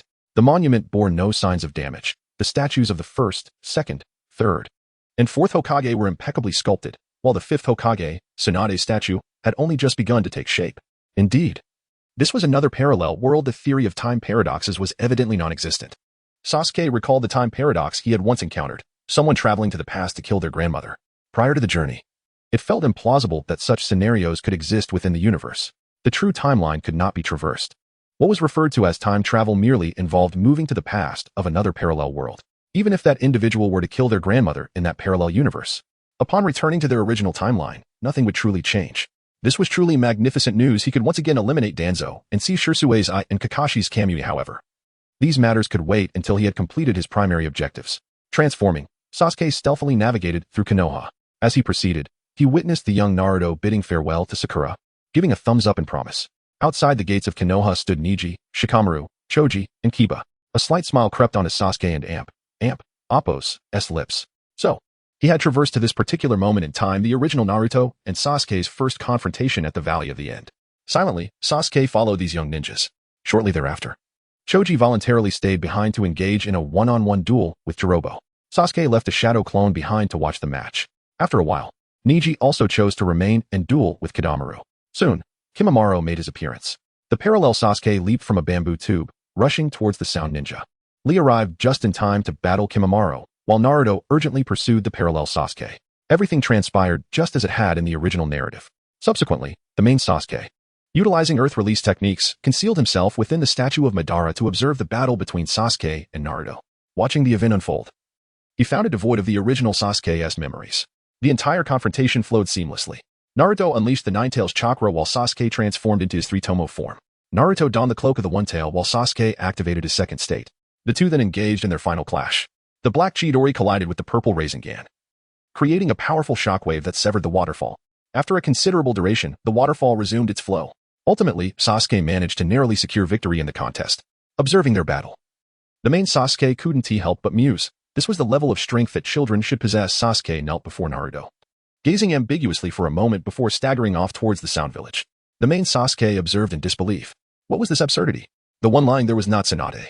What was this ambiguity all about? Suddenly, Kakashi and Pakken arrived, albeit late. After surveying the battlefield, Kakashi expressed astonishment at the duel between the two. He then carried the unconscious Naruto back towards Konoha. Just as Kakashi departed, a figure emerged from a shadowy corner beneath the waterfall, a man with a pitcher plant growing on his shoulder. Half of his face was white, the other black, and he wore a black coat adorned with red clouds. It was none other than Akatsuki's Zetsu. The main Sasuke longed to leap out and greet him with a cheerful, "Long time no see." However, he could not afford to do so. Thus, the main Sasuke merely concealed his presence, quietly following Zetsu as he exited the Land of Fire. From day to night, the main Sasuke trailed Zetsu until they arrived at a particular cave. This cave was the very place where Obito had transplanted Itachi's eyes into Sasuke in the original narrative. One wall was adorned with hundreds of crimson Sharingan. It was unfathomable what Obito felt gazing at these eyes every day. Inside the cave, Obito sat in silence, accompanied by several white Zetsus. Zetsu remarked, "That Uchiha Sasuke, while not on par with Itachi, possesses commendable talent and could be utilized in the future." Listening to Zetsu's report, Obito activated the Sharingan within the hole of his mask, lamenting if only Itachi didn't have so many burdensome thoughts. Suddenly, a whisper echoed behind Obito, "Obito, I miss you." Both Obito and Zetsu felt a chill run down their spines. In an instant, Obito's mask disintegrated, and his right eye was swiftly removed. If adverse factors were to occur, and he activated Izanagi afterward, the unfavorable factors would remain unchanged. This was a detail that the main Sasuke had discovered after numerous attempts. Sasuke swiftly consumed the eye of the Kamui, and in an instant, his ocular powers surged dramatically. Alas, the dual Kamui has finally been attained. Chapter 57. Seizing the Rinnegan of Nagato suddenly, Sasuke discovered that the two Kamui eyes were not interconnected, nor could they unlock the derivative techniques of Kamui, such as Kamui Chidori. It appeared that only a pair of Kamui from the same world could create a shared space. Then, under the astonished gazes of Obito and Zetsu, Sasuke opened 6 eyes. Among them, 5 were Sharingan. Just as Obito and Zetsu prepared to flee, "Do not move." Sasuke uttered those 3 words with an air of indifference, releasing an astonishing aura of menace. Except for Black Zetsu and Obito, the other inferior white Zetsu fainted under the pressure of this overwhelming chakra. Black Zetsu was even more shocked, feeling a sense of dread. Obito, taken aback, exclaimed, "How do you know I am Obito? How do you know Rin?" Sasuke smirked cruelly. "Wanna know? I won in Dappos, tell you." In a flash, Sasuke struck, cleaving Obito in half vertically. In that instant, Black Zetsu thought of escaping. Sealing technique, magic chains. Instantly, Black Zetsu was immobilized. "Though I want to save your mother, I cannot this time, so you too shall perish." Boom. Black flames erupted from Black Zetsu, yet he was unable to move. With a pair of eternal Manjiki Sharingan and 3 Manjiki, Black Zetsu had no means to resist, ultimately consumed by the unquenchable black flames, leaving not a trace behind. At this moment, Obito was already gasping for breath. Sasuke seized the half of Obito's body that had merged with the wood release and cast it into the Kamui space. He then gathered all the Sharingan adorning the wall into the Kamui dimension. Subsequently, he indifferently inscribed a formation on the ground and dragged a white Zetsu over. Moments later, as Obito lost his life, Sasuke began to form hand seals slowly. At that instant, Obito's soul had just seen Rin in the Pure Land. Just as Rin greeted him with a smile, the next moment, Edo Tensei, Obito and Appo's consciousness returned to that cave. Obito was resurrected, but his mind was blank. "Welcome back to the ninja world. From now on, you will never die or feel physical pain, regardless of whether years, decades, centuries, or millennia pass. You shall never see Rin again. Oh, my apologies, let me add, the psychological pain cannot be mitigated." Obito was utterly bewildered. In that fleeting moment when he saw Rin smile at him, he realized that death was the best refuge. Yet now, he could not die. Obito lamented, "Who are you? Why do you treat me this way? Why so cruel?" Sasuke chuckled, closing 4 of his secondary eyes and dispelling his transformation technique. Obito, confused, asked, "You are Uchiha Sasuke?" Sasuke smirked disdainfully, "Indeed, you guessed right. Now, allow me to send you into space." Bang, bang. First, Sasuke cast a sealing technique to restrict Obito's movements. The next moment, boom. Sasuke propelled Obito straight into the dark sky. Obito, regardless of life or death, or even the most fundamental physical distance, I will ensure you are as far from her as possible. In truth, Rin liked you in her lifetime, but alas, you made her wait too long. Do you have a prohibition on your heart preventing you from committing suicide? Yet you utilized Kamui quite effectively in battle, did you not? You had numerous opportunities to die, but you did not cherish them. Obito suddenly felt an overwhelming fear. I was wrong, Sasuke. Everything I did became clear to me after my recent death. Sasuke replied, if apologies were sufficient, then what need would there be for ninjas? After a while, Sasuke sensed the gravitational pull diminishing. God Moon breathing, 11th form, Moonstep lightning throw. After bidding farewell, Sasuke employed the breathing technique to launch Obito into outer space. In the vacuum of space, there was no resistance. Obito would continue to fly at that speed, only stopping upon landing on some distant planet. Sasuke calmed his tumultuous emotions and smiled faintly. I truly am a great hero. The crisis of this world has silently vanished. The conclusion of this world's Hokage saga shall simply be that Naruto and Sasuke jointly defeat the Edo Tensei Nagato. Sasuke grinned mischievously. Originally, in his main timeline, he intended to resurrect Madara through Nagato, who would then resurrect Kaguya. Thus, he had not given much thought to that pair of Rinnegan. However, this parallel world was different. He had no intention of remaining here for long. This pair of Rinnegan was ripe for the taking. Moreover, once Nagato entered the Edo Tensei state, he would achieve his peak power without hindering Naruto and Sasuke from becoming heroes in the end. It was truly a win-win situation. In the next moment, Sasuke transformed into Obito's appearance and utilized Kamui to teleport into a building within the Rain Village. Before him stood a pale red-haired man and a stunning blue-violet-haired woman. Madara, is there something you wish to discuss? Conan inquired, standing beside Nagato. Sasuke replied, I have recently mastered a technique that brings Nagato closer to godhood. Nagato, though your ideology is correct, your lifespan is limited. This method grants you infinite chakra and eternal life, allowing you to maintain a constant threat over the ninja world and thus preserve peace. Nagato and Conan were taken aback, their expressions filled with skepticism. Is there truly such a technique? Sasuke spoke candidly. Have you heard of Orochimaru resurrecting the first and second Hokage during the fall of Konoha? Nagato fell into contemplation. Conan frowned. What kind of method is this? It would merely turn you into a puppet. Sasuke countered. As long as Nagato performs the technique himself, he shall not become a puppet. Nagato, astonished, asked, perform the technique myself? Yes, you would use Edo Tensei on yourself. Since your vessel is your own body, you can unleash your full power perfectly. Moreover, your thoughts will not be influenced by outsiders, so there is no need to fear becoming someone else's puppet. Nagato curiously inquired, is there any cost involved? Sasuke replied, after Edo Tensei, you will lose some physical sensations, will not age, will not reproduce, your strength will no longer advance. But neither will it decline, and you may appear somewhat unwell. Pausing for a moment, Sasuke pointed to Nagato's eyes. As a trade, I require your eyes. Before Conan and Nagato could react, Sasuke swiftly gouged out Nagato's eyes. Conan gasped in shock and hurriedly launched paper shuriken at Sasuke. Unfortunately, the paper shards passed through Sasuke's body without effect. Nagato remained silent. Conan, stop. Now Madara, can you tell me what to do next? Chapter 58. The two divine techniques of the body's reincarnation. After a period of elucidation, Nagato mastered the technique of Edo Tensei. In an instant, his body began to crack and disintegrate into a multitude of paper fragments. Just as Conan thought that Sasuke had deceived them, these fragments reassembled into Nagato, and his Rinnegan returned as well. At that moment, Nagato's Edo Tensei strength surpassed that of the original narrative. Nagato, I appreciate your assistance, Sasuke remarked, raising his hand dismissively. It's nothing. Now, please help me contact Itachi. I have some matters to discuss with him. Understood. After a brief communication, Nagato informed Sasuke of Itachi's location. In the next moment, Sasuke vanished from his position, only to reappear moments later atop a distant mountain. Itachi and Kisame recognized the Sasuke impersonating Obito. Kisame, you may leave. I need to speak with Itachi, Sasuke instructed. Kisame glanced at Itachi and then descended the mountain. Itachi, what is it that you wish to discuss? Sasuke inquired, a subtle smile gracing his masked face. Do not be so cold, Itachi. Unmoved, Itachi regarded Sasuke with indifference. Are you familiar with parallel universes? Itachi pondered for a moment, then replied, I have not heard of them, but it seems to refer to another world with a high degree of similarity to our own. Precisely. The Obito you knew has been eliminated by me. As he spoke, Sasuke transformed back to his original form. Itachi's pupils dilated in shock. SAS. Sasuke? Sasuke smiled faintly. Yes, your arrogant parallel brother. Itachi remained bewildered. What is happening? This is too time-consuming to explain. Let's communicate through Genjutsu instead. In an instant, Sasuke cast a dream-stealing illusion on Itachi. After several moments, they emerged from the illusion. Itachi summoned his left eye, the Sharingan, and handed it to Sasuke. Following an extensive conversation, Itachi's psychological burdens were alleviated significantly, and he gained clarity on how to face Sasuke. The two bid farewell, and Sasuke returned to Konoha, going into hiding. Half a month later, a sudden flash of white light illuminated the forest surrounding Konoha. Subsequently, two travelers appeared within the village, the one-armed hero, Uchiha Sasuke, and Boruto, who bore a striking resemblance to Naruto. Upon their arrival, they encountered many familiar faces, and Sasuke had several near encounters with them. This adult Sasuke and Boruto hailed from a different parallel universe, distinct from the one he had previously interacted with. With the arrival of Otsutsuki Kinshiki becoming inevitable, it was time for Danzo's right eye to be reclaimed. However, this time, it had to be done discreetly. Utilizing his ethereal prowess, Sasuke stealthily approached Danzo's bedside. In an instant, Danzo fell into a deep slumber.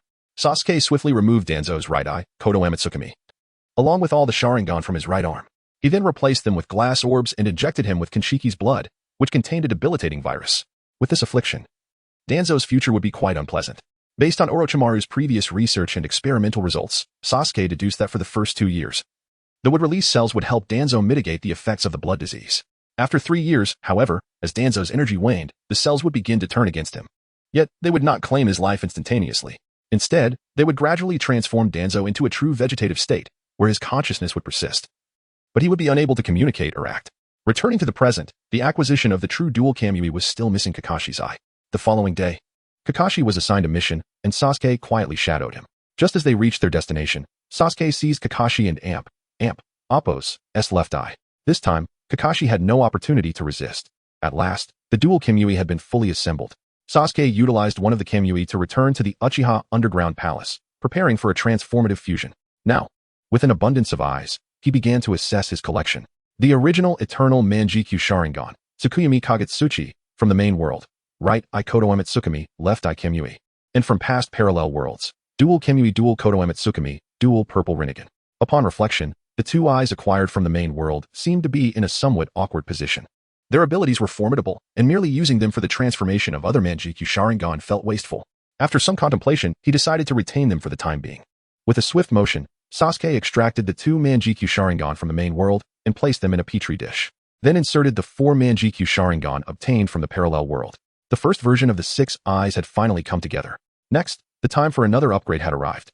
Sasuke retrieved the Rinnegan he had taken from Nagato. Which pair of eyes should undergo transformation? It was said that Otsutsuki Kinshiki's Rinnegan possessed time-related abilities. The combination of time and Kamui's space should yield a more harmonious synergy. Madara's Rinnegan, on the other hand, seemed only capable of bullying weaker opponents, with limitations that paled in comparison to the abilities of the original Sasuke's eyes. Thus, this pair of Rinnegan would serve as nourishment for the transformation of his primary eyes. In the next moment, Sasuke consumed the Rinnegan. A terrifying surge of ocular power surged through him, nearly equating to the combined strength of his current 6 eyes. Truly, Madara was formidable. Before long, his original Eternal Manjikyu Sharingan transformed into a pair of purple 3-tomo Rinnegan. Assessing the unique abilities of his new eyes, he noted that the left eye differed from the original Sasuke's. It did not possess the ability of Tenjutsu. Instead, the left eye's power was fixed-distance teleportation. Within 5 seconds, it could teleport a total of 1 kilometer, with no limit on the number of uses. For instance, if he teleported 1 kilometer in a single leap, he would have to wait 5 seconds before using it again. If he averaged 10 meters per leap, he could teleport 100 times within 5 seconds. If he averaged 1 meter, he could teleport 1,000 times in that interval. This eye could also execute advanced maneuvers involving teleportation following a basic attack, and it did not rely on coordinates, making it unpredictable. To counter it, one would need to employ a high-intensity area attack with a radius exceeding 1 kilometer. Terrifying. Monstrous. However, the energy consumption for each teleportation equated to that of a single use of Kamui. If used excessively, the toll would be considerable. If Kakashi from the early days of the Shippuden series were to use it, he would likely faint after merely 2 uses. The ability of the other eye was known as causality. It could reflect any damage or status inflicted within 5 seconds back to the assailant. With a cooldown of 50 seconds, this power was indeed fearsome for any human. A true technique for retaliation. Chapter 59. By day, Tsutsuki Sasuke, by night. The Demon King Kokushibori 2 days later, spatial fluctuations re-emerged around the outskirts of the Hidden Leaf Village. This time, Sasuke was able to perceive them as well. Shortly thereafter, the adult Sasuke, Naruto, Jiraiya, and others swiftly made their way to Naruto's side. The Tsutsuki Urashiki finally made his appearance. The main Sasuke stealthily waited in the distance, poised to act. As Urashiki began to speak, his voice reminded Sasuke of Zoro from One Piece, slightly improving his impression of him. However, he was taken aback shortly after witnessing their exchange. He began to question whether he had fallen under a genjutsu. The battle before him was simply unfathomable. Though the adult Sasuke lacked the chakra of the Sage of Six Paths, he should at least possess strength at the Super Shadow level, comparable to that of the Sasuke he had previously fought. Yet the disparity in strength before him was astonishing. A mere technique from Urashiki left him exclaiming, "All my chakra is depleted." Urashiki was equally perplexing. Sasuke had anticipated that, even without consuming the fruit, a member of the Tsutsuki clan would be at least at the initial Super Shadow level. To his astonishment, Urashiki and Appo's abilities seemed to barely reach the initial shadow level. Despite possessing the Rinnegan, he appeared to only know how to flee, his combat skills and awareness woefully inadequate. It was no wonder he was regarded as a disgrace to the Tsutsuki clan. Could this creature truly compensate for the loss of the Hashirama cells? Sasuke genuinely doubted it. This demonstrated that no matter how high one's starting point, a lackadaisical approach would yield no results. Slap. Sasuke struck himself to confirm he was neither under an illusion nor dreaming. The 5 individuals on the battlefield turned simultaneously toward the source of the sound. With a simple transformation, Sasuke emerged from the forest in the form of Kokushibori, devoid of any chakra fluctuations. He appeared to be an ordinary warrior. The others exchanged glances, forming initial assessments. Jiraiya exclaimed, "A warrior? You must leave at once. This place is not safe for you." The adult Sasuke added, "It's dangerous here. You should go." Sasuke cast a dispassionate glance at them. Indeed, this place was perilous, but only for them. Naruto, bewildered, asked, "Huh? Big brother here." Before they could comprehend Sasuke and Appo's intentions, he unsheathed his sword. Just as they thought he was being reckless and Jiraiya prepared to intervene, a swift motion occurred. Urashiki's head was seized by Sasuke, who stood behind him. Sasuke's right hand then slowly returned the sword to its sheath. He had not used any transportation technique or activated any buffs. He merely employed a wind technique to close the distance and delivered a clean strike. The remaining 4 were taken aback. The speed was astonishing. Only the adult Sasuke could perceive the trajectory of the motion. Suddenly, Sasuke turned, revealing his purple 3-tomo Rinnegan. Genjutsu, Rinnegan. In an instant, the 4 individuals present collapsed unconscious. Sasuke mused, "I had expected this adult Sasuke to at least resist my genjutsu. We are both Sasuke. I had no intention of harming you. But since you were so inept, those eyes are wasted in your sockets." With that, Sasuke extracted the adult Sasuke and Appo's 2 eyes and replaced them with 2 3-tomo Rinnegan, infusing him with a drop of pure Oni blood to help him adapt to the Sharingan. This would also negate any side effects from his future activation of the Mangekyou Sharingan. TSK, one must fully utilize good things. With a Flying Thunder God technique, Sasuke returned to the Uchiha Underground Hall. He then sent a shadow clone to the village to acquire some delicacies. Even though he was now a demon, he had yet to taste human flesh. He hoped that paired with these culinary delights, it would be more palatable. The conditions were harsh, and given how effortlessly the Tsutsuki were absorbed, Sasuke wasted no time. Crunch, crunch. Sasuke began to feast heartily. The digestive and absorption capabilities of the Oni form were astonishingly formidable. While he continued to eat, his body was simultaneously reinforcing itself. By the time Urashiki was completely consumed, Sasuke's Oni blood began to boil, devouring Muzin's source blood. His body temperature soared, reaching over 100 degrees Celsius. Remarkably, due to the distinct quality of Oni blood, it merely boiled vigorously without turning to blood vapor. After approximately 2 hours, Sasuke's temperature gradually began to decrease. He felt a significant breakthrough in his life level, gaining the ability to control his body and transform freely. This transformation did not require chakra to maintain, nor was it uncomfortable like transformation techniques. His physical limits had vastly improved. However, due to Urashiki's inferior attributes, there was little change in strength or chakra capacity. Nonetheless, the infected Oni blood had fully evolved into source blood, granting him regenerative abilities, meaning he could freely transform others into demons. Suddenly, Sasuke was struck by a revelation. Entering the Oni state had previously felt like respawning in a game, with chakra, ocular power, stamina, and vitality rapidly replenishing. But now, it had transformed. Entering the Oni state now equated to activating an unlimited power mode. Stamina, ocular power, chakra, these energies became entirely non-consumable. To test his regeneration speed, Sasuke forcefully severed his left arm. As the severed limb fell, a new left arm emerged, catching it mid-air. The speed of regeneration was astounding. Following this instinct, Sasuke began to manipulate his chakra for fusion purposes. Suddenly, a black sphere materialized in his palm, an unmistakable truth-seeking ball. His Oni state had reached the level of the Sage of Six Paths. This was not merely due to the Tsutsuki and Appo's physique. Was this transformation a result of the bloodline network? Sasuke was utterly astonished, his gains far surpassing his expectations. Although Yaroshiki's strength was lacking and his panel attributes poor, his life level was exceptionally high. He was not only a member of the Tsutsuki clan, but also possessed the bloodline network. While his version was inferior, the bloodline network was still formidable. With development, it could become terrifyingly powerful, and it perfectly complemented the Oni form. After several minutes, Sasuke calmed his exhilaration and turned his attention to the two blue Rinnegan and the adult Sasuke's eyes in his possession. He felt ready to absorb their abilities perfectly. First, he would merge Yaroshiki's eyes with his dual Kamui, swallowing them before reopening his eyes. The two Kamui eyes had transcended the eternal state, directly becoming blue three-tomo Rinnegan. The time-reversing ability of the blue Rinnegan remained intact, yet he could no longer shift to the red Rinnegan. Sasuke utilized the spatial amplification function of the red Rinnegan to enhance his dual Kamui. In the current state of penetration mode, it can be sustained for a continuous duration of 80 minutes. If one reverts to a physical form even once during this period, the timer resets. Furthermore, the rate of spatial transfer through the eyes has been enhanced by a factor of 20. For shadow-level ninjas, this acceleration in spatial distortion and instantaneous movement is virtually indistinguishable. Chapter 60. Crafting the Ghost Month. Though it may seem somewhat inflated to say so, Sasuke felt invincible. He found himself at a loss as to how to defeat himself. However, evolution must continue. Sasuke proceeded to merge the eyes of his adult self with the abilities of the Kodo Amatsukami. After some balancing adjustments, these two eyes transformed into purple three-tomo Rinnegan. The cooldown for the left eye's Kodo Amatsukami was reduced to 1 week.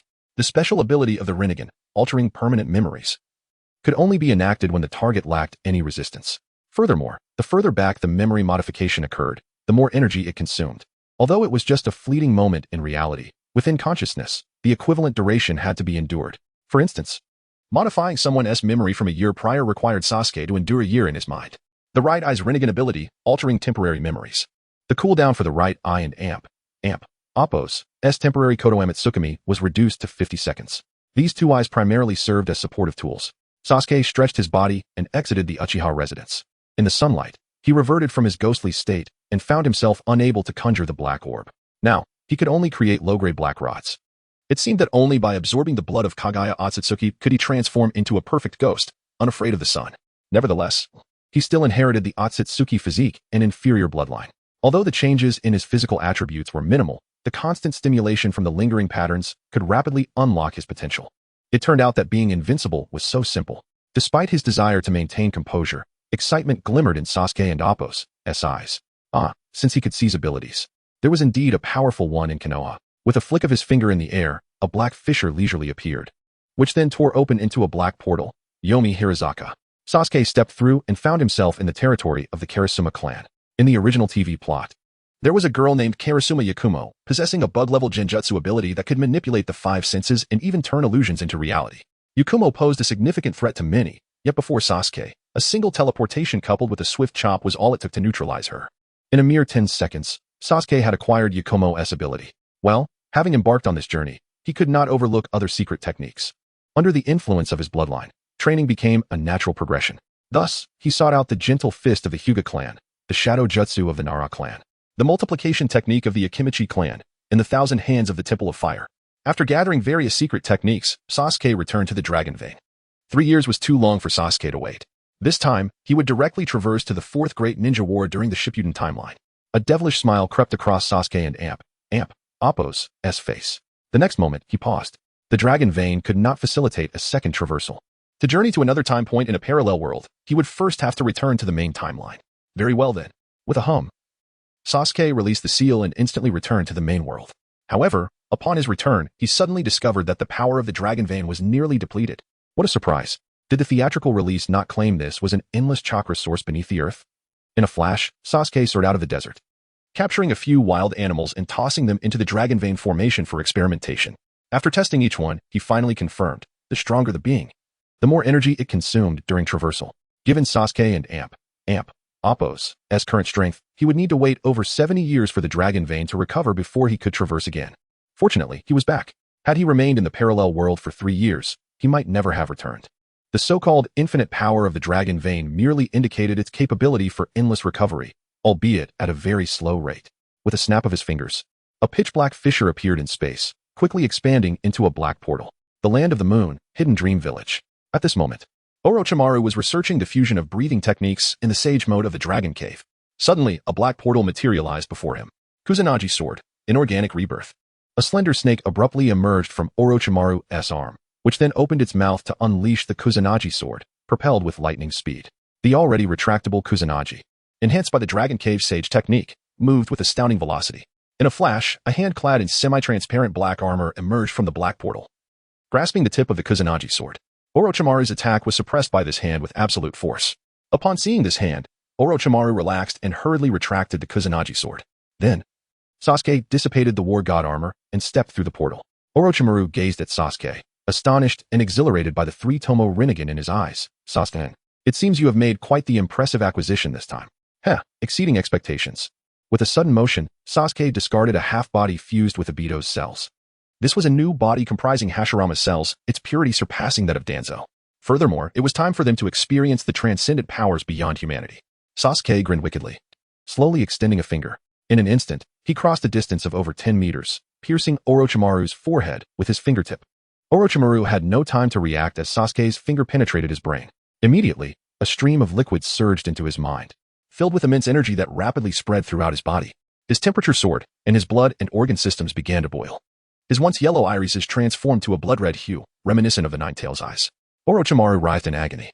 Relax, this is the power that grants you immortality, that allows you to forge abilities.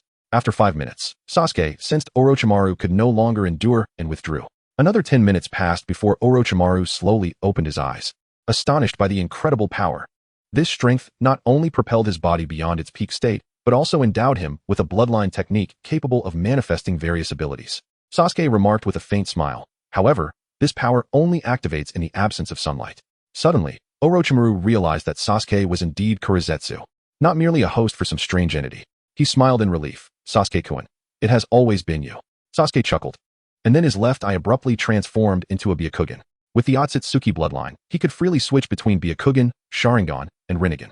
Moreover, in the Byakugan state, the range of perception expanded to match the Byakugan and Appo's visual scope.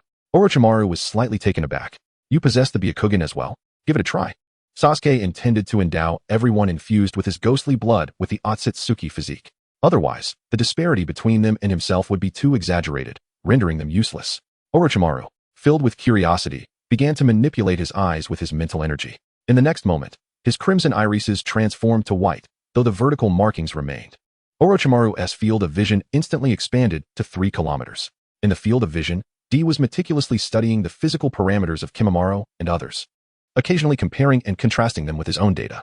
Kimimaro was feeling the breeze, while Jago sat quietly atop a small hill. Suigetsu was attuned to the water, and Karen blushed deeply as she gazed at a portrait of Sasuke. Suddenly, Orochimaru observed Sasuke appearing before D. In a moment of irony, D faced a fate similar to that of Orochimaru.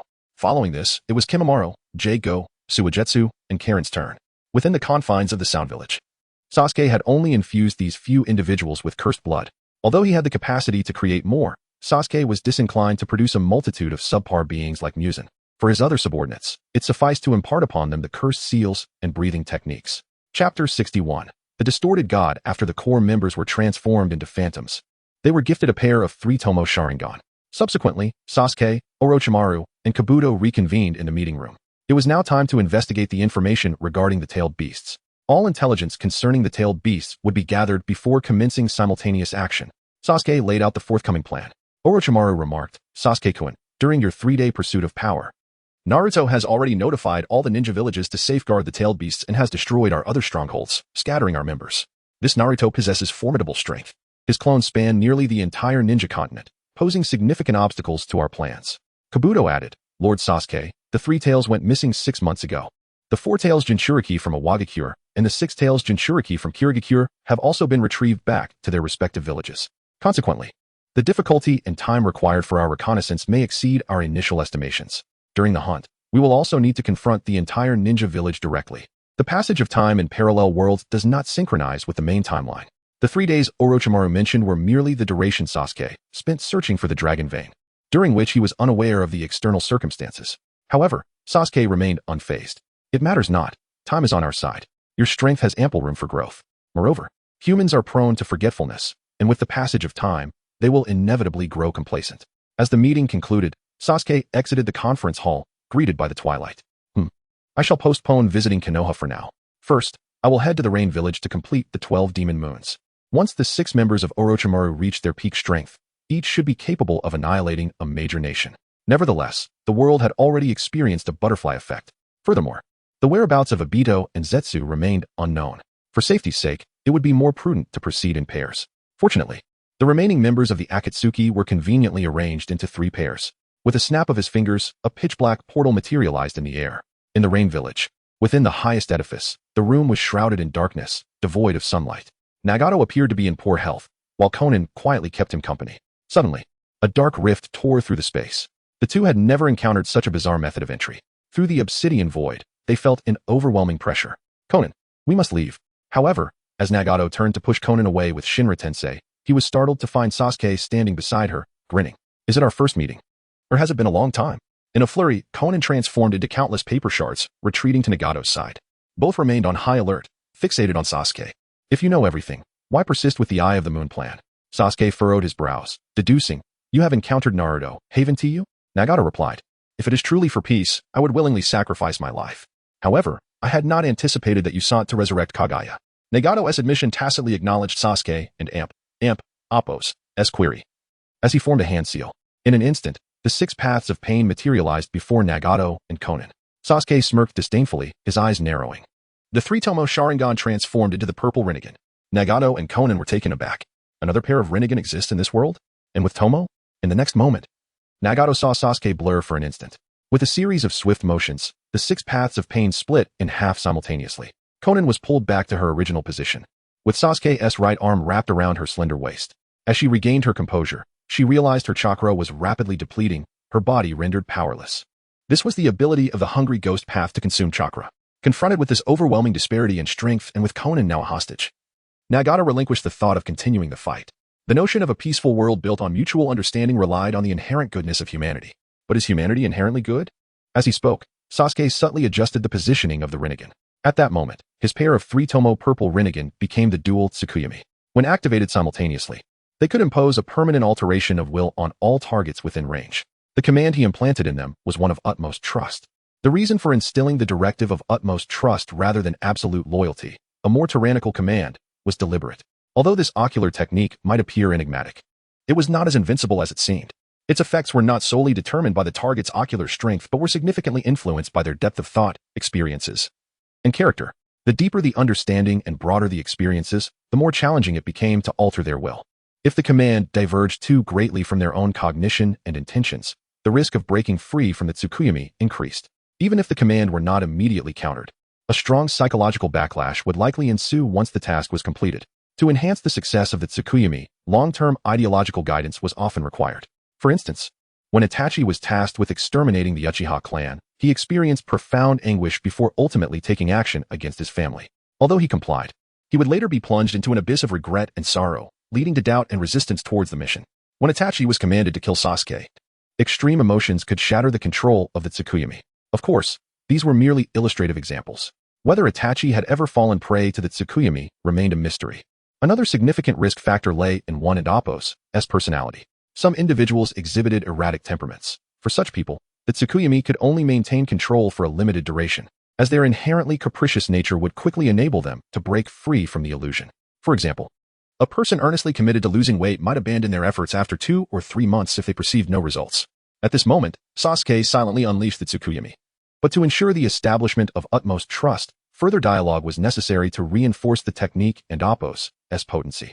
Since you are aware of these truths, allow me to recount a more distant history.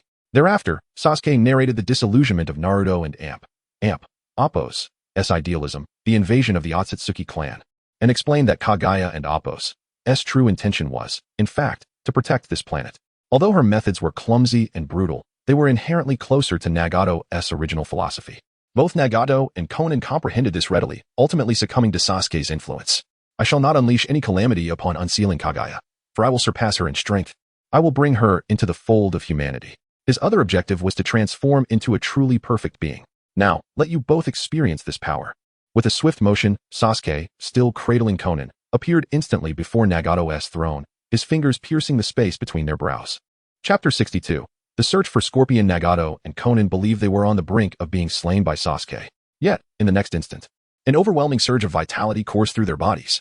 Almost immediately, Nagato's pallid complexion transformed into a healthy glow, and his gaunt cheeks filled out. Even his legs, long rendered useless, began to heal at a remarkable pace. Minutes later, Nagato and Konan emerged from their convulsions, and memories regarding the breath training method resurfaced in their minds. They were astonished by the potency of these two forces, realizing that such miraculous abilities only manifested in the absence of sunlight. Now, they understood more clearly. Only by liberating Kaguya could one attain a perfect form that functioned even under the sun. Indeed, after experiencing this newfound power, they felt acutely vulnerable in its absence. The disparity between human and demon forms was immense.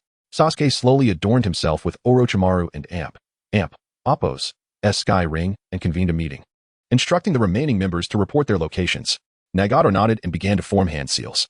Moments later, within a dark cavern, 7 phantasmal figures materialized around a massive demonic statue. As they appeared, Scorpion immediately captured their attention, presenting himself in his true form. "Hey, you are Uchiha Sasuke, Arin and Appos, to you?" Deidara, tattered and worn, inquired of Sasuke. "That bastard dared to experiment on me. Is that Scorpion or a new recruit?" Haiden, initially furious at Sasuke, redirected his ire upon noticing Scorpion, revealing his character's resemblance to a mischievous husky. "Silence. Scorpion and Deidara, who are you fighting?" Pain commanded. "I got separated from Deidara and am battling the ninjas of Sunagakure," Scorpion replied. Deidara lamented, "I'm being pursued by those from Iwagakure. Where are you both located?" Sasuke asked. And the two exchanged hesitant glances with Pain. "Report your locations. Sasuke will assist you in dealing with your pursuers," Pain instructed. "I'm near the border of Takigakure and Kusagakure," Deidara stated.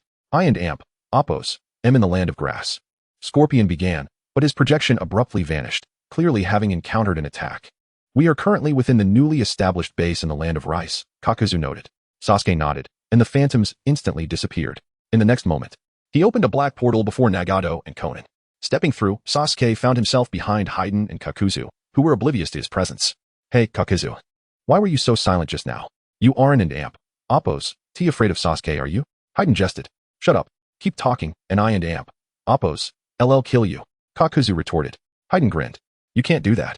Suddenly, a hand landed on their shoulders. Swish. The two's pupils dilated, and they swiftly turned to retaliate. However, just as they did, thud, Sasuke's fingers pierced through their skulls. Given their already formidable resilience, he showed no concern for their discomfort. The infusion of demonic blood occurred at a rapid pace, completed within moments. During this injection, Sasuke transmitted relevant information directly into their memories. Snap! Sasuke opened another portal, and without waiting for their awareness to fully return, he pulled them through. The trio materialized in the vicinity described by Deidara.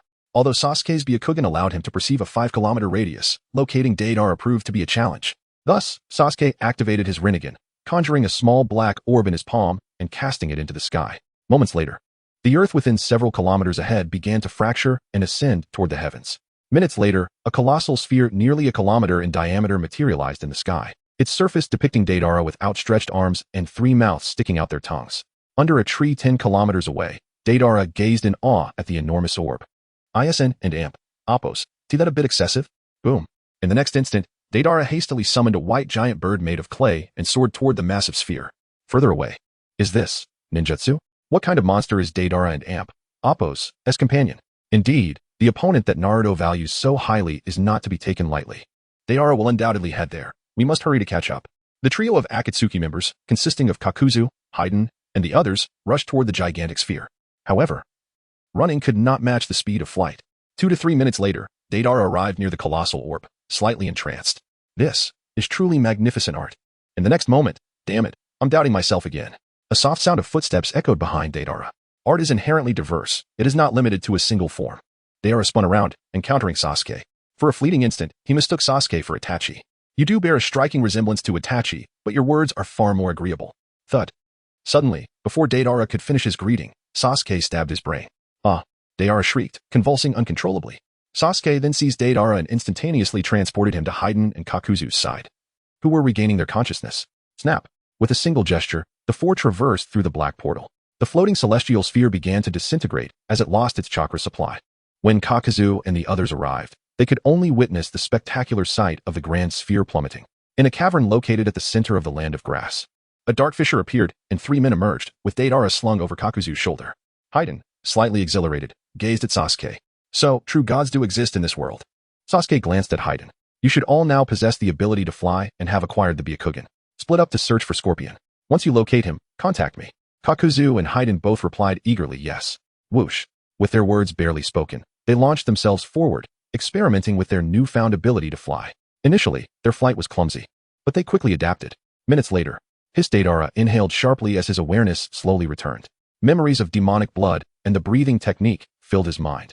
Now, looking at Sasuke, he could no longer regard him with the same casualness as before. Whether Scorpion was alive or dead hinged on who found him first, them or the ninjas of Sunagakure. Deidara declared, I will definitely find Scorpion before he is killed. Boom. Deidara summoned another white giant bird. Though he could fly now, he still preferred to ride his mount. Chapter 63. Why use father and mother to deliver this fatal blow? The three others soared through the skies at an astonishing speed, while Sasuke continuously utilized the yellow spring Hirazaka for spatial transitions, each leap spanning 10 kilometers. With each transition, the new surroundings fell perfectly within the range of his Byakugan's vision. After a minute, Sasuke finally beheld the fierce clash between Scorpion and the ninjas of Sunagakure, represented by Chiyo, Maki, Temari, and Kankuro. Initially, Chiyo and the others aimed to bring Scorpion back to the village, but upon witnessing the third Kazekage transformed into a puppet, they realized Scorpion could not be returned alive. The Kage had to die, no matter the circumstances. At that moment, Scorpion activated the 100 Puppets technique, plunging the battle into a state of intense fervor.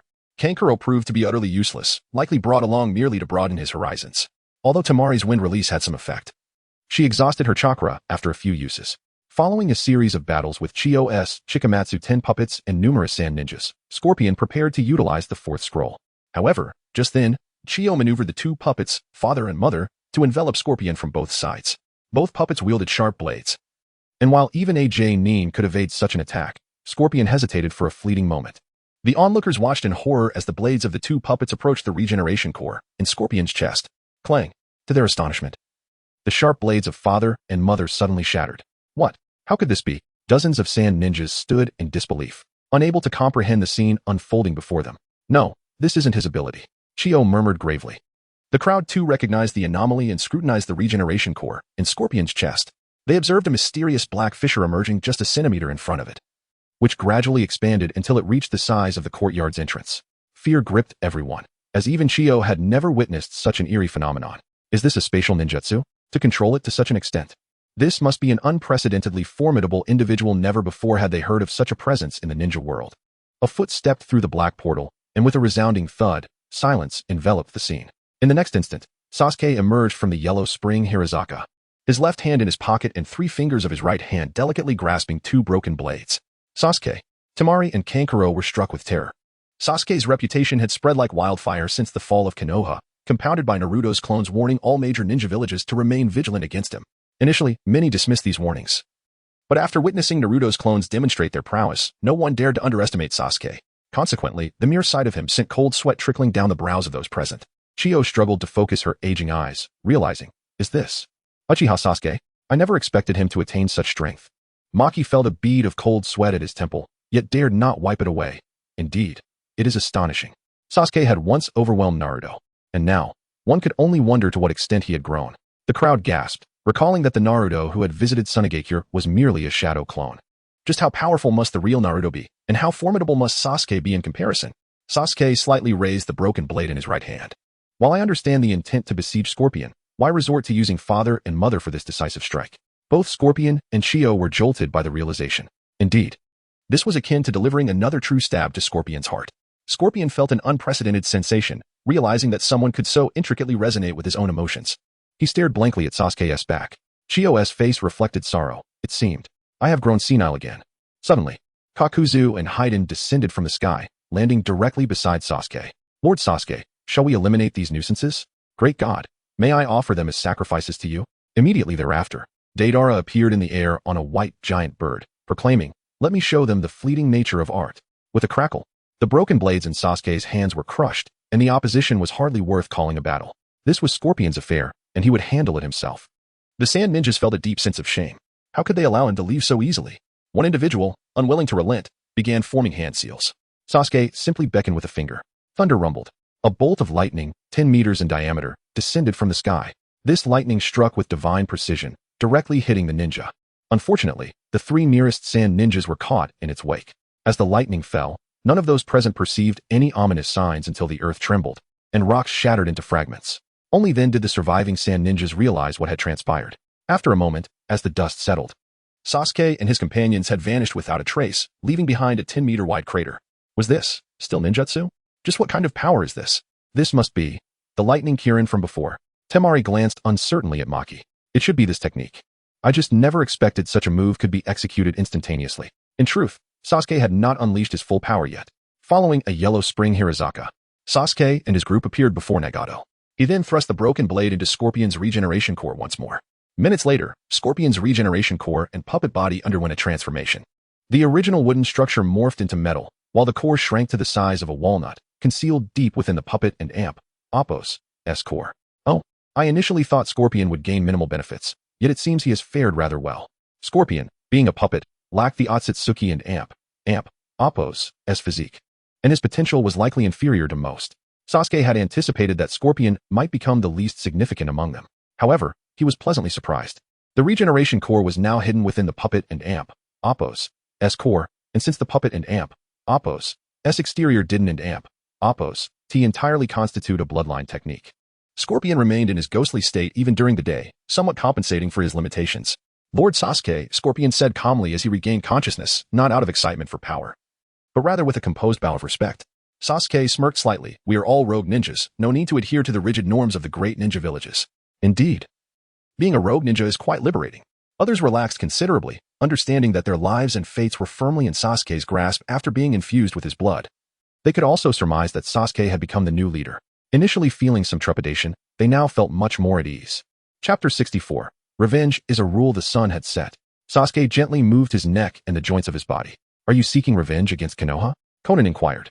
Sasuke replied with a gentle smile. Indeed, but it is neither out of anger nor impulse. Revenge is a principle, a stance.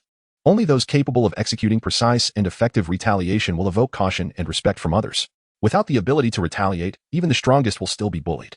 Ironically, such individuals are often labeled as heroes.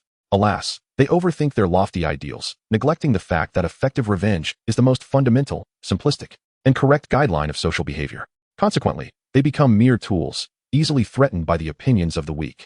As he finished speaking, Sasuke had already crossed the Hirazaka and donned his divine armor, soaring to a height of 10,000 meters above Konoha. Since the adult Sasuke claimed that Naruto was superior to him, he couldn't afford to appear too modest at the onset. Heavenly obstruction, trembling stars. As Sasuke completed his hand signs, a colossal meteorite, nearly 1,000 meters in diameter, was drawn from outer space, suddenly appearing 1,000 meters above him. It then began its slow descent. Given Sasuke's altitude, the meteorite gained an additional 10 kilometers of acceleration. As it fell, the surface of the meteorite quickly erupted in a brilliant tail of flames. A meteorite with sufficient acceleration is an entirely different kind of threat. Had Madara summoned such a meteorite from the sky, the allied ninja forces would have had no chance of survival. Meanwhile, within Konoha, Naruto, who was studying, would release. Sensed the impending danger and instinctively looked up at the sky. He noticed a point of light trailing behind the enlarging meteorite.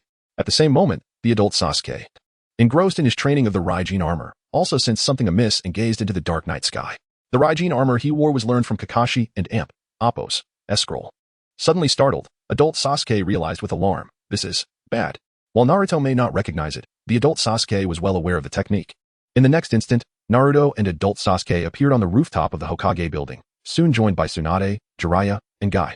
As for Kakashi, his injuries from impersonating adult Sasuke had not yet healed. After all, only 3 or 4 days had passed in this world. Adult Sasuke mused. He must be here for revenge. Only the Rinnegan can execute this technique. I fear Nagato's Rinnegan has fallen into his hands. I will shatter the meteorite. Naruto, remain vigilant for any anomalies within the village to prevent a repeat of the last incident.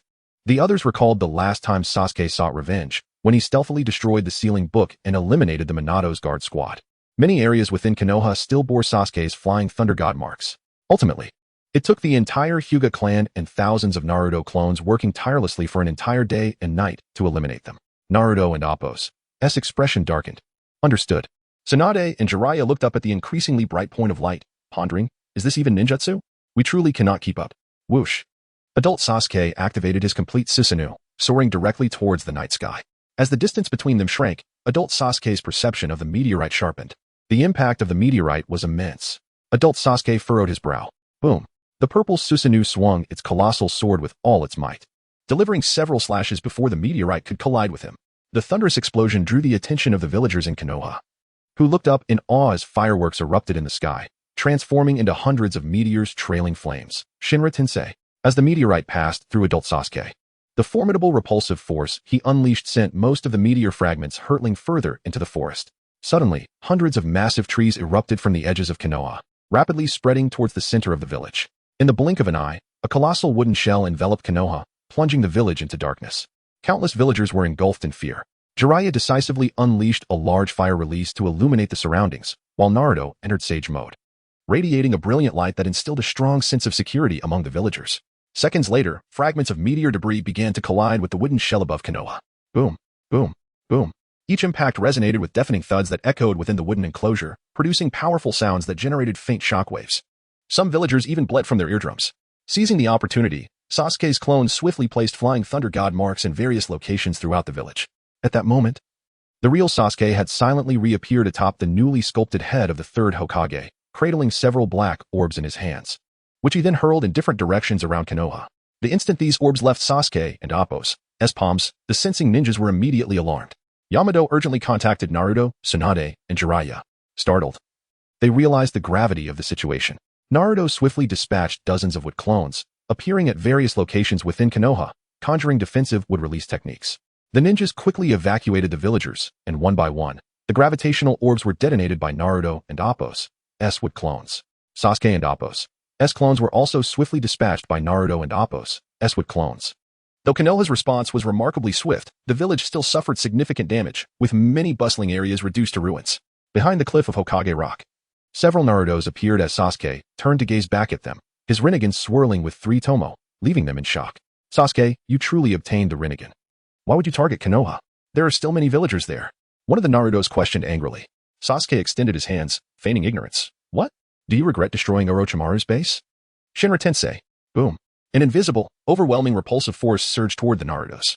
The Hokage rock beneath Sasuke's feet launched like a cannonball towards Konoha's city center. Wood release. Advent of the tree world.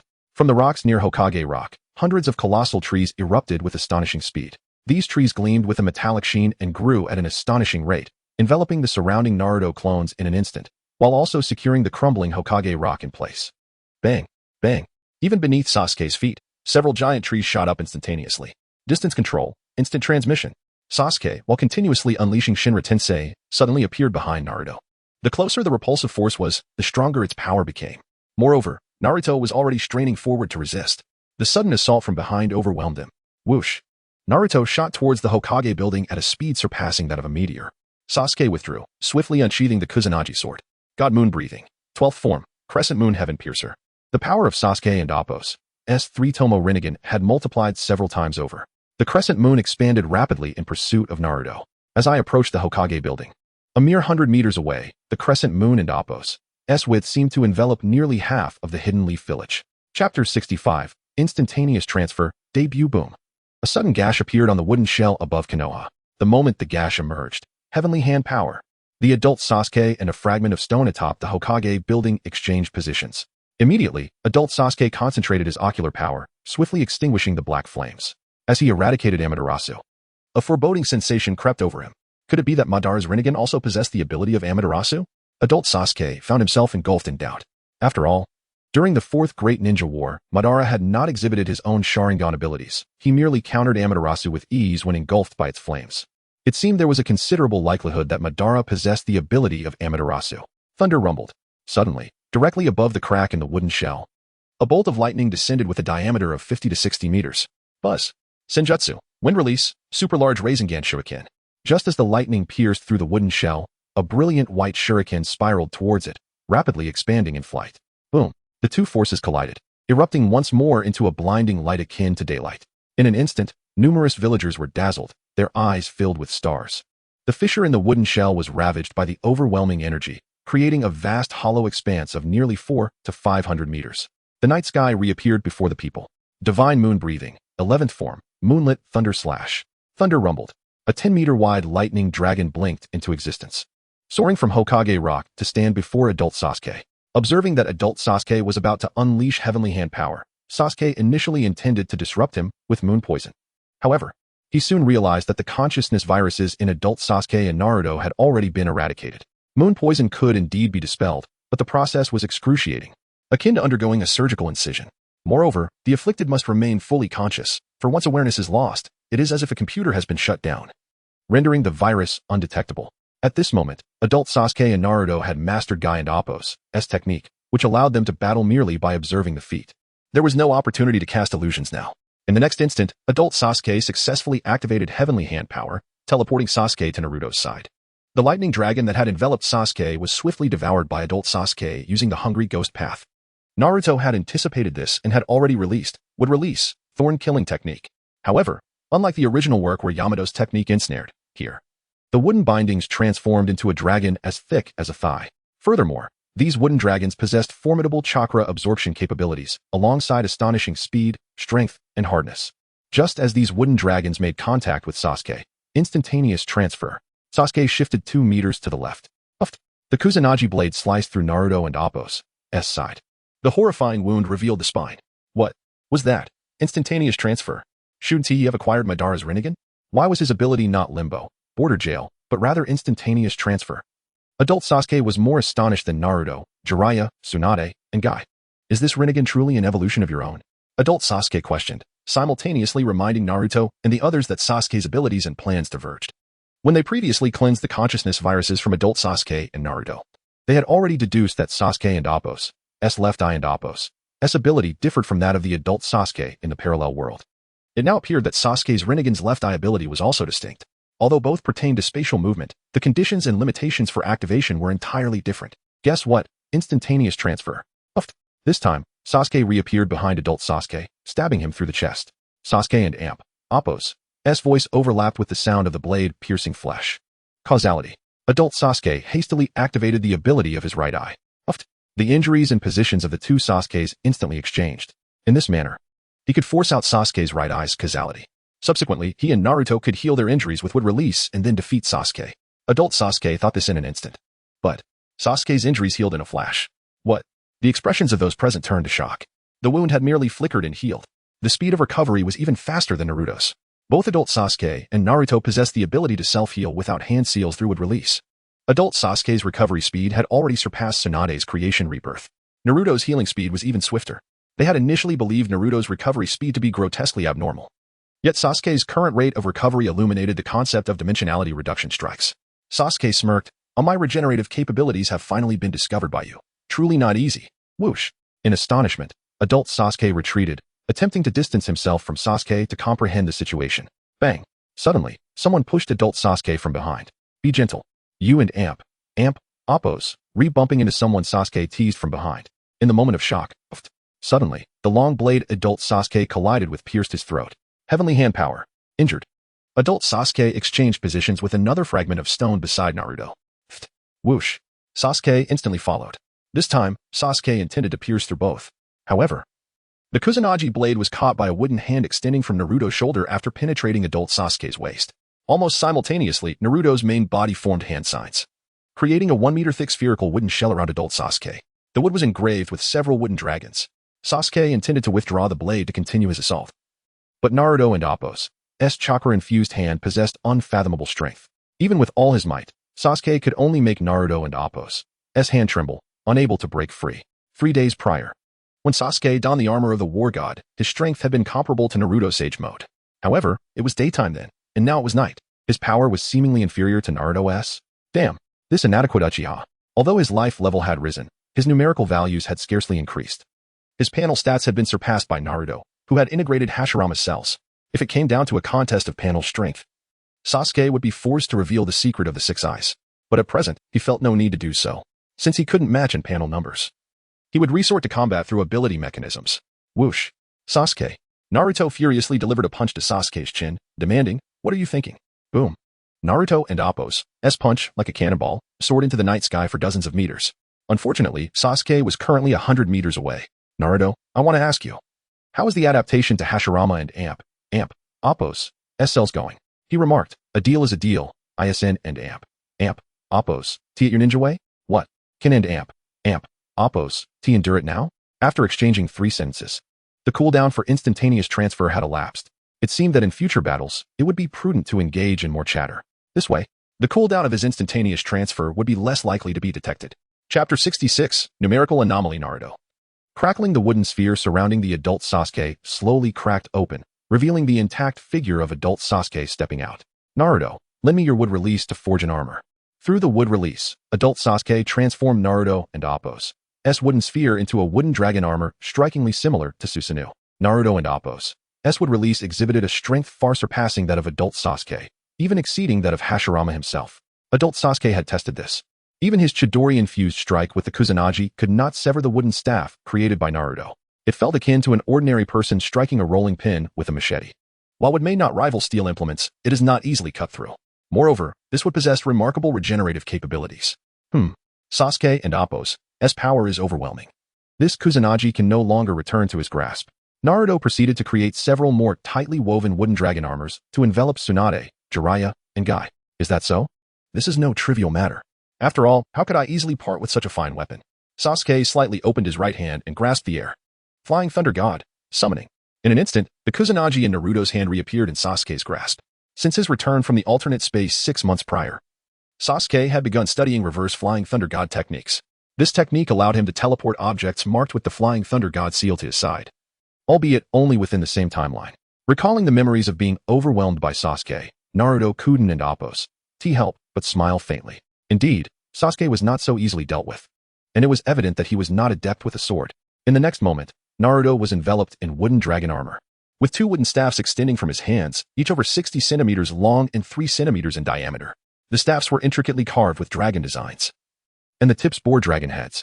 From his shoulders sprouted 3 additional wooden arms, while a chakra fox head emerged from the right shoulder of the armor, and 9 golden chakra tails sprouted from his lower back. As soon as the head appeared, it spoke. Naruto, I sense he may still be concealing his true strength. That teleportation just now was likely a power of the Rinnegan, which must have its limitations. We must launch a full-scale attack to expose his vulnerabilities. Naruto nodded. Yes. I understand. Sasuke tilted his head slightly, deep in thought. The voice of the fox head speaking to Naruto resembled that of Kurama from the original series. Naruto had somehow transformed Sage Mode into a form akin to Jiraiya's Sage Mode. Thus, the man and the fox could engage in a true battle side by side. Observing the 4 wooden hands, it appeared that Ashura and Appo's powers had not only awakened but had evolved. Whoosh!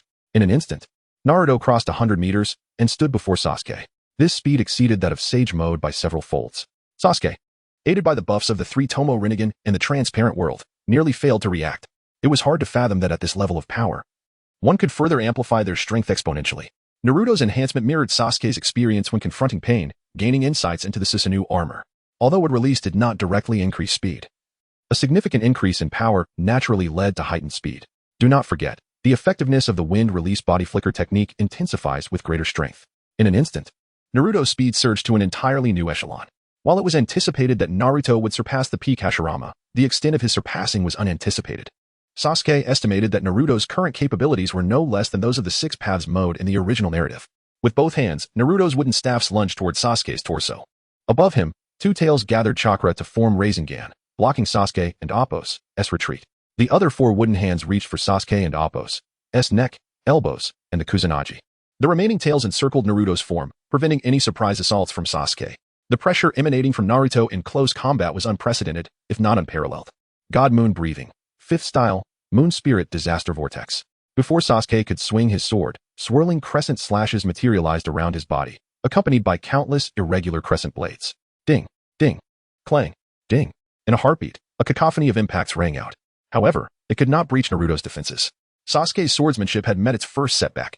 Just as the wooden staff was a mere centimeter from Sasuke's chest, fixed distance teleportation. Bang, bang, bang. Maintaining the state of 5th style, Moon Spirit Disaster Vortex, Sasuke instantly reappeared beside adult Sasuke. Unfortunately, the irregularly sized crescent blades could only leave faint scratches on adult Sasuke's wooden dragon armor. The swirling slashes merely carved shallow 3 to 4 centimeter deep fissures into the armor. Yet, the wooden dragon armor began to heal rapidly after sustaining damage. Within the wooden dragon armor, adult Sasuke glimmered with arcs of electricity. Though he had only trained for a day, his Raijin armor had already reached a minor completion stage. Coupled with the defensive power and strength provided by the wooden dragon armor, his close combat abilities surged significantly. He raised his blade to strike at Sasuke and Appo's arm. TCH. Sasuke was displeased. Whoosh. At that moment, Naruto reappeared half a meter behind Sasuke. Flying Thunder God. This time, Sasuke teleported 300 meters away. Adult Sasuke. This is the spatial fluctuation of the Flying Thunder God. His teleportation may have a time constraint. Naruto then formed seals again, instantly creating over 1,000 wooden clones at the level of the Ninetales mode. These clones rapidly spread throughout Konoha. Sasuke's eyelids twitched. He actually used wooden clones like shadow clones. In the original, at his peak, Hashirama could contend with the Ten Tails for a time thanks to the Buddha and Appo's transformation. But Naruto now. Sasuke felt that the Ten Tails were no match for Naruto. Absurd. As the clones spread out, all of them transformed into a six-armed state and utilized the wood-release transformation technique to resemble Naruto perfectly. At this moment, distinguishing the true Naruto from the clones became nearly impossible. Whoosh, whoosh, whoosh. All Naruto clones within 300 meters rushed forward. Adult Sasuke trailed closely behind the clones, maintaining a distance of 50 to 60 meters. This distance ensured acute spatial awareness, allowing him to issue timely instructions to the clones. Adult Sasuke was no longer easily consumed by jealousy as he was in his youth. He naturally embraced the role of support. Shinra Tensei. Bang, bang. The encroaching Narutos were repelled by the repulsive wave, sent flying several hundred to over 1,000 meters away. This visual spectacle appeared exhilarating, but the clones sustained no fatal injuries. Only the area within 100 meters radius of Sasuke was cleared. The ground formed a deep 10-meter spherical depression. However, in the next moment, these Narutos surged forward once again. Sasuke instantly activated the War God armor to its peak state. From his shoulders sprouted two Susanoo arms, each wielding blazing white Chidori blades. Against these wooden clones, Sasuke had to unleash his full might. Even a moment's relaxation could lead to heavy injury to the opponent. Yet, merely inflicting heavy injuries would allow the wooden clones to recover swiftly. Under the relentless assault of numerous Narutos, Sasuke prepared to unleash his Shinra Tensei. However, during those fleeting seconds of cooling, one is compelled to utilize the Flying Thunder God technique to shift positions. Shinra Tensei. Flying Thunder God. Shinra Tensei. Flying Thunder God. Thus, the battle endured in a state of tension for a full minute. Bang. Suddenly, amidst the clones, the true Naruto landed a punch squarely upon Sasuke's face.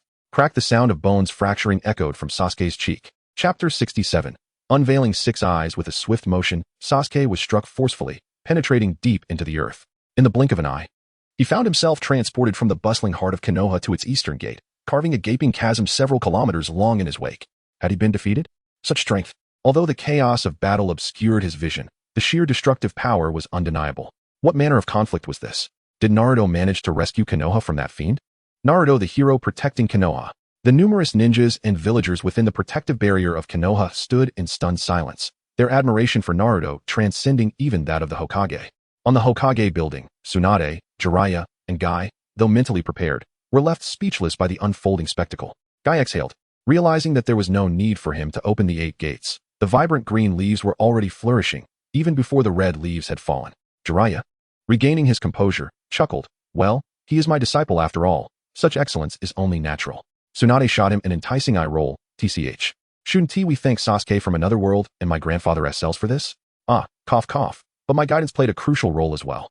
Jiraiya retorted stubbornly. At the eastern gate of Konoha, Sasuke's fractured jaw healed as he lay in contemplation within the deep pit he had created. His purpose for coming to Konoha was to instill a suffocating sense of dread, facilitating the subsequent missions of the Sound Ninja and preventing Naruto from interfering at every turn. He had anticipated an easy victory, but had he truly been compelled to reveal his 6 eyes? He had believed such a measure was only necessary when confronting Kaguya. How had Naruto improved to such an absurd degree? And why did he always seem so carefree and effortless in battle? Wouldn't it be better to attain invincibility and perfection smoothly? Why were these natives resisting so fiercely? Suddenly, from beneath him, numerous enormous tree roots surged forth, ensnaring Sasuke. In a slightly distant area, several Narutos and an adult Sasuke rushed towards him. Observing Sasuke restrained by the roots, the Narutos were momentarily perplexed. This wood-release technique was intended merely to cause a distraction, not to yield such significant results. With a swift motion, the group of Narutos and adult Sasuke stood 10 meters away from Sasuke. Naruto, it's not too late. You should return to Konoha, one of them urged. Sasuke lay motionless on the ground, indifferent to the destruction of Konoha, but reluctant to return. Naruto paused, though I have always wanted to defeat you. I never wished for it to be under such circumstances and reasons. There are no enemies left for you in Konoha. Why not return? Even if the Otsutsuki clan descends, our powers together would be sufficient to confront them. Sasuke smiled. Aside from you, Sakura, and Kakashi, no one in Konoha can truly accept someone like me. Their acceptance is merely for your sake. I am not on the same path as Konoha. Am I right, uncle from another world? Adult Sasuke remained silent. In his world, he had always felt out of place in Konoha, a sentiment that lingered despite the passage of years. This feeling was one of the reasons for his prolonged absence. Hey, Sasuke, aren't you lonely out there? Why keep yourself in such solitude? Naruto asked. Adult Sasuke indeed felt this way. He had shared many heartfelt conversations with Naruto, which was also intended to facilitate Sasuke's return to Konoha. Sasuke chuckled. Lonely? Huh, I am not like him. He is blind. I am not. Naruto, don't think I have only you as a friend. He cast a disdainful glance at adult Sasuke. Uncle, didn't you say you have only Naruto as your friend? What about Suigetsu, Jugo, and Karen, who have nearly lost their lives multiple times because of you? They have faced death repeatedly due to your foolish impulses and immaturity. Do you not consider them your friends? A jolt ran through adult Sasuke's heart, rendering him speechless. Sasuke's expression turned serious. Naruto, do not mistake me for someone like him. To me, each of my companions holds a status equal to yours. Therefore, I must ensure you understand the consequences of targeting the Sound Village. This is my warning to you. Naruto's face betrayed his disappointment. Sasuke, must it come to this? Isn't the destruction you've wrought already sufficient? The two held similar stances. If Sasuke were to obliterate many comrades in Konoha, Naruto would not tolerate it either. However, Naruto might accompany Sasuke to death. Realizing this, Sasuke felt a shiver run down his spine. Naruto, perhaps you should channel your abundant emotions towards Hinata. Naruto's face stiffened. In the next moment, Sasuke disregarded the roots binding him and began to rise slowly. Naruto gasped in shock. Adult Sasuke's pupils constricted. What is this? Is it Obito's Kamui? Wait, was the technique Sasuke used to return from the other dimension also Kamui? Just as adult Sasuke was reeling in shock, black lines appeared on Sasuke's forehead and cheekbones, followed by his sudden awakening of 6 eyes. Naruto and adult Sasuke were taken aback. Upon regaining his composure, adult Sasuke was further startled. The first shock stemmed from Sasuke manifesting 6 eyes, and the second from the revelation that the other 4 eyes were all Mangekyou Sharingan, 2 of which belonged to Obito's dual Kamui, while the other 2, deduced from Sasuke's encounter with Danzo, were likely Shurisue's Kodo Amatsukami. Incredibly astonished, adult Sasuke pondered how the Sasuke had gathered these 2 pairs of Mangekyou. Could it be that Obito had already been eliminated? Sasuke deliberately concealed the levels of his other 4 eyes to avoid raising suspicions in adult Sasuke regarding his absorption of Kagaya's powers. After all, the dual Kamui Rinnegan was blue. Sasuke, like a specter, effortlessly traversed through the roots, slowly drifting towards Naruto. You ask if it is enough for revenge. One must at least obliterate an equivalent target. For other adversaries, I will demand interest. However, given our relationship, a minimum destruction will suffice this time. Considering the total area of Orochimaru's multiple bases, I must annihilate the entirety of Konoha. For this, will you still attempt to stop me? Naruto's pupils constricted, rendered speechless, and could only resort to force. As Sasuke raised his hand, whoosh, Naruto's punch passed through Sasuke without effect. What? What is this? Naruto's expression was one of bewilderment. Adult Sasuke's face turned grim. Naruto, his ability is called Kamui. He can shift his body into an alternate dimension to evade all physical and ninjutsu attacks. One can only touch him while he is attacking. Alternatively, one must persistently assault him for over 5 minutes to inflict any harm. There exists another method that the adult Sasuke did not disclose, which involves the use of Jinjutsu.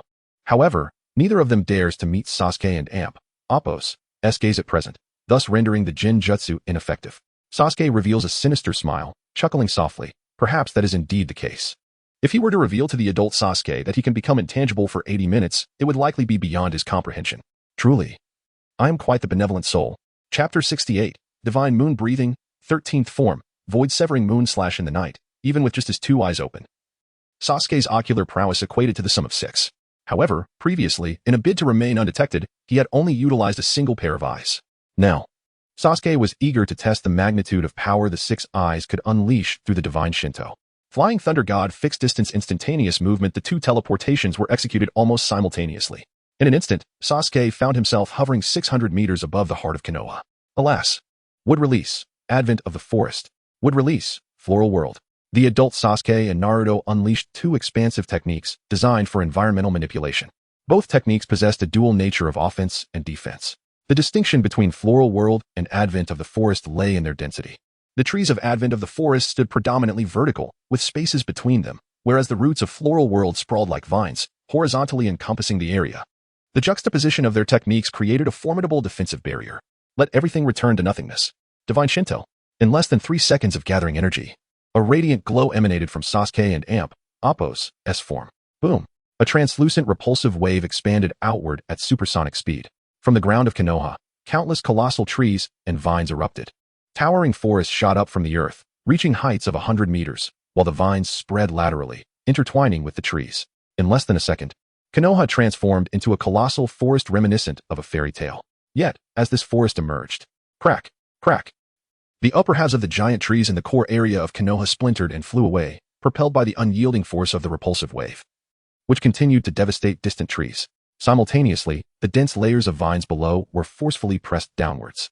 The once 60 to 70 meter thick vine shield compressed to mere 20 meters. Structures that exceeded the height of the vine barrier were obliterated by the repulsive wave, swiftly ejected from the village. Moments later, the terrifying shockwave began to gradually dissipate.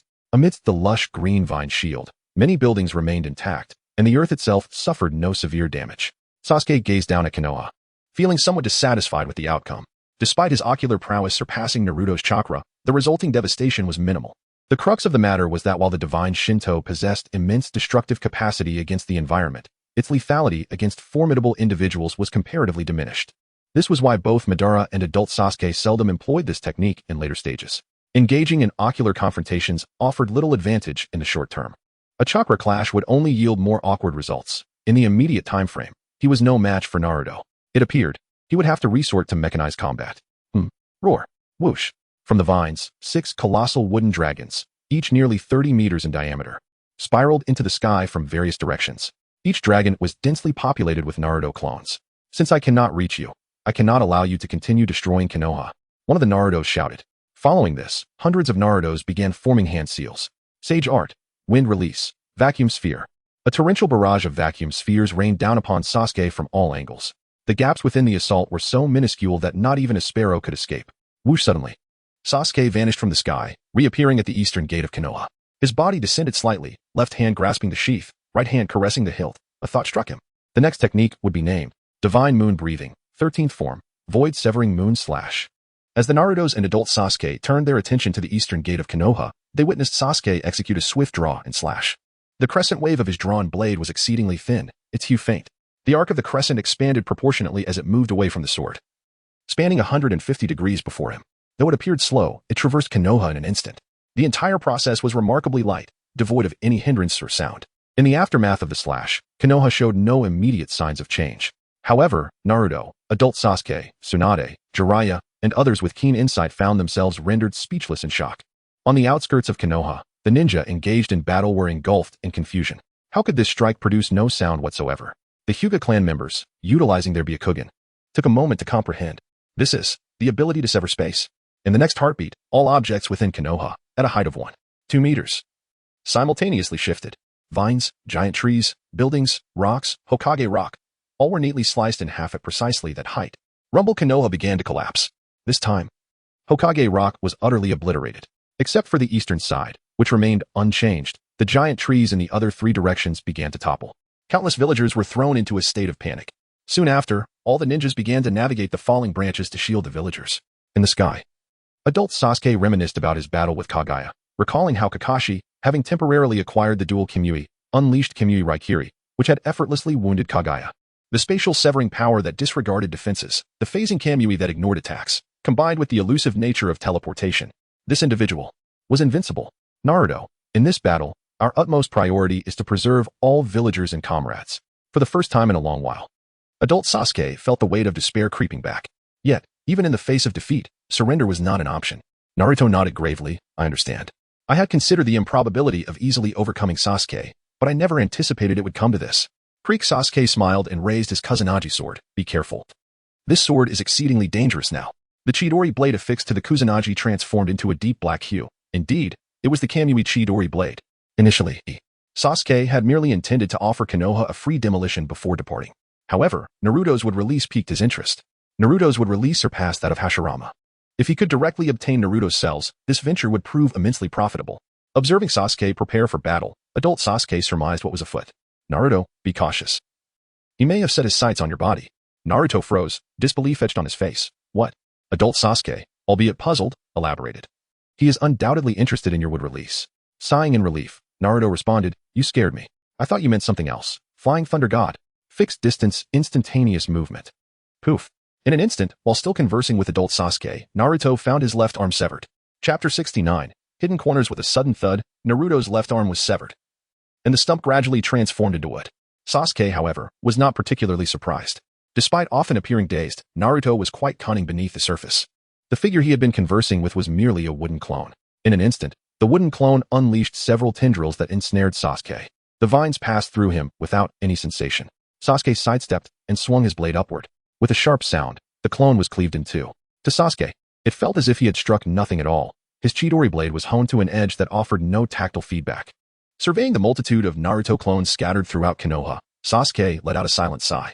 It was exceedingly troublesome, although Naruto was not his match. Unraveling the truth was no simple task. More importantly, being perpetually deceived by clones was a matter of pride. Thus, in a swift motion, Sasuke severed the arm of his adult clone. If Naruto was a falsehood, then taking an arm from an adult Sasuke would suffice. Unfortunately, with a resounding crash, the adult Sasuke also morphed into a wooden figure, leaving the true body obscured, perhaps transformed into something else entirely. The appearance of the wood-released bloodline in an opponent was indeed vexing. Powerful jutsu aside, even the wooden clones and transformations were a source of great annoyance. The wooden clones possessed a vitality that made discerning the real from the false nearly impossible, unless one also wielded wood release. Currently, reclaiming the cells of Hashirama was proving exceedingly difficult. Of course, if one were to threaten Naruto with the lives of the villagers of Konoha to extract an arm, it would likely not be a challenge. However, such despicable methods were reserved for equally vile individuals. Sasuke decided it was merely a more potent form of wood release. He withdrew his Chidori and sheathed his Kusanagi sword, feeling relatively pleased with his recent gains. Thus, he resolved to conclude the matter here.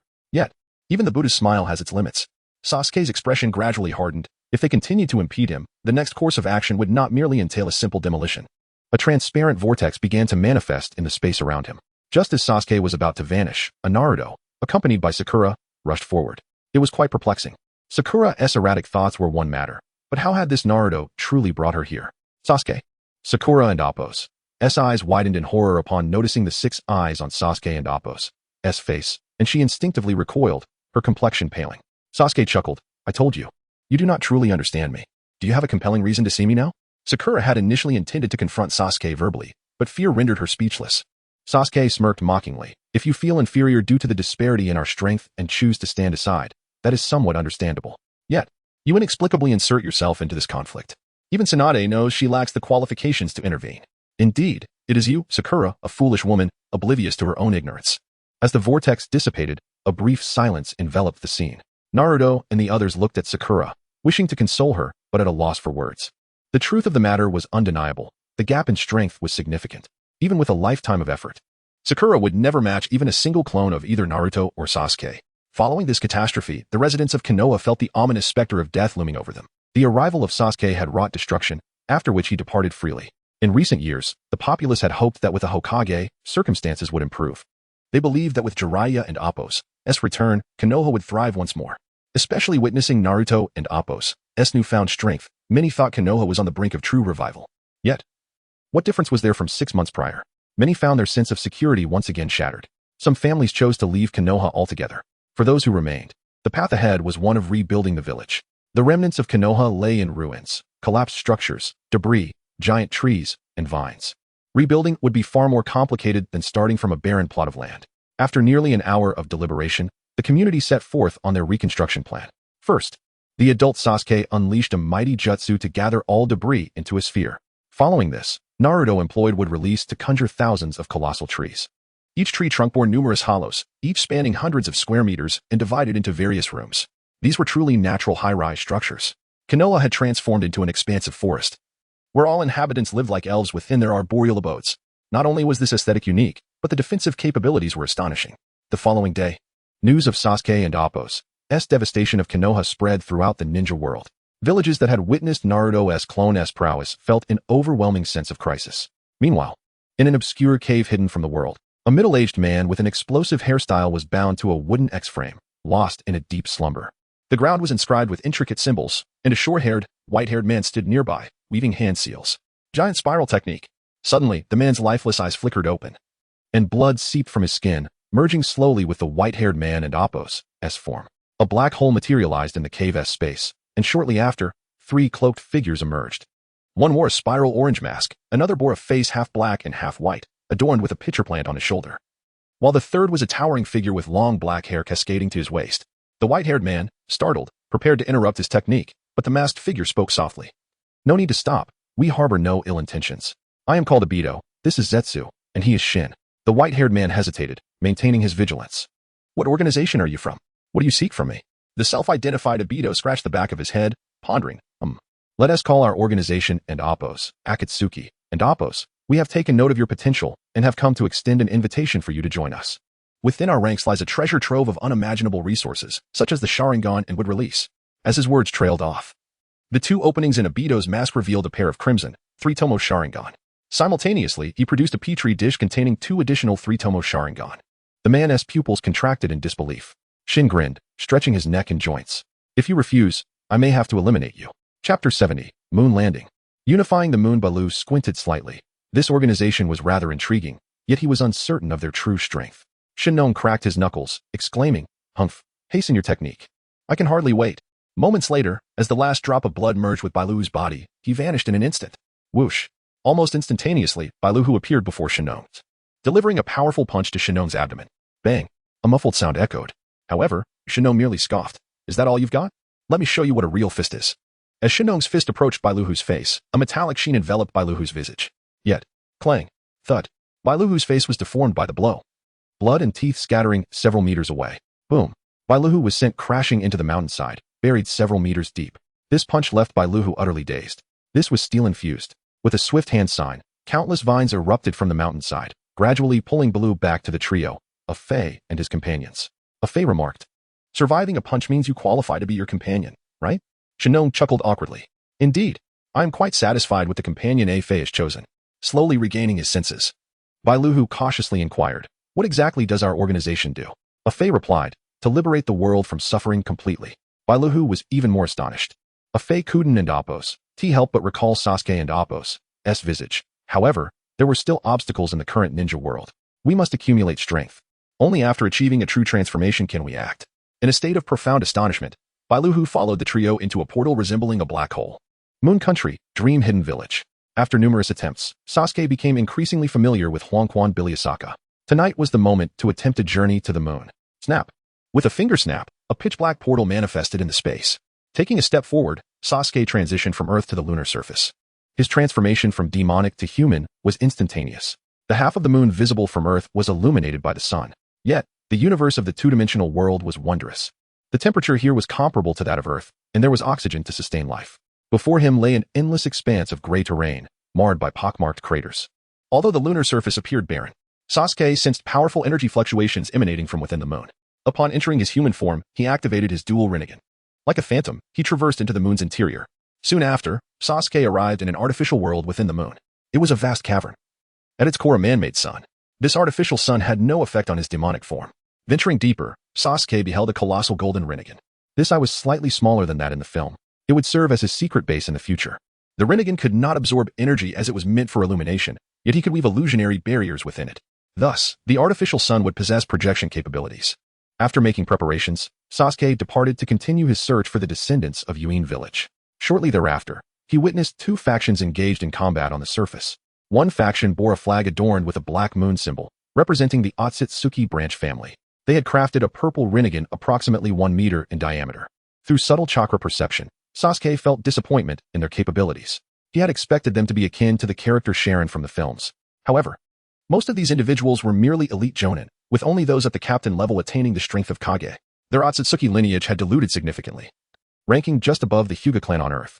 Otsutsuki Sharon was a rare genius, yet, despite his pure bloodline, he was born without eyes. At that moment, the purple Rinnegan of the branch family began to gather energy, releasing a violet beam in an instant. In that fleeting moment, Sasuke suddenly appeared at the heart of the battlefield, effortlessly catching the violet beam with one hand through his hungry ghost path ability. Buzz. After a momentary flash of light, all members of the Otsutsuki clan were left dumbfounded. Who are you? The leaders of the 2 factions asked in astonishment. Fearing Sasuke was a hidden master from the opposing faction, Sasuke slowly unfurled his 6 Rinnegan. Everyone's expression shifted dramatically. They realized Sasuke had materialized from Earth. Sasuke ascended, gazing down at them. You seek to annihilate Earth while simultaneously claiming to protect it. Yet you are utterly unfamiliar with the life forms residing there. You have no comprehension of whether they are worth preserving, or if they genuinely require extermination. Furthermore, in terms of strength, you are neither capable of protecting nor destroying them. Otsutsuki Yuin and Otsutsuki Yuhi have long since perished. There is no need for you to persist in your mission of protecting or annihilating Earth. You should live for yourselves. If you cannot survive without a mission, then submit to me. Unbeknownst to them, Patterns resembling Rinnegan appeared on the artificial sun. This was the effect of the illusionary barrier Sasuke had previously set up, beginning to take hold. By gathering a pair of Kodo Amatsukami, he could implant his will into targets across a given area. Coupled with the artificial sun's projection, the reach of Kodo Amatsukami extended throughout the entire lunar world. However, these individuals possessed significantly longer lifespans than those on Earth. Their experiences were likely rich, and their thoughts profound. The effects of Kodo Amatsukami could not be entirely guaranteed. Fortunately, Sasuke sensed that Kodo Amatsukami was indeed having an effect. After a brief silence, the branch family leader and several captains hesitated momentarily before regaining their resolve. Even if we perish, we will honor the legacy left by Lord Yuin. Attack. With a single command, only the branch family leader and a handful of captains stepped forward. This outcome exceeded the branch family leader's expectations and even surpassed Sasuke's anticipations. The difference lay in the fact that this unexpected result was far more favorable for Sasuke. Perhaps it was due to their lack of exposure to Earth and Appo's environment that their thoughts remained somewhat simplistic. The effects of Kodo Amatsukami were unexpectedly profound. Although only a few were willing to act, they charged resolutely towards Sasuke. Sasuke and Appo's right hand moved with a deceptive slowness as he grasped the hilt of the Kusanagi sword. To ask you to relinquish your convictions is truly a challenge. So be it. You shall leave your persistence behind and retreat forever. Chapter 71. Transformation of the Blue Divine. There was no intense battle. In an instant, Sasuke found himself standing a short distance behind several individuals. The next moment, a fountain of blood erupted from their necks, reaching several meters high. Sasuke turned his gaze towards the head of the clan, commanding from now on. You shall lead both clans. Compile the population and strength data of your kin. Understood. An hour later, all the data of the Otsutsuki clan on the moon was meticulously gathered. At this juncture, only Shuren remained alive, having evaded the malevolent influence of the heavenly god. Consequently, Sasuke drained Shuren and Appo's blood. Shuren possessed the pure bloodline of Otsutsuki Yumura, intermingled with the power of chakra fruits. As Sasuke absorbed it, he felt a slight enhancement in his physical constitution. Next, it was time to absorb the purple Rinnegan. The purple Rinnegan was formed from the fusion of countless deceased branch family members' eyes, its ocular power rivaling that of the Rinnegan. With his 6 eyes now exposed, Sasuke saw no need to conceal them further. Thus, he replaced his usual daytime vision with the dual Mangekyou Sharingan. Without hesitation, Sasuke fused the purple Rinnegan with his dual Mangekyou Sharingan. During this fusion, the bloodline power of Yumura and Sasuke's own Kekai Genkai resonated. The Mangekyou Sharingan transformed into a passive, constant state, its iris now a striking blue. The duration of the Susanoo reached an astounding 100 minutes, and the transfer speed of his left eye doubled. These eyes not only inherited the abilities of the Byakugan but were also significantly enhanced. The visuals obtained through perspective became vibrant and colorful, supplemented by an ability to magnify at a microscopic level. When the viewpoint was enlarged, Sasuke and Appo's control over chakra also improved in tandem. This ability seemed trivial at first glance, yet its practical effects were utterly terrifying. Sasuke attempted to create a black rod using chakra. As he magnified his vision, he could discern the minuscule gaps within the rod. Upon their emergence, he filled the voids with chakra, and as he continued to magnify, even finer fissures appeared, which he promptly filled. Thus, the density and strength of the black rod metamorphosed at a visible rate. 1 minute later, Sasuke's vision enabled him to see the bacteria in the air. Yet the surface of the black rod remained impeccably smooth. Given that the black rod was a unique object formed from multiple chakra natures, its weight showed negligible change. To test its strength, he decided to strike it against another object. With his left hand wielding the black rod and his right hand gripping the Chakazuki sword, he forcefully collided the two. The resounding clang echoed like metal striking metal, yet the black rod bore not a single scratch. Sasuke entered the state of the god of war armor and repeated the test. Again, the black rod remained unscathed, while the Chakazuki sword suffered minor damage. This sword could now be relinquished. Sasuke stowed the Chakazuki sword in its fragments, then transformed the black rod into a black straight blade. With a swift motion, he activated the Rinnegan. The patterns in his eyes had evolved into the 6-pointed blue Rinnegan, endowed with all the abilities of the Rinnegan and capable of producing the truth-seeking orbs. At this moment, the magnification function of his eyes reached new heights. Sasuke continued to channel chakra into the black blade for nearly 2 minutes until he approached the current limits of his ocular power. Regrettably, the truth-seeking orbs could not be utilized in their normal state. Otherwise, the material of the black blade would have been transformed into ultra-dense orbs. Even so, this black blade was now the sharpest weapon in the ninja world, unparalleled by any other. Possessing it ensured that even without the Susanoo, it could withstand any assault from Naruto. Thus, he named it the Cry of the Void, the true name of the blade wielded by Kokushibori. Sasuke rose, elated, and shortly thereafter proceeded to the Otsutsuki clan's temple to partake in the ritual. During the ceremony, he imparted breathing techniques and a small quantity of demon blood to the others, officially becoming the new leader of the lunar Otsutsuki clan. Following this, Sasuke utilized the Golden Rinnegan to establish a spatial passage to Earth. The other end of this passage emerged within an inconspicuous well in the village of Yumgakure. Upon returning to the ninja world, Sasuke tossed the Chakazuki sword to Suigetsu, subsequently granting the 12 Kazuki access to the lunar base. A profound silence enveloped the entire ninja world. On the surface, it appeared serene, yet it was merely the calm before the storm. Every ninja village was striving to enhance the strength of their shinobi, with many jinchuriki concealed in undisclosed locations. Sasuke was not surprised by this. He then penned several tales and articles regarding freedom and equality, dispatching individuals disguised as monks to spread them throughout the ninja world. Those who encountered these stories began to reflect, pondering the essence of life. However, a complete awakening would require considerable time. Meanwhile, in Konoha, the adult Sasuke gradually mastered the chakra absorbed from Orochimaru and others. He also reverse-engineered the chakra to learn the breathing techniques, which subsequently spread among the core shinobi of Konoha.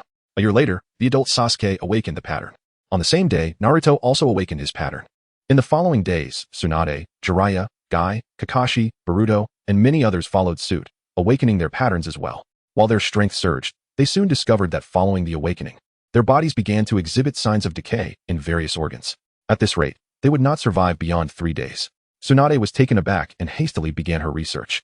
Ultimately, she discerned that without exceptionally strong life force, awakening the pattern would lead to a shortened lifespan. Reluctantly, she extracted cells from Naruto, diluted them, and transplanted them to the others, thereby resolving the crisis. As a result, Konoha and Appo's strength surged once more, with even the average Jonin surpassing the former prowess of Jiraiya.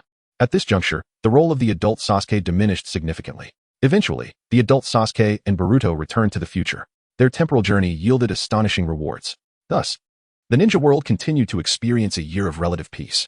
One day, news erupted from Iwagakure. The Four Tails Jinchuriki, Otsutsuki, unable to endure a life devoid of freedom, escaped the village. Nations observed with bated breath, wondering whether Otsutsuki would be hunted down.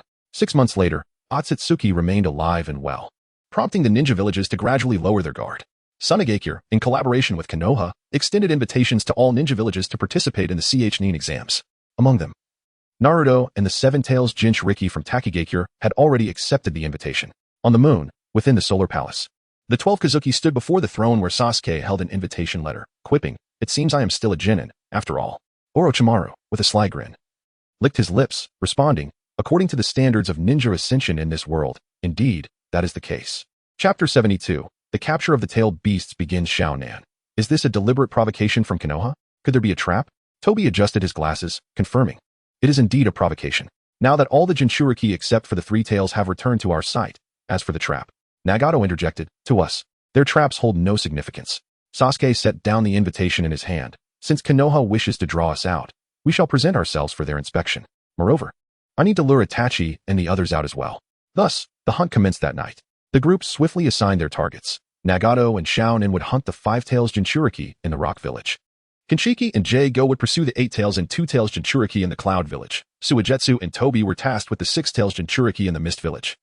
Deara and Sasori, as per the original narrative, would head to the Sand Village to capture Gaara, and Haiden and Kakuzu were dispatched to hunt the rogue 4 Tails Jinchuriki. Old Purple. As for Sasuke, Orochimaru, and Karin, they would directly infiltrate Konoha to capture the 7 Tails Jinchuriki. With Konoha extending its hand, they would strike decisively. At that moment, numerous foreign ninjas queued to enter Konoha. From a distance, they beheld towering trees that seemed to pierce the heavens. As they approached, the sight became even more awe-inspiring. Before even entering, these ninjas felt a sense of submission. 3 individuals from the land of water and Appo's Dream Hidden Village had just passed the inspection to enter Konoha. They were 2 boys and a girl, all appearing to be around 15 or 16 years of age. The tall boy on the left was gaunt and pale, resembling someone gravely ill. The girl on the right wore red glasses and had cascading black hair. The boy in the middle donned flat glasses and bore a humble expression, exuding an air of approachability. These 3 were, in fact, the disguised Orochimaru, Karin, and Sasuke. Karin gazed around Konoha with curiosity, exclaiming, "Wow, this is completely different from when we participated in the Chunin exams." Orochimaru licked his lips, casting a glance at Sasuke. "You'll witness it firsthand this time." Suddenly, Karin and Appo's expression shifted. "Sasuke, the chakra of the Konoha ninjas, it seems to blend with their breathing techniques. Moreover, it appeared that nearly all of them possessed cells derived from Hashirama. There were a staggering 237 elite-level ninjas and 21 super-elite-level ninjas." Orochimaru smiled with a sinister charm. "No wonder they dared to provoke us." Sasuke focused on a particular spot in Konoha, detecting 3 chakras that had evaded his scrutiny. Karin gasped, "Could it be?" Sasuke replied, "Yes, those three possessed the ability to perceive the transparent world. Orochimaru and Karen exchanged surprised glances. Among the 12 Kazuki, only Kinshiki and Go had achieved this level of perception, which required an exceptionally pure will and belief. Most individuals, burdened by complex thoughts and emotions, could never awaken this ability. If it weren't an amp, Oppos, T for his special blue Rinnegan, Sasuke would have struggled to detect Naruto, Guy, and Lee, especially Naruto. Through Sasuke and amp, Oppos' microscopic vision, he observed that all the plants in Konoha transmitted the sunlight they absorbed directly to Naruto. Upon absorbing this energy, Naruto and amp, Oppos' cellular density and strength began to augment. By day, Sasuke and amp, Oppos' physical prowess had already surpassed the conventional limits of the Otsutsuki clan. Yet, even in his transformed state, he was slightly inferior to Naruto, whose bone density rivaled that of Sasuke's black blade, Kakuri. Incredible. Truly astonishing. Sasuke had presumed that Naruto had reached his limits, and any further enhancement would merely involve merging the chakra of the nine-tailed beast to unlock a six-paths mode. Little did he anticipate that this most perfect would result in a form of mutated photosynthesis, enabling Naruto to evolve like a superhuman. Oh, so this was Naruto and Oppos' true trump card. The most terrifying ability he gained from merging with was evolution. Suddenly, a voice called out from a distance, "Hello? May I befriend you?" Sasuke and his companions turned to see a girl with light green hair, dressed rather provocatively, her already short skirt split at the sides. This girl was Fu, the Seven-Tails Jinchuriki from the Waterfall Village. The boy she addressed appeared wary. "What? Do I know you?" Before Fu could speak again, he hurriedly departed. Unfazed, Fu turned to the next person, extending her hand. "Hello, may I befriend you? Are you serious?" He too quickly distanced himself from her. Two slightly breathless boys appeared behind Fu. "Hey, Fu, you can't and Oppos. T just approach people like this. No one will engage with you." "Exactly, Fu, let us find a proper inn." "I refuse. I must make 100 friends." Fu deftly evaded the two, finally noticing Sasuke and his companions observing her calmly. Her face brightened, and she rushed towards them. "Hello, may I befriend you?" Orochimaru licked his lips, while Karen pouted. Seeing the others remain silent, Fu turned to Sasuke. He wore a gentle smile and extended his right hand. "Of course, I'd be delighted. My name is Inazuka Rock. Pleased to meet you." Karen, still pouting, stepped forward and grasped Fu and amp, Oppos' right hand. "I'm also pleased to meet you. My name is Karen."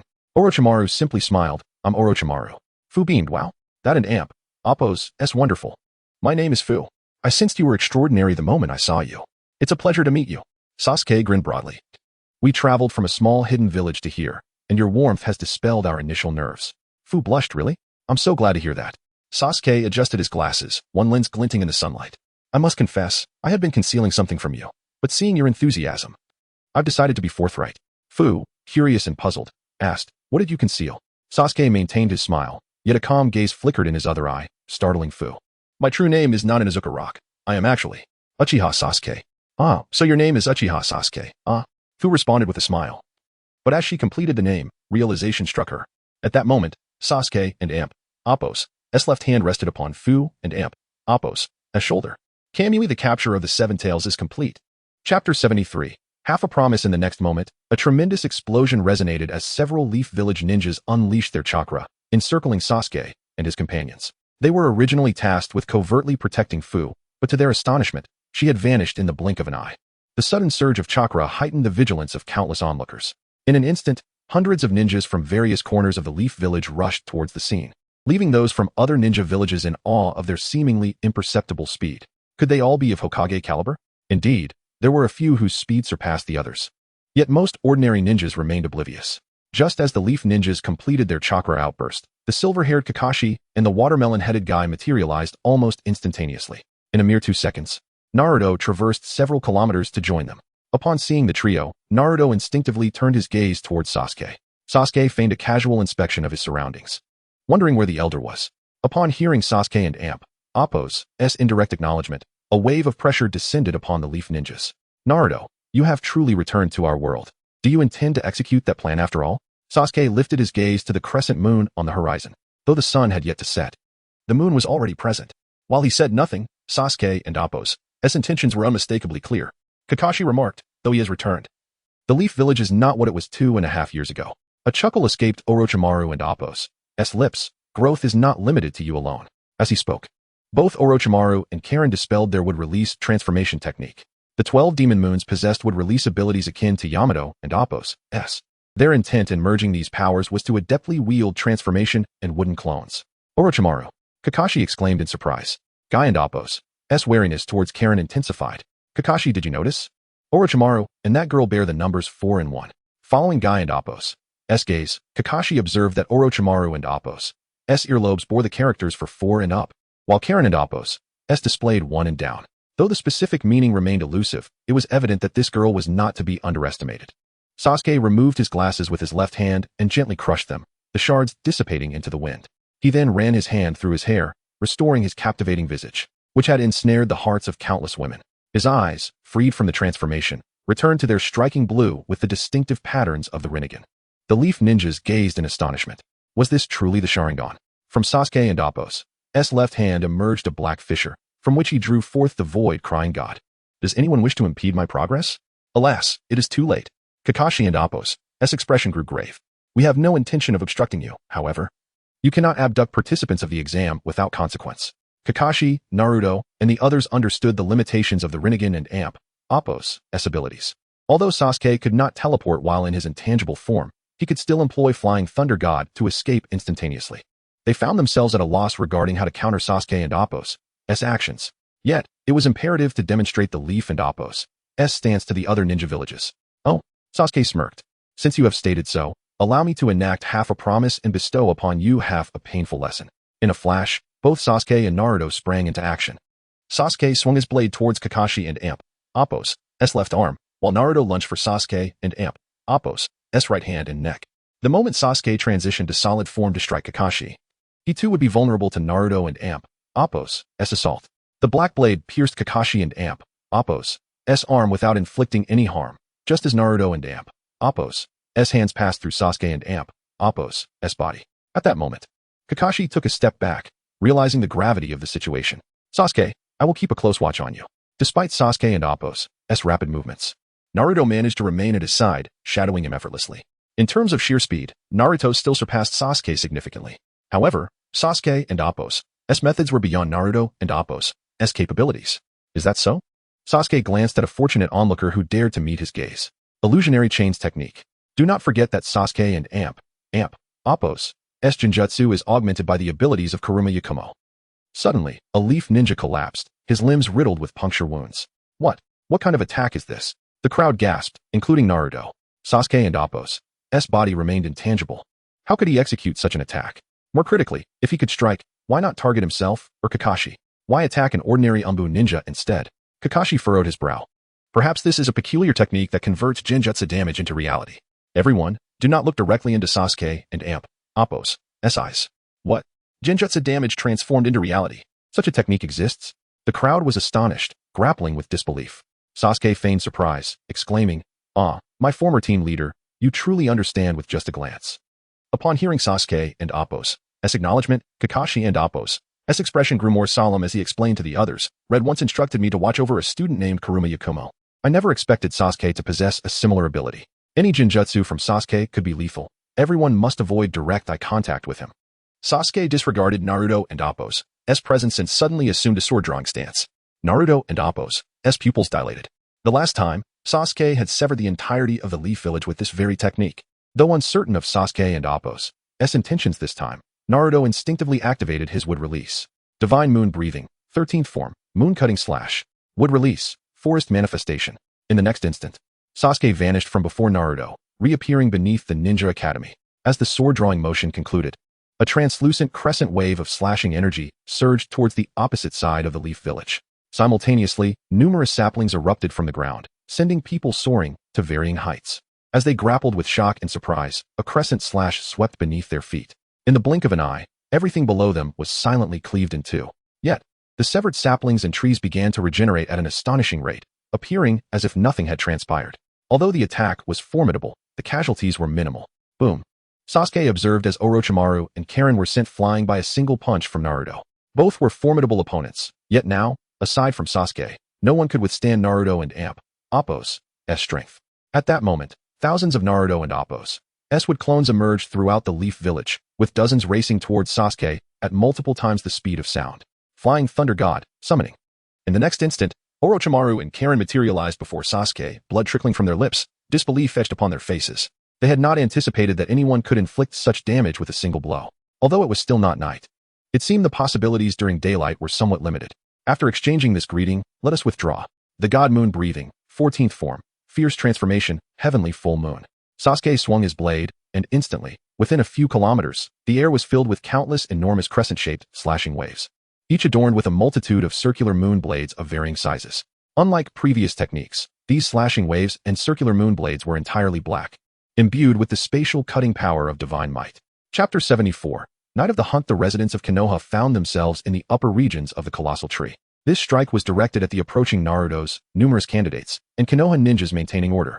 In this critical moment, everyone resorted to various life-saving defensive ninjutsu or escape techniques. However, facing the densely packed Kamui slashes proved futile. Everything was silently shattered into fragments. Ninjas attempting to escape underground discovered that even the earth could not impede the onslaught. In an instant, thousands of ninjas perished. Numerous giant trees were severed at their trunks, beginning to collapse. Konoha was thrown into chaos. Suddenly, several Narutos appeared behind Sasuke and his companions, mere dozens of meters away. Naruto clenched his teeth. Sasuke, how can you strike at innocent people? Sasuke nonchalantly turned back. You should be grateful for my mercy. If I hadn't issued sufficient warnings, your deaths would have been far more brutal when you fully resisted. So, refrain from any underhanded tactics or wordplay in my presence. Even if I cannot handle you during the day, I have myriad ways to deal with Konoha. Moreover, night and day are always in a cycle of alternation. Should you appear outside Konoha, it will cease to exist. With fury, Naruto punched through Sasuke, only to find no tangible contact. Sasuke and his companions had transformed into phantoms, vanishing from Konoha. Damn it, the flying thunder god should never have been invented. Naruto fumed. Before long, Konoha began to tally the casualties. Almost none of the participating ninjas from various nations survived. How could they possibly explain this to the other countries? The upper echelons of Konoha were beset with headaches. Yet, in reality, the other four nations were on the brink of facing an even graver crisis. Before long, the sun finally set. In the Wind Country, on the periphery of Sunagakure, hundreds of sand ninjas stood guard atop towering defensive walls. At that moment, a sand ninja wielding binoculars scanned the distant desert. Suddenly, he spotted a colossal white bird in the sky 2 kilometers away. On the back of the giant bird stood 2 boys clad in black with red clouds. One sported a head full of pink spiky hair, while the other had golden locks, with bangs obscuring half of his face. More astonishingly, the golden-haired boy's visible eye was a Byakugan. He gazed down with a playful expression. Slowly, he raised his right hand before his mouth, resembling a hand seal. Look, what is that? Suddenly, the ninja heard his companions' voices filled with doubt. A sense of unease washed over him, and he hurriedly retracted the binoculars. Only then did he see a faintly glowing, translucent bird. This is bad. No. Deidara commanded from 2 kilometers away. Boom. An invisible explosion erupted on the defensive wall of Sunagakure. The hard rock was instantly shattered and hurled away by the shockwave. Countless fragments flew toward the village. 2 kilometers away. Brother Scorpion. This time I can finally avenge you.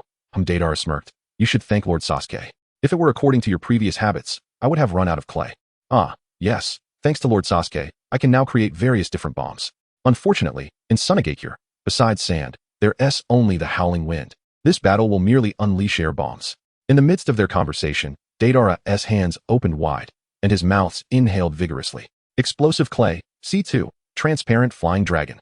Moments later, 2 glowing, translucent dragons erupted from his hands, soaring towards Sunagakure. As they flew, the 2 small dragons rapidly expanded. Seconds later, they entered the village from different directions. The earlier explosion had already heightened Sunagakure and Appo's vigilance. Gaara had long since prepared defenses with sand. The dragon approaching Sunagakure suddenly developed cracks on its surface. The next instant, bang! The powerful air explosion struck, transforming the sand into a formidable thrust. Countless grains of sand shot forth like thousands of projectiles. Fortunately, the sand remained under Gaara and Appo's control, losing momentum after flying several hundred meters. Gaara, the enemy, is indeed formidable. This wind release is not to be underestimated. Shikaku, the one-tail, cautioned within him. 2.5 years prior, when Naruto informed Gaara of the Moon Eye plan, he and Naruto had already befriended Shikaku. Gaara and Appo's current strength was several times greater than in the original narrative. Gaara nodded. Yes, I understand. This is our first true battle side by side. Just as Shikaku was about to respond, the second dragon above Sunagakure began to split into countless fragments. The fragments rapidly morphed into many flying dragons, speeding towards Gaara from various angles. As Gaara prepared to defend himself, the front half of the second giant dragon plummeted straight into Sunagakure. This is bad. Gaara and Appo's expression shifted. He quickly commanded a massive amount of sand to form a protective layer above the village. Shikaku, too, was not idle. swiftly extending his sandy body to shield Gaara. Bang! Bang! A series of muffled explosions erupted. The sand walls above Sunagakure were punctured with holes. Countless grains of sand pierced through the buildings, leaving deep scratches. Some ninjas standing on rooftops were caught off guard and even killed by the flying sand. Gaara was also affected. Although Shikaku's body was denser than ordinary sand and possessed remarkable regenerative abilities, the penetrating power of the air vibrations was immense. The sand armor enveloping Gaara shattered in an instant. At that moment, Gaara and the villagers of Sunagakure spotted another white dragon approaching from the distant sky. On its back stood two boys. The ninjas who had previously besieged Scorpion recognized them at once. Soon, Granny Chiyo appeared atop a building. Scorpion, are you truly going to strike at Sunagakure now? On the dragon, Scorpion gazed down at Chiyo and the elder. Granny, Sunagakure does not require my intervention just yet. Deidara chuckled beside him. Brother Scorpion, mind lending me some water? Scorpion raised his left hand, and a high-pressure stream of water suddenly gushed forth from his palm. However, the stream was swallowed by the mouth in Deidara and Appo's hand. Moments later, Deidara stepped forward, standing on the neck of the dragon. Here, the water resources are too scarce. Allow me to showcase the clearest art. Explosive clay. C3, crystal clear number 18. Deidara's mouth opened wide, and a humanoid figure made of condensed water poured forth, descending vertically with arms crossed before its chest. Gaara's pupils constricted. Shikaku, protect the village with all your might. Chapter 75. The destructive hunt. The explosion echoed differently this time. Gaara and Appo's sand wall, released with all his might, was swiftly penetrated and dispersed by a terrifying surge of water. The massive sand barrier crumbled into a muddy mass, cascading down upon the hidden sand village. Wind release, gale net. Wind release, great scythe. Water release, water barrier. In this dire moment, countless ninjas summoned their chakra to resist the deluge of mud. Yet, their efforts appeared utterly insignificant. Boom. The mud struck the hidden sand village with little resistance. The ground trembled violently as numerous structures were obliterated and swallowed by the earth. Many were grievously injured, rendered immobile and gasping for breath. Above, Gaara lay exhausted, his gaze fixed upon the devastation of his village, his expression a portrait of despair. He never imagined that his alliance with Shikaku would falter so easily. Shikaku's remaining left arm shielded Gaara, but out of the corner of his eye, a faintly glowing bird approached. Bang! A subtle sonic boom erupted nearby. The close-range air blast was devastatingly potent. Gaara was thrown into unconsciousness, grievously wounded. Swish! A dragon accelerated, coiling its tail around the unconscious Gaara, completing the capture. Is the hidden sand village so fragile? Deidara inquired curiously. Scorpion, somewhat displeased, retorted. Can your hidden stone village withstand such a blow? Deidara recalled several faces, sighing, I hope the old man and the others know better. At the border of the land of earth, within a dense forest, there lay a vast expanse of lawn. In the midst of it stood a unique manor beside a crystal-clear stream. Sitting by the river was a red-haired man clad in purple, the four-tails Jinchuriki, Old Purple. Far in the distance, two men dressed in black with red clouds halted. Old Purple turned to face them. Both bore striking white eyes. One wore a mask, his body tightly wrapped, while the other sported slicked-back white hair adorned with a red circular pattern encasing a triangle on his chest, and carried a conspicuous black scythe. Old Purple, slightly taken aback, inquired, You are members of the Akatsuki? All from the Hyuga clan? We are Akatsuki, but not of the Hyuga clan. Haiden replied earnestly after clearing his ears. I wish to discuss a matter with you. Old Purple, on guard, asked what matter. Haiden continued. Would you consider surrendering without resistance? Old Purple and Appo's forehead twitched in annoyance. What an imbecile. Behold, lava release, scorching river rock technique. Just as Old Purple formed his seals, Haiden dashed forward. The blade of his scythe poised to strike Old Purple and Appo's hands. In that fleeting moment, Old Purple transformed, enveloped in a thick layer of molten armor. Pff. Blood gushed forth as Old Purple and Appo's final hand sign was interrupted, and his left wrist was nearly severed. Swish. The four tails behind Old Purple lashed out at Haiden. Haiden grinned, quickly retracting his scythe to lick the blade. In an instant, the 1,000-degree molten tails ensnared Haiden. However, sizzle. The burns Haiden sustained mirrored those on Old Purple. Old Purple cried out in agony. The molten armor disintegrated in an instant. After decades of mastering lava release, he never expected to be burned himself. Fear gripped Old Purple as he beheld Haiden, whose body bore intricate black and white tattoos, the burns healing rapidly before his eyes. Within moments, he was completely restored, while Old Purple and Appo's injuries remained unhealed. Haiden chuckled. This is the power of the true god. However, this healing speed is still quite slow. His expression shifted to one of madness. For someone so unwilling to cooperate, it might be best to disable your limbs entirely. The next moment, Haiden drew a black dagger and aimed it at his own legs. Old Purple, bewildered by the impending self-harm, watched in disbelief as Pff. Both Haiden and Old Purple and Amp, Appo's left legs were severed. Yet, Haiden and Amp, Appo's leg regenerated within seconds, while Old Purple lacked such a capability. The Four Tails was astonished. Is this what humans can achieve? Old Purple had no time to respond. PFF. Haiden swiftly severed his right leg. PFF. Next came his left arm. After indulging in this grim enjoyment, Haiden strung Old Purple and Amp, Appo's severed limbs together with black rods affixed to his shoulders. The battle concluded. Kakuzu approached, stitching up Old Purple and Amp, Appo's wounds. Haiden, you have delayed me by 3 minutes. You owe me 30,000, and I shall keep a record of it. Haiden and Appo's eyes widened in shock. What? Are you extorting me? As the two bickered, they led Old Purple away into the distance. The hunt for the Four Tails was complete. In the land of Earth, within the hidden stone village, a pristine paper airplane danced on the wind. Unnoticed, it floated toward the window of the Tsukiji and Appo's office. Inside, besides Tsukiji Inoki, were Akatsuki and Kuratsuchi. Kuratsuchi, intrigued by the incoming paper airplane, reached out to grasp it. Inoki, wary, cautioned, stay back. Prepare for defense. Let us observe first. Kuratsuchi, puzzled, replied, old man, are you being overly sensitive? This is the hidden stone village. Trust in Tsukiji. Kuratsuchi reminded, emphasizing the title. However, Kuratsuchi seemed oblivious to the warning. With a sigh, Kuratsuchi noted the resemblance to Deidara and Amp, Appo's behavior, always referring to him as old man or grandfather in formal settings. As the three remained on high alert, the paper airplane unfurled, transforming into a flat sheet. They beheld a drawing depicting a mountain peak, where a man and a woman stood overlooking the hidden stone village. Clad in black cloaks with red clouds, Inoki's expression shifted. Akatsuki. In the next moment, the figures in the drawing abruptly turned. Their sudden movement, coupled with their pale eyes, was particularly unsettling. Kuratsuchi shrieked in terror. The other two were startled into silence. Suddenly, the two figures stepped out from the paper. Nagato and Konan emerged, returning to their normal forms. Under Sasuke's guidance, Nagato no longer required corpses for battle. Yet, in memory of Yahiko, he had altered his hairstyle to resemble Yahiko's. Inoki and the others were profoundly shaken. Inoki discreetly readied his chakra. Are you preparing to invade the hidden stone village? Nagato's indifferent white eyes scrutinized the trio. Konan, go seek out the Five Tails. Understood. With a soft rustling sound, Xiao Nen nodded gently, her form transforming into sheets of pristine white paper that gracefully floated out through the window. Chapter 76. The capital of Upper Moon 1. 6 paths clones on the earlobe of Inoki. The words Shang and I were inscribed, suggesting a possible ranking within the organization. Inoki's expression turned grave, as the likelihood of this being true was substantial. However, how could they all possess the Byakugan? Suddenly, a voice echoed. Dust release, original world separation technique. A semi-transparent cube materialized around Nagato. Curiously, Inoki did not perform any hand seals. At that moment, Inoki, seated in the Tsuchiki's chair, gradually transformed into a clay clone. The real Inoki rose from beneath the table, declaring, no matter your strength, you must vanish now. The semi-transparent cube emitted a radiant glow. After the light faded, Nagato remained steadfast, encased in a spherical light membrane, a manifestation of the Hungry Ghost Path sealing technique. Nagato's bloodline technique was straightforward. He had harnessed all the powers of the Rinnegan through his bloodline abilities, surpassing even their original capabilities.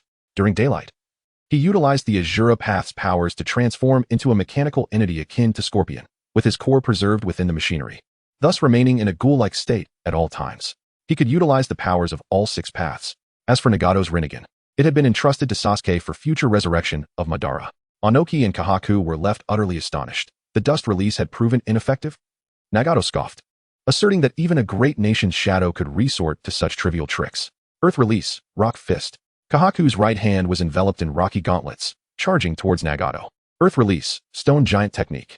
Inoki's clay clone summoned a colossal rock giant that burst through the Tsuchiki's office, triggering immediate alarm in Iwagakure. Numerous ninjas rushed to the scene, while the rock giant forcibly evacuated Kahaku from the area. Super, heavy rock technique. Inoki seized the moment, applying immense weight just as Kahaku's fist was about to collide with Nagato's face. Inoki was confident that even the Five Tails could not withstand this strike. However, in the next instant, as Kahaku's fist was less than 5 centimeters from Nagato, it abruptly halted. Then, an overwhelming repulsive wave erupted from Nagato. The current Shinra Tensei, combined with Kikido, had significantly enhanced both his defensive and offensive capabilities. Boom. The Tsuchikage building was obliterated instantly. Shattered walls and debris transforming into countless supersonic projectiles that indiscriminately bombarded Iwagakure. Many ninjas rushing in were easily pierced by the flying rubble, suffering catastrophic injuries in mere moments. Inoki and Kahaku were flung away at a velocity comparable to the debris, both spitting blood and sustaining multiple fractures throughout their bodies. Anoki, already aged, felt his lumbar vertebrae snap, rendering him immobilized in excruciating pain. At that moment, Nagato, suspended in midair, divided into 5 clones. This was no ordinary clone technique. It was the bloodline technique known only to Nagato at night, 6 paths clones. Each clone retained the ability of the original body, along with identical skills in the other 5 elemental releases, martial arts, and more. Should any one clone perish, its power would automatically transfer to another. Thus, by releasing additional clones, Nagato could instantaneously revive any fallen counterpart. Therefore, unless all 6 Nagatos were eradicated in an instant, he could never be defeated. This was the capital of Upper Moon 1. Moreover, Nagato had previously been limited by his energy, focusing primarily on enhancing the Deva Path's abilities, which made it appear significantly stronger than the others. However, in reality, the powers of the 6 paths held no inherent strengths or weaknesses. It depended solely on the extent of the original's development. Each of the 6 paths clones possessed the original's consciousness and intellect, allowing for the maximization of their capabilities. Whoosh! The Azura path, with metallic arms sprouting from its shoulders, accelerated towards Kahaku, while the Hungry Ghost path soared towards Anoki. More IWA ninjas converged on Nagato, with 2 groups targeting Kahaku and Anoki. In a certain part of Awagakure, a thunderous explosion resonated. Amidst the chaos, a mass of white paper gradually coalesced into a humanoid figure, while on the other side, a massive white beast with 5 tails emerged, the 5 Tails Mu King. The Hell Path descended from the skies towards the 5 Tails and Appos location. As for the encircling IWA ninjas, the Beast Path Nagato landed gracefully from the heavens. Adopting a stance reminiscent of the 8 trigrams palm technique, 8 trigrams palm, summoning 1024 palms. Nagato and Appos' palms glowed with summoning seals as he unleashed a strike towards the IWA ninjas. Bang! The first unfortunate spectator was sent flying dozens of meters, but miraculously survived. Curiously, he looked down to find a rune etched into his chest. Suddenly, he was gripped by excruciating agony, screaming in terror as a several-meter-long centipede burst forth from his chest, leaving his body obliterated into a gruesome mess. The surrounding ninjas could only feel a chill run down their spines at this horrific demise. Meanwhile, the Beast Path Nagato and Appos' 8 trigrams palm struck with the rapidity of a Gatling gun, with hundreds falling victim each second. A mere second later, all of them exploded in a gruesome fashion. Earth Release, Earth Barrier, Earth Release, Earthen Flow City, Earth Release, Earth Dragon Bullet. The assembled ninjas hastily unleashed various techniques in a desperate attempt to resist. Yet, the Beast Path Nagato and Appos' summoning palms met the rocky defenses with identical results, causing bizarre summoning beasts to erupt from the stones, which then charged towards the IWA ninjas. Just the presence of the Beast Path alone rendered Awagakure incapable of countering. In the distance, Kahaku found himself overwhelmed. The Azura Path, with its amplified speed, strength, and durability, wreaked havoc. In mere moments, the ninjas attempting to protect Kahaku were cleaved in 2 or shattered as if they were mere watermelons. Within 2 seconds, Kahaku's head was wrenched off by the Azura Path. Damn it, they are indeed too formidable. Anoki lamented. We should have accepted the Konoha garrison from the start. Since this being can absorb chakra, let's eliminate the others instead. Super, original world separation technique. Anoki, unable to move due to his aching back, finished his hand seals, pouring the entirety of his chakra into the technique. In the distance, the Deva Path and Human Path Nagatos were encased within a colossal, transparent cube, spanning several hundred meters in diameter. Chapter 77, Upper Moons 5 and 6. Suddenly, a black rod pierced through the chest of Ohyuki. In an instant, his chakra was thrown into disarray, and the dust release technique he had exhausted all his chakra on was forcibly terminated. Ugh, how infuriating, I can't even take one with me. Ohyuki's consciousness began to fade, and he could only perceive a dark figure approaching him. Meanwhile, in another location, the 5 Tails Mu was grievously injured by an explosive paper, only to see a red-haired man flying towards him from a distance. Boil release, overwhelming strength. Mu summoned all his might, launching himself towards Nagato with tremendous force. As he drew near, he aimed to strike Nagato with the sharp horn on his head. Realm of Hell Yama. A colossal figure materialized around Nagato, resembling the deity of Yama from the original lore. However, this Yama now bore a resemblance to a complete Susanoo. It extended its enormous left hand, seizing Mu by the nape of his neck. In that moment, Mu felt his body losing control. Bang! Yama's right fist crashed into the back of Mu's head. With that single blow, Mu reverted from his tailed beast form, transforming back into a heavily armored man. The capture of the 5 Tails was complete. Just as Nagato and Konan prepared to depart, Kuratsuchi shouted furiously from the ground, "You deranged fiends! Why have you attacked our Awagakure?" Kuratsuchi, much like Tsunade from the original story, provoked Nagato, who had intended to withdraw. Nagato cast a slight downward glance at Kuratsuchi.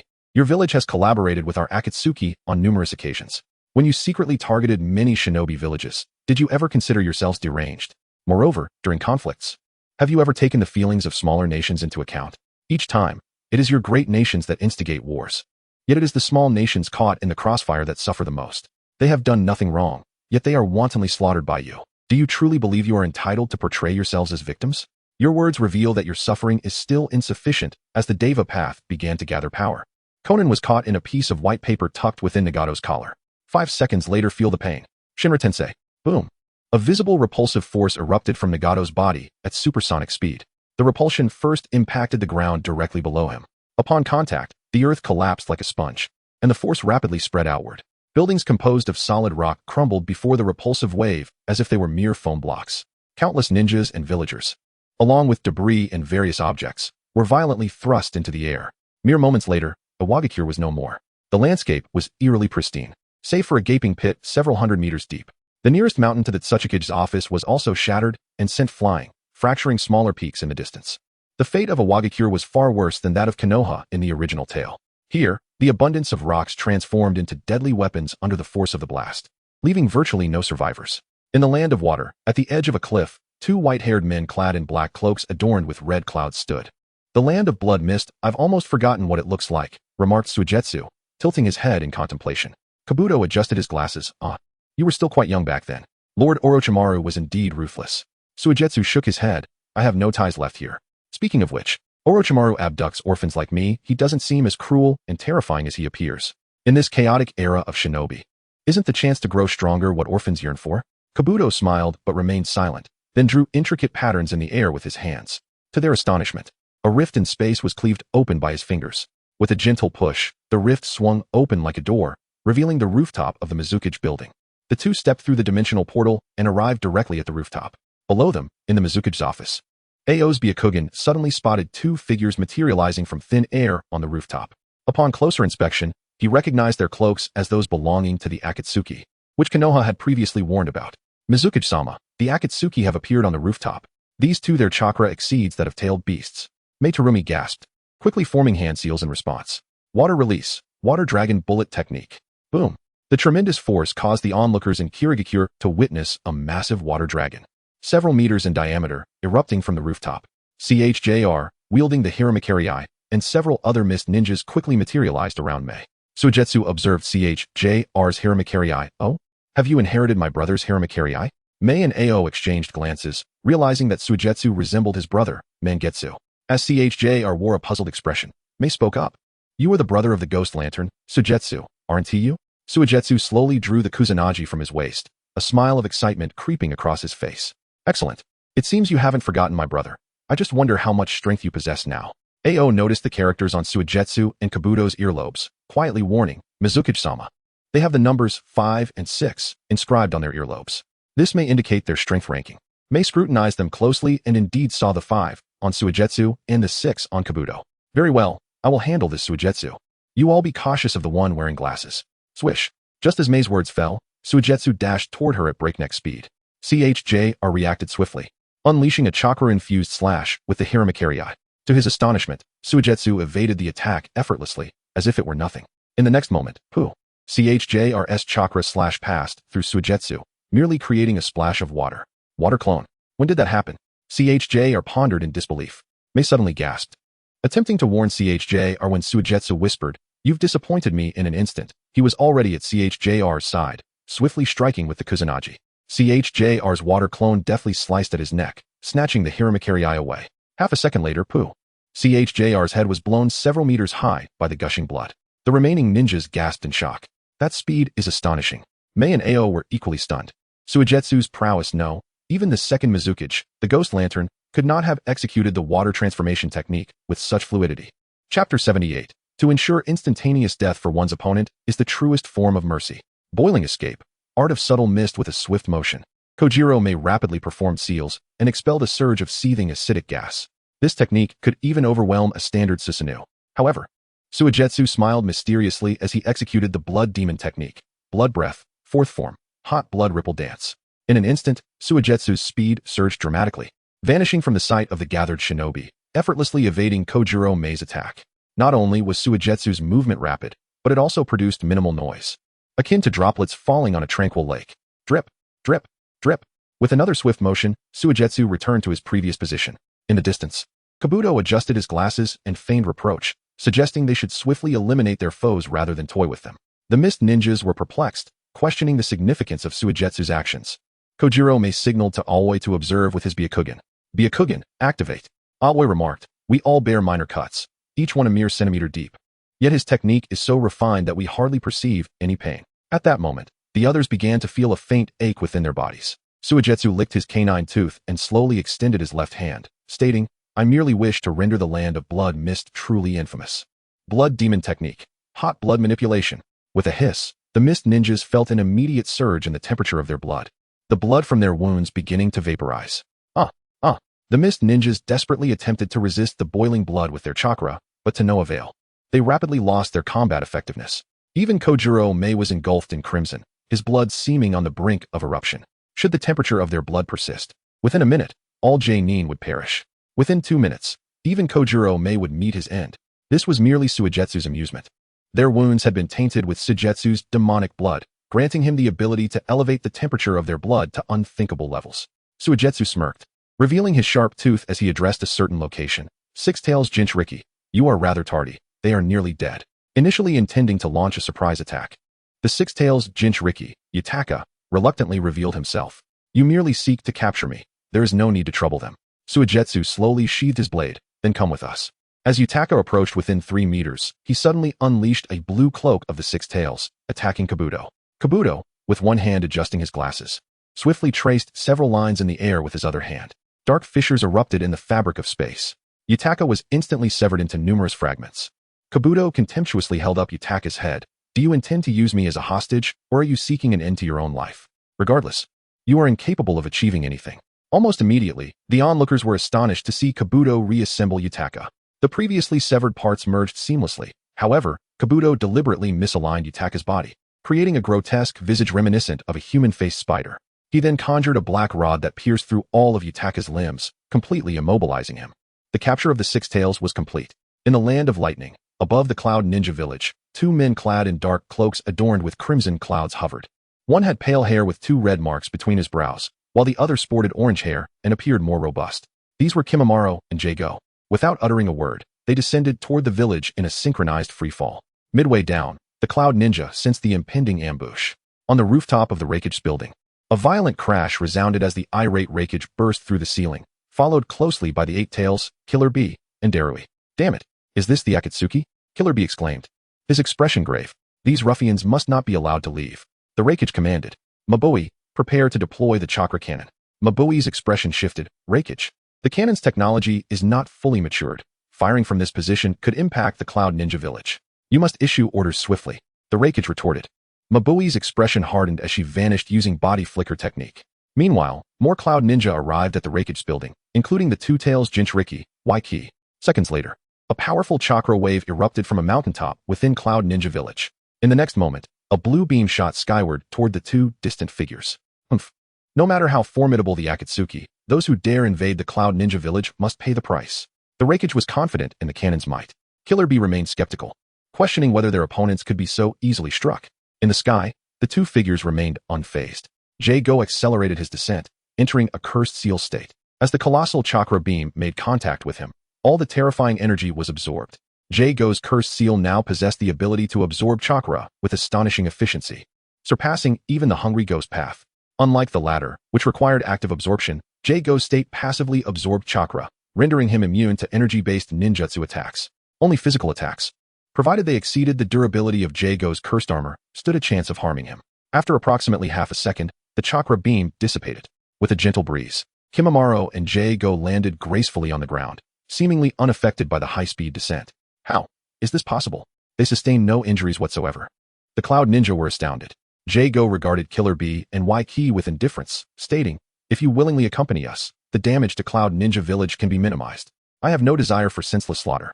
With a crackle, the Rakage, clad in lightning armor, lunged forward, delivering a fierce punch aimed at Jago's face.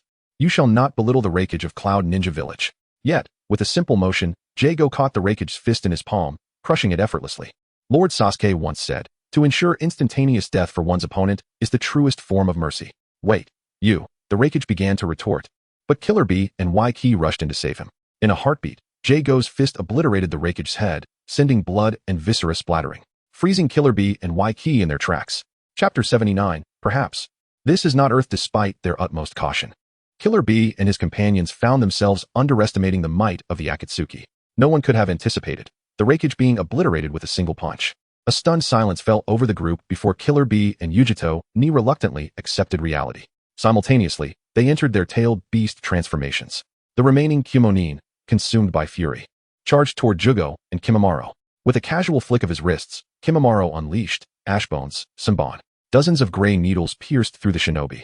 Under normal circumstances, even a Jinin could endure such an attack with gritted teeth. Yet, within moments, these warriors found themselves paralyzed. Seconds later, save for the two Jinchuriki, the Kumonin's vitality visibly withered. A few more seconds, and their pallid bodies crumbled like parched earth. Indeed, Kimimaro's bones had evolved to the level of killing ash bones, though their decay was slower than Kagaya Tsutsuki's. Tap. Jugo approached the Jinchuriki, seizing their throats with ease. Crack. A slight squeeze rendered Killer Bee and Yujito unconscious. Two tails and eight tails, captured. Beneath the moon, within the Sun Palace's shadow, Sasuke, Orochimaru, Karen, and F stood waiting. F gazed curiously at the towering Geto statue behind them, its hollow sockets now bearing two awakened eyes. Apart from F's seven tails, the original plan dictated sealing the weakest beasts first to gradually activate the statue and hasten extraction. Yet, with their overwhelming chakra reserves, even the nine tails in half could be sealed without delay. Thus, Orochimaru had already imprisoned Minato's in Kurama within. Through mental transmission, Sasuke sensed the completion of the other tailed beast's hunts. Flying Thunder God, summoning. Seals flared to life, summoning the remaining members of the 12 demon moons. After reviving the Jinchuriki, Sasuke extended an offer. Submit, become demons, and live. 10 seconds passed. Only F and Ursure accepted. The rest refused. Minutes later, seven-tailed beasts were extracted. 5 corpses littered the ground. The next day, the shinobi world reeled from the news. Every known Jinchuriki, save Konoha's 9 tails, had been hunted. Survivors from the great villages converged on Konoha, pleading for an alliance against the Akatsuki. Konoha, Hokage's office. If we oppose them, Sasuke's retaliation will be catastrophic. The risk is too great. But if we do nothing, and Kagaya is unleashed, where then shall we find sanctuary? Indeed, her release would leave us utterly defenseless. Already, the world teeters on annihilation. Soon, they may turn their full force upon Konoha to claim Naruto. Jiraiya, Shikaku, Kakashi, and other analytical minds debated fervently. Bang! Tsunade's fist struck the desk, silencing the room. This war, we cannot afford to lose. With her decree, the allied shinobi forces were born. At dawn, the army surged toward Amigakure. By noon, they reached the border of fire and rain. Though elite, the survivors from other nations gasped for breath. Speed was essential. If they failed to besiege Amigakure by day, their chances would dwindle under nightfall. Jiraiya studied the colossal forest spanning Rain's border. Unnatural, unfamiliar. Naruto. This is would release rivaling Sasuke's. It seems. He obtained Hashirama's cells. Tsunade's brow furrowed. Stay vigilant once we enter. The tension was palpable as the army advanced.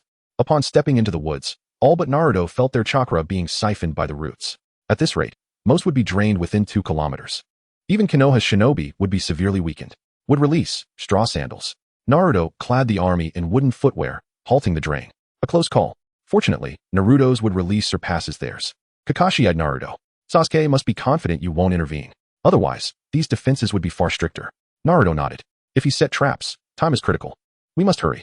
With a shared resolve, 10,000 shinobi accelerated.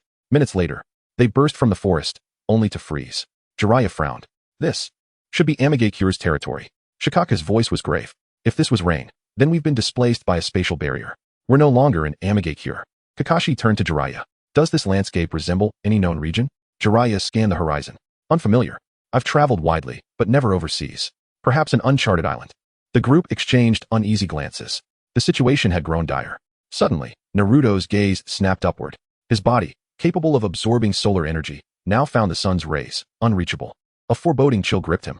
This isn't just a complication. The others tensed, awaiting his words. Perhaps, this is not Earth. Chapter 80. Before I even exert myself, you are already on the verge of collapse. What? How is this possible? Where exactly are we? The crowd was astounded, unable to fathom the situation. I am not certain either. Naruto slightly raised his head, pointing towards the sun in the sky. Yet that object was anything but a sun. The crowd followed Naruto's pointed finger towards the celestial body, and in the next moment, A gaping void opened in the center of the sun. Following that, thousands of Otsutsuki clan members surged forth. At the center stood the 12 Kenjutsu. Ultimately, the crowd gradually parted, revealing the unparalleled Sasuke. He floated to the forefront of the army before coming to a halt. Naruto's side was utterly shocked. They had never anticipated that Sasuke commanded such a vast army. Even the weakest among them possessed strength surpassing that of a Kage. Naruto, why have we escalated to the point of declaring war? This will inevitably lead to tremendous casualties. Sasuke raised a finger to his lips, signaling Naruto to be silent. You are mistaken, Naruto. In the forthcoming battle, I alone shall take the stage. Casualties will only occur on your side. At this point, I truly feel like a failed leader for allowing my subordinates to merely spectate. Orochimaru licked his lips, acknowledging the overwhelming prowess of their leader, whose techniques were perilously powerful. A moment's carelessness could lead to our annihilation. The others nodded gravely in agreement. On the Konoha side, although they recognized Sasuke's might, they still felt that the reactions of these individuals were overly dramatic. While Sasuke's Kamui attack possessed terrifying, uncounterable power, Konoha had also prepared over the years. The core ninjas had learned creation rebirth from Tsunade, and with the innate physical gifts of wood release, even if they were severed in two or beheaded, they would not perish. It was merely a matter of enduring pain. They could regain their combat readiness within seconds. Thus, this war would only be a grueling war of attrition. They believed that with Naruto's strength, victory would ultimately be theirs. Sasuke observed their every reaction. Sasuke scoffed disdainfully as 4 black lines slowly emerged on his face. Suddenly, a realization struck in this environment. Sasuke had managed to enter that six-eyed state. Naruto's heart raced, and he urgently shouted, "Do not look at Sasuke's face." Indeed, in the next moment, all 6 of Sasuke's Rinnegan eyes opened wide. Unfortunately, the vast majority of the Ninja Alliance failed to react in time, witnessing Sasuke's terrifying visage. What? He has 6 eyes. All of them are Rinnegan. 3 Tomo. And Blue 6 Tomo? The crowd was left utterly astonished. It was far beyond their expectations. Sasuke's lips curled slightly. Illusion? This place is not. Illusion. Unknown fire. Illusion, unknown fire, is a mental attack technique that causes the target to passively endure the agonies of fire torture within an illusion, under the control of the 5 senses. The mental attack transforms into an intangible inferno. Thousands of targets ensnared in the illusion, despite their bodies showing no visible flames, were charred at a speed perceptible to the naked eye. Countless cries of anguish erupted simultaneously. The surrounding comrades were filled with terror. If it were real flames, they could assist in extinguishing them. But how could they handle flames of unknown origin? Quickly, knock them unconscious. Kakashi's commanding shout instantaneously calmed many, causing them to strike down their comrades caught in the illusion. In merely a second, those rescued ninjas had turned to char. Merely a glance, and over 1,000 individuals faced the brink of death. Many among them were of Kage-level strength. How terrifying. What an unfathomable power. Whoosh. Naruto could no longer restrain himself. If Sasuke continued to act, more lives would be lost on the spot. Naruto's speed was astonishingly swift. At that moment, the members of the 12 Kenjutsu could not perceive Naruto's movements at all. Even in daylight, Sasuke could only see but not keep up with his body. However, at this moment, Sasuke was in his demonized state. The speeds and strengths of the two were nearly comparable, just as Naruto's right hand, with a Rasengan, was less than half a meter from Sasuke. Sasuke spread his arms wide. Kamui, Chidori stream. Thud. At the instant of contact, Naruto's body suddenly fragmented. The wooden clone that made contact with the black lightning was effortlessly obliterated into countless shards. Naruto had just retreated a step when Sasuke extended a finger. Kamui, Chidori, black lightning. Whoosh. Naruto narrowly dodged a straight black arc of lightning. Yet Sasuke cruelly smiled, shifting his finger sideways. This black lightning swept across the Ninja Alliance. In the next moment, tens of thousands of ninjas were simultaneously bisected before they could even comprehend the unspeakable agony. Except for the Konoha ninjas with wood release and self-healing abilities, the other allied forces were instantly decimated. Among them were Meitarumi, the Mizukage, Kuratsuchi from Awagakure, and others. Even the Konoha ninjas, the vast majority, could not heal from such injuries. Naruto was left dumbfounded. He had never expected that Sasuke's speed in this state was comparable to his own. He had perfectly exhibited all the techniques fused with Kamui. In a single confrontation, the entire Ninja Alliance had been obliterated. The scene was utterly catastrophic. The surviving members of the Ninja Alliance numbered barely more than 200. Just a minute ago, there had been tens of thousands. Sasuke wore an indifferent expression. Before I even exert myself, you are already on the verge of collapse. Naruto, do you now feel despair? Are you beginning to blame yourself? Indeed, remember well, all these casualties are a result of your choices. I have granted you numerous chances, yet you obstinately opposed me for various incomprehensible reasons. The Konoha ninjas, possessing creation rebirth, gradually restored their injuries. Clap. The revived Hinata rushed to Naruto's side. gently slapping him. Naruto, the slaughter is not your doing. This outcome only underscores our necessity to overcome Sasuke. Jiraiya, Hinata is right, Naruto. If we fail, everyone still alive now will perish as well. The realization struck Naruto as his eyes regained their luster. Indeed, this battle must be won. Tsunade affirmed, yes. That's the spirit. Do not forget, you aspire to become Hokage. Familiar ninjas began to gather around Naruto. Just then, a low hum echoed as a black vortex slowly emerged from an open space. Sasuke's expression brightened. Kakashi observed with heightened tension. Could the enemy have reinforcements? Moments later, several cloaked figures emerged from the black whirlpool. Upon seeing them, the Konoha and allied forces felt even more despondent. The newcomers were none other than the half-masked Obito, the black and white Zetsu, the crimson-eyed Itachi, the shark-faced Kisame, the youthful-looking Kabuto, and finally, Shin Uchiha. Obito looked at Naruto, reassuringly stating, do not worry. We have come to assist you in dealing with Sasuke. Chapter 81. The death of Itachi. The inhabitants of Konoha remained skeptical. Kakashi, observing Obito's fervor, uttered, Obito. You. Obito glanced at Kakashi's left eye, remarking, it seems you truly cannot protect anything. Kakashi's expression faltered as he fell into silence. Sasuke, eyeing Itachi among Obito's group, questioned, are you also going to become my enemy?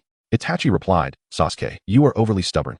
As he spoke, Itachi subtly unleashed the Genjutsu, Crow, revealing a square pattern in one of the crow's eyes.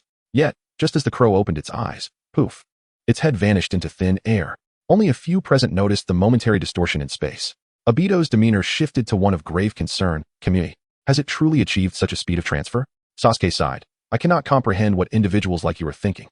Itachi realized that achieving the optimal outcome was no longer feasible. Thus, regardless of your intentions, I must align myself with you. Poof. Just as Itachi finished speaking, a black straight blade pierced through his chest. Sasuke had appeared behind Itachi without notice. Obito and the others were taken aback. Sasuke's prowess was astonishingly exaggerated. They had assumed that, bolstered by the scientific enhancements of those two, they were formidable enough to dominate the ninja world. Yet, they were unprepared for the fact that even Itachi had no chance to resist Sasuke. In truth, Obito and his companions had been enhanced to the level of the 12 Kazuki's upper ranks. Regrettably, their enhanced physiques paled in comparison to Sasuke and Naruto.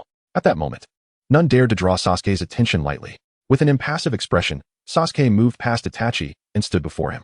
The moment you attempted to employ the Kodo Amatsukami against me, our last remaining bond has vanished. I no longer require your allegiance. In your final moments, let us converse about something else.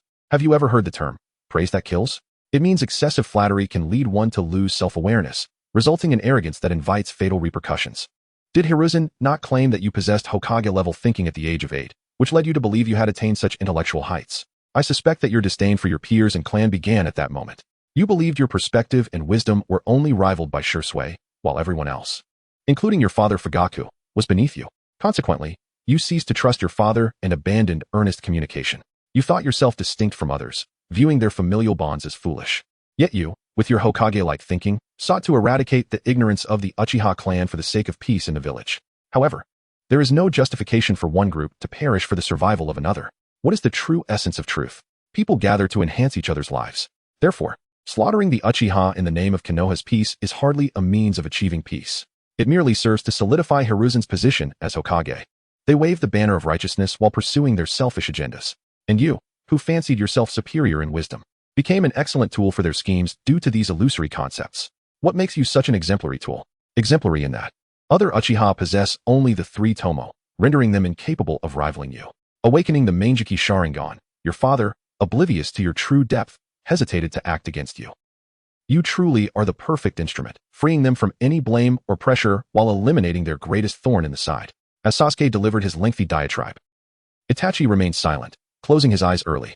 Yet, even with his eyes shut, Sasuke could perceive everything clearly.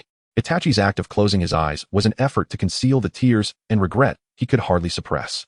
In truth, after joining the Akatsuki, as he matured and gained experience, he developed a deeper understanding of the political intricacies within the ninja world. He had long recognized that he had been deceived by Hiruzen. Thus, the psychological scars only deepened. Even if his body ached, he refrained from seeking care. Instead, he found solace in subtle self-punishments, such as standing in the rain. More evidently, during the Nin exams and subsequent intimidation by Konoha, Itachi had come to regard Sasuke's significance as outweighing that of the entire village. Had Itachi been the same during the clan's massacre, he would never have threatened Konoha. If Sasuke faced death, he would merely sacrifice himself for Sasuke. However, had Itachi died at that moment, no one would bear the blame. Thus, Sasuke was able to survive. Sasuke paused. Do you have any final words? Itachi slowly opened his eyes, revealing a serene, carefree smile. I can rest easy now. After uttering these words, blood trickled from Itachi's lips as he gradually lost his breath. Sasuke extended his left hand and placed it on Itachi's shoulder. Fire release, great fireball technique. Boom. Suddenly, a wave of black flames enveloped Itachi completely. In the blink of an eye, not a single hair remained. Listening to these dark conspiracy theories, Naruto felt a chill run down his spine. He had never imagined the massacre was so intricate. Although he was aware that Itachi had annihilated the clan for Konoha's peace, he hadn't realized that it was not for true peace, but rather due to being manipulated. Whoosh. Suddenly, a pink figure charged from behind Sasuke, brandishing a kunai aimed at his back. For the sake of peace, to prevent further casualties, let me personally eliminate Sasuke. The pink figure thought earnestly. Thud. Naruto and Kakashi's pupils constricted. How dare she? At that moment, no one dared to make a move. How could Sakura dare to ambush Sasuke? Reluctantly, Naruto rushed towards Sasuke. Sasuke, with a dispassionate glance at Naruto, conjured a small orb of black flame at his fingertip and flicked it towards his back. Sakura, determined to strike Sasuke with her kunai, did not even attempt to evade the matchstick-sized black flame. As Naruto charged towards Sasuke, he suddenly found himself confronted by a wall of black fire. Just as he prepared to withstand it with his chakra cloak, Obito erupted with a speed rivaling that of Naruto and Sasuke, intercepting him in the process. This Amaterasu was laced with Kamui. Do not resist. What? Naruto was taken aback. At that moment, the matchstick-sized black flame made contact with Sakura's left shoulder and effortlessly pierced through it. In that instant, Sakura felt no pain. Immediately after, she was propelled through Sasuke's body as the black flame spread across half of her chest. Yet, there was still no sensation of pain. Sasuke looked at Sakura and temporarily halted the black flames from spreading further. Almost simultaneously, Sakura finally felt the excruciating agony tear through her. Upon lowering my gaze, I was astonished to discover that a quarter of my torso had vanished. The edges of the disappearance were engulfed in black flames. Even the relentless activation of creation and regeneration yielded no effect whatsoever.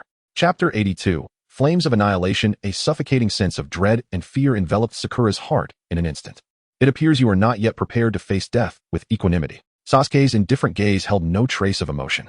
In a moment of disorientation, Sakura envisioned her own complete obliteration. Sasuke, she is your comrade. Sasuke, cease at once. Naruto and Kakashi hurriedly maneuvered around the wall of black flames, rushing towards Sasuke and Sakura. Boom. The previously suspended black flames erupted suddenly, akin to the ignition of gas in a confined space. The black flames flashed, and in that instant, Sakura vanished entirely. The onlookers were rendered speechless. Sakura possessed strength rivaling that of a Kage. Yet, she disappeared the moment the black flames made contact. Sasuke, my 6 eyes are not mere ornaments intended to intimidate.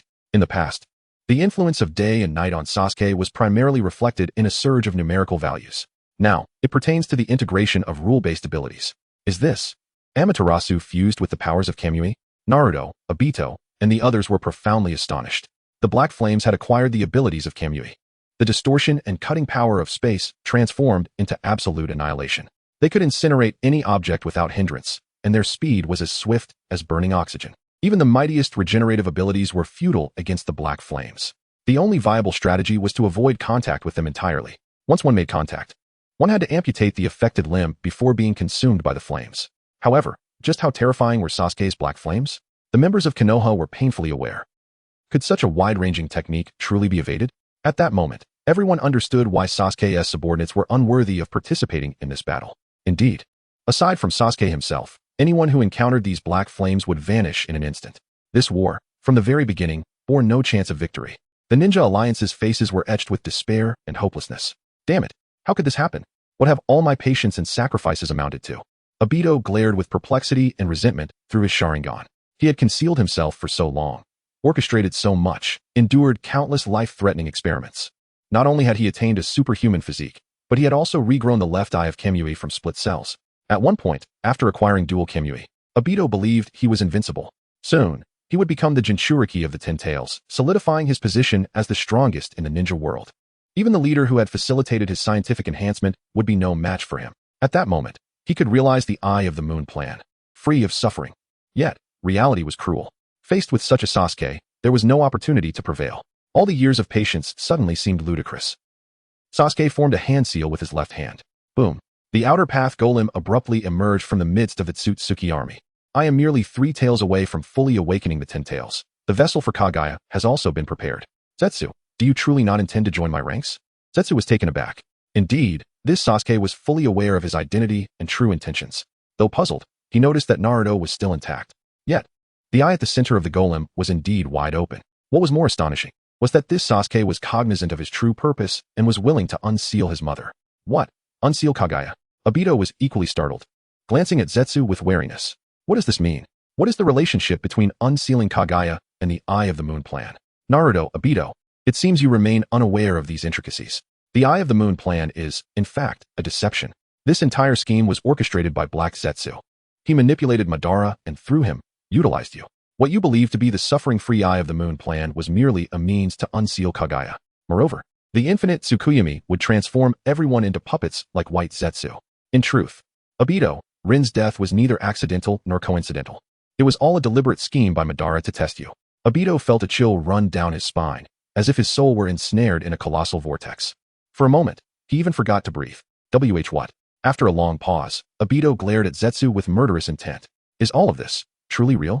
Swish. Zetsu suddenly darted toward Sasuke. Obito narrowed his left eye, ready to ensnare Zetsu within the realm of Kamui. Bang! A sound, perceptible only to Obito, echoed in his mind. The Kamui he initiated was forcibly interrupted by Sasuke. Naruto seized the opportunity to eliminate Zetsu, but was repelled by a burst of black flames from Sasuke. Zetsu approached Sasuke and scathed. Lord Sasuke, Obito is now the Jinchuriki of the Three Tails. Swish, swish. Naruto and the others instantaneously appeared around Obito. Obito, you cannot fall into Sasuke's hands. Flee at once. Witnessing his comrades from Konoha and Naruto willing to risk everything for his sake, Obito's emotions became exceedingly complex. In the next moment, he made a decision. If you lay a hand on Konoha again, I shall take my own life, ensuring the complete annihilation of the Three Tails. Sasuke smirked disdainfully. There exists a technique I disdain to employ, yet it is not beyond my capabilities. To deal with you, I believe this technique is quite appropriate. Sasuke slowly formed a series of hand seals. Forbidden technique, impure world reincarnation. The ground beside Sasuke erupted, giving rise to a standing wooden coffin. Sasuke extended his index finger and gently flicked it. Bang! The coffin lid shattered instantaneously, revealing a girl within. Obito and Kakashi's pupils constricted. Rin. Despicable. Unconscionable. Sasuke, how could you go this far? Sasuke, how could you become like this? The Konoha members cast scornful glances at Sasuke. Even Kakashi and Naruto felt some indignation toward Sasuke's actions. Sasuke chuckled. So many of you are incensed on Obito's behalf. First, I must commend your fearless attitude towards death. However, I am rather curious. Have you all experienced the Nine-Tails rampage? The crowd fell silent. This man was the mastermind behind the Nine-Tails incident. They gasped in shock, growing quiet. They glanced at Naruto and Kakashi with skepticism. Yet, Naruto and Kakashi did not deny it. A chill ran through the crowd. Sasuke laughed. Naruto, he was your father's student. Your parents never wronged him. Yet, when your mother bore you, he forcibly extracted the Nine-Tails, affixing explosive tags to you, causing your parents' demise and leaving countless families in Konoha shattered. With this knowledge, can you still forgive him? Forgiveness without principles or boundaries is not mercy. It is contemptible. I can no longer bear witness to your continued disgrace.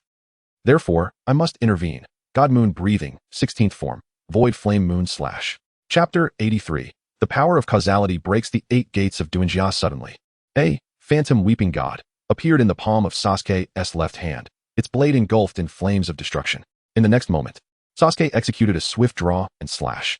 Wood release, advent of the tree world. Naruto, taken aback, hurriedly unleashed his wood release beneath the feet of the Leaf Village's survivors, causing trees to sprout and lift them just a few meters off the ground.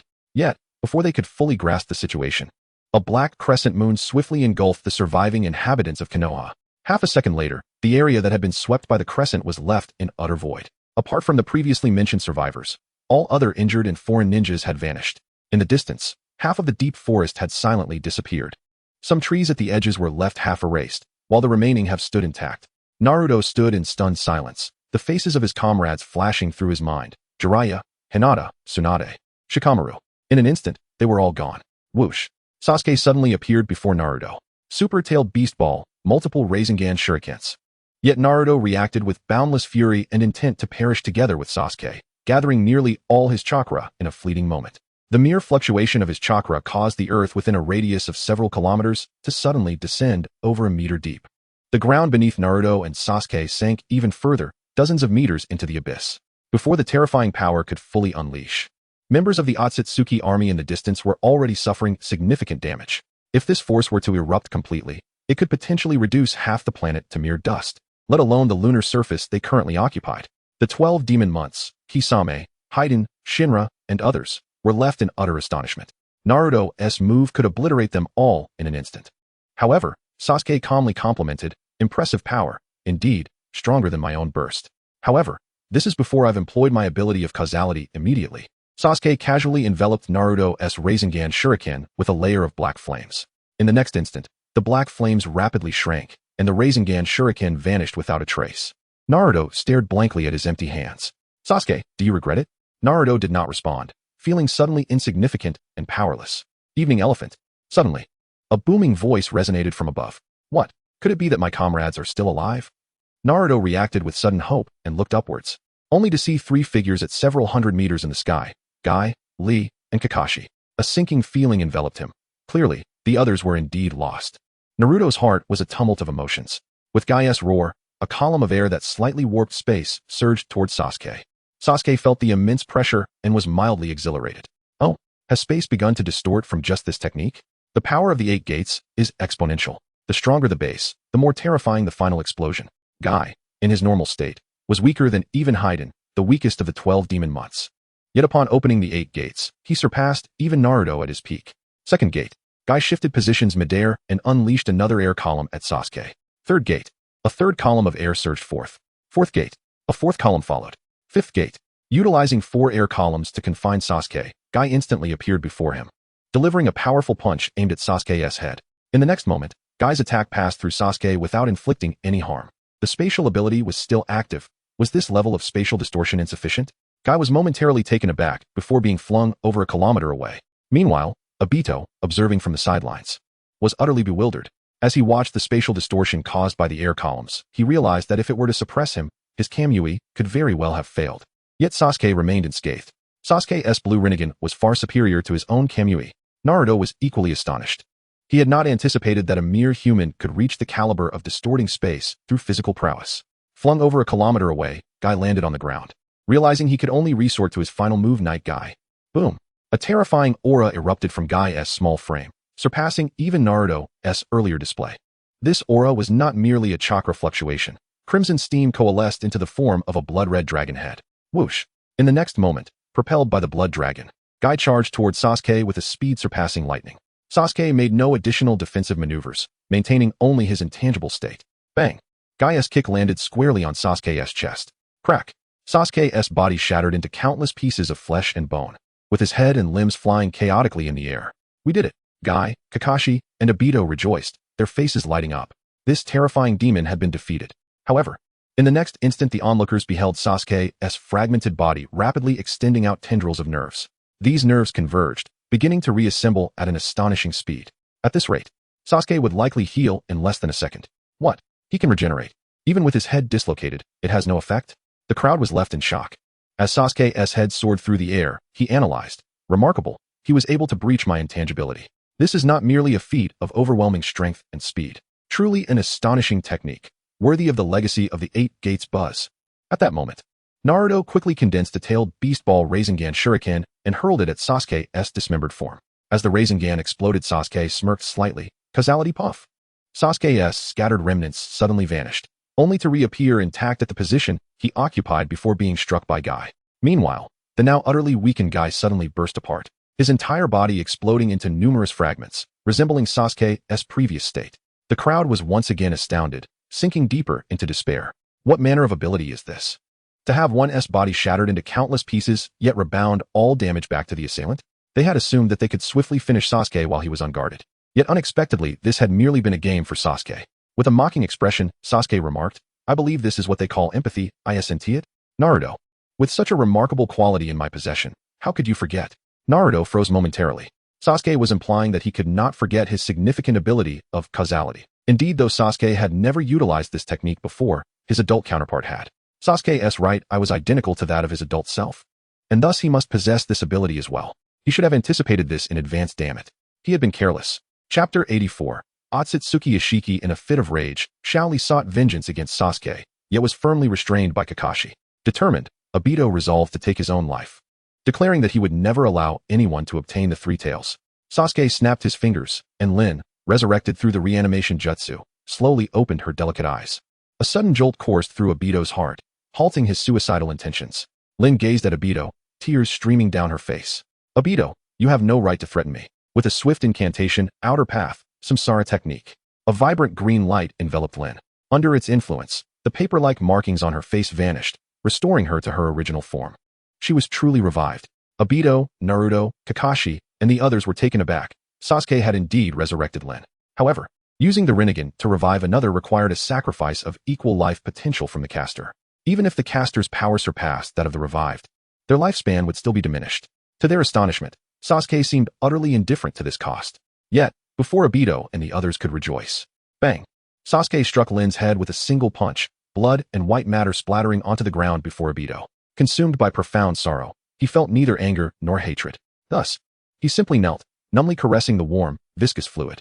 Sasuke continued, now, you must make a choice. Either I leave her in a state of perpetual suffering, or you hand over the three tails to me. Obito felt no immediate threat to himself, but escaping was indeed a complicated endeavor. This prompted his elaborate scheme. If it were anyone else, he could simply take action and seize it. Regaining his composure, Obito stood up, filled with impotent rage. Fine, I agree to hand it over. He then approached Naruto, placing a hand on his shoulder.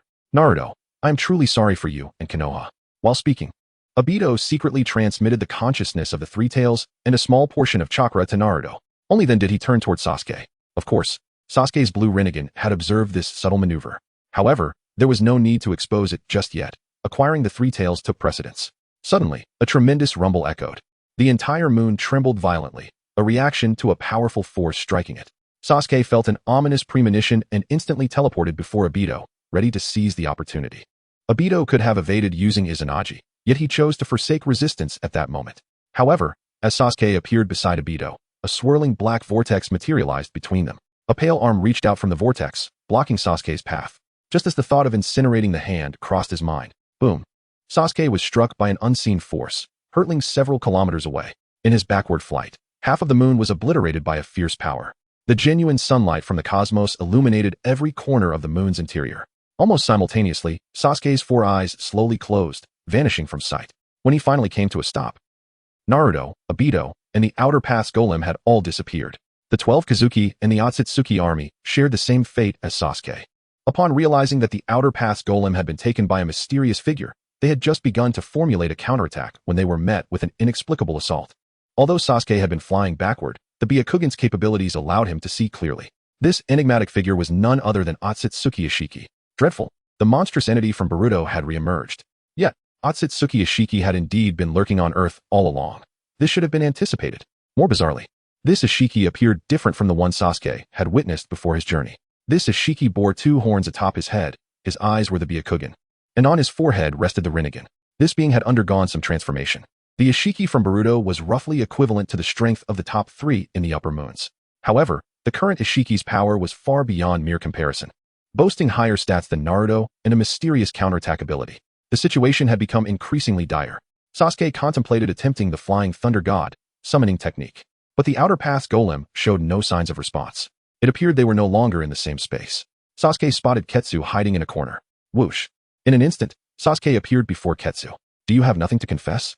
Feeling Sasuke's murderous intent, Ketsu reported, the individual who suddenly appeared is named Jigen.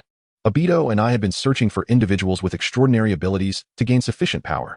By chance, we encountered a man named Amato, who possessed research capabilities rivaling Orochimaru. He later introduced us to Jigen. This Jigen is shrouded in mystery, his inherent power inscrutable, and he provided us with immensely powerful cells. Amato helped us with the transplantation and fusion. However, Obito also contributed would-release cells. They are likely now within the independent space created by Jigen. Although Ketsu relayed this information, it was ultimately futile. Surely, Jigen believed Sasuke had lost everything and would be inclined to side with him. Sasuke smirked mockingly. Do you truly not know his real identity? Ketsu looked astonished. Could it be that Sasuke knew Jigen's true name? He is Otsutsuki Ishiki, the superior of your mother. Kagaya Otsutsuki. Once, your mother betrayed the Otsutsuki clan by plotting against him to protect Earth. With the Outer Path's golem in his possession, your mother is likely unable to be revived. Ketsu was taken aback. Indeed, he was the only one aware of Ishiki's true identity among them. However, Ishiki had once claimed to seek Kagaya's salvation, as they belonged to the same clan. Had he been deceived as well? Sasuke, now, have you recalled anything of greater significance? Ketsu hesitated for a moment. Then, why do you wish to unseal my mother, Kaguya? You have seen my abilities. Night and day are not on the same level. Sasuke formed a C shape with his hand. I merely require a small portion of your mother's blood to complete the perfect physique and abilities. After a brief pause, Ketsu slowly spoke. Otsutsuki Ishiki has long concealed a 1,000-year-old corpse. This corpse is known as Otsutsuki Kaguya. Ishiki refers to him as the god of the Otsutsuki. A sudden realization struck Sasuke. Before his journey, he had heard of the god of the Otsutsuki. Due to this title, he had even conducted inquiries. However, at that time, all he found were various speculations, with no concrete appearances in manga or anime. Thus, he was unaware of the specifics regarding its history, strength, and abilities. The wood release cells provided by Obito had been implanted into Otsutsuki Kaguya's body, gradually awakening its vitality. Subsequently, Otsutsuki Ishiki had reincarnated through this vessel in some manner.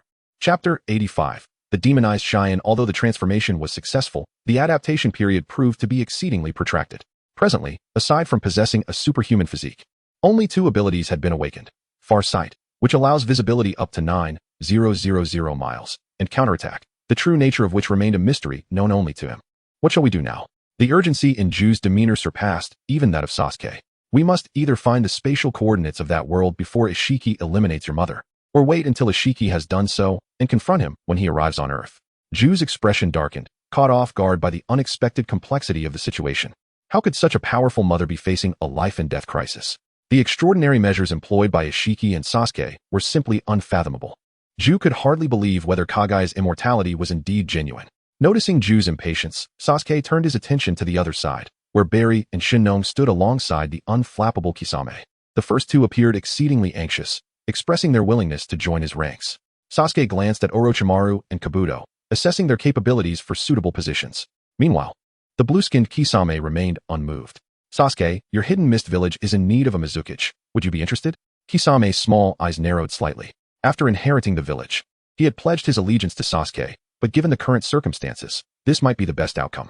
A slight grin spread across Kisame's face. Being Mizukichi sounded quite intriguing. On the other side, the remaining Lee from Konoha glared fiercely at Sasuke, attempting to speak. However, Kakashi swiftly covered his mouth, understanding that the others from Konoha were entirely innocent, hoping for leniency. Sasuke, it falls upon you to persuade them. I shall grant you but an hour. After delivering this final notice to Kakashi, Sasuke surveyed everyone one last time. The base had lost its purpose. All must return to Earth, especially since the ninja world was remarkably desolate at the moment. The group moved with incredible swiftness. Within mere seconds, only Sasuke remained on the moon. He floated before the golden Rinnegan at the center of the moon, beginning to absorb its power. This overwhelming force surpassed even that of the previous purple Rinnegan. As per tradition, Sasuke concentrated this energy into his dual Mangekyou Sharingan. Moments later, his 6-tomo blue Rinnegan transformed into a 9-tomo blue Rinnegan, elevating the spatial dimension of Kamui to a higher tier, greatly enhancing his capabilities. With a flick of his hand, Sasuke summoned an endless gravitational force, drawing meteors from the void of space to replenish the moon. Consequently, no life would remain on the moon henceforth. Shortly after everyone returned to Earth, Nagato unified the 8 nations of fire, rain, moon, sound, grass, waterfall, river, and hot springs, assuming the mantle of the 6th Hokage. Konoha was restructured into a modern urban style. Almost simultaneously, Deidara succeeded as Tsuchikichi, Scorpion as Kazekage, and Kisame as Mizukichi. The Land of Lightning fell under the control of Barry and Shinnom. Thus, the entire ninja world was effectively under Sasuke's dominion. However, Sasuke himself exhibited no interest in managing these affairs. Under the governance of these individuals, the ninja world experienced significantly fewer constraints, accelerating its development more than ever before. A week later, rock puppets resembling terracotta warriors suddenly appeared across the ninja world. The combat prowess of these puppets equated to that of a typical nin. Yet the troubling aspect was their immortality. They could endlessly revive and advance without ceasing. At that moment, Konoha received a mission request from the Land of Demons. To many's astonishment, Sasuke personally took on this task. In truth, Sasuke recalled a detail from watching the film, The Death of Naruto. The female lead, Cheyenne, possessed the ability to foresee the future, yet she had clarified that her power was not true foresight, but rather the ability for her soul to return to the past. A form of temporal traversal. Although it was merely her soul, it was undeniable that the chakra within Cheyenne bore the essence of time. If this power could be fused with the dragon vein, could it allow for physical time travel once more? Sasuke's curiosity piqued as he glanced at the map, gradually vanishing into the swirling space. Simultaneously, in the Land of Demons, inside the shrine of the priestess, circles of transparent whirlpools materialized in the air. Following this, Sasuke's figure emerged slowly from the vortex. At that moment, Cheyenne remained deeply asleep. Just as Sasuke prepared to snap his fingers to awaken her, Cheyenne suddenly opened her eyes, glowing with a purple hue. Sasuke, you have finally arrived. Despite having anticipated this, Sasuke felt a twinge of discomfort. The familiarity of their first meeting was undeniably peculiar. Perhaps this was akin to how a local of the Naruto realm felt upon encountering him for the first time? Since you recognize me, you must also understand the transaction I wish to propose, Sasuke stated. Cheyenne nodded. Yes, I am prepared. With that, Sasuke swiftly removed the bell from Cheyenne's left hand while simultaneously biting into her shoulder. Within seconds, Cheyenne's body withered as if she were a desiccated corpse. In the next moment, Sasuke infused her with demon blood, and Cheyenne's parched form began to regain its vitality. Minutes later, Cheyenne was restored to her original state. She appeared as a delicate maiden, yet now possessed a physique akin to that of the 12 Kozuki, along with memories of breathing techniques and ninjutsu training. From this moment forth, you shall no longer be a burden that others must protect at the cost of their lives. Cheyenne's pupils constricted at those words, resonating deeply within her heart. Just then, 4 men clad in white suddenly appeared atop a nearby mountain. Without needing Sasuke's prompting, Cheyenne had already spotted them with her Byakugan. The 4 men charged towards her chamber without reservation. In a flurry, hundreds of guards armed with bows and arrows surged to intercept. One of the intruders, a robust man, effortlessly shattered the arrows with his arms. As the other 3 prepared to strike down the guards. Halt! Cheyenne had unexpectedly appeared outside the palace. Why should we heed your command? One of the smaller men among the 4 retorted. Just as he finished speaking, Cheyenne's presence vanished from sight. Be careful, a voice warned, but it was too late. With a single clumsy punch, Cheyenne obliterated the man into countless fragments. Everyone was taken aback. Is this the priestess Cheyenne? Even Cheyenne herself felt a profound sense of discomfort. Retreat. The leader, seizing the moment of Cheyenne's bewilderment, urgently signaled for his companions to flee. However, before they could move, an almost imperceptible sword aura sliced through their necks. The heads of the 3 men fell simultaneously to the ground with a thud. Sasuke emerged from the chamber. In battle, astonishment can be fatal, and one must adhere to the principles of speed, precision, and ruthlessness. The guards were taken aback. Where did this individual come from? And how did he gain entry? Chapter 86, a second journey into a parallel world subsequently. Sasuke engaged in a brief hour-long practical training session with Cheyenne before departing from the land of demons. In the process, Sasuke acquired an understanding of Cheyenne's abilities. Her soul-transcending capability bears a striking resemblance to the rollback feature in games, serving as a formidable supportive power. Initially, Cheyenne's soul could only traverse back to a week prior. However, Sasuke, by integrating the time rewind ability, can extend this to 3 months in the past. Nevertheless, a condition applies. The earliest point of time he can traverse to is the moment of merging with Cheyenne's ability.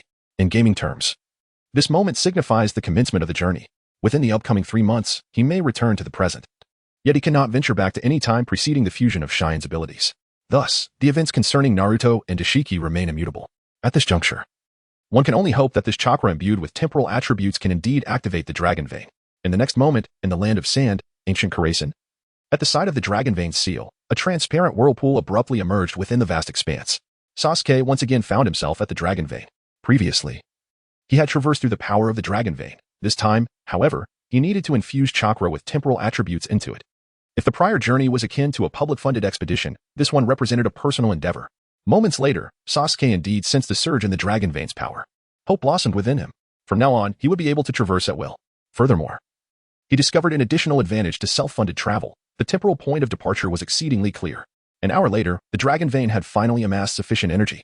With a hum, the accumulated chakra erupted into a radiant beam, enveloping Sasuke before vanishing instantaneously. Sasuke had grown accustomed to this phenomenon. It signified a successful journey. This time, the point of departure was October 1st, 68th year of Konoha. This time frame was the optimum point Sasuke had deduced. It is known that the conclusion of the Fourth Great Ninja War coincides with Naruto's birthday, which falls on October 10th. The war itself lasted merely 3 to 4 days. Prior to the war, Naruto was training on Turtle Island. The duration of Naruto's training was approximately equivalent to the time it took for Sasuke to undergo the transplantation of Itachi's Mangekyou Sharingan in the original narrative. Although the original text does not specify the exact duration, the procedure for transplanting dual eyes typically requires about a week for recovery. Hence, Sasuke and Naruto's parting in the Land of Iron should have occurred 1 week prior to the Fourth Great Ninja War. Precisely during the time of the 5 Kage Summit, Sasuke lightly tapped his finger against the space, causing rippling black doors to emerge, reminiscent of disturbances upon water's surface. As he stepped through, he arrived in the Land of Iron, immediately spotting the 5 Kage settling into the conference hall. A few kilometers away, this parallel world Sasuke was leading Team Hawk towards the same destination. A subtle smile graced the lips of the main world Sasuke. Soon, he would encounter the familiar events from the original tale. This sense of familiarity was rather pleasant.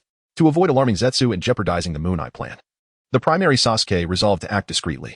Thus, he transformed into a masked warrior of the Land of Iron, blending seamlessly into the conference hall. This location served as the sole pathway from the conference hall to the Great Bridge, where the original Sasuke had once battled Danzo. A minute later, Danzo's use of a forbidden technique against the leader of the Land of Iron, Mifune, was swiftly unraveled by Ao's keen perception. In the midst of the excruciating awkwardness, Sasuke and his companions infiltrated the 5 Kage Summit building as depicted in the original narrative.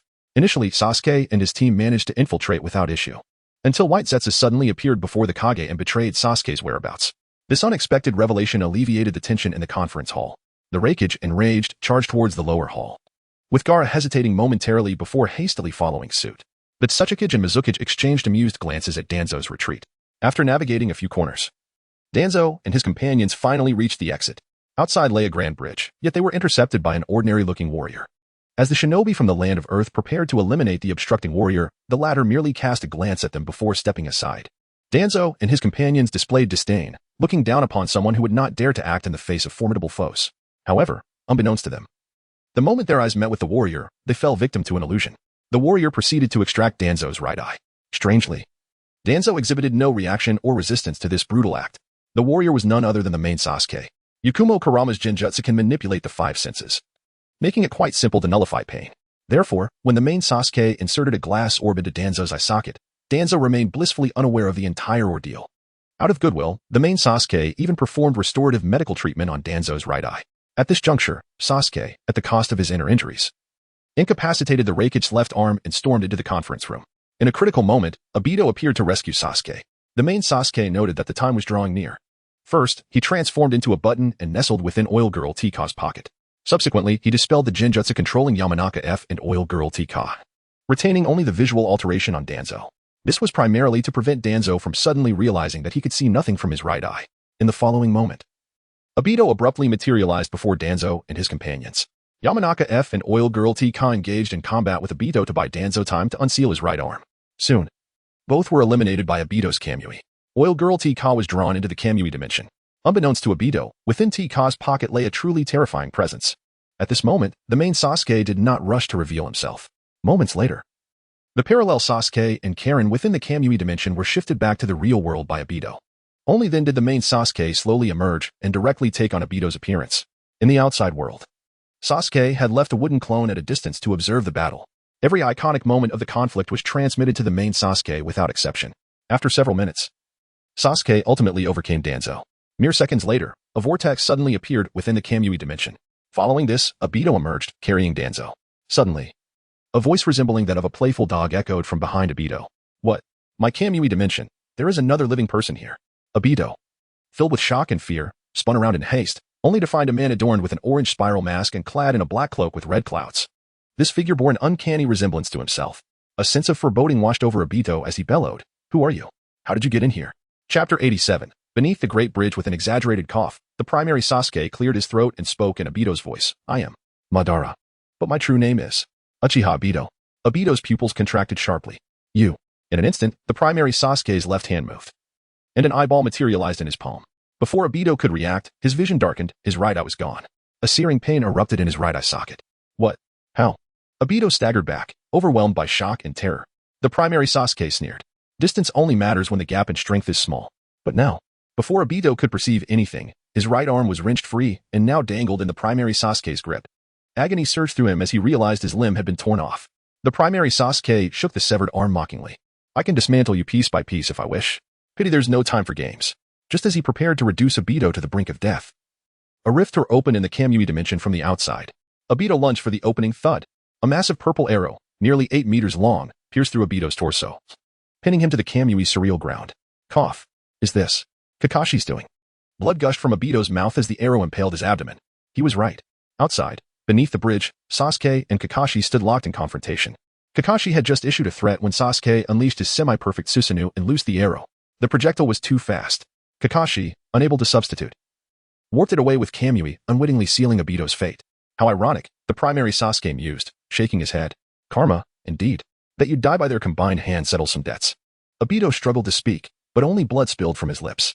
Seconds later, his life faded within the Kamui dimension. After securing Obito's right eye, The primary Sasuke teleported to his hidden base, where a few Zetsu stood guard. Unfazed by his sudden appearance, they remained passive, now fully assuming Obito's identity. The primary Sasuke theatrically searched for Shirsue's left eye while releasing Danzo's corpse from Kamui.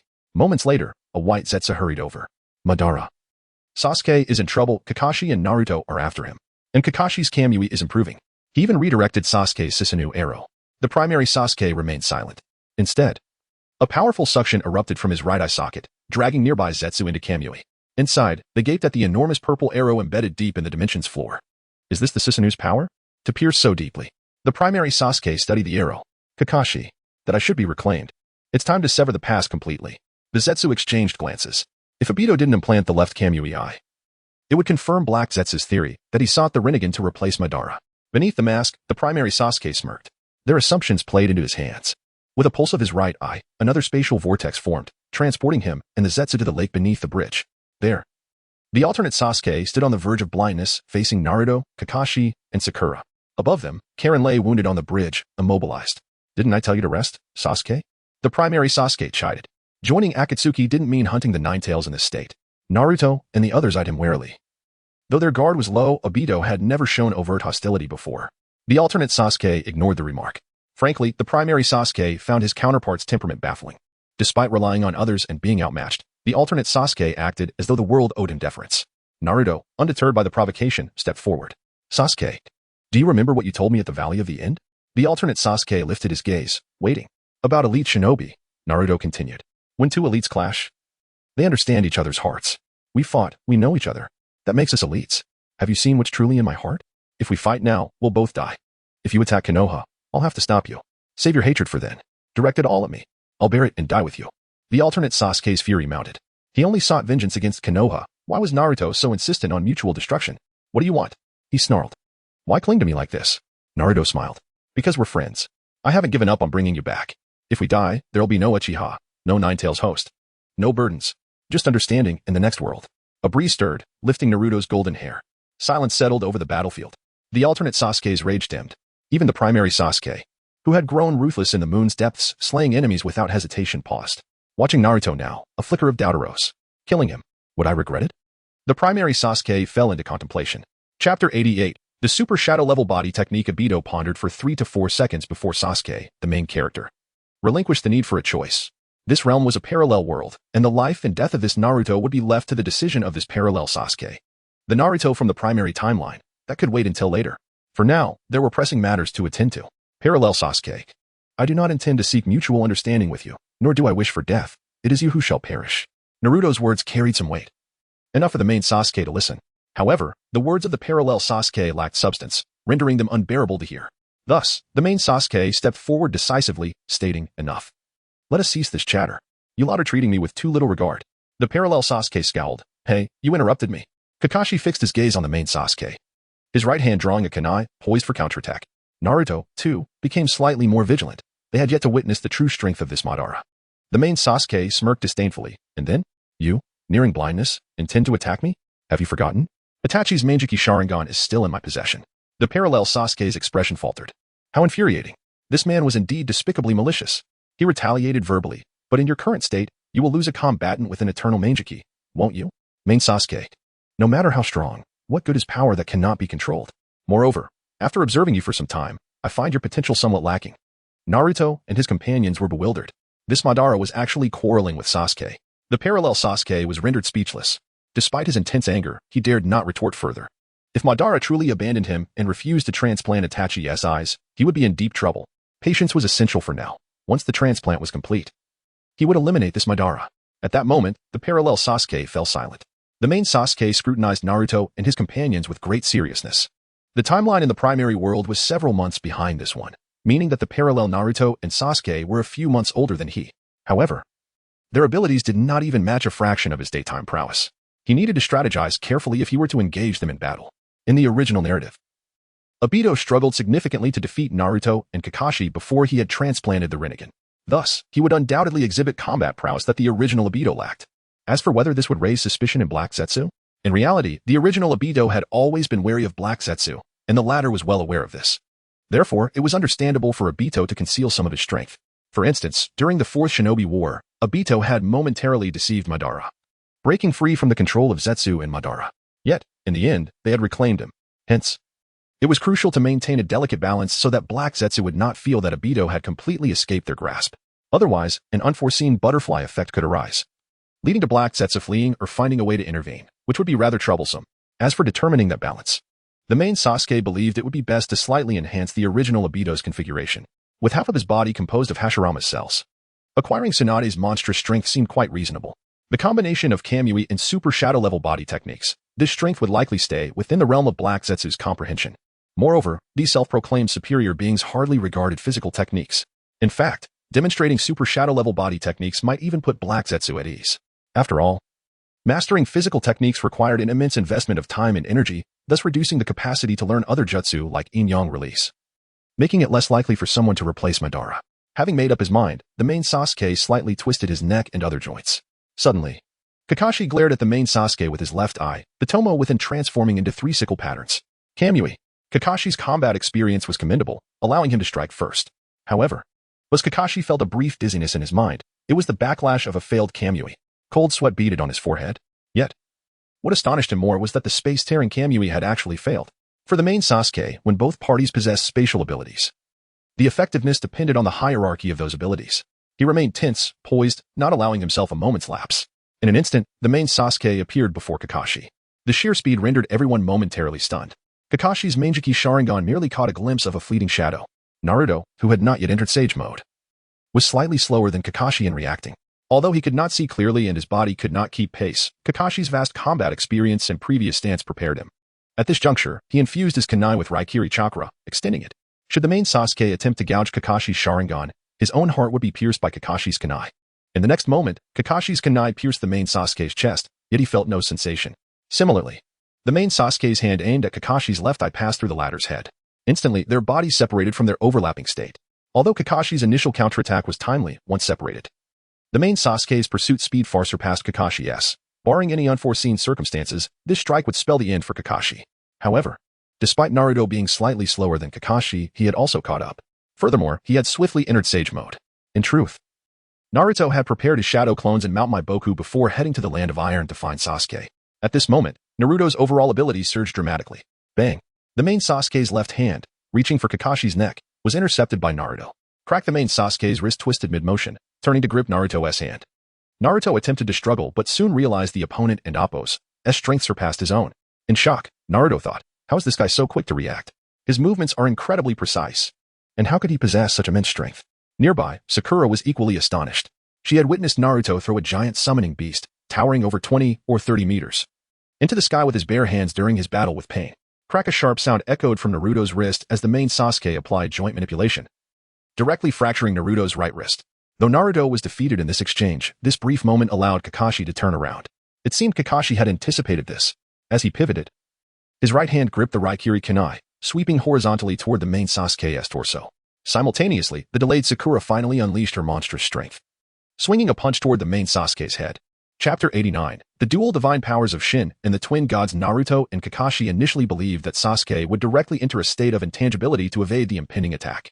However, to their surprise, Sasuke instead veered towards Sakura. Alarmed, Naruto and Kakashi realized that if the onslaught continued unabated, it would inevitably strike Sakura. Their rhythm faltered. Sakura's body was slow to react as her right fist pierced through Sasuke and aimed directly at Kakashi. Kakashi's nerves registered the danger, but his body lagged behind. In a desperate bid, Naruto reached out to intercept Sakura's blow. If Sakura's punch landed on Kakashi, it could very well take away half of his life. With a precise grip, Naruto seized Sakura's wrist and spun her around, effectively dissipating the force of her strike.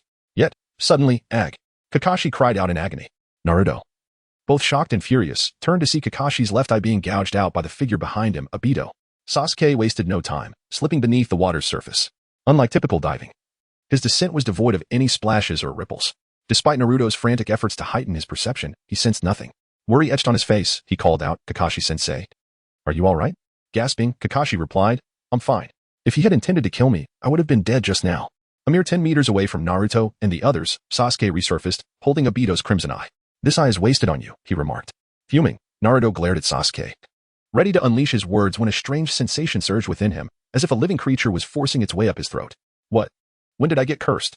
Naruto exclaimed, bewildered. Both Sakura and Kakashi were equally astonished, questioning the turn of events. Suddenly, they witnessed Naruto's mouth stretching grotesquely, and out popped the head of a black crow. To their astonishment, one of its red eyes bore a pinwheel pattern. With a retch, Naruto finally expelled the crow. The moment it emerged, it prepared to unleash its ocular technique against Sasuke. Swiftly, Sasuke, with impeccable timing, appeared before the crow and decapitated it. With the dual powers of the Meijiki Sharingan now in his possession, Sasuke's motives for choosing this particular moment became clear. The four ultimate Sharingan were all present here. Itachi had previously set the condition for the crow's activation. It would trigger the Kodo Amatsukami when gazing into the Meijiki Sharingan, meant to protect Konoha. Fortunately, Naruto had never made eye contact with Kakashi while he was in that state. Otherwise, the crow would have activated long ago. Sasuke chuckled, holding the two crimson orbs. His excitement palpable even through his mask. It turned out that one of the eyes had been hidden within Naruto all along, a most unexpected treasure, though everything was orchestrated. A show of appreciation was still warranted. Kakashi and the others stood dumbfounded. Was this truly the strongest illusion eye of the Uchiha, Kodo Amatsukami? Parallel Sasuke, filled with rage and jealousy, glared at Naruto. Why did Itachi give you the eye? Naruto, momentarily taken aback, recalled the moment before Itachi's fateful duel with Sasuke. It was then that the crow was discreetly placed within him. Itachi had entrusted it to Naruto, hoping he would guide Sasuke back to Konoha. Unfortunately, that eye had now been reclaimed. Kakashi, they say Kodo Amatsukami can alter a person's will. It seems Itachi anticipated you might turn against Konoha and wished to change your resolve. Everything you did was to bring you back. Are you still intent on destroying it? Caught off guard by Kakashi's inquiry, Parallel Sasuke faltered, momentarily at a loss for words. Sasuke's mocking laughter interrupted Kakashi and Naruto's exchange. He was now beyond their control. Whether to remain blind or reclaim Itachi's legacy was not a difficult choice. Parallel Sasuke, reflecting more calmly than before, declared, I will destroy Konoha. Itachi's choice was misguided. Sasuke then carefully stored the two Meijiki eyes and turned his gaze back to Naruto. The Eight Tails has begun its hunt. It is time to capture the Nine Tails. Sasuke's calm demeanor tightened the expressions of Naruto and his companions. After their brief confrontation, both sides comprehended each other's prowess. The ensuing battle would undoubtedly escalate in peril. An escape seemed increasingly implausible. Just then, a more dire predicament emerged. Naruto's skin began to turn purple, and his nerves and limbs grew numb. What? This is bad. Sakura's pupils dilated. Her objective in coming to the Land of Iron to confront Parallel Sasuke was to eliminate him. In preparation, she had coated her shuriken with poison. However, during her skirmish with Sasuke, he had seized her weapon. When she was on the brink of death, Naruto had intervened, but in the chaos, Sasuke had scratched Naruto's face with a kunai. Thus, Naruto had been poisoned long ago. If not for entering Sage Mode, he would not have lasted this long. Although the poison could not completely incapacitate him in Sage Mode, its effects were still troublesome. He needed an antidote urgently. But would the enemy grant him that opportunity? Sasuke had been biding his time for Naruto's poison to take effect before launching a true assault, minimizing his own power's exposure. Sasuke tilted his head slightly towards Parallel Sasuke, mockingly stating, Oh? Sasuke, your murderous intent towards them is quite substantial. Resorting to poison, how ruthless. Black Zetsu chuckled, that is not Sasuke's poison, but rather an injury inflicted by that girl when she tried to kill him. A realization dawned upon Sasuke. So that's how it is. I wondered why Sasuke would do such a thing. Their banter darkened Parallel Sasuke's expression. What was Sakura truly trying to achieve? She attempted to poison him, yet hesitated during her actions. Indeed, she was still the same as before, merely a filler in Team 7. Naruto, here is the antidote. Sakura rushed to Naruto's side and tossed the antidote to him, attempting to stall Sasuke momentarily. Kakashi, though limited to one eye, positioned himself protectively beside Naruto. Alas, a sound pierced the air, as an object was caught in Sasuke's hand. Upon focusing, they found Sasuke had vanished from where he once stood. Apologies, but your delivery speed was simply too slow. I couldn't resist intercepting it. Sakura urgently turned around upon hearing Sasuke's voice. Meanwhile, Naruto and Kakashi, both hampered by the effects of the poison, rushed to confront Sasuke from behind Sakura. Chapter 90, Deception of Black Zetsu. At this moment, the speed of the three had been thoroughly overwhelmed by the main Sasuke. The use of the Void God technique was utterly unnecessary. With mere agility, he managed to evade while simultaneously retaliating against the trio. In an instant, Sakura and Kakashi were effortlessly sent flying by a single punch from the main Sasuke, both suffering multiple broken ribs and shattered internal organs. While Sakura could still utilize her creation rebirth to heal somewhat, Kakashi had completely lost his fighting capability and, without immediate medical attention, faced life-threatening danger. With a swift motion, the main Sasuke seized Naruto's left wrist, pulling and pushing him in one fluid action. The Rasengan in Naruto's hand was sent hurtling toward a distant bridge. Moments later, a resounding explosion echoed as the bridge's foundation was blasted into a spherical cavity several meters in diameter. Due to the numbing sensation, Naruto was oblivious to the pain of his fractured right wrist. He instinctively struck at the main Sasuke's throat with his right elbow. The main Sasuke caught Naruto's elbow with one hand while using his other elbow to strike the back of Naruto's head. With a dull thud, Naruto's eyes rolled back. and he fell unconscious. The main Sasuke dragged the unconscious Naruto and turned to face the parallel Sasuke and Black Zetsu, feeling quite pleased with the day's bountiful results. Thanks to Sasuke's contributions. As the main Sasuke prepared to relocate them, Obito's secret base awaited. Sasuke, he began, given your performance this time, I can proceed with the transplantation of Itachi's eyes. However, I must also place a curse mark on you to prevent any sudden betrayal. The parallel Sasuke felt a weight settle in his heart. Though reluctant, he understood there was no alternative. Very well, he acquiesced, with a slight smile. The main Sasuke began the transplant of the Mangekyou Sharingan, infusing it with a trace of demonic blood. However, should the recipient resist during the process, success would be elusive. This was a necessary prelude. The reason for granting him the demonic blood was twofold. First, it served as a small compensation for the parallel Sasuke, as he would remain unconscious for the coming year, thus severing his chance to awaken the sixth Tomo Rinnegan. Second, the parallel world would require Sasuke and Naruto to confront the Otsutsuki clan in the future, necessitating spatial abilities. Thus, the eyes being transplanted were not Itachi's but rather Obito's dual kamui from this world. With the demonic blood, even without a direct bloodline connection, perfect inheritance was possible. The main Sasuke directly cloaked the original Amaterasu and Kagai's abilities with the dual kamui. Henceforth, the parallel Sasuke's eyes would be the eternal dual kamui, far surpassing Kakashi's kamui. Subsequently, the main Sasuke pretended to undergo a Mangekyou transplant himself. With Hashirama's cells, the eye transplantation took only a few minutes. Moments later, he donned a white mask with two eye holes, distinct from the one worn during the Fourth Great Ninja War, devoid of any patterns. Observing this, Black Zetsu was taken aback. How could one who had endured so much darkness remain untainted? Despite his astonishment, Black Zetsu felt a sense of relief. This development facilitated their next steps. Tentatively, Black Zetsu inquired, "What are your plans now?" The main Sasuke replied, "The 9 tails are ready, and the 8 tails should be captured soon. It is time for their resurrection." "Oh, are we reviving them now?" Black Zetsu felt a bit awkward, having recently stealthily delivered Madara's corpse to Orochimaru, concerned that Obito might seek to replace Madara. Now, Obito intended to resurrect Madara without any transitional period. Noticing Black Zetsu's silence, the main Sasuke probed, "Are you hiding something from me?" After a moment of contemplation, Black Zetsu opted for partial honesty. "It was my error. For Lord Madara's Eye of the Moon plan, I had to ensure absolute security, hence my precautions. I entrusted Lord Madara's body to a ninja named Orochimaru, who is currently developing a special sacrificial offering to unleash Madara's peak power." The main Sasuke paused, reflecting, "After years of collaboration, we can finally speak some truths. Your caution is not unfounded. I did entertain thoughts of replacing Madara. However, over the years, I have gradually discerned certain truths. Human nature is inherently flawed, an unavoidable reality. This holds true in any world. I no longer concern myself with the Eye of the Moon plan. Once my goals are achieved, I simply wish to join the true Rin in the Pure Land." For the first time in 2 millennia, Black Zetsu felt a flicker of empathy. "Obito, you are a remarkable individual. I shall remember you." In this moment, their relationship transitioned from mutual suspicion to one of unilateral deception. "Yes," the main Sasuke mused, subtly influencing Zetsu's will with the rebirth of the Celestial God technique. This time, Black Zetsu was completely ensnared. To truly resurrect Madara, he would require the Rinnegan. After murmuring these thoughts, the main Sasuke gradually vanished into the spatial vortex.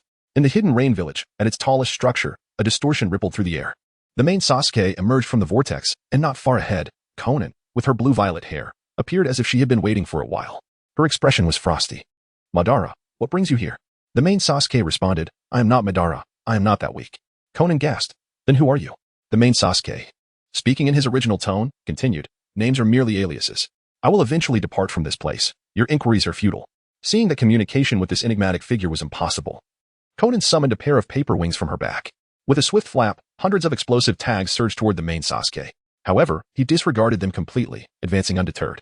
In the next moment, the paper tags passed through his form without a trace of sensation, as a series of small explosions erupted. The main Sasuke emerged unscathed from the smoke, standing before Konan. "You possess that individual S-phasing ability as well?" she remarked, astonished. Quickly, she prepared to take flight toward the ocean beyond the hidden rain village. Alas, the main Sasuke was not Obito. In an instant, he appeared beside her and struck her with a swift chop to the neck, rendering her unconscious. Utilizing memory probing and X-ray vision, he swiftly located Nagato's corpse, which Konan had painstakingly concealed. He effortlessly erased her memories of the past few minutes and retrieved Nagato's 2 Rinnegan before returning to the previous location where Orochimaru was concealed. Chapter 91, Resurrection. Dual Rinnegan, Madara. At this moment, Orochimaru had transformed into the ghastly figure described in the original tale. He was engrossed in studying the cells of Hashirama and the corpse of Madara. Unbeknownst to him, Sasuke and Black Zetsu had quietly appeared behind him. "Thank you for your hard work," Sasuke suddenly inquired. Startled, Orochimaru's pupils constricted as he reflexively leaped back several meters, turning to face the newcomers. Upon recognizing Black Zetsu and the masked Akatsuki member, he eased his guard slightly. For now, they were allies, and he doubted they would eliminate him. Besides, he felt confident in his own strength, no longer fearing any member of the Akatsuki. With a slight adjustment of his hat, Orochimaru remarked, "Your sudden appearance startled me.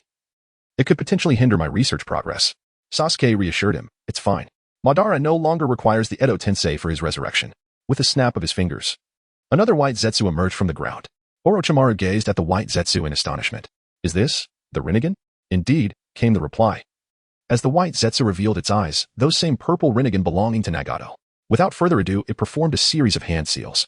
Outer path, Samsara technique. A vibrant green light emanated from the white Zetsu, illuminating Madara's aged corpse. Under the glow, the desiccated flesh and muscle visibly rejuvenated, and his once white hair transformed into a lustrous black. After a minute, the white Zetsu had manifested a pair of intact Rinnegan, while its own form had become akin to that of a desiccated corpse. Then, movement, Madara's chest began to rise and fall with a heartbeat. His eyelids fluttered, and in the next moment, he abruptly opened his eyes, surveying his surroundings. A calm expression morphed into one of madness as he cackled, "Hashirama. The world believed you had triumphed over me, but in truth, I have prevailed." With a maniacal laugh, Madara rose to his feet, reveling in the sensation of having a corporeal form once more. Once his emotions stabilized, he turned his gaze to Zetsu and Obito, to be resurrected so effortlessly. And with both Rinnegan intact, it feels surreal, Madara mused, surprised that Obito showed no desire for the Rinnegan and appeared remarkably composed. Madara, feeling slightly unsettled, probed. "Obito, you've matured it seems. A considerable amount of time must have passed. What progress has been made on other matters?" Orochimaru, caught between nervousness and confusion, pondered the implications of Obito's involvement. Obito? The one who was always trailing behind in the Uchiha clan? So he has been the puppet master behind Akatsuki all along. Sasuke interjected, "I have declared war on the ninja world. The outer path golem has been activated halfway. The 1 tails through 7 tails have been absorbed. And we are currently hunting the 8 tails. The 9 tails is only half complete." Madara inquired, "Half complete?" Sasuke explained, "When I intended to capture the 9 tails from Konoha, the 4th Hokage divided it into yin and yang halves. The current Jinchuriki possesses only the yang half. The yin half is sealed within a corpse." Madara remarked. "The corpse sealing technique is indeed troublesome, but it is of little consequence. It merely slows the evolution of the 10 tails." While Obito maintained a calm demeanor, he remained cooperative, allowing Madara to lower his guard momentarily.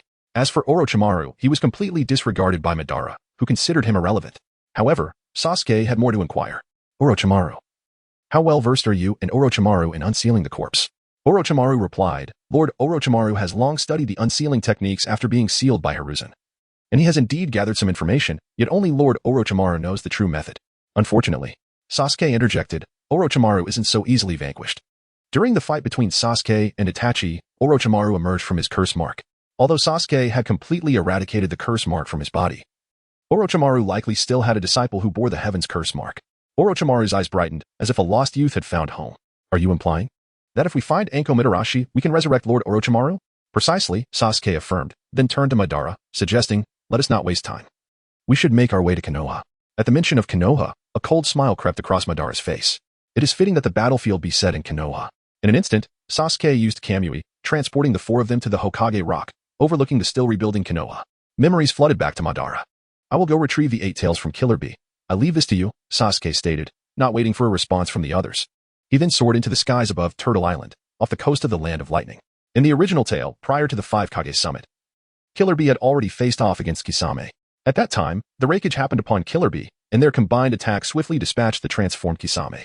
Kisame had concealed himself within the body of the Samahata to seek future opportunities, but he had yet to successfully capture the 8 tails. Though Naruto was absent now, Killer Bee remained on Turtle Island, protected by the Cloud Village. The defenses were exceptionally tight, and many misleading trails existed. Yet, to Sasuke's Rinnegan, these obstacles were but trifles. Within seconds, he spotted Killer Bee by the waterfall, engrossed in composing lyrics. In the next moment, Sasuke silently appeared behind him, unaware of the danger lurking. Killer Bee remained oblivious. However, Kisame, concealed within the Samahata, could witness everything. Seeing Madara approach in person, Kisame decided it was time to reveal himself. With a sudden surge of movement, the Samahata became animated before expelling the weakened Kisame. Startled, Killer Bee rushed forward, intent on delivering a fatal blow. But suddenly, a powerful force slammed down upon his shoulders, pinning him to the ground with an unstoppable might, causing fissures to spread across the earth. Kisame, surprised, marveled at Madara's impressive display of strength. "Madara." Killer Bee slowly turned his head, only to see a figure clad in a white mask, revealing 2 eye sockets. Sasuke shook his head slightly. "Kisame, I must apologize for deceiving you for so long. I am not Uchiha Madara. Before long, I shall no longer exist in this world. You may now refer to me as Obito. What? Kisame was taken aback, pondering the nature of reality itself. Chapter 92. Ten-Tails Jinchuriki, 6 Paths Madara. Just as Killer Bee was about to strike Sasuke with his tail, a resounding crash echoed through the air. Sasuke effortlessly repelled Killer Bee back to his original form with a single punch, causing the tailed beast's cloak to shatter and leaving him unable to do anything but speak and breathe. Such strength. Both Kisame and Killer Bee were astounded. They understood the immense power that came with tailed beast transformation, yet they never anticipated such a swift defeat from their opponent's single blow. Kisame realized that in this world, one must discern what is real and what is false on their own. Sasuke activated the godly power of his right eye, and Kisame did not resist. The three of them were instantly transported to the Hokage Rock in Konoha. Nearby, Orochimaru and Kabuto were assisting in the resurrection of Anko from the depths of despair. Suddenly, a deafening roar erupted within the Konoha district. Once again, the village had been reduced to ruins. Amidst the debris loomed a colossal blue giant, but in an instant, a massive white tiger leaped forward with ferocity. The blue giant was forced back over 100 meters by the tiger's assault. Within the giant's forehead, Madara raised an eyebrow in surprise. Oh? So the 7th gate possesses such power. However, to face me with merely the 7th gate is a grave underestimation. With that, the towering blue giant surged in height, its armor becoming increasingly defined. Moments later, it had transformed into a colossal figure resembling a divine warrior, with details as meticulously crafted as a statue. The chakra around it had solidified into an almost tangible form. This spectacle left all onlookers in awe. As the dust settled, Guy gasped for breath, realizing he had exhausted his stamina to maintain the 7th gate. To continue fighting, he would have to forcibly open the 8th gate. In a moment of reflection, Guy accepted his fate. It seems the time has come. 8th gate, open. With a thunderous explosion, crimson chakra erupted around Guy, its fierce energy creating ripples in the ground. Madara's eyes narrowed. Oh? Is this the blood-red steam of the 8th gate? Quite impressive indeed. First speed. Guy unleashed a punch that sent a shockwave, propelling the blue Susanoo back 300 to 400 meters. The already formed complete Susanoo's surface began to show minor cracks. Madara was taken aback. The gap between the 7th and 8th gates was far greater than he had imagined. Second speed. Boom. Guy had seemingly appeared beneath the blue Susanoo, delivering another concentrated blast that sent it soaring into the sky. Third speed. Another powerful strike propelled the Susanoo even higher. Guy aimed to minimize further destruction to Konoha by sending Madara into the heavens, allowing for a final decisive blow without concern. Fourth speed. Fifth speed. After 5 punches, the blue Susanoo had ascended over 2,000 meters above the ground and was now in tatters. Night Guy. A massive blood-red dragon materialized around Guy, soaring straight towards Madara above. The dragon's velocity rivaled that of lightning, and before it could even make contact, the Susanoo shattered completely. Boom. The Susanoo's core was crushed by the dragon's fierce bite before Madara could react. At Hokage Rock, Orochimaru, Kabuto, and Kisame stood in stunned silence. Could the formidable Madara truly withstand such an assault? Was the explosive power of the 8th gate truly that terrifying? Initially, Sasuke had some apprehension that Guy might deliver a fatal blow to Madara, recalling that in the original narrative, the 6 Paths Madara was nearly defeated by Guy. Although Madara possessed the Rinnegan, he had yet to achieve Sage Mode. However, it was precisely this context that led Madara to refrain from taking the attack head-on. Seizing the moment when the Susanoo collapsed, he utilized wood clone technique. Guy's full force strike only managed to connect with a mere clone. As Guy plummeted, Madara's true form materialized before him. Guy's eyes widened in disbelief, filled with regret. He never imagined that the final strike he delivered with his life would only hit a mere clone. Madara felt both relief and gratitude. To be forced to resort to such a technique for survival, in terms of taijutsu, I would deem you the strongest. As Guy was about to crash to the ground, Madara gently cushioned his fall with wood release, allowing him to remain intact. All the formidable fighters within Konoha had been toyed with by Madara. Yet the actual death toll remained minimal. Yet tragically, the strongest among them, Guy, had fallen. With the battle concluded, Madara's interest in the current state of Konoha waned. He teleported back to Hokage Rock. What was to come next? He turned his gaze towards Sasuke, who in turn looked at Orochimaru. Orochimaru. Next we shall seek the Uchiha clan shrine to locate the Shinigami mask. The shrine is situated on the outskirts of Konoha. After a swift use of the godly power, they arrived at their destination. Minutes later, Madara had successfully sealed the 8 Tails, Yang 9 Tails, and Ine 9 Tails within the Outer Path's demonic statue. The speed of the sealing process left Kisame in utter disbelief. When the Akatsuki attempted to seal a single-tailed beast, it had taken them 3 days and nights without rest. During the sealing, Sasuke infused Naruto with a minuscule amount of cursed energy, ensuring he would awaken in approximately a year, much like his parallel. Boom. An unfathomable surge of terrifying chakra erupted forth. The overwhelming chakra waves resonated for dozens of kilometers, causing tremors in Konoha. With all 9-tailed beasts gathered, the 10 Tails evolved into its 3rd state, the final transformation before becoming the God Tree, its most unsightly form. The enraged 10 Tails opened its mouth, preparing to condense a tailed beast ball resembling a droplet of water. How volatile. In an instant, Madara appeared atop the Tintail's head, forming a series of hand seals. Tubes suddenly extended from the Tintails, connecting to Madara's back. In that moment, the gargantuan Tintails began to shrink rapidly, merging seamlessly into Madara's being. Concurrently, Madara's chakra and form began to transform. As in the original narrative, Madara commanded the Tintails as effortlessly as one would control their own limbs, experiencing no resistance whatsoever. Thus far, everything had proceeded with an unsettling smoothness. Although he could distinctly feel an unimaginable power surging within him, Madara found this entire experience surreal. It felt almost dreamlike. A sense of dissonance and unease lingered in his mind. However, after contemplation, he acknowledged that he had now become the Jinchuriki of the Tintails, the second sage of 6 paths. Who in the shinobi world could possibly threaten him now? Never mind, this must be an overreaction. Perhaps it was merely a discomfort stemming from the rapid amplification of his power? Approximately 1 minute later, the immense Tintails had vanished entirely. Suspended in the sky was a figure adorned with white skin, Madara, crowned with a ring of white horns akin to a headband. Chapter 93. Not bad looking, but with hair too long. Is this the power of the Sage of 6 Paths? Madara, clad in a white robe emblazoned with the Tomo symbol, grasped the Seeker's staff in his right hand, with several orbs of chakra floating behind him. He emanated an ethereal aura, a power from a dimension entirely different, which entranced him profoundly. Nevertheless, he did not forget his lifelong ambition. After a fleeting moment of rapture, he gradually ascended toward the depths of the sky. Minutes later, he was nearly escaping the atmosphere, gazing down at the earth which appeared as a sphere. With a sudden motion, Madara broke off the white substance from his forehead, revealing the third scarlet Rinnegan eye. He formed a hand seal, and in mere breaths, the dusk of the ninja world was enveloped in darkness. The sun that once illuminated the sky quietly transformed into a blood-red moon. Infinite Tsukuyomi. The crimson moon suddenly radiated a brilliance akin to the sun, casting its light upon the entire realm of ninjas. In an instant, the eyes of every being in the ninja world began to glaze over, falling into a soulless state of Rinnegan. Madara felt a surge of excitement. A world free from war and suffering was finally within reach. However, the prolonged state of hypnosis would prove detrimental to the bodies of the people. An auxiliary sage technique was still required. God Tree World descends.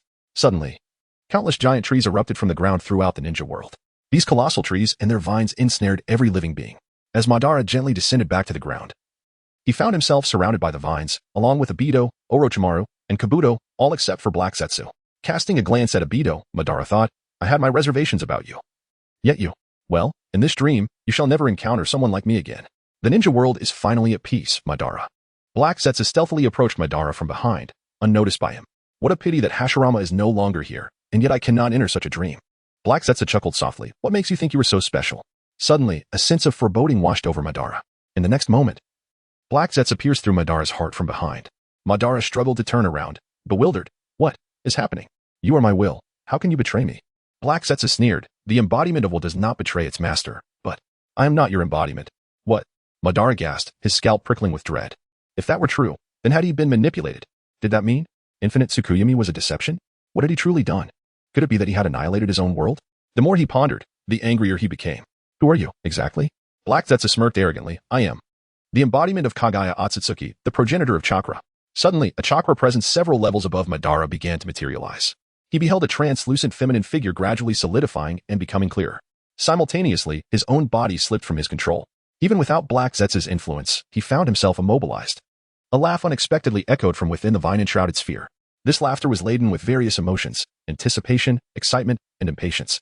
Strangely, Black Zetsu too felt an unsettling sensation. Moments later, they beheld Obito emerging unscathed from the vines. What? How is this possible? They stared wide-eyed, incredulous.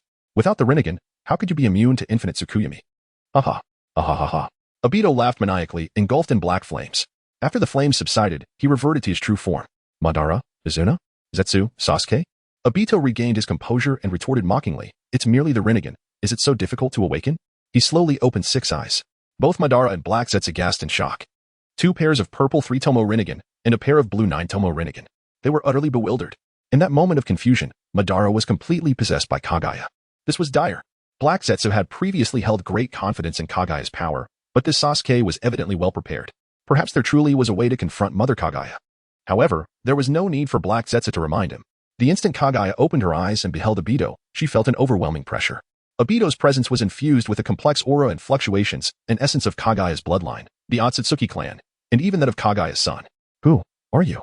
Kagaya inquired cautiously.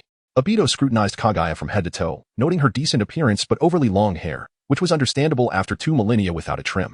Additionally, her attire was excessively lengthy. How audacious of Obito to mock Kagaya. Kagaya was taken aback. Black Zetsu seethed. You insolent brat. My mother is your ancestor. Obito's expression turned impassive. This was truly an unpalatable subject. Although he had yet to make a definitive decision, his current priority was Kagaya from the main timeline. If the Kagaya from the main world were to be devoured or slain, only then would he consider bringing back Kagaya from other parallel worlds as a consort. In truth, Obito had no better options. The only being worthy of matching the progenitor was the origin of chakra itself. While Karen had always admired Obito, the disparity in their levels was insurmountable. Obito would not sacrifice his core abilities to elevate her to his level. For Obito, who valued strength above all, emotional ties and preferences would only be considered after the primary condition was met. Thus, his approach was clear. If he did not accept another, he would not engage in ambiguity, seduction, or tacit approval. Any confession would be met with a decisive rejection. More importantly, the existence of Black Zetsu was a hindrance. From Obito's demeanor, both Black Zetsu and Kagaya sensed a murderous intent. Upon feeling this aura, Kagaya's instinctual response was to flee. Yet Black Zetsu's anger intensified. Do you truly not grasp the situation? You actually intend to kill me? I am concealed within the progenitor's sleeve. How could you possibly slay me? Black Zetsu was indignant and prepared to provoke. But then, Obito extended his hand forward as if grasping something in the air. With a rip, Kagaya's sleeve was suddenly torn apart, and Black Zetsu, who had been hidden within, was caught in Obito's grasp. In the next moment, Black Zetsu realized he had been captured by Obito. What is happening? Wasn't he just raising his hand? How did he appear before me and capture me?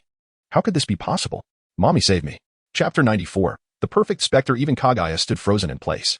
Although her instincts warned her of the danger posed by her adversary, she had not anticipated it to be of such magnitude. In fact, in the realm of night, even the formidable Ishiki dared not confront Sasuke head-on. Previously, he had only launched a surprise attack before retreating immediately. At that moment, Kagaya gazed at Kurizetsu, who was pleading for help, and suddenly unleashed an astonishing surge of power. Corpse of ash. Several long, gray bone spikes erupted from Kagaya's body, piercing through Sasuke. However, he felt nothing at all. Sasuke's grip tightened slightly. Boom. A burst of black flames flashed momentarily. Kurizetsu vanished without a trace, and the gray bones surrounding Sasuke were left with remarkably smooth severed edges. Rabbit hair needle. Kagaya directed her hair, like a fine drizzle, towards Sasuke. Countless delicate hair needles vanished upon making contact with a thin layer of black flames. This time, Kagaya finally understood. It was indeed the power of space. Under normal circumstances, Kagaya would not have been so astonished by ordinary spatial power. What truly unsettled her was the absolute destructive force of the space fused with flames. Such a terrifying annihilation imbued with rules was beyond comprehension. Sasuke, do you finally comprehend? Even Ishiki, reborn in the body of Otsutsuki Kagaya, did not dare to confront me directly. Do you still wish to continue this battle? Kagaya's pupils constricted.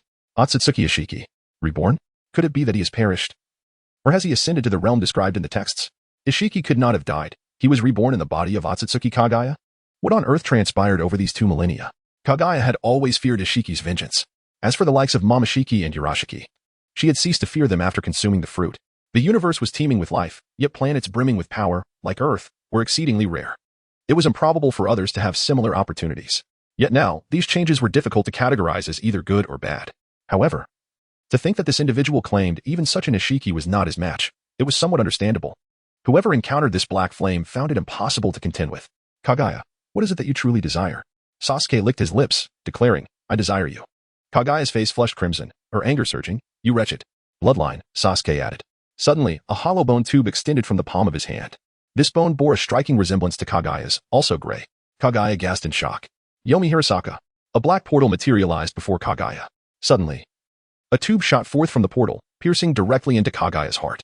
In an instant, Kagaya felt her essence rapidly depleting, her strength waning. Kagaya intended to seal the Yomi Hirasaka and sever the gray bone with the spatial cutting power, but the portal remained unresponsive. Kagaya was both astonished and alarmed. What was happening? Master Sasuke, it's quite simple. This was my creation. In truth, Sasuke had replicated Kagaya's actions, crafting an additional layer on the surface of her black portal. Visually, it appeared as a door. Sasuke stepped through the black portal and stood directly before Kagaya. Kagaya attempted to resist. The bone tube that had pierced Kagaya's heart suddenly sprouted dozens of finer tubes like a porcupine. Kagaya could not suppress a scream of agony. These tubes restrained her joints, rendering her immobile despite her fearlessness of pain. Do not be alarmed. I do not intend to take your life. You are still my chosen consort. Kagaya was taken aback. This fellow seems to be quite serious. Minutes later, Kagaya's chakra and various attributes had plummeted to the level of 6 paths of Edo. Although her attributes were diminished, her essence remained undying and imperishable. All her abilities were intact. At that moment, Sasuke withdrew the bone tube. Now Sasuke, all 4 of his purple Rinnegan had transformed into the 9-Tomo variant. Not only that, But Sasuke's physical prowess, regenerative abilities, and all attributes had ascended to a new dimension. He possessed all of Kagaya's abilities as well. Is this the perfect specter?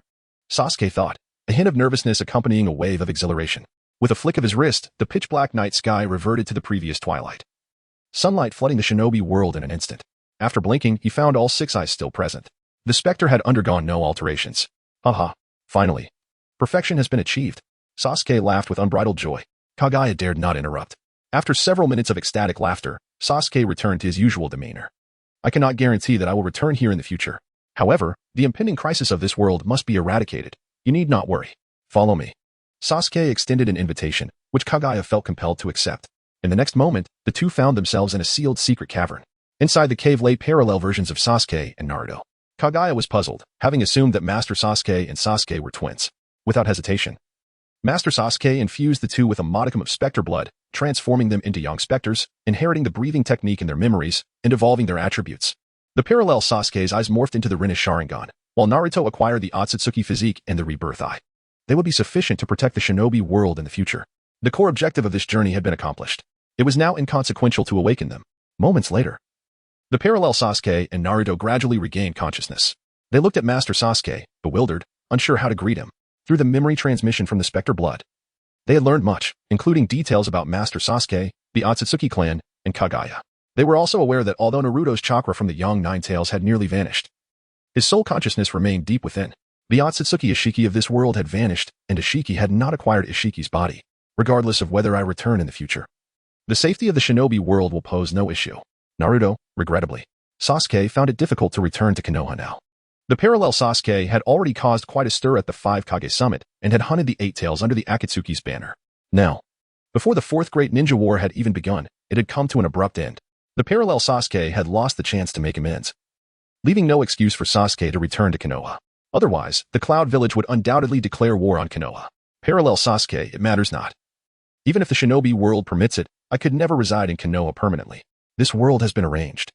And Master Sasuke has returned to the main timeline through the Dragon Vein. Chapter 95, The Breath of the Divine Moon, 17th Form, No Moon, Finale, Initially. Sasuke contemplated traversing into the future depicted in Boruto. However, lacking clarity regarding the specific timeline of Boruto, he opted for a swift teleportation back to the new Hidden Leaf Village. Upon his return, Black Zetsu appeared before Sasuke, accompanied by a familiar figure, Naruto Uzumaki. Yet, this iteration of Naruto was markedly different from the one Sasuke previously knew. Naruto's right eye bore the eternal Meijiki Sharingan of Obito, and the unwavering determination that once characterized his gaze had faded. Before either Black Zetsu or Naruto could speak, Sasuke inquired, "Is Obito dead? Did he sacrifice himself to ensure your escape by giving you his right eye?" A sorrowful expression adorned Naruto's face as he affirmed this grim reality. A few days prior, Ishiki had captured Naruto and Obito, intending to use them as sustenance for a juvenile Ten Tails. If the Ten Tails consumed Naruto, Obito, and the Otsutsuki statue, it would facilitate its evolution. Yet, Obito, having realized the deceit, resolved not to be ensnared any longer. Regrettably, despite their combined efforts, Naruto and Obito were no match for Ishiki. Each time they attempted to retaliate, they were met with inexplicable assaults, leaving them no chance to counter. Before long, Obito found himself on the verge of collapse, as the would-release cells within him could only heal at an accelerated rate and could not regenerate. Should any vital organ perish entirely, it would be irretrievable. In this dire situation, Obito, in an effort to impede Ishiki and atone for his past transgressions, removed his right eye and bestowed it upon Naruto while activating his Anaji with his left eye to buy Naruto precious time to escape. Grasping the eye, Naruto was engulfed in profound anguish, tormented by the unwavering ninja way of never abandoning his comrades. Ultimately, under Obito's relentless persuasion, Naruto fled. Although this decision was Obito's own, and for him, it signified a form of redemption, Naruto felt a deep sense of failure in the face of reality once more. The once indomitable spirit within him had waned, revealing the truth that many circumstances cannot be altered merely through resolute will. After acclimatizing to the transplanted eye for several days, Naruto returned to the ninja world.